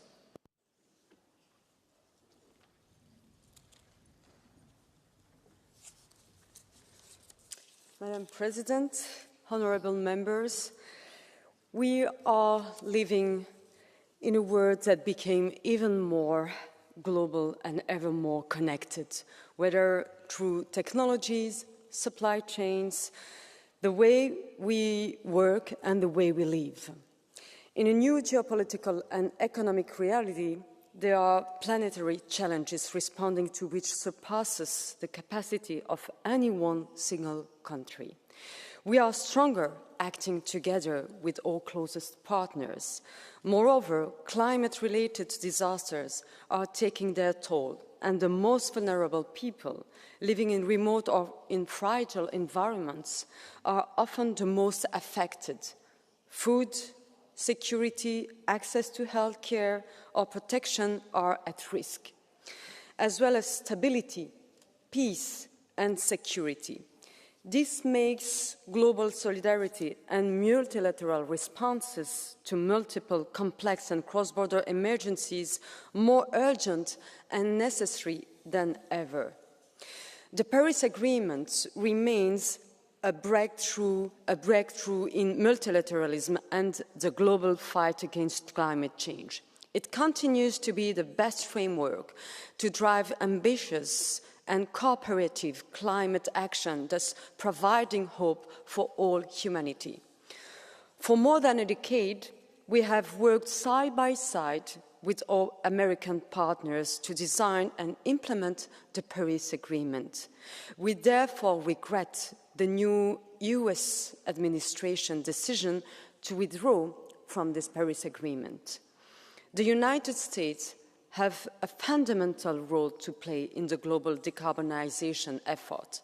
Hence, we should continue engaging with the US at the state level and at the private sector level, both of whom are driving the green transition in the US. The Paris Agreement has strong foundations, but we will now need to deploy all our efforts to ensure the rest of the world continues to support it, just like we did when the US withdrew 8 years ago. Our own climate resolve has not diminished, and we cannot afford to leave anyone behind. We remain committed to working with our international partners to address the pressing issues of climate change ahead of COP30. International cooperation remains our strongest ally for enhancing global climate action. We also have great concern over the US announcement to withdraw from the World Health Organization. Pandemics know no borders. Just a few years ago, the COVID-19 pandemic spread at a record speed, taking lives, damaging health, disrupting healthcare systems and economies. Effective international cooperation and multilateral action as a complement to national action are essential to protect the well-being and lives of our citizens, as well as the prosperity and stability of our societies and economies. In the face of global challenges, the World Health Organization remains a cornerstone of international health cooperation. The EU stands firmly behind the WHO and its vital work to address health crises, ensure global preparedness, and protect the most vulnerable. Together, the European Union and its member states are already the largest financial contributor to the WHO. We will continue advocating for a strong and resilient WHO within the global multilateral system. We encourage all its members to work together to enhance global health, security for all, and address global health challenges through dialogue and cooperation. Finally, with the executive order to temporarily suspend all US foreign assistance program for 90 days pending review, the new administration is leaving aside a dramatic impact on aid projects all around the world. With regards to humanitarian assistance, the US Secretary of State Rubio extended the waiver to allow for the temporary continuation of life-saving humanitarian programs, including emergency food assistance, life-saving medicine, medical services, shelter, and similar. Albeit clarity to partners is often still lacking in terms of which concrete projects are considered life-saving. We believe that this approach will not benefit the US long-term interests. It can lead to worsening humanitarian crisis and poverty rates, increased instability, and other negative consequences. Negative both for the affected populations, communities, countries, and regions, as well as for the rest of the international community, including for the US and the EU. This vacuum also opens the door for other, not like-minded actors to step in, those who may use this space to spread their influence and anti-Western narratives. We will continue following the US administration's decision closely and analyze their potential long-term impact. But I can already reassure you, the EU will not step back from its humanitarian and development commitments. As the biggest donor for development assistance in the world, the EU and its member states continue their efforts in addressing poverty and advancing global development. And our position as a major humanitarian donor also remains unchanged. Our aid will continue to save lives and alleviate suffering in line with the humanitarian principles of humanity, neutrality, impartiality, and independence. For us, this is humanitarian imperative. Humanitarian action is a vital public good in the rules-based international system, and it is an investment in community resilience. But it is also clearly in our own interests and security interests, as we are well aware of the negative consequences that follow a lack of humanitarian and development actions. However, as humanitarian crises grow in severity and scale, the call on the international community for collective action is more compelling than ever. This is true especially today as the humanitarian system already overstretched and underfunded. We should have no illusion of the budgetary constraints that we are all facing. The EU and its member states cannot simply fill the gap. Everyone in the international community must shoulder their responsibility in line with their economic standing. Honourable members, the executive orders and other measures adopted by President Trump on the first days of his mandate will have a serious impact on the whole multilateral system. These decisions pose a significant challenge to international cooperation, paramount in addressing the global challenges we are collectively facing, such as climate change, public health, and security threats. We all know the multilateral system today is not perfect. We know that we need to reform it, and we are committed to do so. However, respect for the multilateral rules-based order is the only guarantee to global peace, security, and prosperity. The EU will therefore remain a staunch supporter of multilateralism with the UN at its core, fostering partnership and rebuilding trust, and will continue to work with its partner around the world to this end. I thank you very much, and I'm looking forward to our exchange. Thank you. Thank you very much, Commissioner. And we will begin with a round of speakers on behalf of the political groups, beginning with Mr. Staber for 2 minutes, please. Szanowna Pani Przewodnicząca, Pani Komisarz, Wysoka Izbo. Ta debata jest potrzebna. Ona potwierdza, że Unia Europejska uważnie obserwuje ostatnie decyzje amerykańskiej administracji. Próbujemy zrozumieć naszych sojuszników i ich motywacje.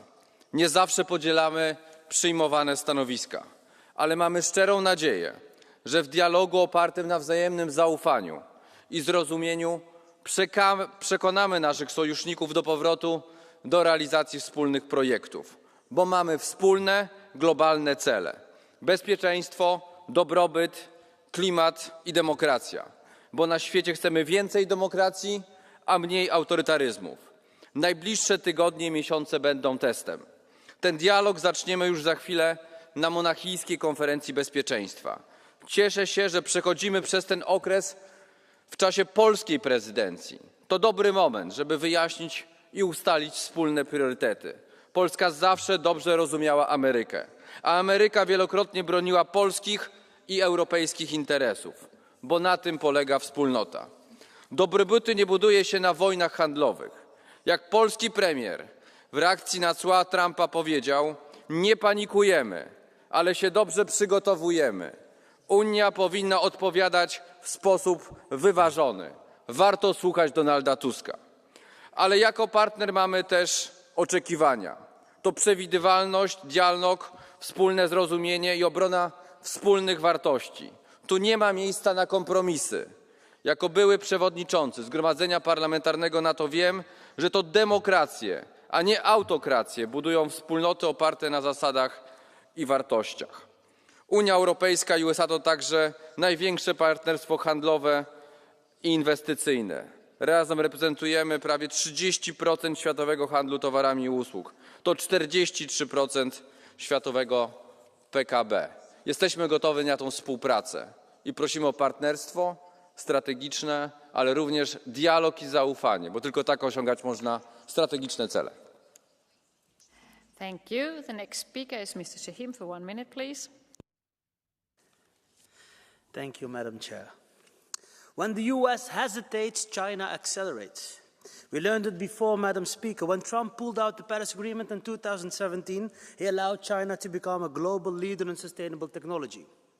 Today, it's the world's top producer of renewable energy. Their economy is booming, and more than 40% of the economic growth comes directly from their solar panels, their windmills, their heat pumps, and their electric vehicles. Just as the US is in a position to take the lead in the green economy, thanks to the Inflation Reduction Act, Trump does China again a favor. He tries to stop record-breaking green growth in the US and to look for old sources of energy for the old technology. While we hear oil, fracking and tariffs, China focuses on solar, batteries and EVs. That should say enough. The US was just on time for their green transition, but Trump will make America late again. Thank you. The next speaker is Mr. Knotek for 1.5 minutes, please. Thank you, Madam Chair. Every reasonable person is able to adjust its goals and strategies. The world has changed, but not the EU energy and climate policy. Goal was EU prosperity, worldwide follow-up and global emissions reductions. But we see the opposite. EU economy is struggling and global emissions are growing. Green Deal, at least its climate part, is dead. If we insist on its implementation, we will fail to protect Europeans from climate change effects and the Europeans' ability to adapt to climate change.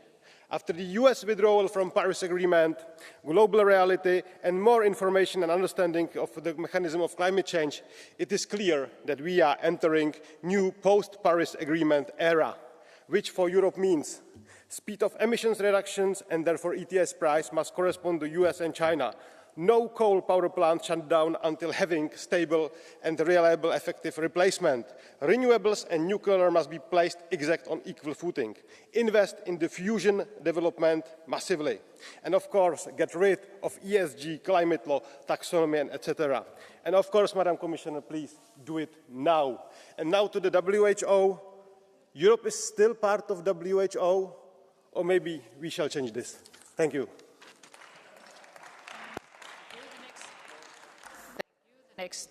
The next speaker is Mr. Vondra for 1 minute, please. Thank you, Chair. We must be interested in the US withdrawal from the Paris Agreement for one reason only, to reflect our own course. Let me tell you, the one which we take is not the right one. The radical decarbonization is not a religion we must adhere to at any cost. It makes no economic sense to continue in this path alone. China does not care about our approach, just to its own advantage. India, Turkey are the same. The US has made a huge U-turn. Argentina, Indonesia most likely follow. The EU must undertake a painful self-assessment and admit that we are on the wrong track. The Green Deal needs a deep reform. It is not a growth strategy. It is costly, self-inflicted policy resulting in economic poverty and mistrust in the politics. Hopefully with Omnibus, the Commission has begun taking steps in the right direction. So let's energize ourselves to use this as an opportunity and to do much more. Thank you. The next speaker is Mr. Andrews for 1 minute, please. Thank you, Madam Chair, Commissioner and colleagues. The decision to suspend USAID is consistent with the public policy vandalism that has characterised the beginning of the Trump administration and applauded by autocrats around the world. And it is Afghan women, it is Ukrainian soldiers, it is hungry people in DRC, in Sudan, in Yemen that will suffer. But before we get on our high horse, let us not forget that EU development policy is going in the same direction, albeit without the scorched earth approach of the United States. So what we need now, in the short term, we need agencies to be provided with information about the waivers that are available from the State Department. We need to use every part of our diplomatic capacity to do that. In the medium term, we also have to bring forward contractual payments in order to assist with the cash flow and liquidity problems that agencies are experiencing during this 90-day suspension. And finally, we need a clear statement from the President of the Commission, Madame von der Leyen, a restatement of the EU's commitment and solidarity to our developing world partners, and we also need to make a clear statement that we will not surrender the soft power that we have built up over decades and not surrender that to autocrats. So far, the silence is deafening. Thank you. Thank you. The next speaker is Mr. Bloos for 1.5 minutes, please. Vielen Dank, Frau Präsidentin, Frau Kommissarin. Sehr geehrte Damen und Herren, es scheint in einigen vorbeigegangen zu sein, aber am Montag war eine wichtige Deadline. Die Europäische Union hätte nach den Regeln des Pariser Klimaschutzabkommens ihr Klimaziel, ihr NDC, übermitteln sollen. Und das hat sie nicht getan. Und es ist vielleicht kein großes Vergehen, aber um Glaubwürdigkeit zu behalten, müssen wir genau diese Regeln hochhalten und befolgen. Also Frau von der Leyen, statt den Green Deal und den Klimaschutz abzuwickeln, zeigen Sie der Welt, dass Europa führt. Und das bedeutet, kommen Sie Ihren internationalen Verpflichtungen nach. Wir brauchen jetzt schnell ein Gesetz für ein neues Klimaziel. Wir müssen uns an die Regeln halten, damit es die anderen auch tun. Und liebe Kolleginnen und Kollegen, bei jeder Sitzung debattieren wir hier über Klimakrise, über Fluten, Dürren, Waldbrände. Und gleichzeitig kassieren Kohle-, Öl- und Gasunternehmen Billionen an Gewinnen auf Kosten derjenigen, die ihre Häuser, ihre Ernten, ihre Straßen und ihre Lebensgrundlage verlieren. Und ich bin es leid, diese Ungerechtigkeit muss enden. Wir müssen endlich die Verschmutzer, die Zerstörer zur Kasse bitten. Auf der letzten Klimakonferenz haben sich auch Europa und Deutschland dazu verpflichtet, jährlich $1 Billion für den Klimaschutz aufzubringen. Können wir uns endlich darauf einigen, dass man mit der Klimazerstörung keine Gewinne mehr machen darf? Die Verschmutzer müssen für ihre dreckige Zerstörung bezahlen. Diesen Auftrag aus dem Klimaschutzabkommen, der muss umgesetzt werden, und zwar jetzt. Herzlichen Dank. Thank you. The next speaker is Mr. Sjöstedt for 1 minute, please. Tack, fru talman. Trumps politik påminner mig om barndomens mobbare på skolgården. De som gav sig på de mindre och de svagare. Det är en politik som gynnar världens rikaste män och som drabbar världens fattiga. Men precis som på skolgården så måste svaret vara solidaritet och att stå upp för det som är rätt och riktigt. Vi måste fortsätta försvara internationell rätt. Vi måste fortsätta minska våra egna klimatutsläpp och stärka det internationella klimatsamarbetet. Och vi måste också svara på Trumps tullar och provokationer. Och vi kan göra det genom att tullbelägga det mest klimatskadliga. Genom att införa klimattullarna tidigare än tänkt.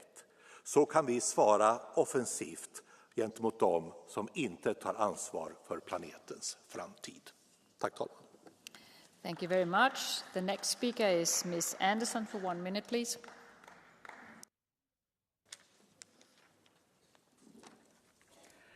Thank you. Paris Climate Agreement. Afuera! We need to end the man-made climate change hoax. USAID, afuera!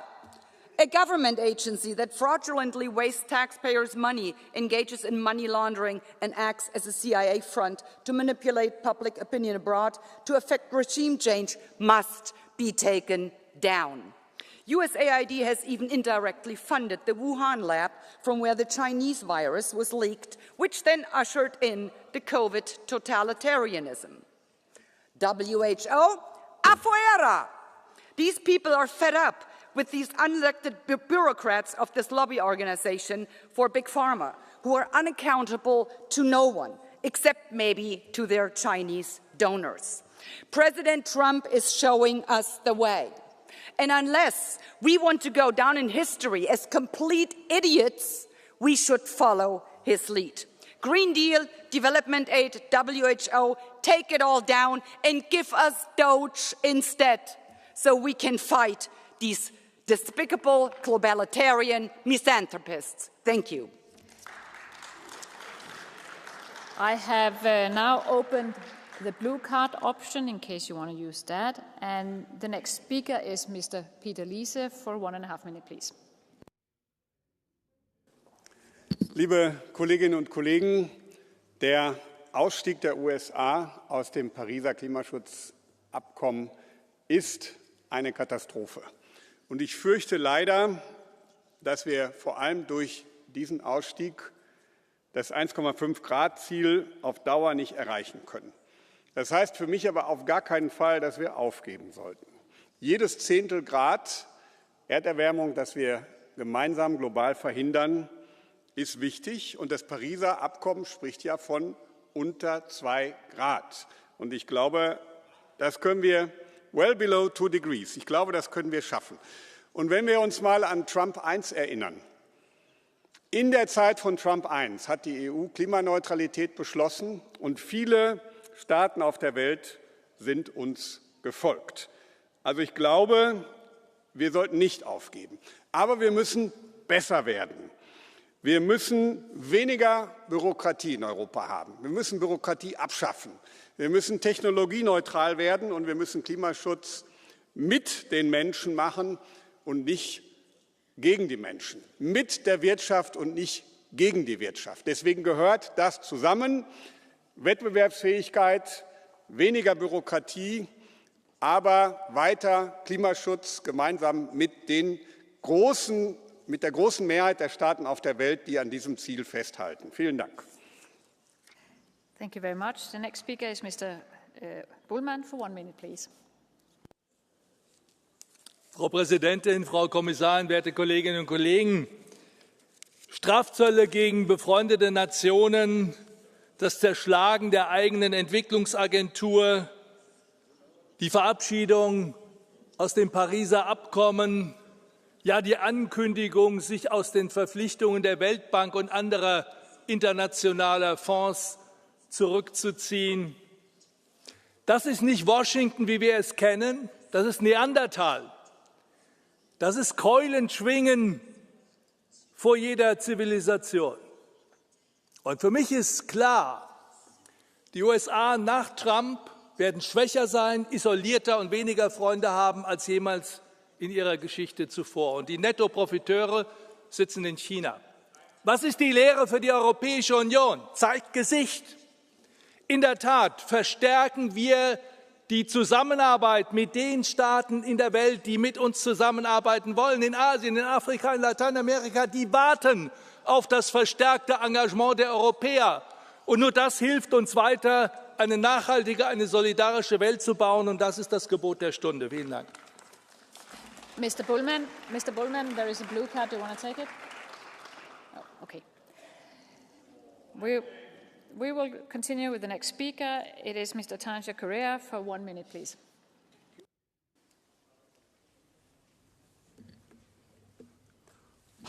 Senhora Presidente, Senhora Comissária, os Estados Unidos saíram do Acordo de Paris, suspenderam ajuda humanitária e saíram da Organização Mundial de Saúde. Catástrofe. Só que as razões pelas quais os Estados Unidos fizeram isto são muito simples. Relativamente à ajuda humanitária, só vos faço uma frase, que é: se é demasiadamente suja para a CIA, chamem USAID. Depois, quanto aos acordos de Paris, parece que é uma religião. Toda a gente tem que estar de acordo com os princípios do Acordo de Paris. E depois o que é que se passa? Passa-se que a Europa está no estado em que está e no estado de subdesenvolvimento para o qual caminha. Quanto à Organização Mundial de Saúde, essa magnífica organização que decreta pandemias e que quer criar um passaporte sanitário de forma a controlar as populações, pois é evidente, tem que sair, não se pode ficar num sítio que é totalitário e que não respeita os cidadãos e que não respeita as pessoas. Muito obrigado. Thank you. The next speaker is Ms. Zalewska for 1 minute, please. Przewodnicząca, pani komisarz, proszę wybaczyć takie sformułowanie, ale wydaje mi się, że w komisji podają wam pigułki szczęścia po to, żebyście kreowali rzeczywistość, której po prostu nie ma.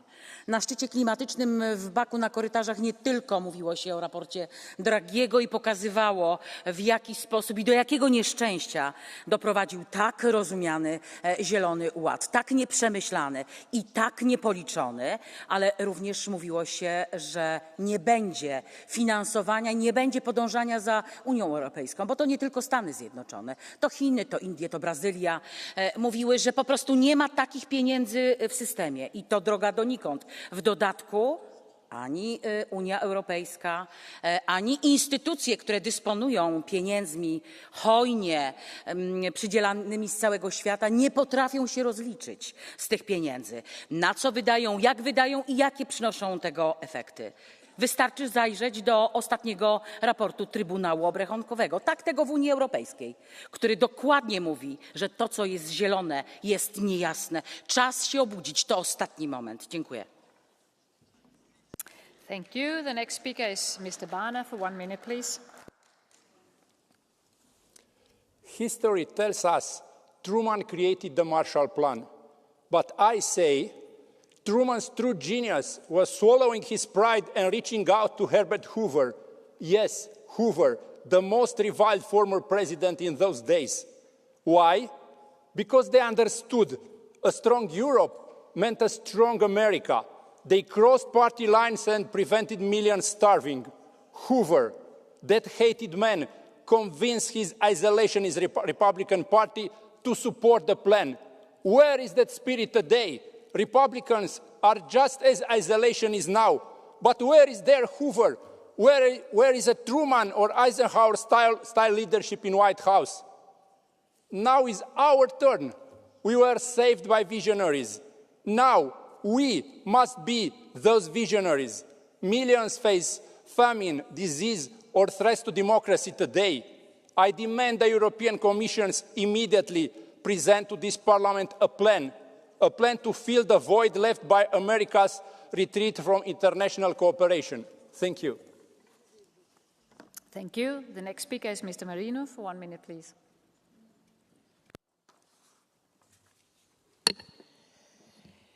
Il ritiro degli USA dall'accordo di Parigi sul clima e l'uscita dall'Organizzazione Mondiale della Sanità, così come la sospensione degli aiuti umanitari, rappresentano una minaccia senza precedenti alla cooperazione internazionale e alla stabilità mondiale. Gli Stati Uniti sono responsabili di circa il 13% delle emissioni globali di CO2, secondi solo alla Cina.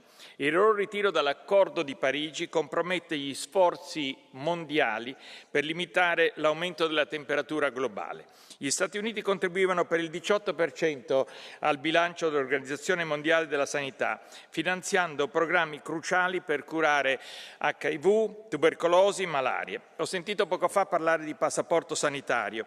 Come medico posso assicurarvi che virus e batteri non hanno bisogno di un passaporto per infettare e passare le frontiere. E se non volessimo aiutare i paesi più poveri per solidarietà, lo dovremmo fare almeno per egoismo.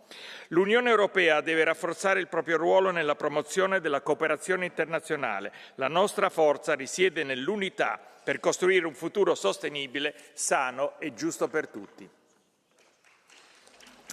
Thank you. The next speaker is Ms. Sira Sanchez for 1 minute, please.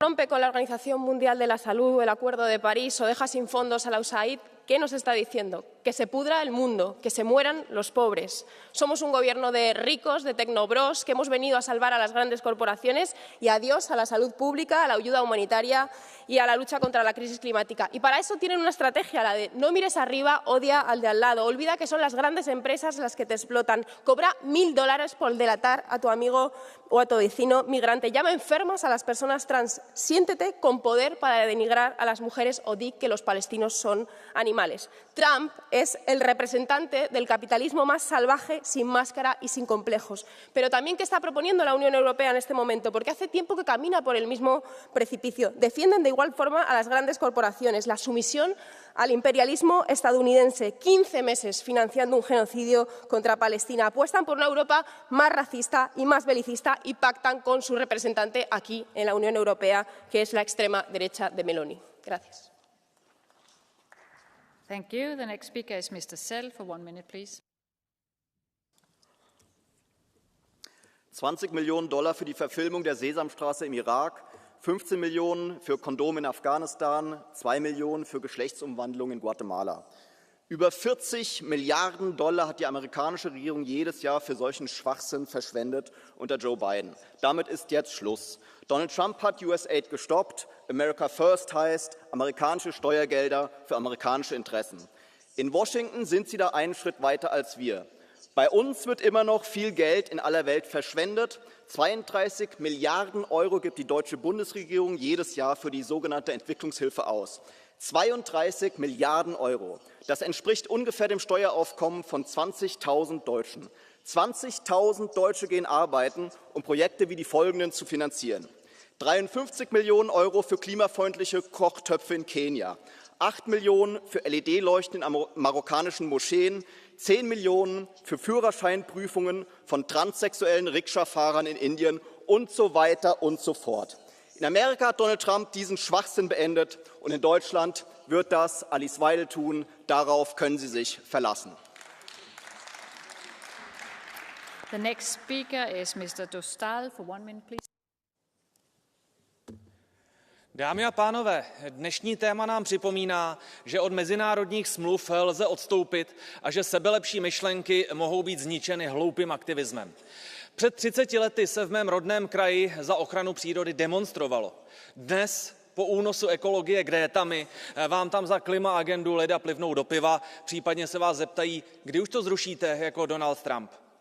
Světová zdravotnická organizace kdysi sdílela obdiv za vymýcení pravých neštovic, za boj proti tropickým nemocem, za dodávky léků do oblasti krizí. Vystoupit z ní by nenapadlo ani Donalda Trumpa, vlastní voliči by mu to nedovolili. Po selháních a po politizaci v časech covidu se to stalo. Jako člověk činný ve veřejném zdravotnictví jsem z toho smutný, ale nikoliv překvapený. Malé varování. I Evropská unie je jen soubor smluv sjednaných členskými státy za účelem větší prosperity. Pokud nám bude servírován úpadek, drahota a jako bonus pranířování konzervativců, dopadne jako Světová zdravotnická organizace u Donalda Trumpa. Zkusme tomu předejít. Děkuji. Thank you. The next speaker is Mr. Sokol for 1.5 minutes, please.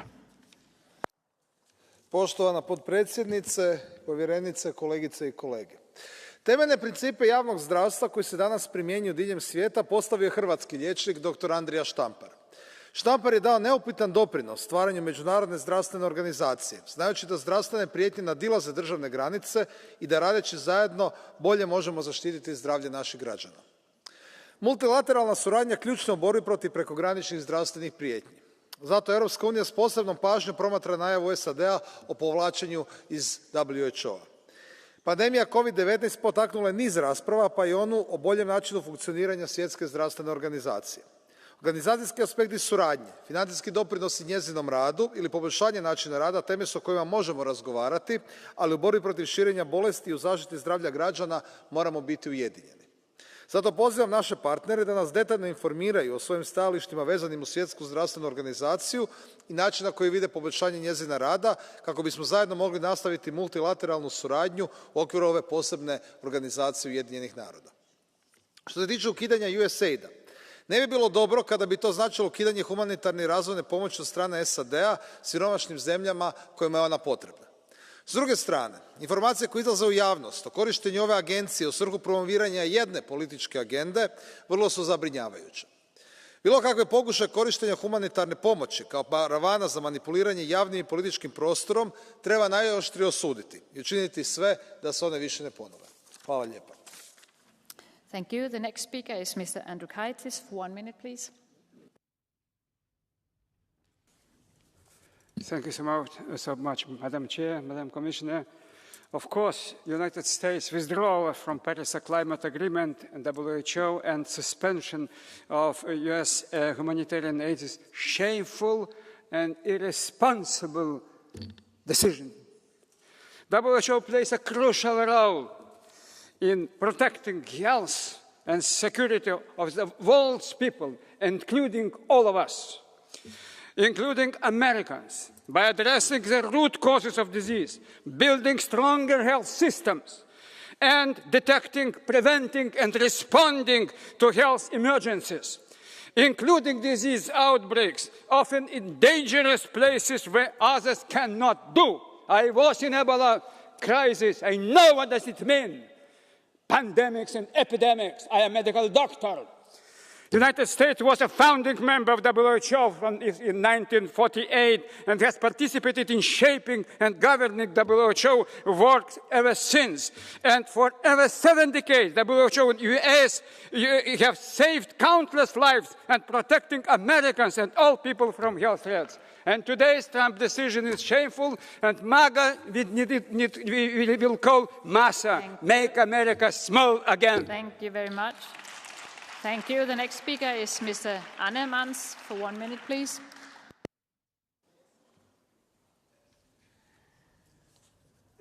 Collega's, we gaan toch niet iedere maand hier debatten organiseren en urenlang staan jammeren over iedere actie die in de Verenigde Staten nu ondernomen wordt om de nieuwe tijd van start te laten gaan.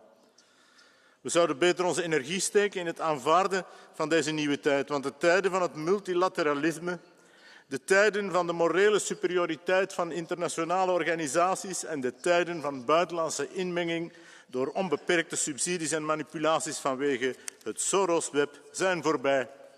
De linkse en globalistische tijden zijn voorbij en het vertrappelen van de nationale identiteit en van de natiestaten is voorbij. Identiteit en vrijheid zullen opnieuw de motoren worden van industriële en technologische ontwikkeling.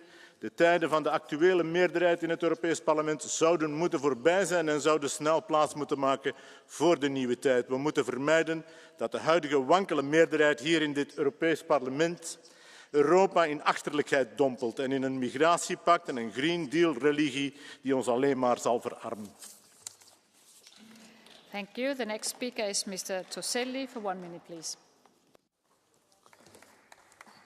Se vogliamo discutere delle scelte annunciate da Donald Trump in termini di clima, sanità e aiuti umanitari, come prima cosa dobbiamo chiederci se abbiamo gli argomenti necessari per controbattere alle esternazioni del presidente americano. Ritiro dall'accordo di Parigi. Se guardiamo a casa nostra non possiamo fare a meno di vedere che certe norme votate anche in quest'Aula, forse perfino foraggiate con sovvenzioni dirette dalla lobby ecologista, hanno causato dei danni. Ritiro dall'OMS. Dobbiamo ancora fare luce su troppe zone d'ombra esistenti nei rapporti tra UE e case farmaceutiche relativamente al periodo del Covid. Sospensione degli aiuti umanitari. Il mondo non ha dimenticato l'inchiesta sulle presunte irregolarità finanziarie da parte dell'Agenzia Europea per i richiedenti asilo. Questo per dire, e chiudo, che quelle di Trump potranno anche non essere scelte risolutive dei problemi, ma se vogliamo essere credibili, noi come Unione Europea dobbiamo offrire alternative funzionali, trasparenti e che non siano percepite come ostili da cittadini ed imprese. Grazie. Thank you. The next speaker is Mr. Goerens for 1 minute, please. Merci, Madame la Présidente. Retenons que des enfants affamés, des femmes violentées ou violées, coupées de l'aide américaine, doivent leur abandon par USAID à un monsieur. Un autre monsieur glorifie cette politique au rythme de ses algorithmes. Certes, les Américains sont nos frères, nos cousins, mais ils ne sont pas nos tuteurs. Concentrons-nous donc sur nos propres responsabilités en matière d'aide humanitaire. Si, sur un champ de bataille, vous voyez des personnes privées de l'essentiel ou des femmes n'ayant plus accès aux soins les plus élémentaires relevant de la santé reproductive, vous regardez la souffrance, voire la mort, droit dans les yeux. Quel est le rôle de l'UE face à cette situation? Pouvons-nous remplacer USAID? Nous ne pouvons pas tout compenser, mais nous pouvons faire davantage. Nous ne pouvons pas tout faire, mais nous pouvons faire mieux. Nous pouvons faire plus, avec une meilleure diplomatie, avec une plus grande imagination et avec plus de moyens budgétaires. Et entre ce que nous consacrons en ce moment à l'aide publique au développement et à l'action humanitaire d'une part, et les engagements pris, repris et renouvelés par les 27 d'autre part, il reste une marge très appréciable pour atténuer les conséquences désastreuses du décret exécutif de Washington de faire arrêter l'aide humanitaire. Thank you. The next speaker is Ms. Schilling for 1 minute, please.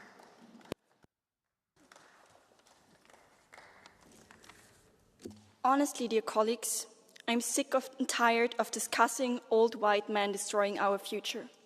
In times where nature catastrophes, wildfires and droughts destroy the livelihoods of hundreds of thousands of people, still denying the climate crisis is just irresponsible and not forgivable.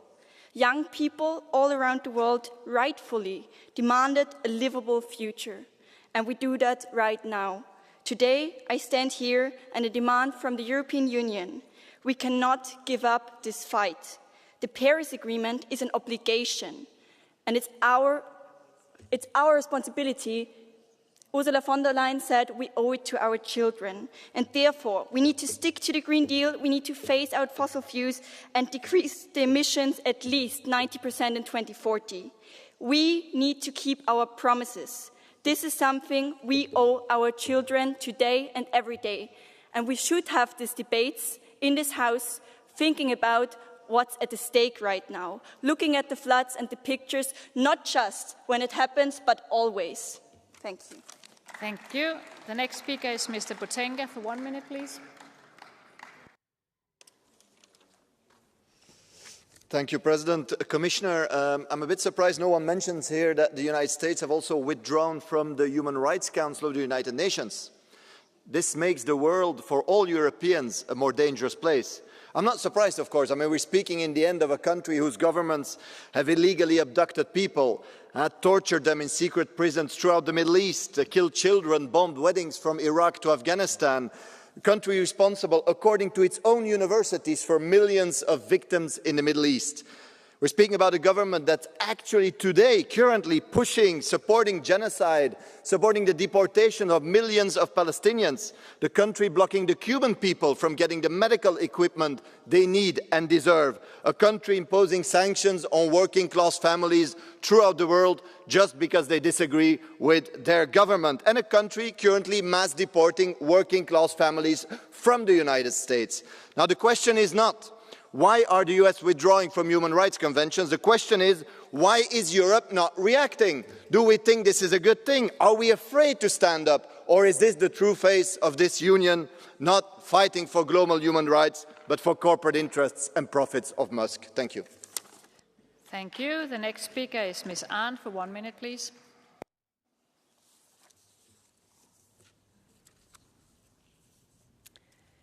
Donald Trump ist aus dem Pariser Klimaabkommen ausgetreten. Dafür sollten wir ihn alle heute feiern.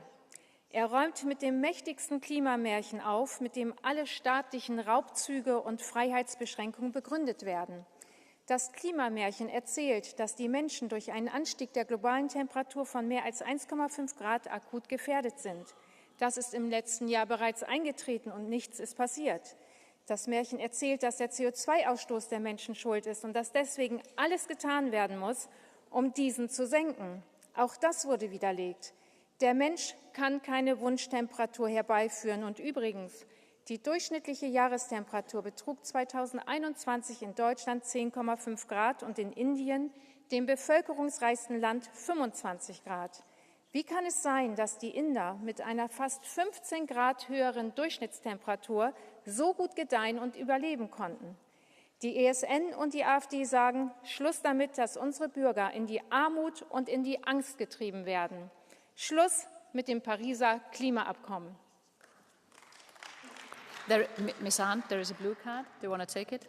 There's a blue card. Okay. The next speaker will be Mr. McAllister for 1.5 minutes, please. Madam President, dear Commissioner, ladies and gentlemen, the American retreat from international institutions and agreements was in many ways a move to be expected from President Trump. These reckless decisions have far-reaching risks and repercussions. Specifically, I want to shine a spotlight on just one of the most devastating impacts which hasn't been mentioned yet this evening: the suspension of US humanitarian aid and its dire consequences for global demining efforts. At this very moment, 58 countries are contaminated by landmines. 28 are grappling with the traces of cluster munitions. These devices cripple and kill, particularly in active conflict zones like Ukraine. Just yesterday, we heard the speaker of the Hofner Rada outline the dire needs of his country. In 2023, the United States contributed nearly $310 million to mine action, making up 39% of global support. Without American funding, life-saving demining operations are grinding to a halt. In return, the delivery of humanitarian aid is obstructed, economic development hindered, and post-conflict reconstruction delayed. While the European Union cannot fill the gap left by the US alone, let us take a leading role. Every EU member state is a party to the Anti-Personnel Mine Ban Convention. We have already pledged millions of euros for mine clearance, but we need to ensure this commitment is reflected also in the next multi-annual financial framework. Thank you. Thank you very much. And the next speaker is Mr. Wölken for 1 minute, please. Sehr geehrte Frau Präsidentin, vielen Dank. Sehr geehrte Frau Kommissarin, schön, dass Sie hier sind. Der reichste Mann der Welt streicht den ärmsten Menschen der Welt die Unterstützung. Das ist ein ungeheuerlicher Vorgang. Die AfD und andere auf der rechten Seite feiern das. Sie feiern das, weil ihnen Menschenleben nichts wert sind. Ihnen nur die eigenen Interessen, das Streben nach Macht und Unternehmeninteressen wichtig. Es geht ihnen nicht um die Menschen, und deswegen finden sie Donald Trump so gut. Und gleichzeitig treten die USA aus dem Klimaabkommen aus, mal wieder. Und ich bin optimistisch, dass der Rest der Welt enger zusammenrücken wird und diesen Austritt wettmachen wird. Denn auch in den USA ist es schon Fakt, dass Windstrom günstiger ist als alle anderen Alternativen. Und wenn Donald Trump eins versteht, er versteht nicht viel, dann ist es vielleicht, dass wirtschaftliche Alternativen sich durchsetzen. Und deswegen glaube ich, dass wir als Europäerinnen und Europäer unseren Pfad weitergehen müssen, unserer Industrie Planungssicherheit geben müssen und den Menschen hier eine Zukunft geben müssen, gemeinsam. Vielen Dank. Mr. Wölken, there is a blue card. Do you want to take it? Mr. Sell, seat 612. Remember, blue card is 30 seconds. Vielen Dank, Herr Wölken, dass Sie die Frage zulassen. Ihr Kollege Bollmann von der SPD hat ja gerade hier den amerikanischen Präsidenten als einen Neandertaler bezeichnet. Und ich wundere mich bei diesem Gerede, mit wem Sie eigentlich noch weltweit zusammenarbeiten wollen, weil Putin ist in Ihren Augen ja ein Verbrecher, Xi Jinping ist ein Verbrecher, Milei ist ein Verbrecher. Trump ist auch ein Verbrecher. In Europa geht es weiter. Orban ist schlimm, Meloni ist schlimm, Le Pen ist schlimm. Ich frage mich da, mit wem wollen Sie denn eigentlich noch zusammenarbeiten? Sie sind doch isoliert. Keiner folgt Ihrer Politik noch weltweit. Mr. Wölken. Das Schöne ist, ich bin ja immer für einen offenen Austausch da. Ich wollte die Kollegin Anja Arndt gerade fragen, die kommt aus derselben Region wie ich, aus Ostfriesland. Ostfriesland ist bedroht von steigenden Meeresspiegeln, und ich wollte Sie fragen, ob sie diesen Fakt ignoriert und deswegen sagt, wir brauchen die Deiche nicht erhöhen und damit dafür sorgt, dass Hunderttausende, Tausende Menschen in ihrer Heimat dem Klimawandel zum Opfer fallen. Sie wollte darauf nicht antworten. Ich sage Ihnen ganz schnell, die Mehrheit der Menschen in Europa, die Mehrheit der Menschen in Deutschland wählt nicht rechts außen, sondern wählt demokratisch. Und deswegen gibt es für uns viele Partner, mit denen wir zusammenarbeiten. Und wir brauchen uns nicht auf Rassisten und Rechtsextreme zu stützen. Thank you. Thank you very much. And the next speaker is Mr. Sanchez for 1 minute, please. 1.5 minutes, please. À 78 ans, Donald Trump réussit en quelques jours à ringardiser la Commission européenne, mais aussi les dirigeants de nombreux États, dont la France. Quoi qu'on pense de ses idées, on ne peut que constater son dynamisme, son volontarisme, qui tranche avec l'immobilisme ambiant ici. Parce que Donald Trump et son entourage se comportent comme des chefs d'entreprise, action-réaction. En moins d'un mois, ce sont des dizaines de décrets qui ont déjà été signés et changent concrètement la vie des Américains et renforcent la compétitivité des États-Unis. Chaque dollar dépensé est analysé et les dépenses et accords nuisibles au pays sont tout simplement stoppés, sans tabou et sans délai. Et ici, que fait-on? On s'offusque, on débat pour ne rien dire, on fait des vœux pieux sur les droits de l'homme qui n'ont jamais aucun impact, on rajoute des nouvelles normes à nos concitoyens, on ne contrôle pas comment les fonds européens sont dépensés, on ne s'attaque pas aux mauvaises dépenses, on s'endette, on ne remet surtout aucun dogme en question. Mais vous êtes sérieux? C'est ça le Parlement européen, un Parlement de la loose? En proclamant America First, Donald Trump défend les intérêts américains et en tant qu'Américain, il a bien raison. Ce qui me gêne, ce n'est pas qu'il défende les intérêts américains, mais que les dirigeants de l'Union européenne soient depuis longtemps incapables de défendre les intérêts européens. Jordan Bardella a tendu la main à tous les groupes de droite et proposé de mettre fin tous ensemble au Green Deal qui plombe notre croissance, notre compétitivité et pénalise nos industries, nos agriculteurs et le pouvoir d'achat de nos citoyens. Les groupes ECR et ESN ont accueilli avec bienveillance notre main tendue et nous les en remercions. Que fait le Parti populaire européen? Vous n'êtes plus du côté des entreprises et de l'économie réelle? Vous préférez être aux côtés de la gauche qui porte le kéfier, des socialistes et de l'écologie punitive? Réveillez-vous, saisissez notre main tendue, demandez avec nous la fin du Green Deal, soyez du côté des gens, du côté de l'histoire, écrivons l'histoire et ne soyons pas comme les vaches qui, au bord des voies, regardent passer les trains, qu'ils soient chinois ou américains. Thank you. The next speaker is Ms. Trochu for 1 minute, please. Madame la Présidente, Madame le Commissaire, chers collègues, 22,6 millions d'euros, c'est le montant de l'aide au développement accordée à la Chine par l'Union européenne en 2024. C'est notre argent qui permet de financer et de détruire notre industrie, qui permet à la deuxième économie mondiale de détruire notre industrie. Pour l'exercice 2024-2025, 1,6 milliard d'euros iront des poches des contribuables européens à destination des pays de l'Afrique subsaharienne. Cela enraye-t-il la submersion migratoire? Absolument pas. C'est nous, peuple européen, qui finançons continuellement ces aides dont nous ne tirons aucun bénéfice. Aussi, la suspension de l'aide américaine au développement, c'est l'occasion pour l'Union européenne de se poser la question de la pertinence des programmes qu'elle finance. Même chose pour l'OMS, qui, gangrenée par l'idéologie, se charge d'établir les standards sur l'éducation affective, relationnelle et sexuelle de nos jeunes, loin des réels enjeux de santé. Idem pour le traité pandémie, qui menace souveraineté et liberté individuelle. Alors, les décisions américaines nous rappellent à notre devoir, trop longtemps oublié, faire face à nos responsabilités en tant qu'Européens avant de nous occuper de la terre entière. Merci. Thank you. Den næste taler er fru Friis for 1 minut. Værsgo. Donald Trump har trukket USA ud af Paris-aftalen, og de næste 4 år kommer vi til at kigge langt efter den amerikanske delegation, hver gang klimakrisen skal løses på FN's globale klimakonferencer. Det er et kæmpe problem, at en så stor og så forurenende nation ikke er at finde ved forhandlingsbordet. Eller når de mest udsatte kvinder og børn har brug for medicinsk hjælp, så skal de ikke regne med, at USA bidrager. For USA har vendt ryggen til WHO. Og de humanitære kriser, som bliver værre og værre for hver dag, der går. USA har ikke deres ryg. Verdens største individuelle donor af udviklingsbistand har lukket kassen. Det er både ubærligt, det er usolidarisk og det er dybt bekymrende. Sammenholdet har aldrig, som i aldrig, været vigtigere. Vi kan ikke regne med USA, men ved I, hvad vi kan og skal kunne regne med? EU. For som verden ser ud i dag, så er der ikke tid til splittelse, men brug for lederskab, både for klimaet, for sundheden og for sikkerheden. Tusind tak. The next speaker is Ms. Levin for 1 minute, please.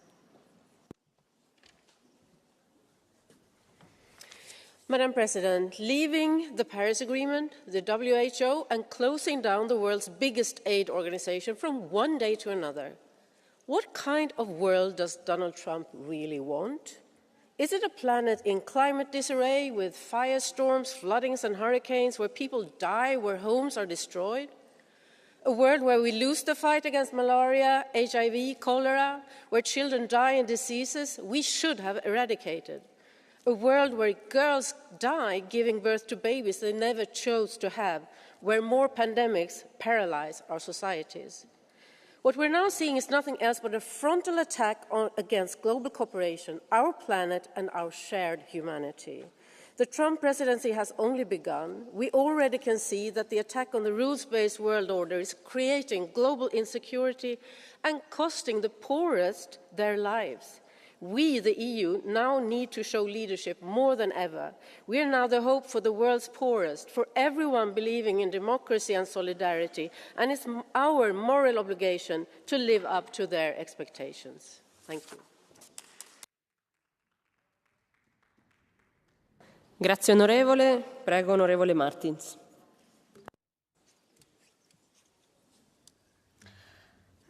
Obrigada, Sra. Presidente.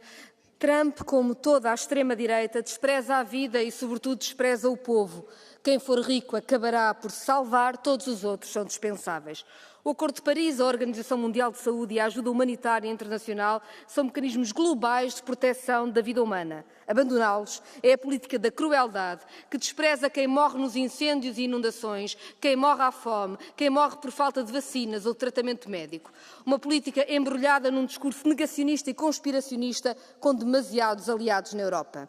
Os mesmos que se anunciam como pró-vida para controlar e humilhar mulheres fazem todos os dias a política da morte. Combatê-los, Sra. Comissária, é a nossa maior responsabilidade. Querem saber como se pode afirmar a Europa face aos Estados Unidos ou à China? É por aqui. Combater o fascismo, o autoritarismo, o negacionismo. Ser a campeã do clima, da saúde, dos povos. A União Europeia é a segunda economia do mundo. As escolhas que fazemos aqui e agora terão um impacto planetário. Onorevole, is there a blue card for you, if you accept? Ok, prego l'onorevole Jovanovic, per 30 secondi. Mulțumesc. Cred că nu realizați ce acuzații faceți în condițiile în care Organizația Mondială a Sănătății este un grup infracțional organizat pentru crime împotriva umanității. Și acest lucru s-a demonstrat foarte clar în pandemie, atunci când Organizația Mondială a Sănătății a dispus purtarea unei măști care nu ne apăra de nimic, decât făcea afaceri, și vaccinare obligatorie cu un vaccin care a omorât oameni și a făcut-o pe Ursula să facă enorm de mulți bani. Cum puteți să-l acuzați pe Trump când Trump, de fapt, dă o pedeapsă OMS-ului care a omorât oameni? Este inacceptabil ceea ce faceți, că încălcând și Convenția de la Oviedo, încălcând drepturile pacientului. Inacceptabil! Grazie, onorevole. Prego, onorevole, per una risposta, 30 secondi. Senhora eurodeputada, percebo que de ciência não gosta, de conspirações gosta. Devo dizer-lhe o seguinte: quando morrem crianças com doenças evitáveis por vacinas, porque negacionistas negam vacinas, estão a fazer a política da morte. Quando Bolsonaro, no Brasil, negou o oxigênio necessário para responder à Covid e negou vacinas, estava a fazer a política da morte. A extrema-direita tem centenas de milhares de mortes a seus pés durante o período da Covid e devia ter vergonha de falar.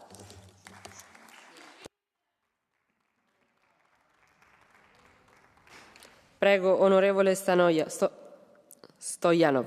Pardon. Благодаря, госпожо председател. Решението на администрацията на САЩ да оттегли страната от СЗО, Парижското споразумение, и да спре USAID е пример за ясно утвърждаване на суверенитета и националния интерес над неефективните и скъпи международни ангажименти. Световната здравна организация се провали в отговора си на пандемията от COVID-19 и натовари държавите членки с несправедливи финансови задължения. Само България прехоса около 85 милиона евро за неизползвани ваксини. Междувременно поминъкът на милиони европейци пострада сериозно от наложените драконовски мерки. Парижското споразумение е друг пример за политика, която отслабва европейската икономика. То ни налага нереалистични регулации, докато страните от Азия и Африка продължават да разширяват енергийния си капацитет.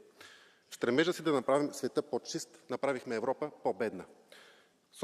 Суверенните държави не трябва да участват в организация или споразумения, които работят срещу техните национални интереси.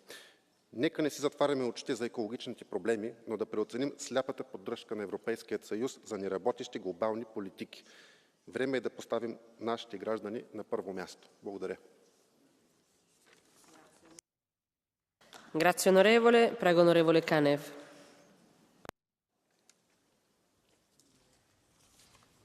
Благодаря, госпожо председател. Колеги, мисля, че трябва да говорим честно. Без участието на Съединените щати целите на Парижкото споразумение са непостижими и всички го знаем. Знаем също така, че без международно сътрудничество нашите собствени цели за 2050 година са под голям въпрос. И като представители на гражданите на Европа е добре да го кажем честно и да го включим в измененията на климатичния си закон. Значи ли това обаче, че трябва да се откажем изцяло от политиките за модернизация и декарбонизация? Категорично не, защото ние сме вносители на изкопаеми горива. За нас декарбонизацията, новите технологии са въпрос на напредък и на независимост, на автономия. Защото имаме силни позиции в чистите технологии и не трябва да ги подаряваме на Китай. Напротив, трябва да си върнем това, което Америка привлече с акта за ограничаване на инфлацията. Но трябва също така да променим тези политики, защото 5 години те бяха повече тояга за индустрията. Сега е време за морков, за насърчение, за подкрепа. Благодаря ви. Grazie onorevole. Prego onorevole Zingaretti. Sì, molte istituzioni internazionali vanno sicuramente cambiate e rese più efficaci, ma distruggerle riproponendo il nazionalismo significa imporre al mondo la legge del più forte, aumentando le tensioni e le ingiustizie. Gli accordi, l'ONU, l'OMS, la Corte Penale sono opportunità per creare protezione, giustizia, affrontare i problemi nell'interesse di tutti. Ad esempio, dopo il Covid, centinaia di milioni di persone si sono salvate grazie alla rete che unisce il mondo. Indebolire quella rete è un pericolo per tutti, anche per i più forti. Per questo Trump sbaglia. Il mondo senza regole non è la soluzione, è il problema. E tra gli obiettivi di questa politica ci siamo anche noi, questo luogo democratico, e non lo permetteremo dicendo semplicemente la verità. È l'Europa unita che ci ha garantito la pace e la libertà, è il nazionalismo che ci ha imposto la guerra e la sudditanza. E noi diciamo mai più. Voi state con gli oligarchi, noi stiamo con le persone. Grazie onorevole. Prego onorevole Girauta Vidal.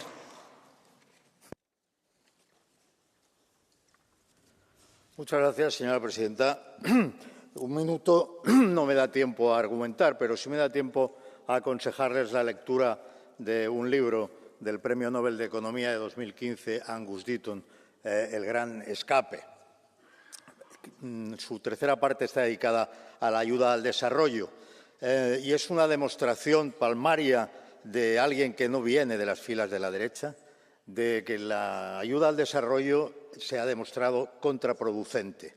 La vía es conseguir las condiciones de desarrollo en los países a los que se trata de ayudar y, una vez las condiciones del desarrollo están establecidas, el desarrollo se produce por sí mismo. Por lo tanto, entre esto y lo que se ha sabido respecto a el destino de los fondos de USAID, pues debo felicitar al presidente Trump por retirar a los Estados Unidos, por retirar esos fondos supuestamente al desarrollo y también por retirarse de los acuerdos de París y de la Organización Mundial de la Salud. Muchas gracias. Grazie onorevole. Prego onorevole Berlato. Signora Presidente, signora Commissaria, il Presidente Donald Trump ha sancito il ritiro degli Stati Uniti d'America dall'Accordo di Parigi, con il quale i firmatari si impegnano a contenere il riscaldamento globale ben al di sotto dei 2 gradi centigradi rispetto ai livelli preindustriali, con l'ambizioso obiettivo di raggiungere la neutralità climatica entro la metà del secolo. Probabilmente anche il Presidente degli Stati Uniti d'America concorda sul fatto che la fantasiosa mai dimostrata teoria secondo la quale il riscaldamento globale sia causato dall'emissione della CO2 da parte delle attività antropiche è una costosissima fesseria. Bene ha fatto Donald Trump ad assumere queste importanti decisioni che affermano la vittoria del buonsenso su ideologia animale ambientalista, ideologia che ha provocato e continua a provocare danni ingentissimi all'economia, all'occupazione e all'ecosistema. Grazie per l'attenzione. Grazie onorevole. C'è un cartellino blu per lei. Prego onorevole Canev, per 30 secondi. Dear colleague, I must say I accept some of your positions, but I have a very concrete question. Are we in the same position regarding the Paris Agreement as is the US? Can we do the drill baby drill policy in Europe, and Italy having a right to far-right government and having some gas deposits, by the way, have you started exploiting these gas deposits or no? And if not, why not?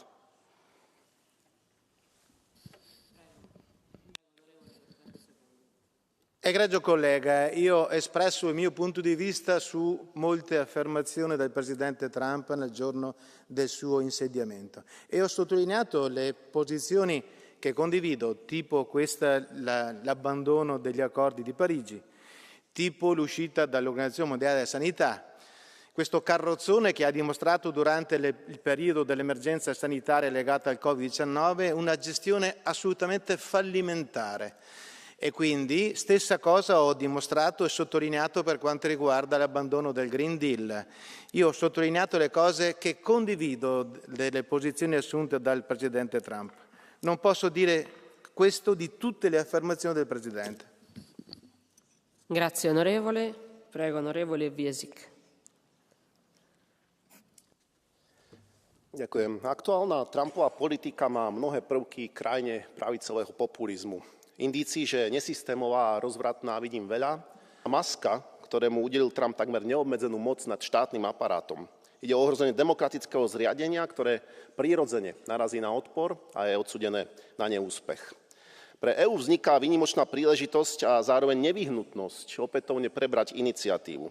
Ak chceme ustáť tlak zo strany na teraz nesystémového USA, ale tiež autokratického Ruska a Číny, budeme musieť vytvoriť robustný, vitálny, konkurencieschopný a udržateľný ekonomický rámec, ktorý nás odbremení od závislosti na nespoľahlivých partneroch a zároveň nám umožní zvládnuť objektívne hroziace krízy vrátane tej klimatickej. Dáva to zmysel ekonomický, environmentálny aj geopolitický. Nie je čas ani dôvod na spiatočnícky revizionizmus a už vôbec nie po vzore Trumpa, Putina či Muska. Ďakujem. Grazie onorevole. Prego onorevole Nordqvist. The time is now for EU to step up and show global leadership. We have been in this situation before. Last time that man took office in the US, his first act was to undermine global cooperation in the field of climate change. And today it's the same. It's all about drill, baby, drill, instead of actual actions. We hear from the far right today that there's no money for green transition. And that in a year where we've seen droughts, floods, fires. Wake up. This is reality. The time is now for us to step up together with everybody who is willing to do the same. It's no time for backtracking, and it should go without saying that when US said they're out, we are more than in. We need to step up our support for climate action also in the vulnerable and poor country. This is about climate justice and it's our responsibility. Thank you. Grazie onorevole. Prego onorevole Palmisano. Grazie Presidente. Le nostre giornate sono ormai scandite dalle notizie che arrivano dagli Stati Uniti e che lacerano anni di lavoro portato avanti per consentire una cooperazione tra i popoli in vista di un futuro fondato sulla solidarietà, la preservazione delle risorse e il rispetto reciproco. Ebbene, il ritiro degli Stati Uniti dall'Accordo di Parigi e dall'Organizzazione Mondiale della Sanità sono scelte che mettono a rischio milioni di vite. È chiaro che di fronte alle sfide che ci pone davanti la crisi climatica, la crisi sanitaria, come abbiamo avuto modo di vedere e di constatare durante la pandemia, la risposta deve prevedere più solidarietà e non certo meno solidarietà. Ecco, invece nella politica di Trump l'egoismo prevale, l'egoismo politico prevale sull'interesse collettivo. E dinanzi a questo scenario pericoloso però si apre per l'Unione Europea, secondo me, una opportunità.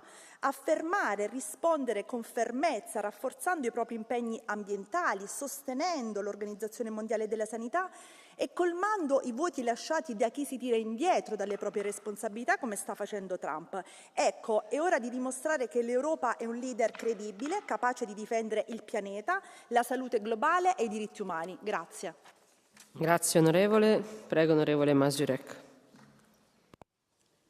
Plačete tu ale úplne zbytočne, pretože na konci aj tak prehráte. Ľudia na celom svete si otvárajú oči a zavrhujú vaše nezmyselné klimatické Aspetti politiky. onorevole.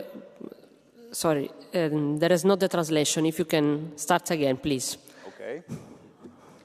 Plačete tu naozaj nahlas, ale na konci aj tak prehráte a nebude vám to nič platné. Pretože ľudia na celom svete si otvárajú oči a zavrhujú vaše nezmyselné klimatické ciele, ktoré z Európy urobia akurát tak krajinu tretieho sveta, kde si normálni ľudia nebudú môcť už zadovážiť prakticky nič. Nie len auto, nie len dom, nie len byt, ale jednoducho nič v rámci našich základných životných štandardov. Preto otvorene tlieskam Donaldovi Trumpovi, že Spojené štáty americké vytiahol z tej zločineckej organizácie, Svetová zdravotnícka organizácia, ktorá aj tak vo výsledku patrí akurát tak Billovi Gatesovi a slúži na to, aby mohli spoločne oberať ľudí na svete o ich práva a nabaľovať sa na nákupe cez farmaceutické spoločnosti. Donald Trump upustil od klimatických cieľov, odišiel z WHO a ja ako občan Slovenskej republiky, ktorý miluje slobodu a chce slobodu pre svojich občanov zachovať, by som si prial, aby aj naša vláda mala toľko odvahy a opustila túto zločineckú organizáciu a vzdala sa tých nezmyselných klimatických cieľov. Po ďalších voľbách už ich totiž tu nikto nebude chcieť vidieť. Grazie onorevole. Prego onorevole Pereira.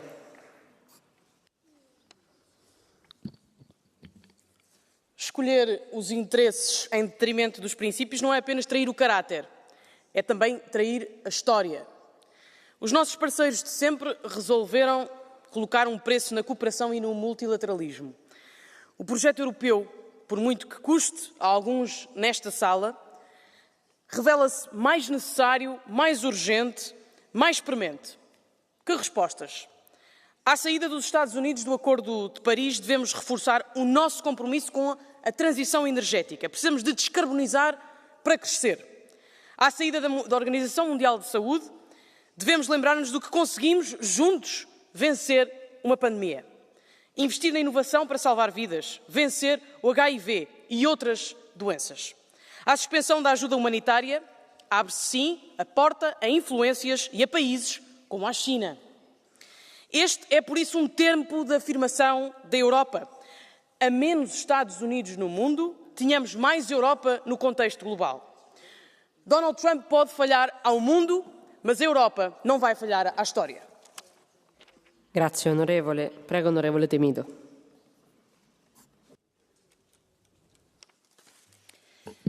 Obrigada, Presidente. Senhora Comissária, caros colegas, o mundo que conhecemos nas últimas décadas mudou.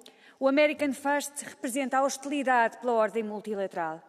A saída dos Estados Unidos do Acordo de Paris enfraquecerá pela segunda vez o compromisso global de combate às alterações climáticas. O abandono da Organização Mundial de Saúde retirará da coordenação global de respostas a emergências sanitárias internacionais 330 milhões de pessoas, colocando em risco toda a população, porque não nos esquecemos da lição de que ninguém está a salvo até que todos estejamos a salvo. E, finalmente, a suspensão da ação da USAID terá como efeito imediato o agravamento da pobreza, da insegurança alimentar e da instabilidade com ondas de refugiados e de migrantes. A saída americana da cena multilateral vai acelerar o realinhamento geopolítico com o reforço de protagonistas como a China e a Rússia. As instituições da União Europeia e os seus Estados-membros têm, neste contexto, uma responsabilidade histórica, a de assumir a liderança da resistência e defesa de um mundo alternativo, comprometido com o multilateralismo, com a saúde global, com o desenvolvimento sustentável e com as pessoas, porque é por isso que nós aqui estamos. Onorevole Temido, is there a blue card for you? If you want, if you accept. Okay. Please, Mr. Oliveira, for 30 seconds. Obrigado, Presidente. Sr. Deputado Marta Temido, a pergunta que lhe quero fazer é muito direta. É de saber se entende ou não que o distanciamento destas decisões de Donald Trump exige, no essencial, o distanciamento destas políticas, incluindo nos casos em que também a própria União Europeia as assume. Em relação às questões ambientais, por exemplo, pergunto se não está de acordo que o distanciamento em relação às decisões de Donald Trump implica também a reconsideração do paradigma produtivo e a reconsideração daquilo que em termos ambientais parâmetros têm sido considerados, mas que tem que ser acompanhado também de parâmetros sociais. E em relação às questões da saúde, pergunto-lhe se não entende que a aposta no multilateralismo existe também que na própria União Europeia haja a consideração de outros mecanismos de solidariedade em relação a uma questão tão importante como esta e que infelizmente foi tão maltratada a propósito da situação da Covid. Grazie, onorevole. Prego per 30 secondi di risposta. Obrigada. O que me parece que se exige da União Europeia é que as vozes que hoje, esta tarde, ouvimos nesta casa não sejam aquelas que triunfam no final do dia.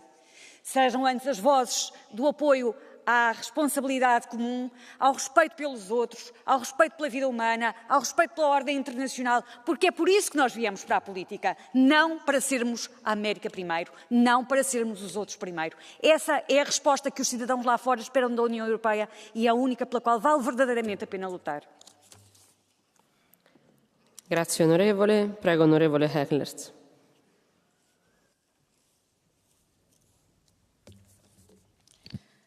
Dank u wel, voorzitter, commissaris, collega's. De reorganisatie van de Amerikaanse overheid door president Trump en Elon Musk is een nachtmerrie voor de links-liberale elite. Er wordt eindelijk bezuinigd op een van hun lievelingsprojecten, USAID. Maar onze burgers hebben ook nachtmerries, omdat ze niet meer rond kunnen komen. Mede door het doorgeslagen EU-beleid dat hen de afgelopen jaren is opgelegd. Dure en kortzichtige projecten waarvoor zij moeten betalen. Ontwikkelingshulp is een van deze verschrikkelijke hobbyprojecten, omdat de belastingen van arme mensen in rijke landen worden gebruikt om de zakken van rijke mensen in arme landen te vullen. We zouden de Musk-aanpak met open armen in Brussel moeten ontvangen, want ook in de EU worden miljarden euro's verspild. Het beleid van Trump dient als herinnering dat het vooropstellen van de belastingbetaler niet radicaal is. Het is gewoon gezond verstand. Trump zet Amerikanen op de eerste plaats. Het is de hoogste tijd dat wij onze burgers ook weer op één zetten. Dank u wel. Mrs. Heller, is there a blue card for you if you accept? Okay, please, Mr. Stefanuta, for 30 seconds. Ms. Sellers, your group is fighting hard on migration. What do you think will happen to people who are left without means in the North Africa, in the Saharan region, who are left to climate change, to war of water, of resources? Where would they go? Where would they go if we don't help them where they are, if we don't help them develop where they are? Aren't you, by having this argument, by bowing to King Trump, aren't you, in fact, going against your own policies on migration? Prego, onorevole, for 30 seconds.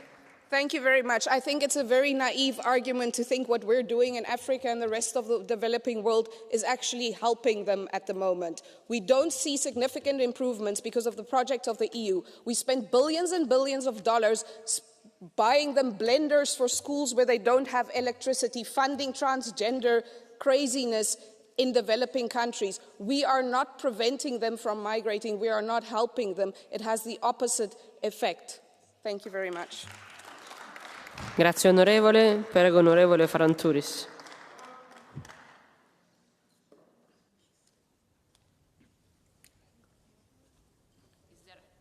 Sorry, is there a point of order? Yeah, just 1 second, okay. Please, just 1 second.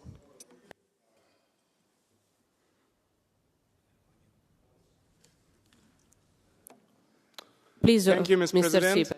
I'm sorry, because of the shortness of the time, I'm not able to quote the particular rule, but there is one rule, dear colleague, which says that we do not, it's not allowed to impose hate speech in this parliament.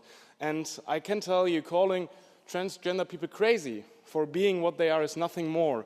So I ask you to not say that again, and I ask you, Ms. President, to stand up against hate speech like that in this parliament, because we represent all the people and not the people that you deem correctly. Thank you. Please, Mr. Farantouris.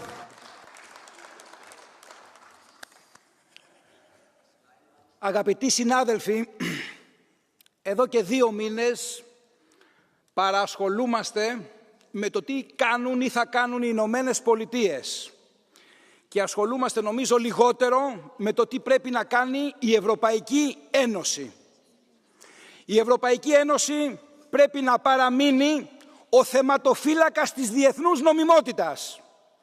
Η Ευρωπαϊκή Ένωση πρέπει να παραμείνει ο θεματοφύλακας της παγκόσμιας υγείας, της προστασίας του περιβάλλοντος και της βιοποικιλότητας. Η Ευρωπαϊκή Ένωση πρέπει να παραμείνει ο θεματοφύλακας της ευημερίας και της μείωσης των κοινωνικών ανισοτήτων.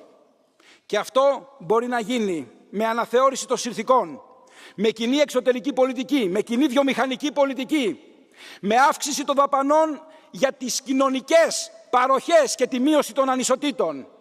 Ναι στην κοινή ασφάλεια, όχι στην μνημονική αύξηση των εξοπλισμών εις βάρος των κοινωνικών δαπανών και της προστασίας του περιβάλλοντος.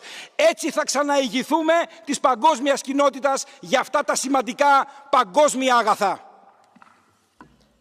Grazie onorevole. Prego onorevole Smith. Grazie. Voorzitter, commissaris. De Verenigde Staten hebben zich teruggetrokken uit het Parijsakkoord. Ondertussen wil de Europese Commissie een tussentijds CO2-tussendoelstelling van 90% voor 2040 vaststellen. Een ideologisch luchtkasteel. Vanaf 2030 zijn daarvoor elk jaar maar liefst 1570 miljard euro aan uitgaven nodig. Bijna 10% van ons Europees BBP.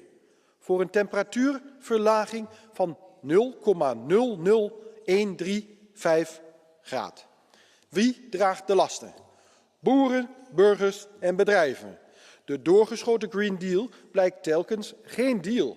Het star vasthouden aan verstikkende groene wetten, zoals het absurde verbod op de verbrandingsmotor, ondermijnt onze Europese concurrentiekracht en remt innovatie. In plaats van lessen te trekken, zitten politici hier lessen te geven aan de Amerikaanse regering. Terwijl de VS groeien, vergaat onze concurrentiekracht. Europa maakt regelgeving over AI. De VS en China bouwen bedrijven die de wereld veranderen. Europa maakt groene regels, zij miljardenbedrijven. Voorzitter, we moeten zelf bijsturen. Niet enkel cosmetisch uitstel, maar een fundamentele herziening. Dank u. Mr. Smith, you have a blue card. Please, Mr. Stoltenberg, for 30 seconds.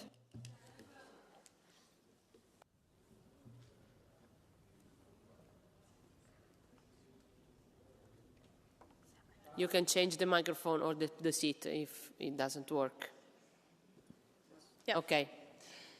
Meneer Smit, dank u wel voor dit verhaal. U heeft het over dat we te veel geld uitgeven aan klimaatbeleid. Maar wie zijn de mensen die vooraan staan aan de frontlinie en het effect ervaren van klimaatbeleid?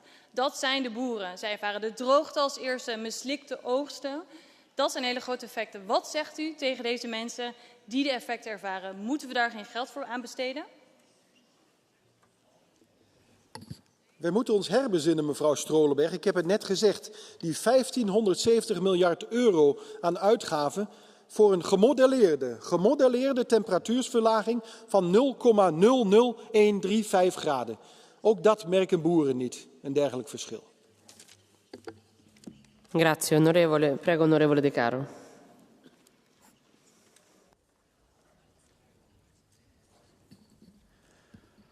Può l'Europa accettare di essere schiacciata tra oligarchie e autocrazie, con al massimo la prospettiva di un vassallaggio felice? Bisogna scegliere, essere protetti oppure essere protagonisti. Se lo chiedeva qualche giorno fa il Presidente della Repubblica Italiana, Sergio Mattarella, durante una lezione all'Università di Marsiglia. Dobbiamo chiedercelo anche noi oggi. Vogliamo continuare a essere l'Europa timida, accondiscendente, che subisce le scelte negazioniste e suicide che il Presidente degli Stati Uniti sta facendo sulla nostra pelle e sulla pelle dei nostri figli? O vogliamo essere l'Europa che lotta per il futuro e torna egemone nell'affermazione dei valori civili, sociali e ambientali che abbiamo condiviso nell'accordo di Parigi? Perché sta in quell'accordo e nell'impegno che il mondo ha preso con le future generazioni il senso della nostra Europa. Arrenderci alla logica del più forte ci ha consegnato nella storia solo morte e distruzione. Tocca a noi oggi scegliere, morire sudditi delle scelte di un folle sconsiderato oppure provare a vivere orgogliosamente la nostra Europa, padroni del nostro destino. Grazie onorevole. Prego onorevole Tercio. Gracias. Uy, bueno, cuánto odio, hate speech, se dice por ahí arriba, cuánto odio y cuánto miedo a Trump veo por aquí. Y todo porque cumple lo que prometió. Trump abandona los foros multilaterales que el globalismo socialista, que aquí comparten desde el Partido Popular hasta la extrema izquierda, ese globalismo socialista que han convertido en agencias ideológicas para su ingeniería social, sus mordazas y sus proyectos totalitarios. El Acuerdo del Clima, la OMS, Trump los abandona porque ya está bien de que las democracias occidentales financien a sus enemigos y proyectos totalitarios disparatados. Trump hace otra cosa, además, auditar cuánto dinero han robado estos proyectos socialistas al contribuyente, y ha descubierto que el dinero destinado a ayuda humanitaria terminaba en agencias ideológicas y medios sectarios promoviendo el wokismo e injerencias criminales para derrocar a gobiernos conservadores, como el de Bolsonaro y como el polaco del año pasado. Se acabó ese saqueo a los ciudadanos, al menos en Estados Unidos. Y cuando revisemos las cuentas en la Unión Europea se verá como Timmermans no es una excepción con su religión verde. El sentido común y el fin de la impunidad va a llegar aquí también. Make Europe great again. Grazie onorevole. Prego onorevole Laurent.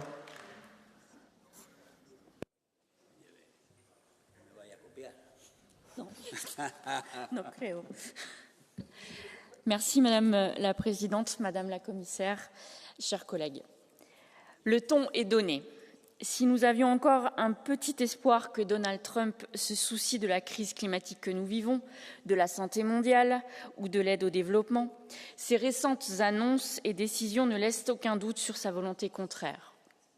Chaque décision prise par le chef d'État américain nous éloigne un peu plus de la collaboration internationale dans laquelle nous sommes collectivement inscrits depuis des décennies pour affronter les crises mondiales, mais aussi pour sauver des vies.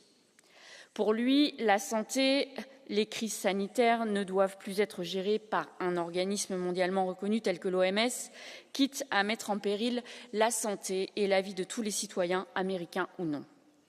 Et que dire du gel de l'aide internationale? Cette suspension entraîne des conséquences immédiates et dramatiques sur des milliers de personnes vulnérables dans le monde.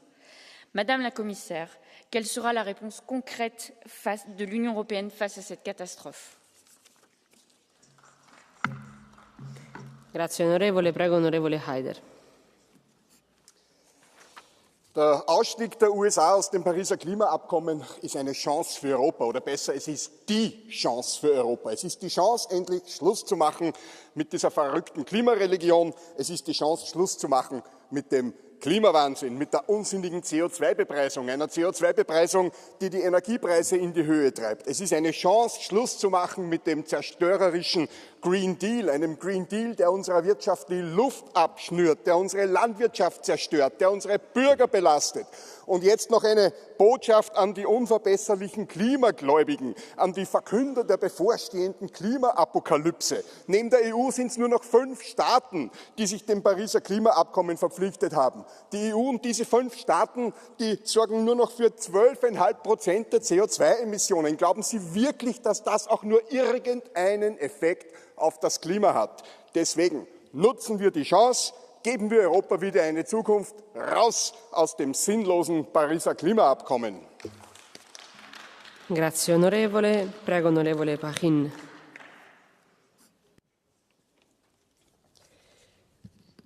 El multilateralismo ha entrado en su peor escenario tras la vuelta de Donald Trump a la Casa Blanca.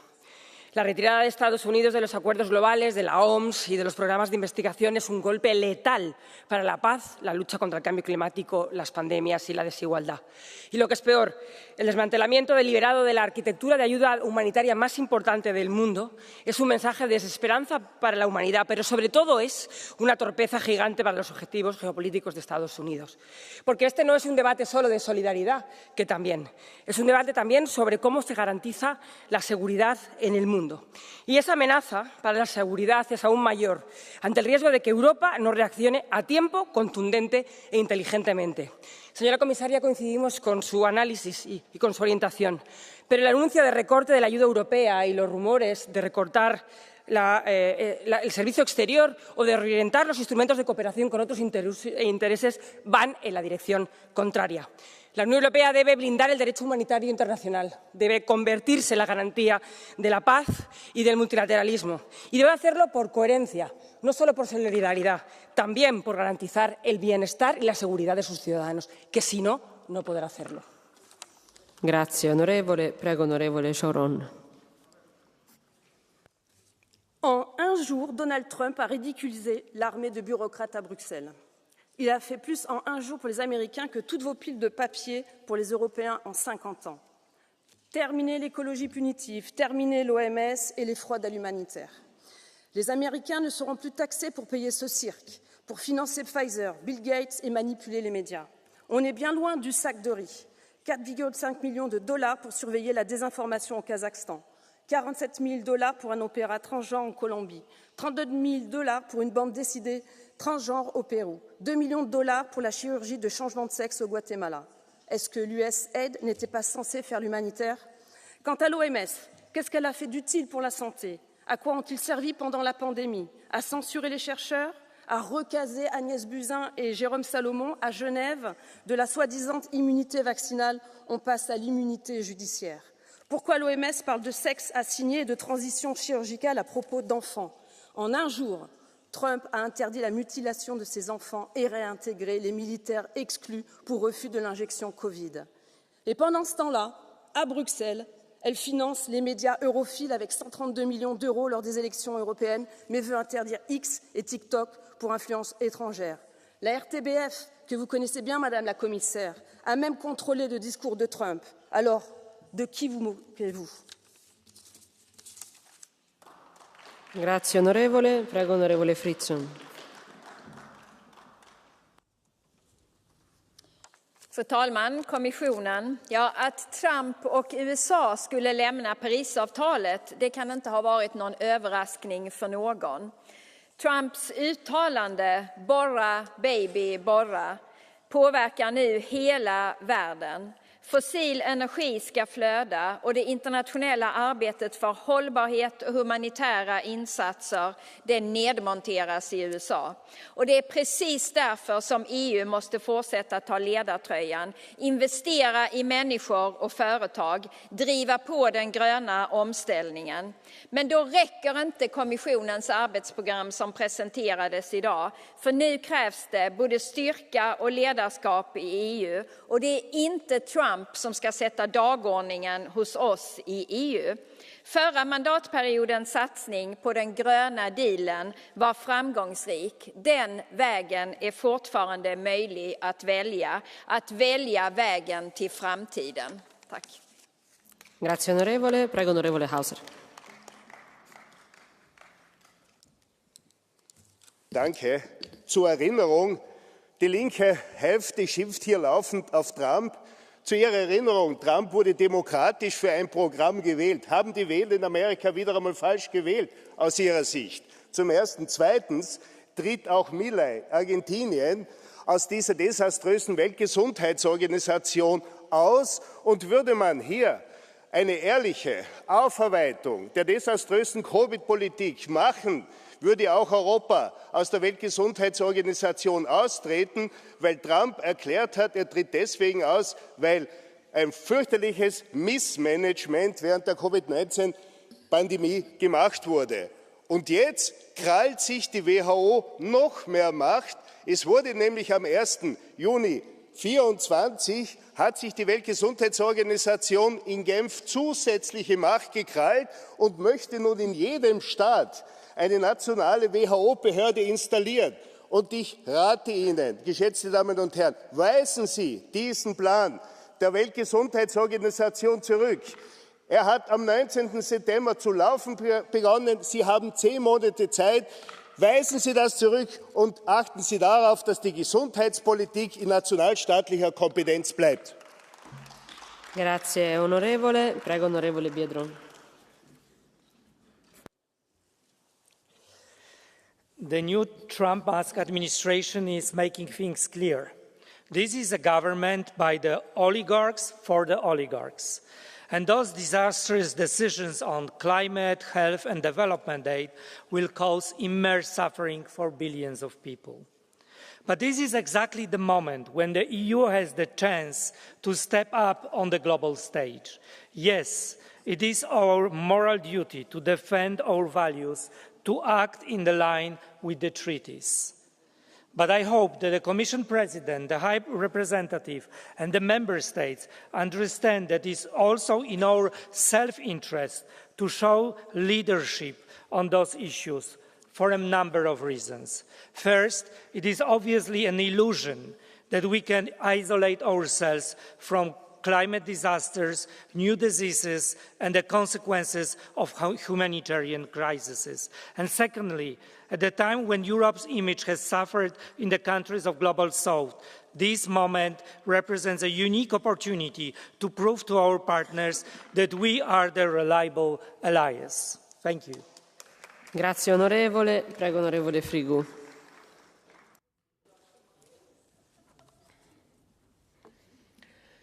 Madame la Présidente, chers collègues, réveillez-vous. Donald Trump envoie un signal clair à l'Europe. À nous de relever le défi. Pendant trop longtemps, vous avez bradé notre souveraineté, saccagé notre agriculture, notre industrie automobile et fracturé nos nations au nom d'une idéologie mondialiste déconnectée du réel. Vous faites la leçon à Donald Trump, qui a choisi de défendre les intérêts des Américains. Mais quand allez-vous défendre ceux des Européens? Réveillez-vous. Sous prétexte des accords de Paris, vous avez imposé des restrictions mortifères qui étouffent et tuent nos industries sous prétexte de sauver la planète, pendant que la Chine, plus grand pollueur du monde, reste membre des accords de Paris sans en subir les conséquences. Ces accords ne sont qu'un piège dans lequel l'Europe s'est laissée enfermer, un suicide économique au profit de puissances qui n'ont aucune intention de jouer le jeu. Réveillez-vous. C'est l'occasion rêvée de s'émanciper enfin des États-Unis et de reprendre en main notre destin pour qu'enfin Europe ne rime plus avec déclin. Grazie. Prego onorevole Nikolic. Combien de temps on va encore supporter l'hypocrisie de Mme von der Leyen et des technocrates européens? Vous critiquez le retrait des États-Unis des accords de Paris d'un côté, mais de l'autre, vous voulez accélérer les importations de gaz de schiste américain. Pour rappel, on obtient le gaz de schiste en fracturant le sol, c'est-à-dire en injectant des dizaines de milliers de mètres cubes d'eau sous haute pression et des produits chimiques dans la roche pour libérer le gaz emprisonné, contaminant au passage les nappes phréatiques et éjectant un gaz à effet de serre, le méthane, dans l'atmosphère. On peut difficilement faire pire écologiquement. D'ailleurs, de nombreux pays interdisent à juste titre l'extraction du gaz de schiste. Ça ne vous semble pas incohérent d'importer depuis les États-Unis un gaz que l'on trouve trop sale pour l'extraire en Europe, alors auquel il faut ajouter les émissions de gaz à effet de serre dues à son transport en bateau? En réalité, vous vous fichez de l'écologie. Vous savez pourquoi votre pacte vert engendrera sûrement moins de pollution vraiment visible en Europe? C'est parce qu'après avoir tué notre industrie et notre agriculture, on ne produira plus rien en France et en Europe. Tant pis si la pollution n'est que déplacée et plus importante globalement, et tant pis si notre économie en crève. Grazie onorevole, abbiamo terminato gli interventi, abbiamo 6 interventi di Catch the Eye e possiamo accettare tutti, quindi iniziamo dal primo, onorevole Kelly, per 1 minuto.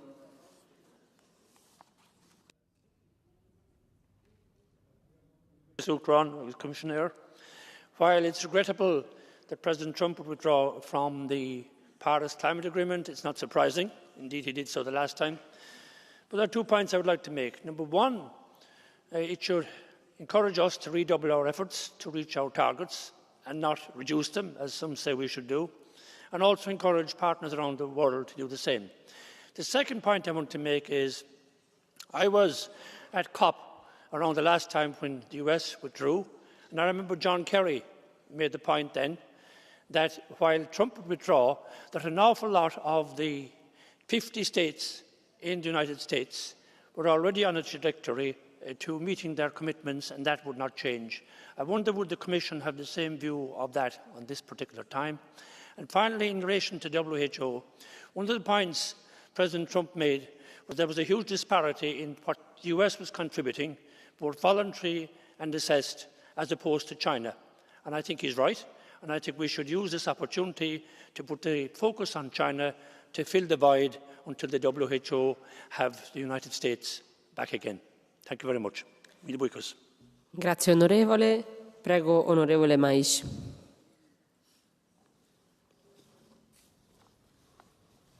Pure a minute.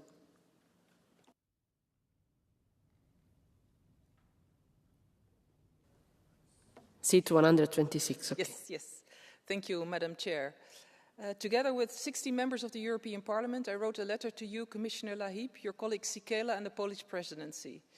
The decision of the administration of Trump to freeze billions of development assistance does not only have an impact on vulnerable populations and on aid workers worldwide, it also directly threatens the values that we hold at core here in Europe.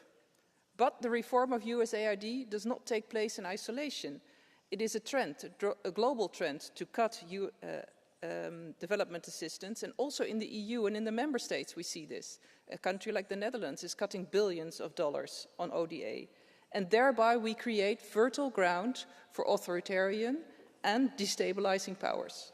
Therefore, Commissioner, I ask you again to address these issues at the highest level, to make an inventory of the present and potential global impact of the full package of the announced cuts and share that with this Parliament. Urge Member States to follow through on their commitments, such as the 0.7 GDP for ODA, and present concrete steps on how to do this. And finally, increase efforts to bridge the global financing gap on development assistance and to achieving the Sustainable Development Goals. Thank you. Grazie onorevole. Prego onorevole Jungbluth per un minuto. Wenn wir uns heute die Debatte mal anhören, die wir geführt haben, dann stellen wir fest, es gibt eigentlich zwei Dinge, auf die wir uns beschränken können. Das eine sind eigentlich nur Beleidigungen gegenüber Donald Trump. Er wurde als Autokrat bezeichnet, kapitalistisches Monster. Die USA befinden sich auf dem Weg ins Neandertal. Und es geht da weiter. Wir haben ja eine Abgeordnete hier beispielsweise, die gesagt hat mal, er hat nicht mehr alle Tassen im Schrank. Das ist Frau Strack-Zimmermann, die immerhin Vorsitzende des Verteidigungsausschusses ist. Punkt 1. Punkt 2 ist das endlose Gejammer, weil er eben aus dem unsinnigen Pariser Abkommen ausgetreten ist, weil er aus der WHO ausgetreten ist. Und ich frage mich tatsächlich, wenn man das tatsächlich alles kritisiert und ihn andauernd nur beleidigt, warum glaubt man eigentlich, dass Donald Trump auf dieses Haus irgendwie hört? Donald Trump findet die EU so unwichtig, dass eine Ursula von der Leyen nicht mal zu seiner Amtseinführung eingeladen wird. Und wenn das nicht mal der Fall ist, was glauben Sie, was es einen Donald Trump interessiert, wenn irgendwelche linken Wichtigtuer hier im Haus ihn beleidigen? Das interessiert einen Donald Trump gar nicht. Sie interessierten wirklich Donald Trump überhaupt gar nicht. Grazie onorevole. Prego onorevole Sieper. Auf Deutsch bitte. Wissen Sie, liebe Kolleginnen und Kollegen, warum ich mich mit den Rechten viel lieber streite als mit den Linken? Die Linken, die verlieren sich lediglich manchmal in ihrem Idealismus. Ihr wollt einfach nur pöbeln. Einfach nur darum geht's. Neuester Hit auf der Pöbelklaviatur, Europe First. Ja? Gut, nehmen wir mal für eine Sekunde an, wir machen das, diesen Ausfluss ihrer mentalen Kreativität. Dann sind die USA nicht mehr unser Verbündeter, sondern unser Konkurrent. So wie übrigens der Rest der Welt dann auch. Ja? Und dann machen wir mal ein Bereichsbeispiel für Sie. Ich mache es ganz einfach. Die US-Wirtschaft ist über 60% größer als die der EU. Die USA hat wesentlich größere Gas-, Kohle- und Ölressourcen. Ja, da würde Ihnen richtig einer abgehen, wenn wir das hätten. Und sie hat die größte Börse weltweit. Die USA sind uns wirtschaftlich, technologisch, militärisch und geopolitisch in allen Bereichen überlegen. Und den Wettstreit werden wir also verlieren. Wir brauchen also Verbündete. Und ich weiß, dass selbst Sie das Prinzip der Verbündeten in Ihrem kleinen Trommelkreis des Nationalismus auch kennen. Aber ihr vergesst in eurer Anbetung leider immer wieder, Trump lacht über euch. Für ihn seid ihr nur der kleine Mann, den er auch sonst immer gern über den Tisch zieht. Dankeschön. Grazie onorevole. Prego onorevole Brnjak per un minuto. Sit 268. Hvala predsjedavajuća. Odluka SAD-a o povlačenju iz Pariškog sporazuma i Svjetske zdravstvene organizacije podsjećuje nas na jednu ključnu stvar. Europa mora preuzeti odgovornost za svoju budućnost. Klimatske promjene ne čekaju. Bez obzira na globalne političke odluke, moramo ostati predani odgovornoj zelenoj tranziciji, smanjenju emisija i ulaganjima u održivu budućnost, no s jednim racionalnim pristupom, ne na štetu europske konkurentnosti. Svjetska zdravstvena sigurnost također mora ostati naš prioritet. Pandemije su nas naučile da moramo biti spremni, ulagati u istraživanje, jačati zdravstvene sustave i osigurati međunarodnu suradnju. Europa je pokazala da može biti predvodnik u globalnim krizama i moramo nastaviti tim putem. Svijet se mijenja, ali nama je zadržimo smjer. Naša snaga leži u zajedništvu i dosljednosti naših vrijednosti. Hvala. Grazie onorevole. Prego onorevole Vavrikjević. Per un minuto è l'ultimo. Madam President, Madam Commissioner, the conclusion seems to be very simple. Europe must take responsibility for itself, and we cannot no longer assume that the US will lead. We must strengthen our own resilience, deepen cooperation, and invest in stability on our own terms. For years, I was the part of civil society. Actually, I landed here in the Parliament directly from NGO Free Courts Initiative in Poland, struggling for the rule of law. So I perfectly understand this particular problem with funding cuts for non-governmental organizations, which are an integral part of Western world. And I recently organized a short meeting with NGOs from Poland, and I heard their alarming reports from the ground. And we need to understand and remember, they are not only think tanks, they often operate on the ground, on the front lines, and they provide sensitive areas services. So we need, as Europe, provide them help, because they are true democracy shield for us. Grazie onorevole. Prego commissario Labib per concludere il dibattito. Prego.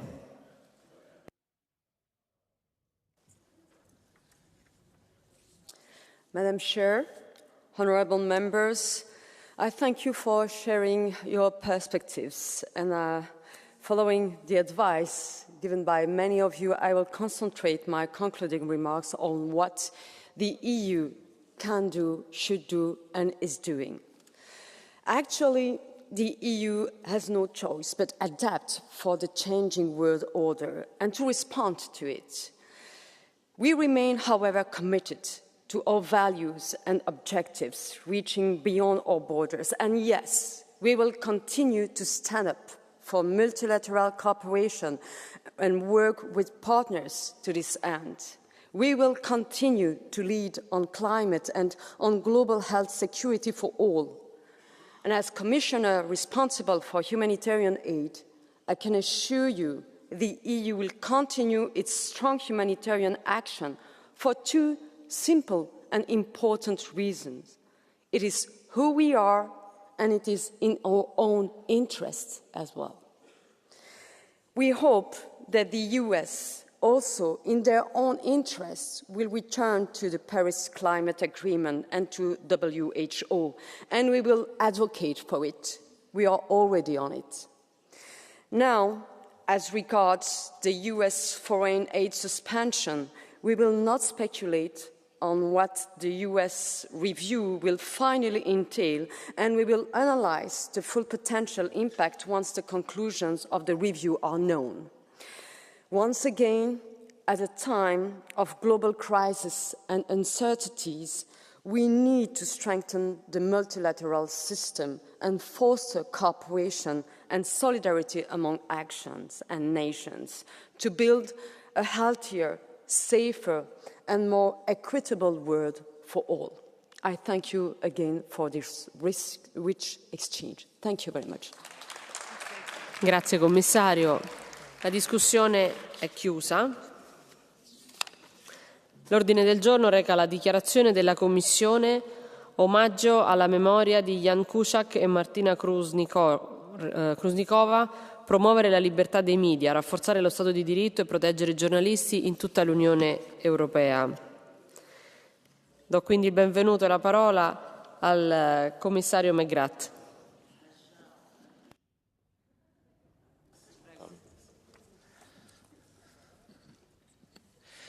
Thank you very much, Madam Chairperson, and good evening, honourable members.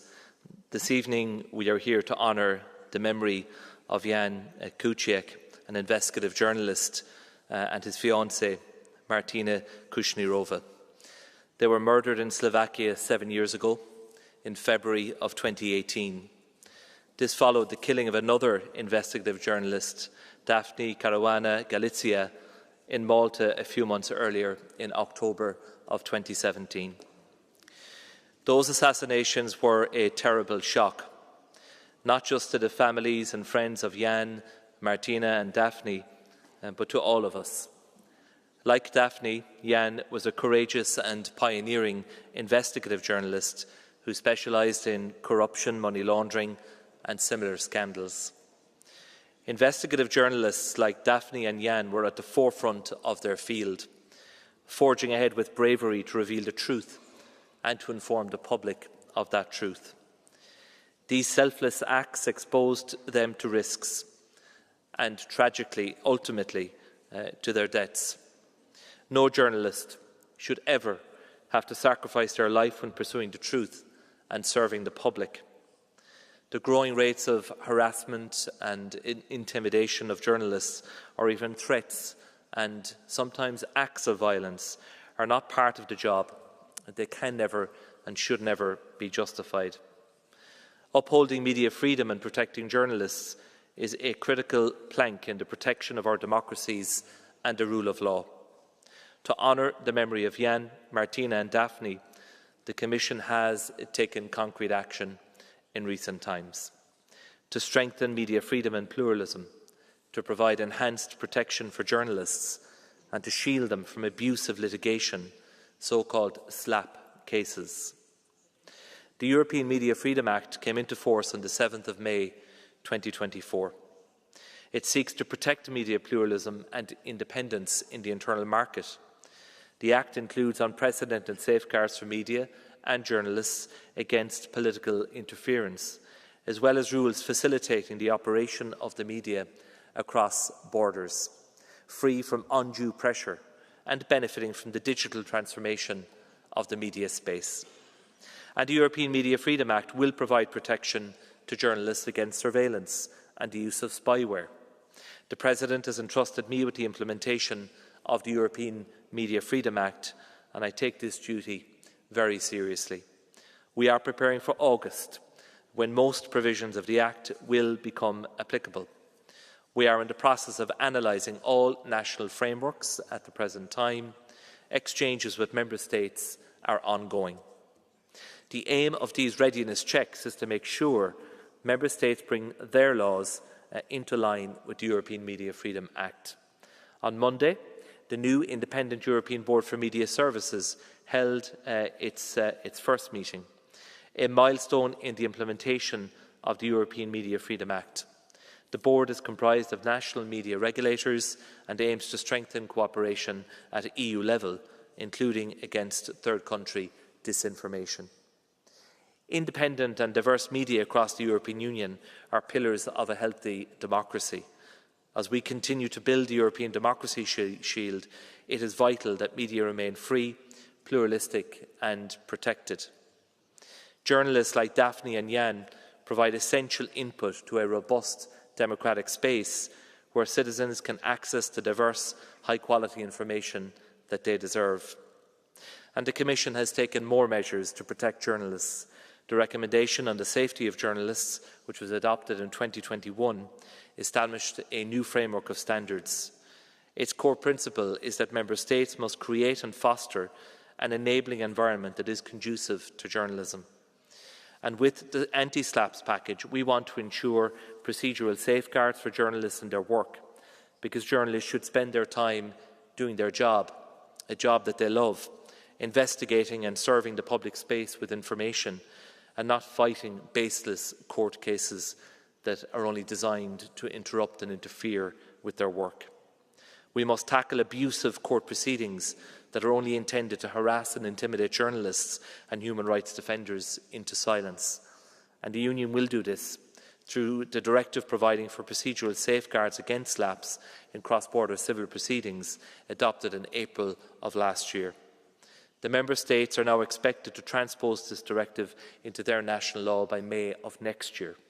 And I take it as my sincere responsibility to oversee the implementation of this directive during my mandate. When transposing this directive, Member States have a unique opportunity to strengthen the protections against lapse by going beyond the minimum harmonisation and scope set out, and to cover also domestic cases. The complementary anti-slap recommendation is already being implemented, and we follow very closely the work in the Member States. From the beginning, the need to defend media freedom and plurality has been embedded in the Commission's annual Rule of Law report.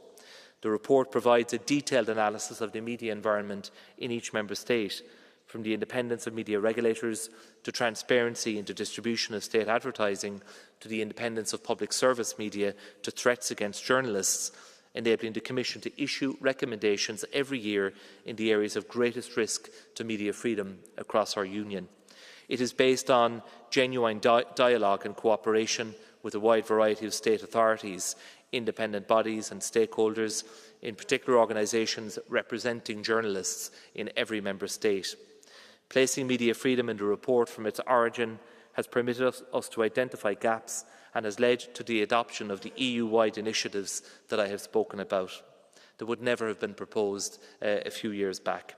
Finally, as you may know, since last year the report also covers 4 candidate countries, sending the signal that media freedom and pluralism, including the safety of journalists, must be enabled and protected in these countries in line with the same European standards. And finally, Chair, I just want to express my thanks and appreciation to all of the members who ensure that every year the memory of the journalists who lost their life in the pursuit of truth and justice are remembered in this House, because it's important that we continue to uphold their memory and learn the lessons and respond to the tragic circumstances that led to their deaths, and that would never happen again.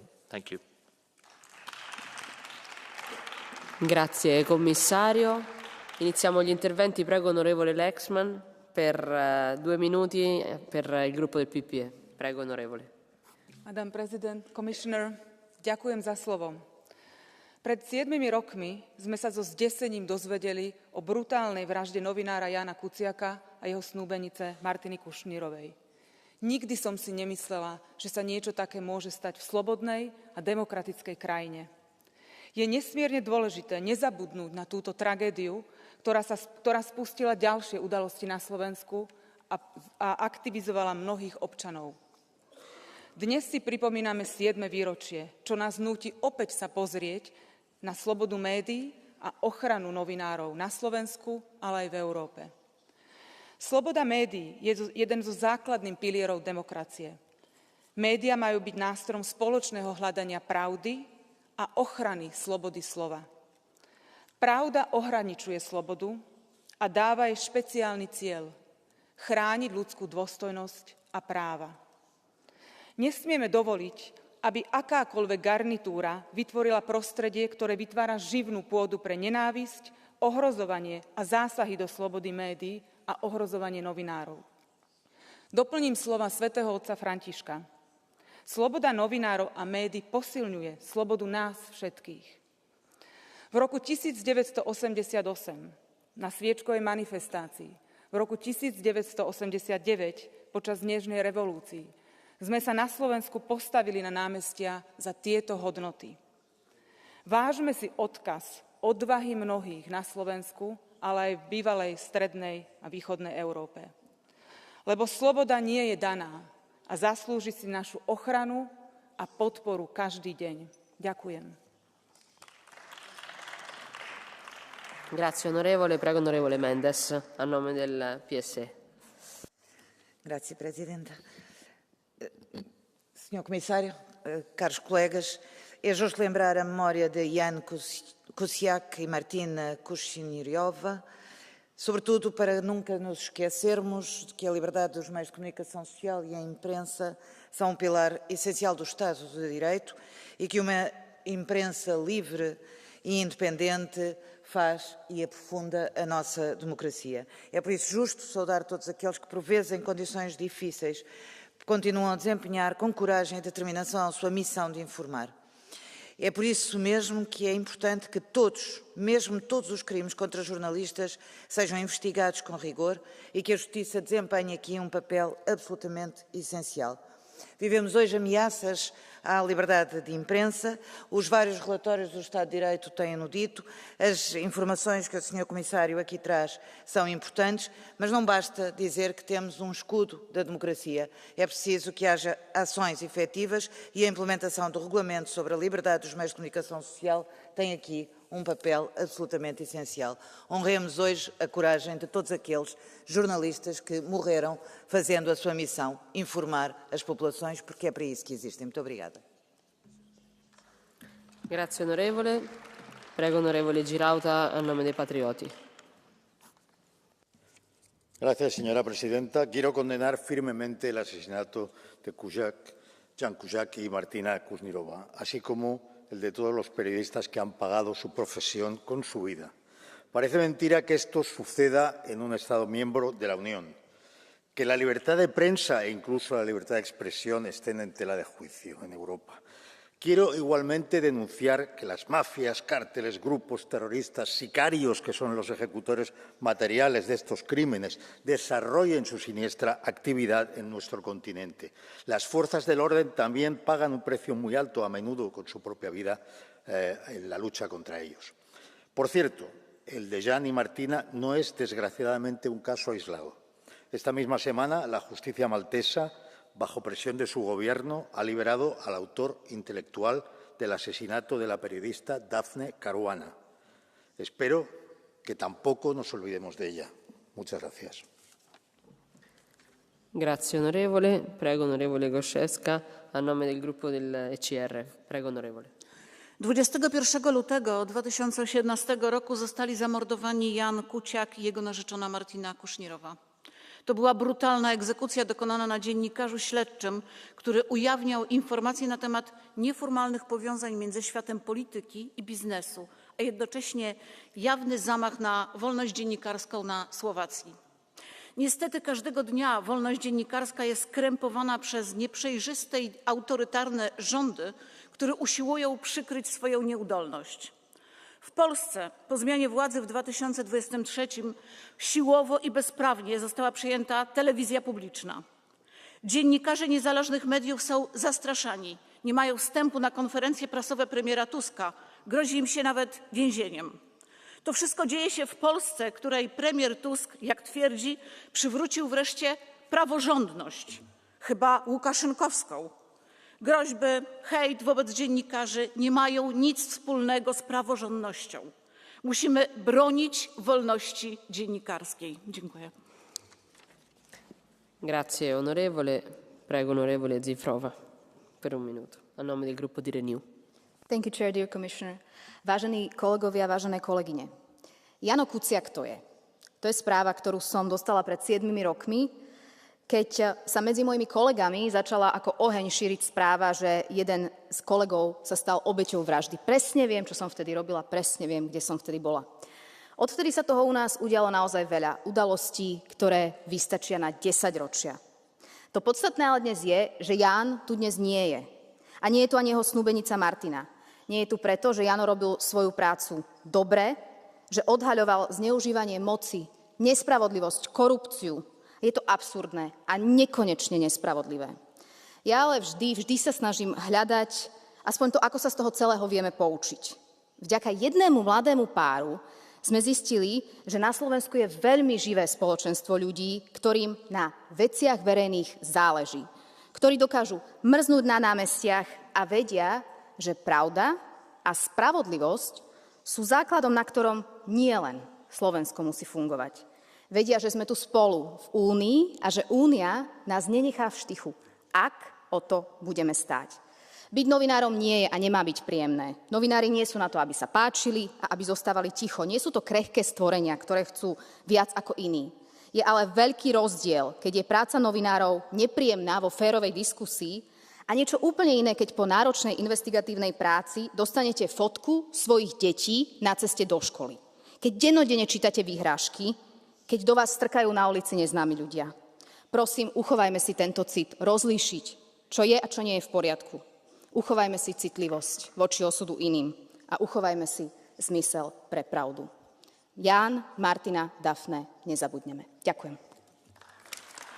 Grazie, onorevole. Prego, onorevole Strick, per il gruppo dei Verdi. Prego, onorevole. Chair, Commissioner.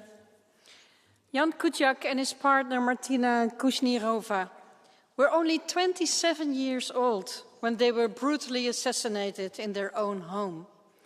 This tragedy was the canary in the coal mine for the growing threats that journalists face in Europe, especially those who dare to expose corruption, power abuse and government failure. Did the EU honestly listen closely enough to this deadly warning sign? 7 years since their murder, journalists in Europe continue to be subject to attacks, legal intimidations, and online threats and abuse. They have to choose between putting themselves and their loved ones at risk or succumbing to the chilling effects.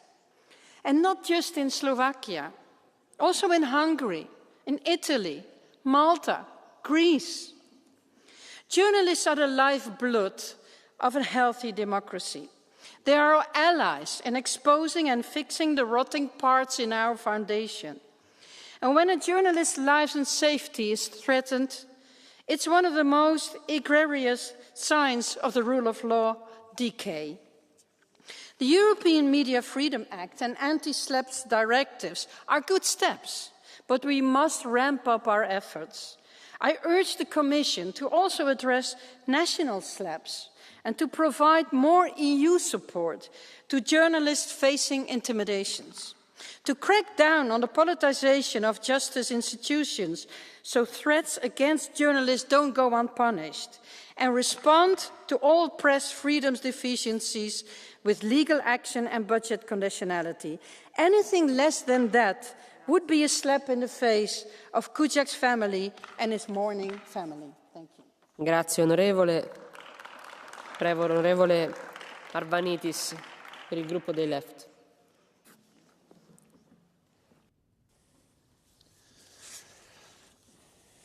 Ως πρώην δημοσιογράφος, κάθε τέτοια μέρα με πιάνει μια στεναχώρια και μια αγωνία. Τιμούμε σήμερα τη μνήμη του Γιάν και της Μαρτίνα, όχι μόνο σήμερα, κάθε μέρα.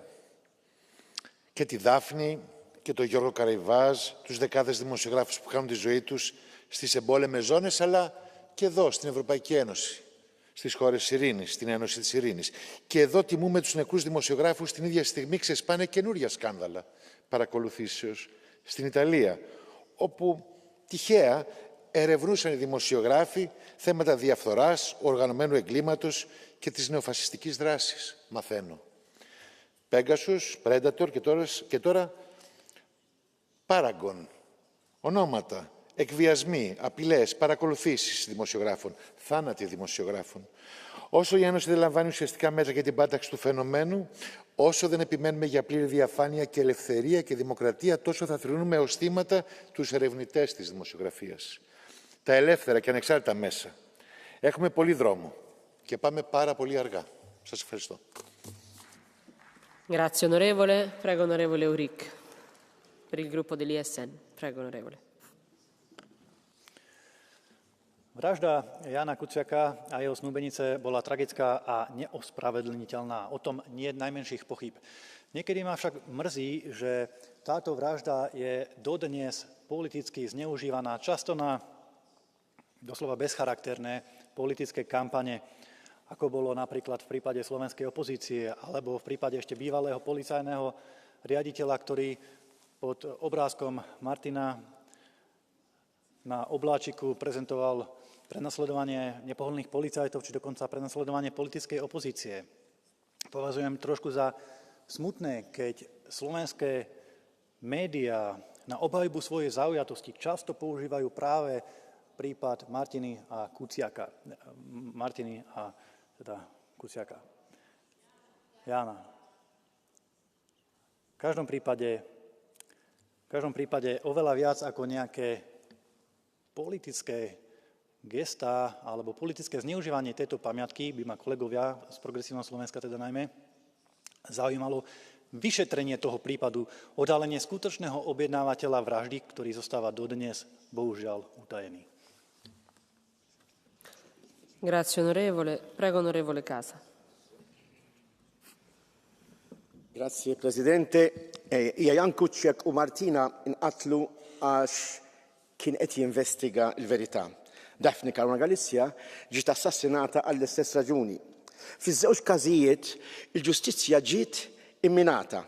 Ftit tal-jimilu biss l-allegat mandat tal-qtil ta' Daphne Caruana Galizia ġie liberat. Ġie liberat li huwa fatt xokkanti għall-familja tal-vittma u għall-pubbliku b'mod ġenerali. Aktar għar minn hekk min qed jgħid il-verità f'pajjiżi qiegħed jitħalla waħdu, mhux biss mingħajr il-protezzjoni tal-Istat, imma saħansitra bil-makkinarju tal-gvern kollu kontrih.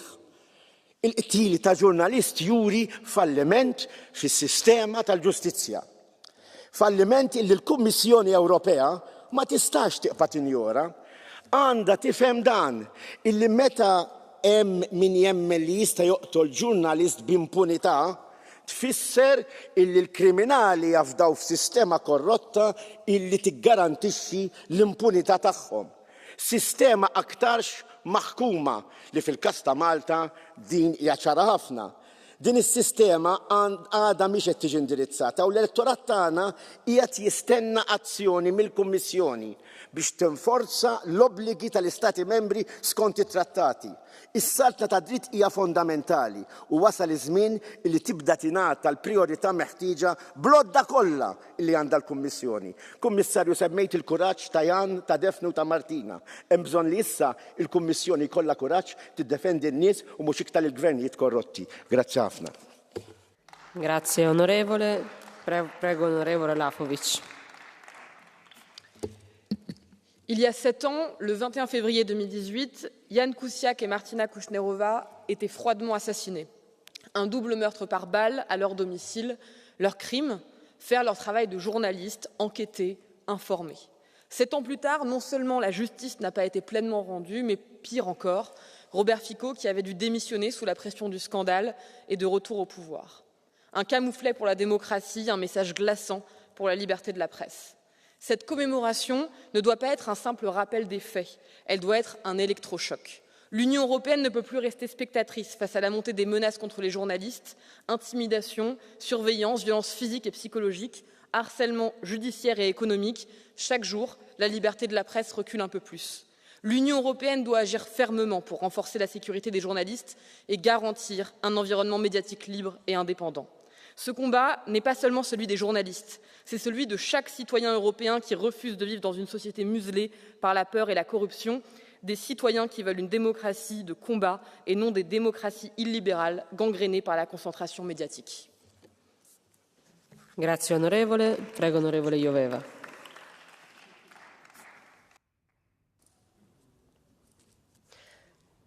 Tudi tokrat se bom poklonila v tem primeru Janu Kuciaku in Martini Kušnírovi, ker si to absolutno zaslužita.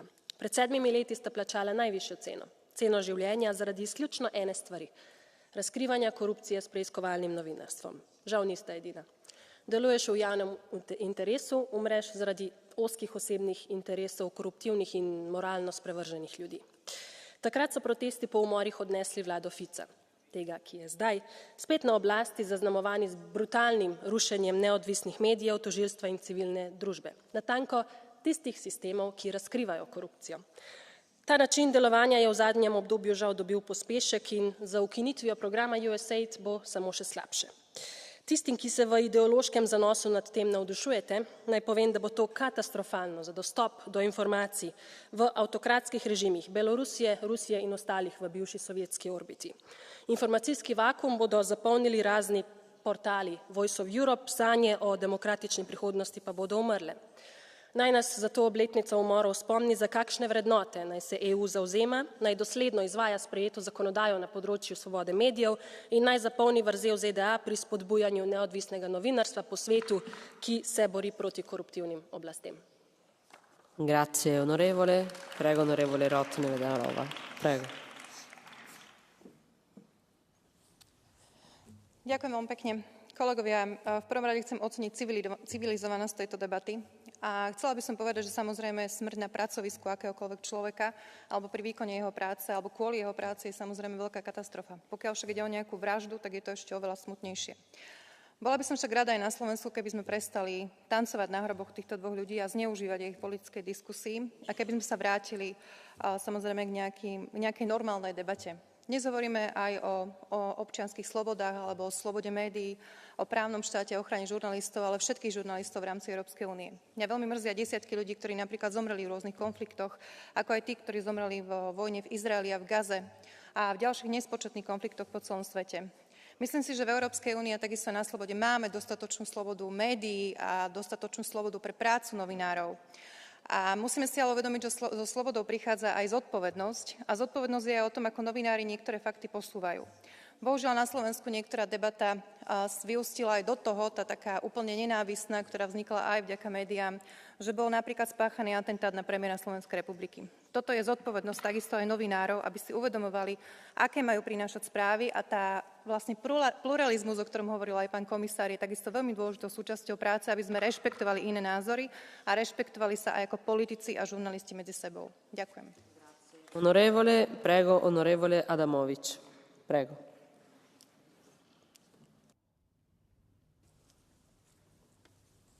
Mr. President, dear Commissioner, prawda nie leży po środku. Prawda leży tam, gdzie leży. To słowa nieodżałowanego Władysława Bartoszewskiego. I tam, gdzie leży prawda, odkrywają i pokazują nam wolne media i niezależni dziennikarze.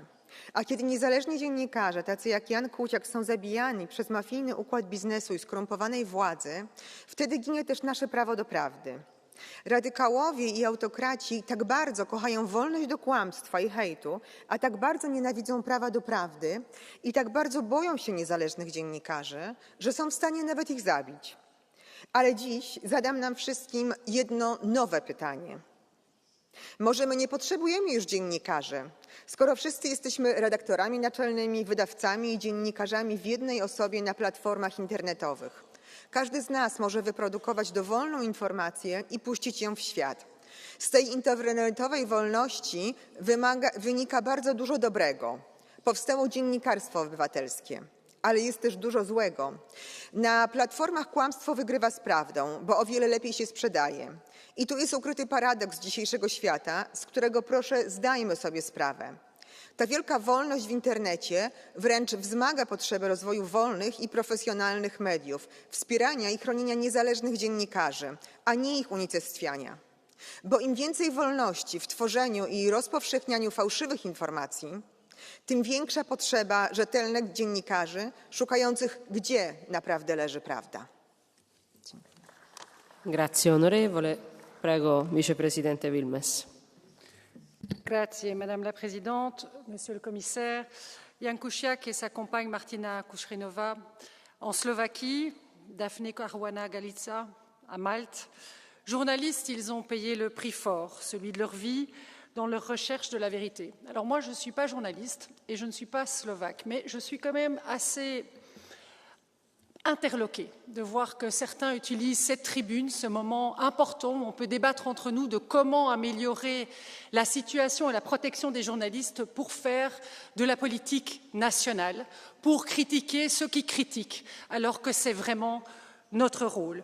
Alors, Monsieur le Commissaire, vous avez dit que vous voulez travailler à l'amélioration de la protection des journalistes et j'en suis convaincue. Mais pour ça, il faut poser encore et davantage d'actes concrets. avec par exemple un suivi scrupuleux de la mise en œuvre de European Medium Freedom Act pour plus de pluralisme, plus d'indépendance, une extension au niveau national de la directive SLAP pour lutter contre les procédures judiciaires abusives à leur égard, vous en avez parlé, mais en faisant pression aussi sur les États qui bafouent la liberté des médias et par là même nos valeurs fondamentales, et si nécessaire, s'il vous plaît, en leur imposant des sanctions. Merci.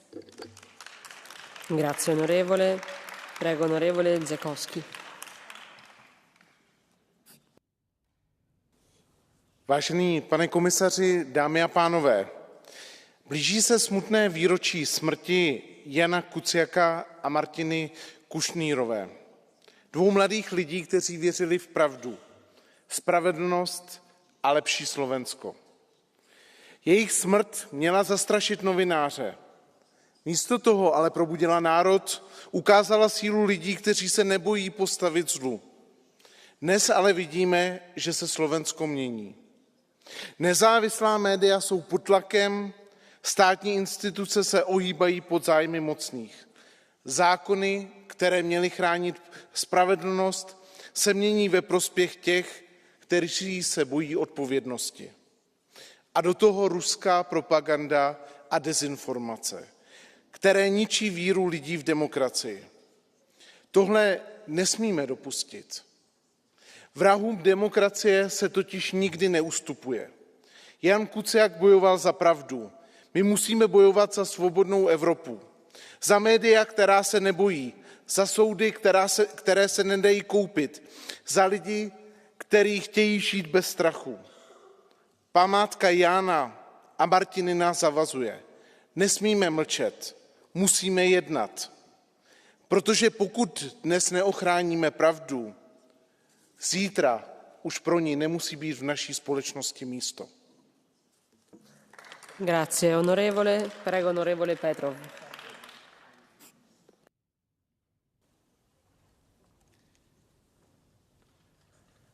Уважаеми колеги,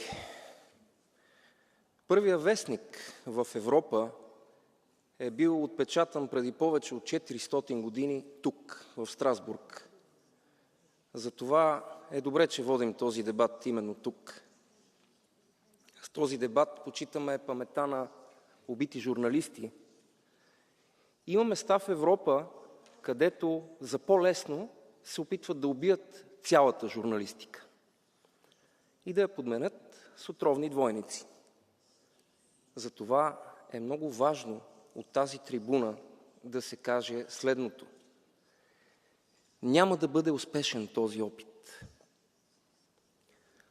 Радвам се, че съм част от групата, която ще следи за прилагането на Европейския акт за свободата на медиите и съм благодарен, че сме заедно в тази мисия с хора като комисар Маград, който ще следи за медийния плурализъм и безопасността на журналистите в Европа. Благодаря. Grazie onorevole. Prego onorevole Farreng. Madame la Présidente, Monsieur le Commissaire, honorer la mémoire de Jan Kuciak et Martina Kušnírova 7 ans après leur assassinat, c'est redire l'importance vitale des médias dans nos démocraties. Leur mort met en évidence le risque que courent ceux qui recherchent la vérité en Slovaquie et partout où la liberté de la presse est menacée. Je rappelle donc, l'Union européenne a désormais un règlement sur la liberté des médias et je le rappelle aussi, l'extrême droite n'a pas voté ce texte. Avec ce texte, nous renforçons l'indépendance de la presse et faisons en sorte que les journalistes puissent exercer leur métier sans risque de représailles. L'acte sur la liberté des médias, c'est aussi l'assurance de médias fiables, alors que nous sommes entrés avec X et Meta dans une ère de post-vérité où l'on parle de liberté d'expression quand il s'agit de pure désinformation et où le fact-checking est devenu un acte de subversion. En hommage à Jan Kuciak et Martina Kušnírova, rappelons que la lutte pour la liberté de la presse continue ici, en Europe et particulièrement au Parlement européen. Merci. Merci, Madame. We have 3 requests for Catch the Eye y la primera es para Juan Fernando López Aguilar. Gracias, presidente. Comisario McGrath, Jan Cusack y su compañera Martina fueron asesinados no solo por ejercer el periodismo, sino por defender el derecho de la ciudadanía, no solo eslovaca, sino europea, a una información veraz. Y no solo cabe condenar ese asesinato y, por supuesto, luchar porque no haya impunidad para los asesinos de Jan Cusack y Martina, como tampoco del griego Karavias o de la maltesa Daphne Caruana o las dos personas asesinadas en Países Bajos exactamente por lo mismo en los últimos años, sino hacer honor a su compromiso de que nunca más, y en este Parlamento Europeo hemos hecho el trabajo, pusimos en vigor la Ley de Servicios Digitales, la ley llamada SLAPP, es decir, contra los procesos abusivos y la litigación intimidatoria que quiere amedrentar a periodistas y silenciarlo, pero sobre todo la ley Media Freedom Act, que pretende crear un espacio europeo de garantías, transparencia, dación de cuentas, publicidad institucional y, por tanto, acceso a un pluralismo informativo de escala europea. Ese es el trabajo que tenemos que hacer para que nunca más tenga un periodista que pagar con su vida el riesgo de hacer su trabajo por la ciudadanía europea. Gracias, presidente. Muchas gracias, señor Fernández Aguilar. Our next speaker is Madame Zakaria.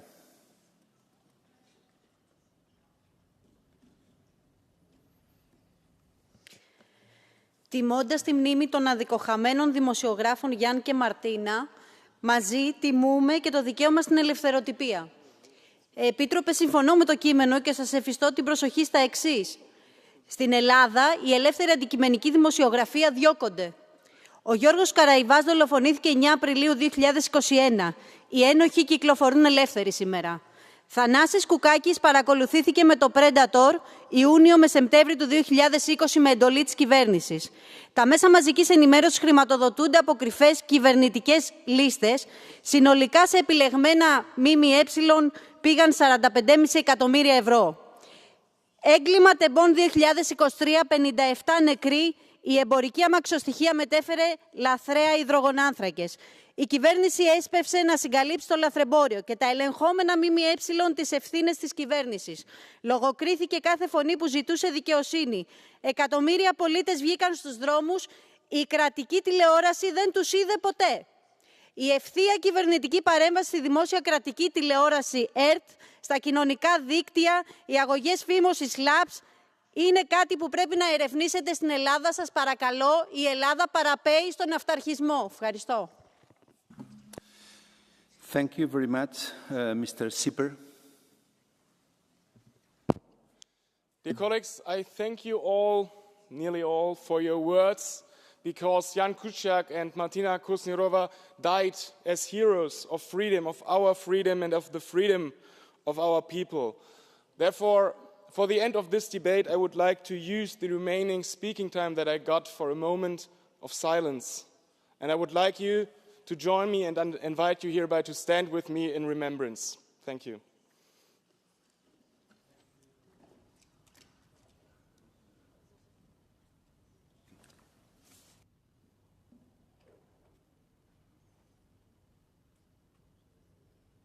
Dear Commissioner, that's not a minute of silence decided by the chamber. So thank you very much for your intention, but it's not the case that a member can propose that and we have to follow it. You have my best feelings, but it's not a member, the one who can decide this. Please, Commissioner McGrath, you have the floor.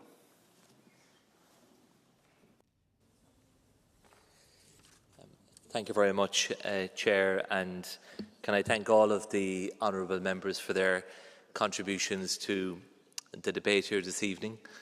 I think the manner of the debate was befitting of the issue itself. I think the contributions were, to be fair, in the main very dignified and very respectful given the gravity of the issue at hand.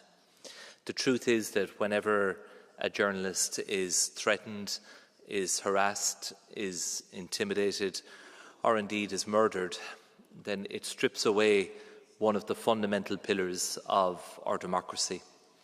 A free and independent and pluralist media is an essential element in any functioning civilised democracy. And that is why we have to all work together and put aside any differences that parties or individuals may have in this House to support those who are working today in the media. Jan and Martina, as has been said, were 27 years old. 27. Today they would be 34, would have their whole life ahead of them. Their life was taken. That is the profound nature of what happened, and an irreversible act of carnage that deprived them and their loved ones of a normal any life in the future. It's just truly shocking. And colleagues have mentioned a number of other journalists who were killed as a result of their work. Daphne, of course, has been mentioned a number of times, as have others. Next year will actually mark the 30th anniversary of the murder of an Irish journalist, Veronica Guerin, who was a fearless woman, a fearless investigative journalist who focused on organised crime. And on the 26th of June 1996, as she sat in her car at traffic lights and a motorcycle pulled up with two men riding the motorcycle, she was shot multiple times and murdered, leaving behind a loving husband and a 6-year-old son. Her only crime was the pursuit of truth and the pursuit of justice, and it was the cowards who fear truth in that case, as in the case of the murders of Jan, Martina, Daphne and many others. It is they are the ones who are the cowards and who are responsible. And that is why we have to make it our daily work to address these issues, because the working environment for many journalists is getting more and more difficult, not just because of the issues that we have given expression to here this evening, but also because of the commercial viability and the reality of independent media is getting more and more challenged because of the pervasiveness of content online. And so we are going to have to find new ways and better ways of supporting independent media in member states in the future. Yes, we have to protect safety. EMFA, anti-SLAPS, the Democracy Shield, or work on the rule of law are all very important. But I think we also need to do more at a European level and indeed at a member state level. So it needs to become our daily work, and we need to stay the course. And we hope that our work will do Daphne, Jan and Martina's memory at least some justice. And I want to assure all of the colleagues in the House of my fulsome personal support to work with you to do justice to their memory and ensure that we do have a vibrant, independent, pluralist and free media in the European Union for many, many years to come.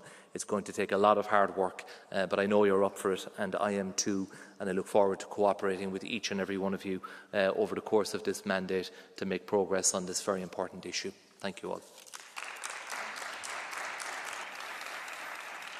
Thank you very much, Mr. Commissioner. The debate is closed. The next item on the agenda is debates on cases of breaches of human rights, democracy and the rule of law. The next debate on the agenda is recent dismissals and arrest of mayors in Turkey. Our first speaker is Mr. Hazpitala.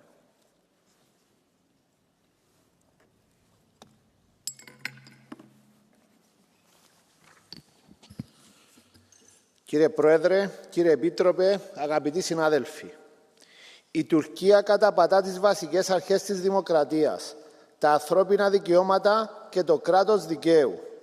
Ως επικεφαλής διαπραγματευτής του Κοινοβουλίου, διατύπωσα ότι οι δικτατορικές διώξεις μελών της κουρδικής μειονότητας αποδεικνύουν ότι η χώρα απομακρύνεται από κάθε ευρωπαϊκή αρχή και αξία. Η φήμωση, η καταστολή των πολιτικών αντιπάλων αποτελούν απάνθρωπη και εξευτελιστική μεταχείριση. Η Τουρκία κατέχει παράνομα τη μισή πατρίδα μου. Έχει καταδικαστεί και δεν έχει συμμορφωθεί ποτέ με τις αποφάσεις Ευρωπαϊκών Δικαστηρίων. Η Ευρώπη δεν μπορεί να ανεχθεί την προκλητική στάση της Τουρκίας. Δεν πρόκειται να διαπραγματευτούμε τη δημοκρατία μας με τους αυταρχικούς κανόνες του Ερντογάν. Οι αρχές της Ευρωπαϊκής Ένωσης δεν διαπραγματεύονται. Η δημοκρατία είναι ο θεμέλιος λίθος της Ένωσής μας και οι χώρες που θέλουν να είναι μέλη της οφείλουν να τις σέβονται. Σας ευχαριστώ. Thank you very much, dear colleague. The next author is Madame Insir.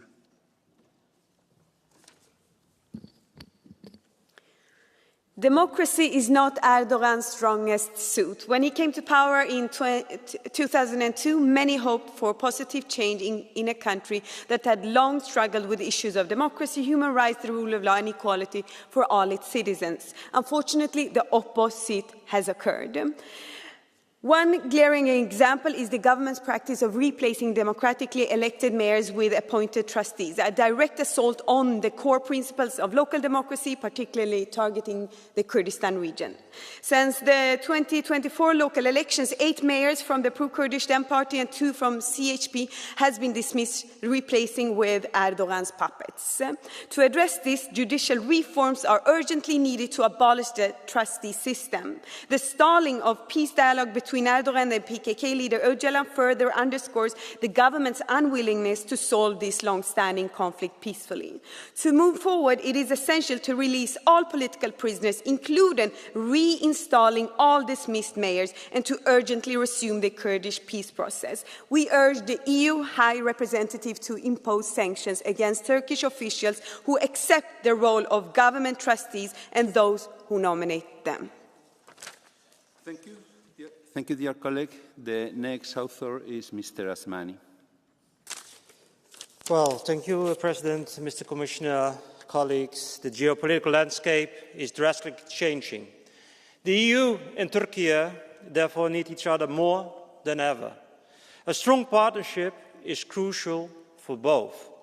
However, more and more elected officials are being removed from office based on fake or politically motivated charges and replaced by government trustees. This development is deeply concerning. I therefore call on the Turkish government to stop these practices. This does not build on a stronger partnership with the European Union. Instead, it erodes trust and creates obstacles for a stronger EU-Turkey relation. I also call on the EU High Representative, via the Commissioner, to take a firm and clear stand in response to these actions. Because if Turkey is serious about moving closer to the European Union, as they have repeatedly claimed, it must uphold the basic principles of democracy and the rule of law. These values are not negotiable. Thank you. Thank you very much, dear colleague. Mr. Krevelik, you have the floor. Hvala lepa, spoštovani. Turčija je strateško pomemben partner Evrope, a to partnerstvo mora biti utemeljeno na skupnih vrednotah, demokraciji, človekovih pravicah in vladavini prava. Namesto tega je turška vlada odstavila demokratično izvoljene župane iz opozicije ali kurdske manjšine. Naj bom jasen. Boj proti terorizmu je legitimna in nujna naloga vsake vlade, vendar to ne sme biti izgovor za zatiranje politične opozicije, utišanje izvoljenih predstavnikov in spodkopavanje lokalne demokracije. Evropska unija ne more ostati tiho ob rušenju temeljnih demokratičnih načel. Postati mora jasno sporočilo. Evropska unija trdno stoji za demokratičnimi pravicami turškega naroda. Naša podpora ni namenjena eni ali drugi strani, gre za podporo demokraciji kot takšni. Turške oblasti morajo nemudoma prenehati s politično motiviranimi aretacijami. Evropska unija ima na voljo orodja in čas je, da učinkovito uporabi globalni režim sankcij Evropske unije na področju človekovih pravic. Hvala lepa. Thank you very much. La señora Serra tiene la palabra. Gracias, presidente. Turquía viola sistemáticamente los derechos humanos, persigue a los kurdos, opositores, encierra a presos políticos, destituye a alcaldes. Es un Estado en donde no existe el Estado de Derecho. Europa no debe hacer acuerdos con países que vulneran los derechos humanos y no debe pagar millonadas para el control de fronteras impidiendo el derecho al asilo, porque a Turquía le importará más seguir recibiendo esos fondos que las resoluciones que aprobemos en este Parlamento. Quiero recordar que los alcaldes destituidos deben recuperar su mandato inmediatamente y el sistema de designación de administradores por parte del Gobierno debe abolirse. Desde aquí, el apoyo al pueblo kurdo, sin dobles raseros, decidido también en Siria, y el derecho a decidir de todos los pueblos oprimidos a vivir en sus territorios y a la autodeterminación. El reconocimiento al pueblo kurdo, también al pueblo saharaui, al pueblo de Palestina, para que puedan vivir de una vez en paz. Muchas gracias. Muchas gracias, señora Serra. Our last author is Mr. Stolder. Dank u wel, meneer de voorzitter. De afzetting van democratisch gekozen burgemeesters in Turkije is opnieuw een schandalige aanval op de democratie en een zoveelste bewijs van de autoritaire koers van president Erdogan. Deze burgemeesters, gekozen door het volk, zijn vervangen door de staat aangestelde functionarissen. Dit is een zoveelste symptoom van dezelfde ziekte, de islamisering van Turkije en het steeds verder teruglopen van democratische waarden. Turkije noemt zichzelf nog steeds een democratie, maar natuurlijk is dat een façade. Turkije is een land waar de rechtsstaat steeds verder wordt uitgehold, waar persvrijheid niet bestaat en waar de oppositie wordt gecriminaliseerd. Wij moeten onze ogen niet sluiten voor dictatoriaal gedrag in nota bene een kandidaat lidstaat. Stop dus met het eindeloos overmaken van geld naar Turkije en stop met het maken van deals. De EU moet stoppen met het pamperen van Erdogan. Geen concessies meer, geen zwakke verklaringen. We moeten een harde lijn trekken en Turkije per direct schrappen van de EU-kandidatenlijst. Dank u wel.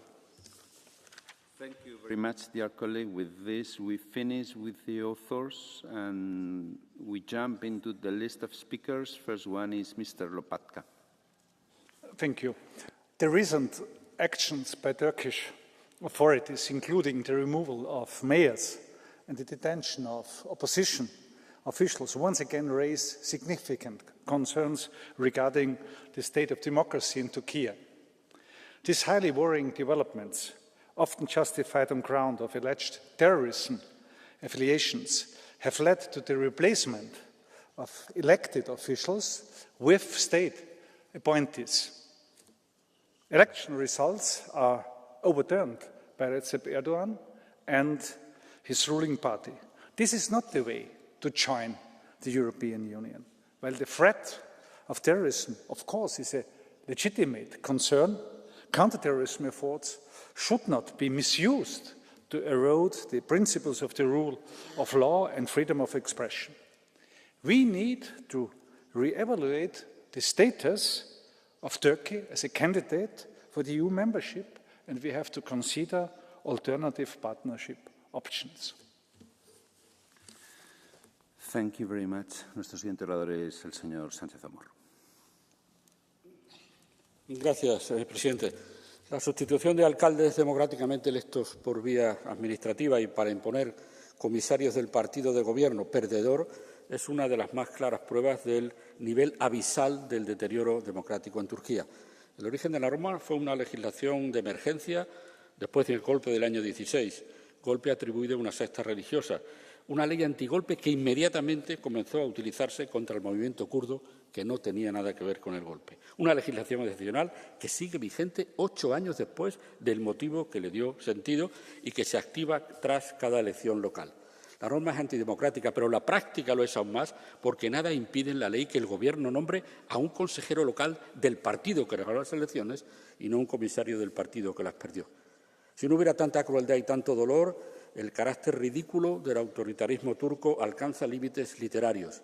Acusar de propaganda terrorista a una actriz por interpretar a una terrorista en una serie de televisión, que es como acusar de delito de odio a Charles Chaplin por haber interpretado a Hitler, o recomendar desde el poder a los medios de comunicación que no emitan tantas noticias negativas porque eso va contra el interés general. Y con estas y otras prácticas siguen llamando a la puerta de la Unión Europea. Muchas gracias.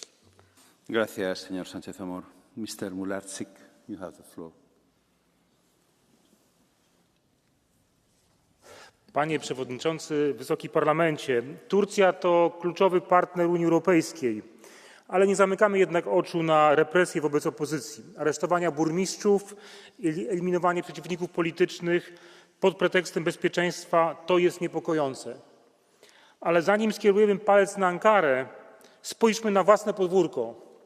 W samej Unii Europejskiej, a zwłaszcza w Polsce, obecnie łamie się immunitety parlamentarzystom.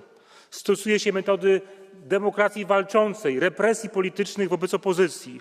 Odbiera się finansowanie opozycji w trakcie trwającej kampanii prezydenckiej. Stosuje się areszty wydobywcze wobec opozycji. Rząd Tuska instrumentalnie używa aparatu państwowego i prokuratury wobec opozycji.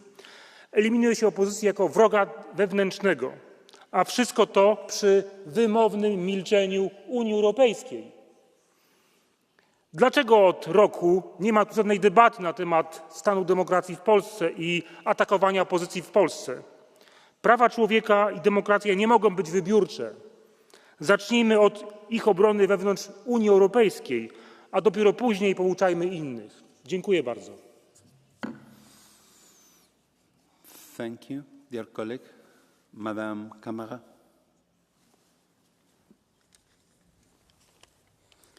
Chers collègues, en Turquie, la démocratie est piétinée. Depuis 2016, 149 maires élus ont été destitués et remplacés par des administrateurs désignés par le gouvernement. Rien qu'en 2024, 10 nouveaux maires ont subi le même sort, accusés sans fondement de terrorisme, parce qu'en Turquie, être élu ne garantit pas de pouvoir gouverner. Je rentre d'Istanbul, où j'ai rencontré des femmes, des hommes qui chaque jour luttent pour leurs droits. Aujourd'hui, j'aimerais que nous pensions à ces femmes qui ouvrent des refuges pour accueillir les femmes victimes de violences, à ces militants LGBT qui résistent malgré les menaces, à ces journalistes, ces avocats, ces activistes qui savent qu'un mot de trop peut les mener en prison et qui parlent quand même. La répression est partout, dans la rue, dans les tribunaux, dans les prisons où croupissent des milliers d'opposants. Mais face à la peur, il y a le courage. Face au silence imposé, il y a la résistance. L'Union européenne ne peut rester silencieuse. Nous devons exiger le respect de l'état de droit. Le combat pour la liberté ne s'arrête pas à une frontière, car la solidarité n'a pas de passeport. Merci. Merci, Madame. Mr. Georgiou. Κύριε Επίτροπε, είμαστε πάλι εδώ για την Τουρκία. Μια χώρα με τα ψηλότερα ποσοστά φυλάκισης από όλα τα κράτη-μέλη του Συμβουλίου της Ευρώπης. Μια χώρα που ενώ λέει ότι διαπραγματεύεται με τον Οτσαλάν για μια ειρηνική διευθέτηση με τους Κούρδους, την ίδια στιγμή καταστέλει την αντιπολίτευση, φυλακίζει και απομακρύνει από τις θέσεις τους τους δημοκρατικά εκλεγμένους Κούρδους δημάρχους. Εδώ προφανώς κάτι δεν πάει καλά. Εμείς ζητάμε από την Τουρκία τα αυτονόητα και πρέπει να ζητάτε κι εσείς. Δηλαδή να σέβεται τις δημοκρατικές αξίες, το κράτος δικαίου, τα ανθρώπινα δικαιώματα και να συμμορφώνεται με το δίκαιο της Ευρωπαϊκής Ένωσης. Πρόκειται για απόλυτα κριτήρια που δεν μπορούν να εντάσσονται σε έναν ανατολίτικο μπαζάρι χωρίς αρχές. Η Τουρκία δεν μπορεί να κατατάσσεται, όπως λένε κάποιοι Ευρωπαίοι αξιωματούχοι, στη σωστή πλευρά της ιστορίας, ενώ συμπεριφέρεται με αυταρχισμό. Ούτε κι εσείς μπορείτε όμως να θυσιάζετε τα πάντα για τα χρήματα και για την εξυπηρέτηση κάποιων συμφερόντων. Η κυρία Φόντερ Λάιεν οφείλει αυτά να τα λέει και να τα απαιτεί από τον κύριο Ερντογάν όταν συναντιούνται. Ελπίζω να μπορεί.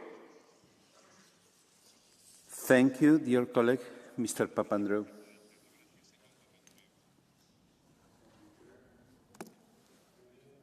Ελληνικά.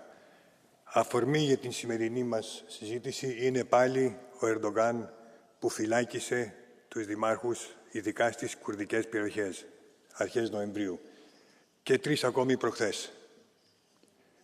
Η Τουρκία βαδίζει στο λάθος δρόμο, το λέμε όλοι εδώ μέσα. Πρέπει να του δώσουμε όμως μηνύματα. Πρώτα απ' όλα, να ζητήσουμε την απελευθέρωση των δημάρχων. Δεύτερον, κυρώσεις σε όλους τους διορισμένους δημάρχους και τους ανθρώπους που τους έβαλαν εκεί. Και τρίτον, δυστυχώς, λέμε ωραία λόγια εδώ, αλλά σύμμαχοι χώρες σαν τη Γαλλία τώρα προσφάτως θα πουλήσουν πολύ ακριβά όπλα στην Τουρκία. Να προτείνουμε ρήτρα για τα όπλα αυτά, ώστε να μην χρησιμοποιήσουν τα όπλα της Ευρώπης κατά της Ευρώπης. Ειδικά κατά της Ελλάδας, και της Κύπρου και της Βόρειας Συρίας και τους Κούρδους. Κυρώσεις στα όπλα που θα πουλήσει η Ευρώπη στην Τουρκία, ώστε να μην τα χρησιμοποιήσουν εναντίον μας. Ευχαριστώ πολύ. Thank you, dear colleague, Mr. Clausen.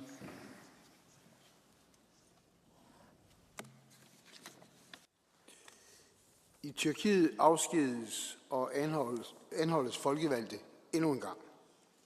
Erdogan vil hellere hyppe sit eget skind, end hjælpe sin egen befolkning og give dem demokratiske rettigheder. Alle, der tør tænke frit eller kritisere ham, ser han som fjender. Det er fra dem, som bekæmpede islamisk stat, som kurderne i Syrien, til skolelærer og borgmestre. Alle kaldes for terrorister eller separatister. Så længe han har adgang til det europæiske marked og vores økonomiske støtte, vil han blive ved med det. Kære kolleger, vi har snart Erdogan til debat hver anden gang, vi er her. Nu må det stoppe. Vi må fra EU's side lade hans handlinger få klare konsekvenser. Vi behandler ham som det, han er, en smålig autokrat med et skrøbeligt ego. Og vi må indføre rejseforbud og målrettede sanktioner mod ham og hans lakajer. Erdogan er demokratiets fjende. Lad os sige det højt og klart. Thank you very much, dear colleague. I have two requests for the catch the eye, and I can give both of them. First place for Mr. Chiadi.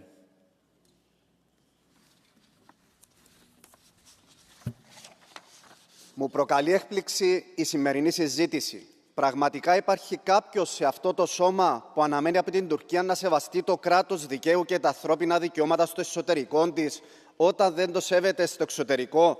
Η Τουρκία, να θυμίσω, βοηθούσε τους Αζέρους στις σφαγές στον Αγκόρνο Καραπάχ.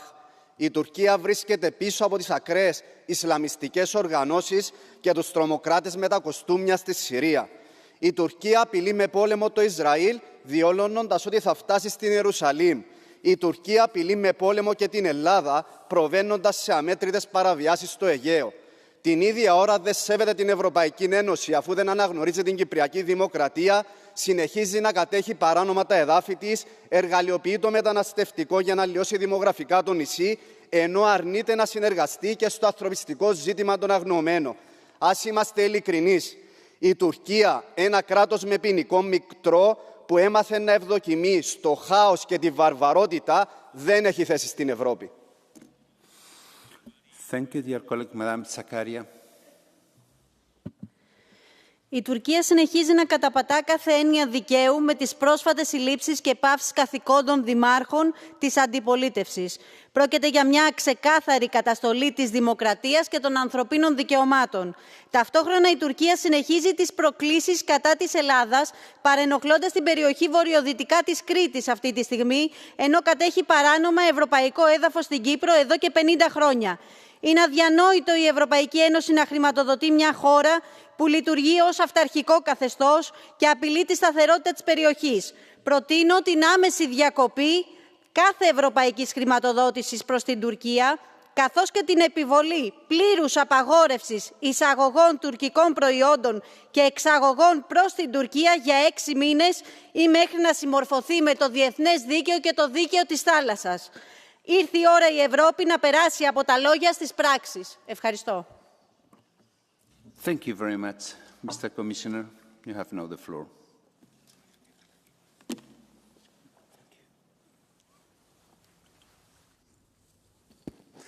President, honourable members, we are deeply concerned about the continued and worrying situation on democracy, the rule of law and fundamental rights in Turkey. The European Union has made this clear in the enlargement conclusions last December. The government's pressure on mayors from opposition parties has continued to weaken local democracy. Displacing mayors undermines local democracy and denies voters their preferred representation. Turkey should ensure the proper functioning of local democracy in line with the recommendations of the Venice Commission and with its commitment to the European Charter of Local Self-Government, as recommended by the Commission's country report. Honourable members, the Turkish government has a legitimate right to fight terrorism, but it is also responsible for ensuring this is done in accordance with the rule of law, human rights and fundamental freedoms, and its own international commitments. The European Union's position on the matter is crystal clear to the Turkish government. We raised it in the Commission's country report. We raised it in the Council's enlargement conclusions of December last year. And we even raised it at the highest levels when President von der Leyen met with President Erdogan. The matter is at the center of our relations. Human rights are non-negotiable.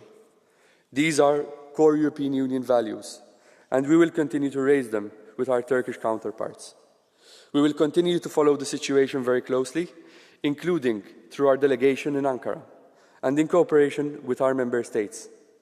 Rest assured that human rights remain key to our common agenda, as underlined most recently by High Representative Vice President Kallas during her visit to Ankara. At the same time, we are closely monitoring the developments in northeast Syria. The European Union continues to urge all actors to exercise maximum restraint and avoid any further escalation, to ensure the protection of civilians and to uphold international law, including international humanitarian law. Thank you. Thank you very much, Mr. Commissioner. This debate is now closed. I have received 7 motions for resolution. They will be voted tomorrow. Our next issue, our next debate on the agenda is repression by the Ortega Murillo regime in Nicaragua, targeting human rights defenders, political opponents, and religious communities in particular. And our first speaker is one of the authors, Madame Sofko. Thank you very much, Mr. President. Dear colleagues, since 2018, the Nicaraguan regime systematically persecuted human rights defenders, civil society organizations, and members of the Catholic Church. The Ortega Murillo regime also confiscated their assets. The regime not only expelled them from the country, but also stripped them of their nationality and deprived them of their political rights. With this resolution that will be put in vote tomorrow, we strongly condemn the Nicaraguan regime that repeatedly violates human rights against civil society, students, and the Catholic Church. 245 members of the clergy have been either arrested or expelled, and recently the regime has ordered all remaining Poor Clare nuns to leave the country. Poor nuns are making an issue for the regime. As negotiator of the resolution of Nicaragua, I am satisfied that my co-negotiators understood that the democratic clause of the association agreement must be triggered and that we must stop sending money of taxpayers to Nicaragua while there are no independent NGOs. So please, Commissioner, no more sending money there because there are no independent NGOs. We are just feeding the regime. The key point of the resolution is to boycott and not engage in any parliamentary dialogue with members of the regime-controlled Nicaraguan National Assembly. So no more excuses that you didn't know. After this resolution, no one will be able to say that they were not aware of the severity of this regime. This resolution must be the last one, and the External Action Service and the Council must take severe action to punish perpetrators of the totalitarian oppression in Latin America. I call on the European Union to introduce the highest possible sanctions to those who are responsible for this persecution. I also call on the European Parliament to break all ties with bodies like the Nicaraguan regime by breaking all communication channels, including any parliamentary dialogue. Human rights defenders, civil society, and the Catholic Church persecuted by the regime in Nicaragua must be our next Sakharov Prize winner, not only a candidate, since their courageous fight for freedom needs our support, and they must feel that they are not left abandoned. Thank you. Thank you very much, Madame Sofko. La siguiente autora de la proposición, la señora Pagín. Gracias, señor presidente. Estamos profundamente preocupados por la situación de Nicaragua. Este Parlamento, de hecho, ya se ha pronunciado hasta en 7 ocasiones para condenar la deriva autoritaria de las autoridades de Nicaragua desde el año 2018. Y hoy, de nuevo, tenemos que alzar la voz para denunciar la última reforma constitucional recientemente aprobada. Es otra vuelta de tuerca más a la democracia, Otra vuelta de tuerca al pluralismo político y al Estado de Derecho, y un paso más dando el control de todas las instituciones en las manos de Ortega Murillo. Siguen profundizando en el aislamiento internacional de Nicaragua, con la retirada de las instituciones multilaterales y el incumplimiento de sus compromisos internacionales. Ahondan en medidas injustas y arbitrarias contra la oposición política y la sociedad civil. Por eso queremos lanzar dos mensajes claros. Uno a las autoridades, porque por muchas reformas que hagan, no será nunca aceptable la persecución política ni la limitación a los derechos fundamentales. Y dos, a la sociedad civil y a las organizaciones, para decirles que no están solas, que vamos a seguir estando a su lado, desplegando toda la diplomacia y la contundencia de la democracia y que seguiremos trabajando, incluso acogiéndoles como hace España y otros Estados miembros. Gracias. Muchas gracias, señora Pajín. Our next speaker, Mr. Fidanza. Grazie Presidente, signor Commissario, colleghi. Non è la prima volta che in questi ultimi mesi quest'Aula dibatte e si pronuncia sulle brutalità del regime Ortega Murillo in Nicaragua. La riforma costituzionale approvata qualche giorno fa ufficializza la diarchia tra marito e moglie al vertice del regime e pone fine anche formalmente alla separazione dei poteri già violentata da anni di spietata oppressione e sistematica violazione dello Stato di diritto. L'unica libertà garantita in Nicaragua è quella del terrorista comunista Alessio Casimirri, di cui torniamo a chiedere con forza l'estradizione immediata in Italia. Siamo al fianco dei prigionieri politici, dell'opposizione democratica, della Chiesa Cattolica, ultimo presidio di libertà. Serve un'azione politica forte dell'Europa, coordinata con gli Stati Uniti e gli altri paesi della regione, attivazione della clausola democratica dell'accordo di associazione, blocco dei fondi di cooperazione se non vengono ripristinati i diritti umani e inasprimento delle sanzioni individuali contro i vertici del regime. Grazie. Nuestro siguiente oradora es la señora Erregoitia Martínez. Gracias, presidente. Condenamos públicamente la represión en Nicaragua y expresamos nuestra preocupación por la reforma constitucional que la Asamblea Nacional de Nicaragua aprobó el pasado 30 de enero. El régimen de Ortega toma así el control de todos los poderes del Gobierno, las instituciones independientes y los medios de comunicación y se ignora la adhesión de Nicaragua a los convenios y tratados internacionales en materia de derechos humanos, incluido el que prohíbe la tortura. Desde 2018, más de 450 personas han sido privadas de la nacionalidad nicaragüense, muchas han quedado apátridas y han sido expulsadas del país. El Gobierno ha cerrado más de 5.600 ONGs, incluidas 1.500 cerradas en un solo día en agosto del 2024. Y el Gobierno también ha cerrado al menos 58 medios de comunicación. No hay cabida para la represión generalizada del régimen nicaragüense. Pedimos desde esta tribuna la liberación de todas las personas detenidas arbitrariamente, el restablecimiento del Estado de Derecho y las libertades y el cese de la represión, el restablecimiento de derechos de exiliados y exiliadas y su retorno seguro. Muchísimas gracias. Muchas gracias. Muchas gracias. No veo en la sala al señor Germán Terch. Le doy la palabra a la señora Riba i Giner. Gracias, president. Comissari. El primer mensaje que queremos enviar es a la ciudadanía nicaragüense, a todos aquellos ciudadanos y ciudadanas y aquellas organizaciones civiles que ven sus derechos y libertades pisoteadas día tras día. A todos ellos, especialmente a los presos y presas políticas, les decimos que existe un amplio consenso en la Unión Europea para acompañar e impulsar su lucha por una sociedad más libre. Lamentablemente, la situación en Nicaragua sigue deteriorándose de manera alarmante. La persecución sistemática contra opositores y personas defensoras de derechos humanos evidencia el carácter cada vez más autoritario del régimen de Ortega Murillo. Y la reciente reforma constitucional, que condenamos de forma taxativa, consolida un poder sin contrapesos y elimina de facto la división de poderes, el pluralismo político y el Estado de Derecho.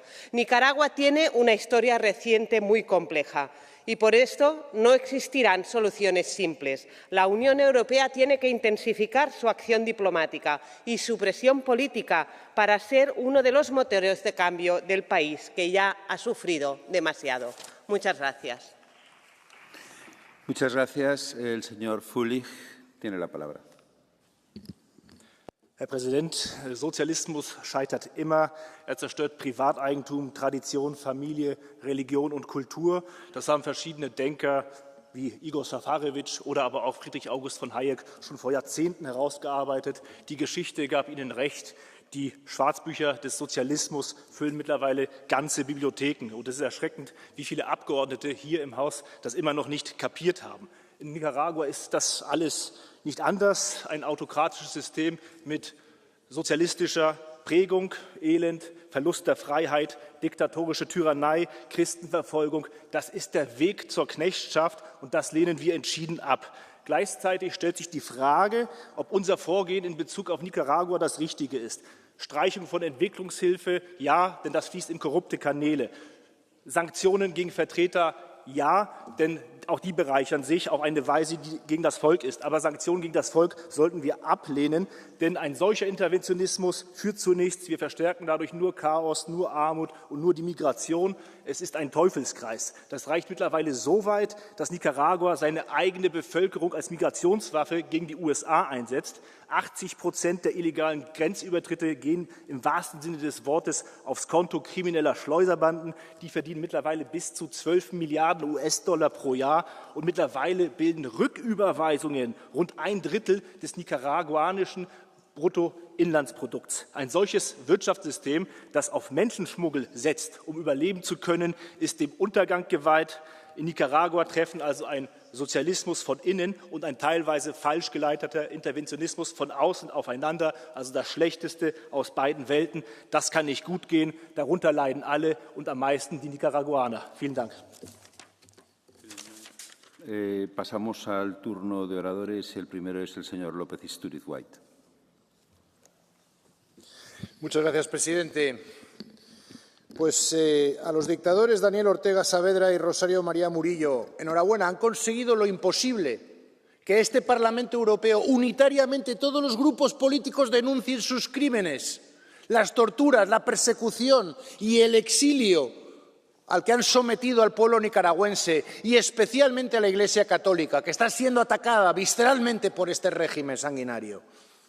Esta Unión Europea, con esta resolución, afortunadamente denuncia y deja claro al mundo que no vamos a permitir más las tropelías de estos dos, de esta dictadura familiar, que es una vergüenza. Y como he dicho bien, incluso la izquierda, que contemporiza muchas veces en el caso venezolano, el cubano, sin embargo, con gran claridad en el caso nicaragüense. Creo que es un mensaje que tenemos que mandar desde este Parlamento Europeo en solidaridad y, desde luego, para proteger al pueblo nicaragüense que tanto está sufriendo. No estáis solos en una Nicaragua libre y democrática que será en el futuro. Muchísimas gracias. Muchas gracias, señor López Istúriz.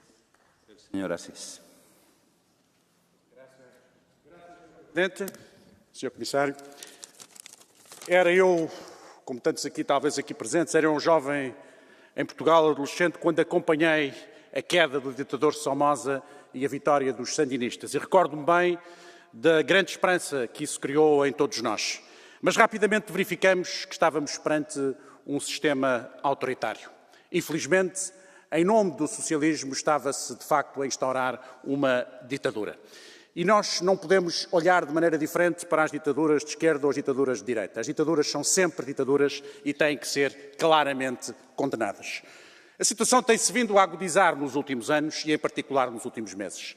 A mais recente reforma constitucional foi no sentido de reforçar o poder autocrático desta verdadeira ditadura matrimonial, que é de facto qualquer coisa de específico no mundo, no sentido de pôr em causa o princípio da separação de poderes. Isso já tem tido consequências. Mais presos políticos, mais pessoas perseguidas por motivos doutrinários, por motivos religiosos, por motivos de vontade de participação cívica.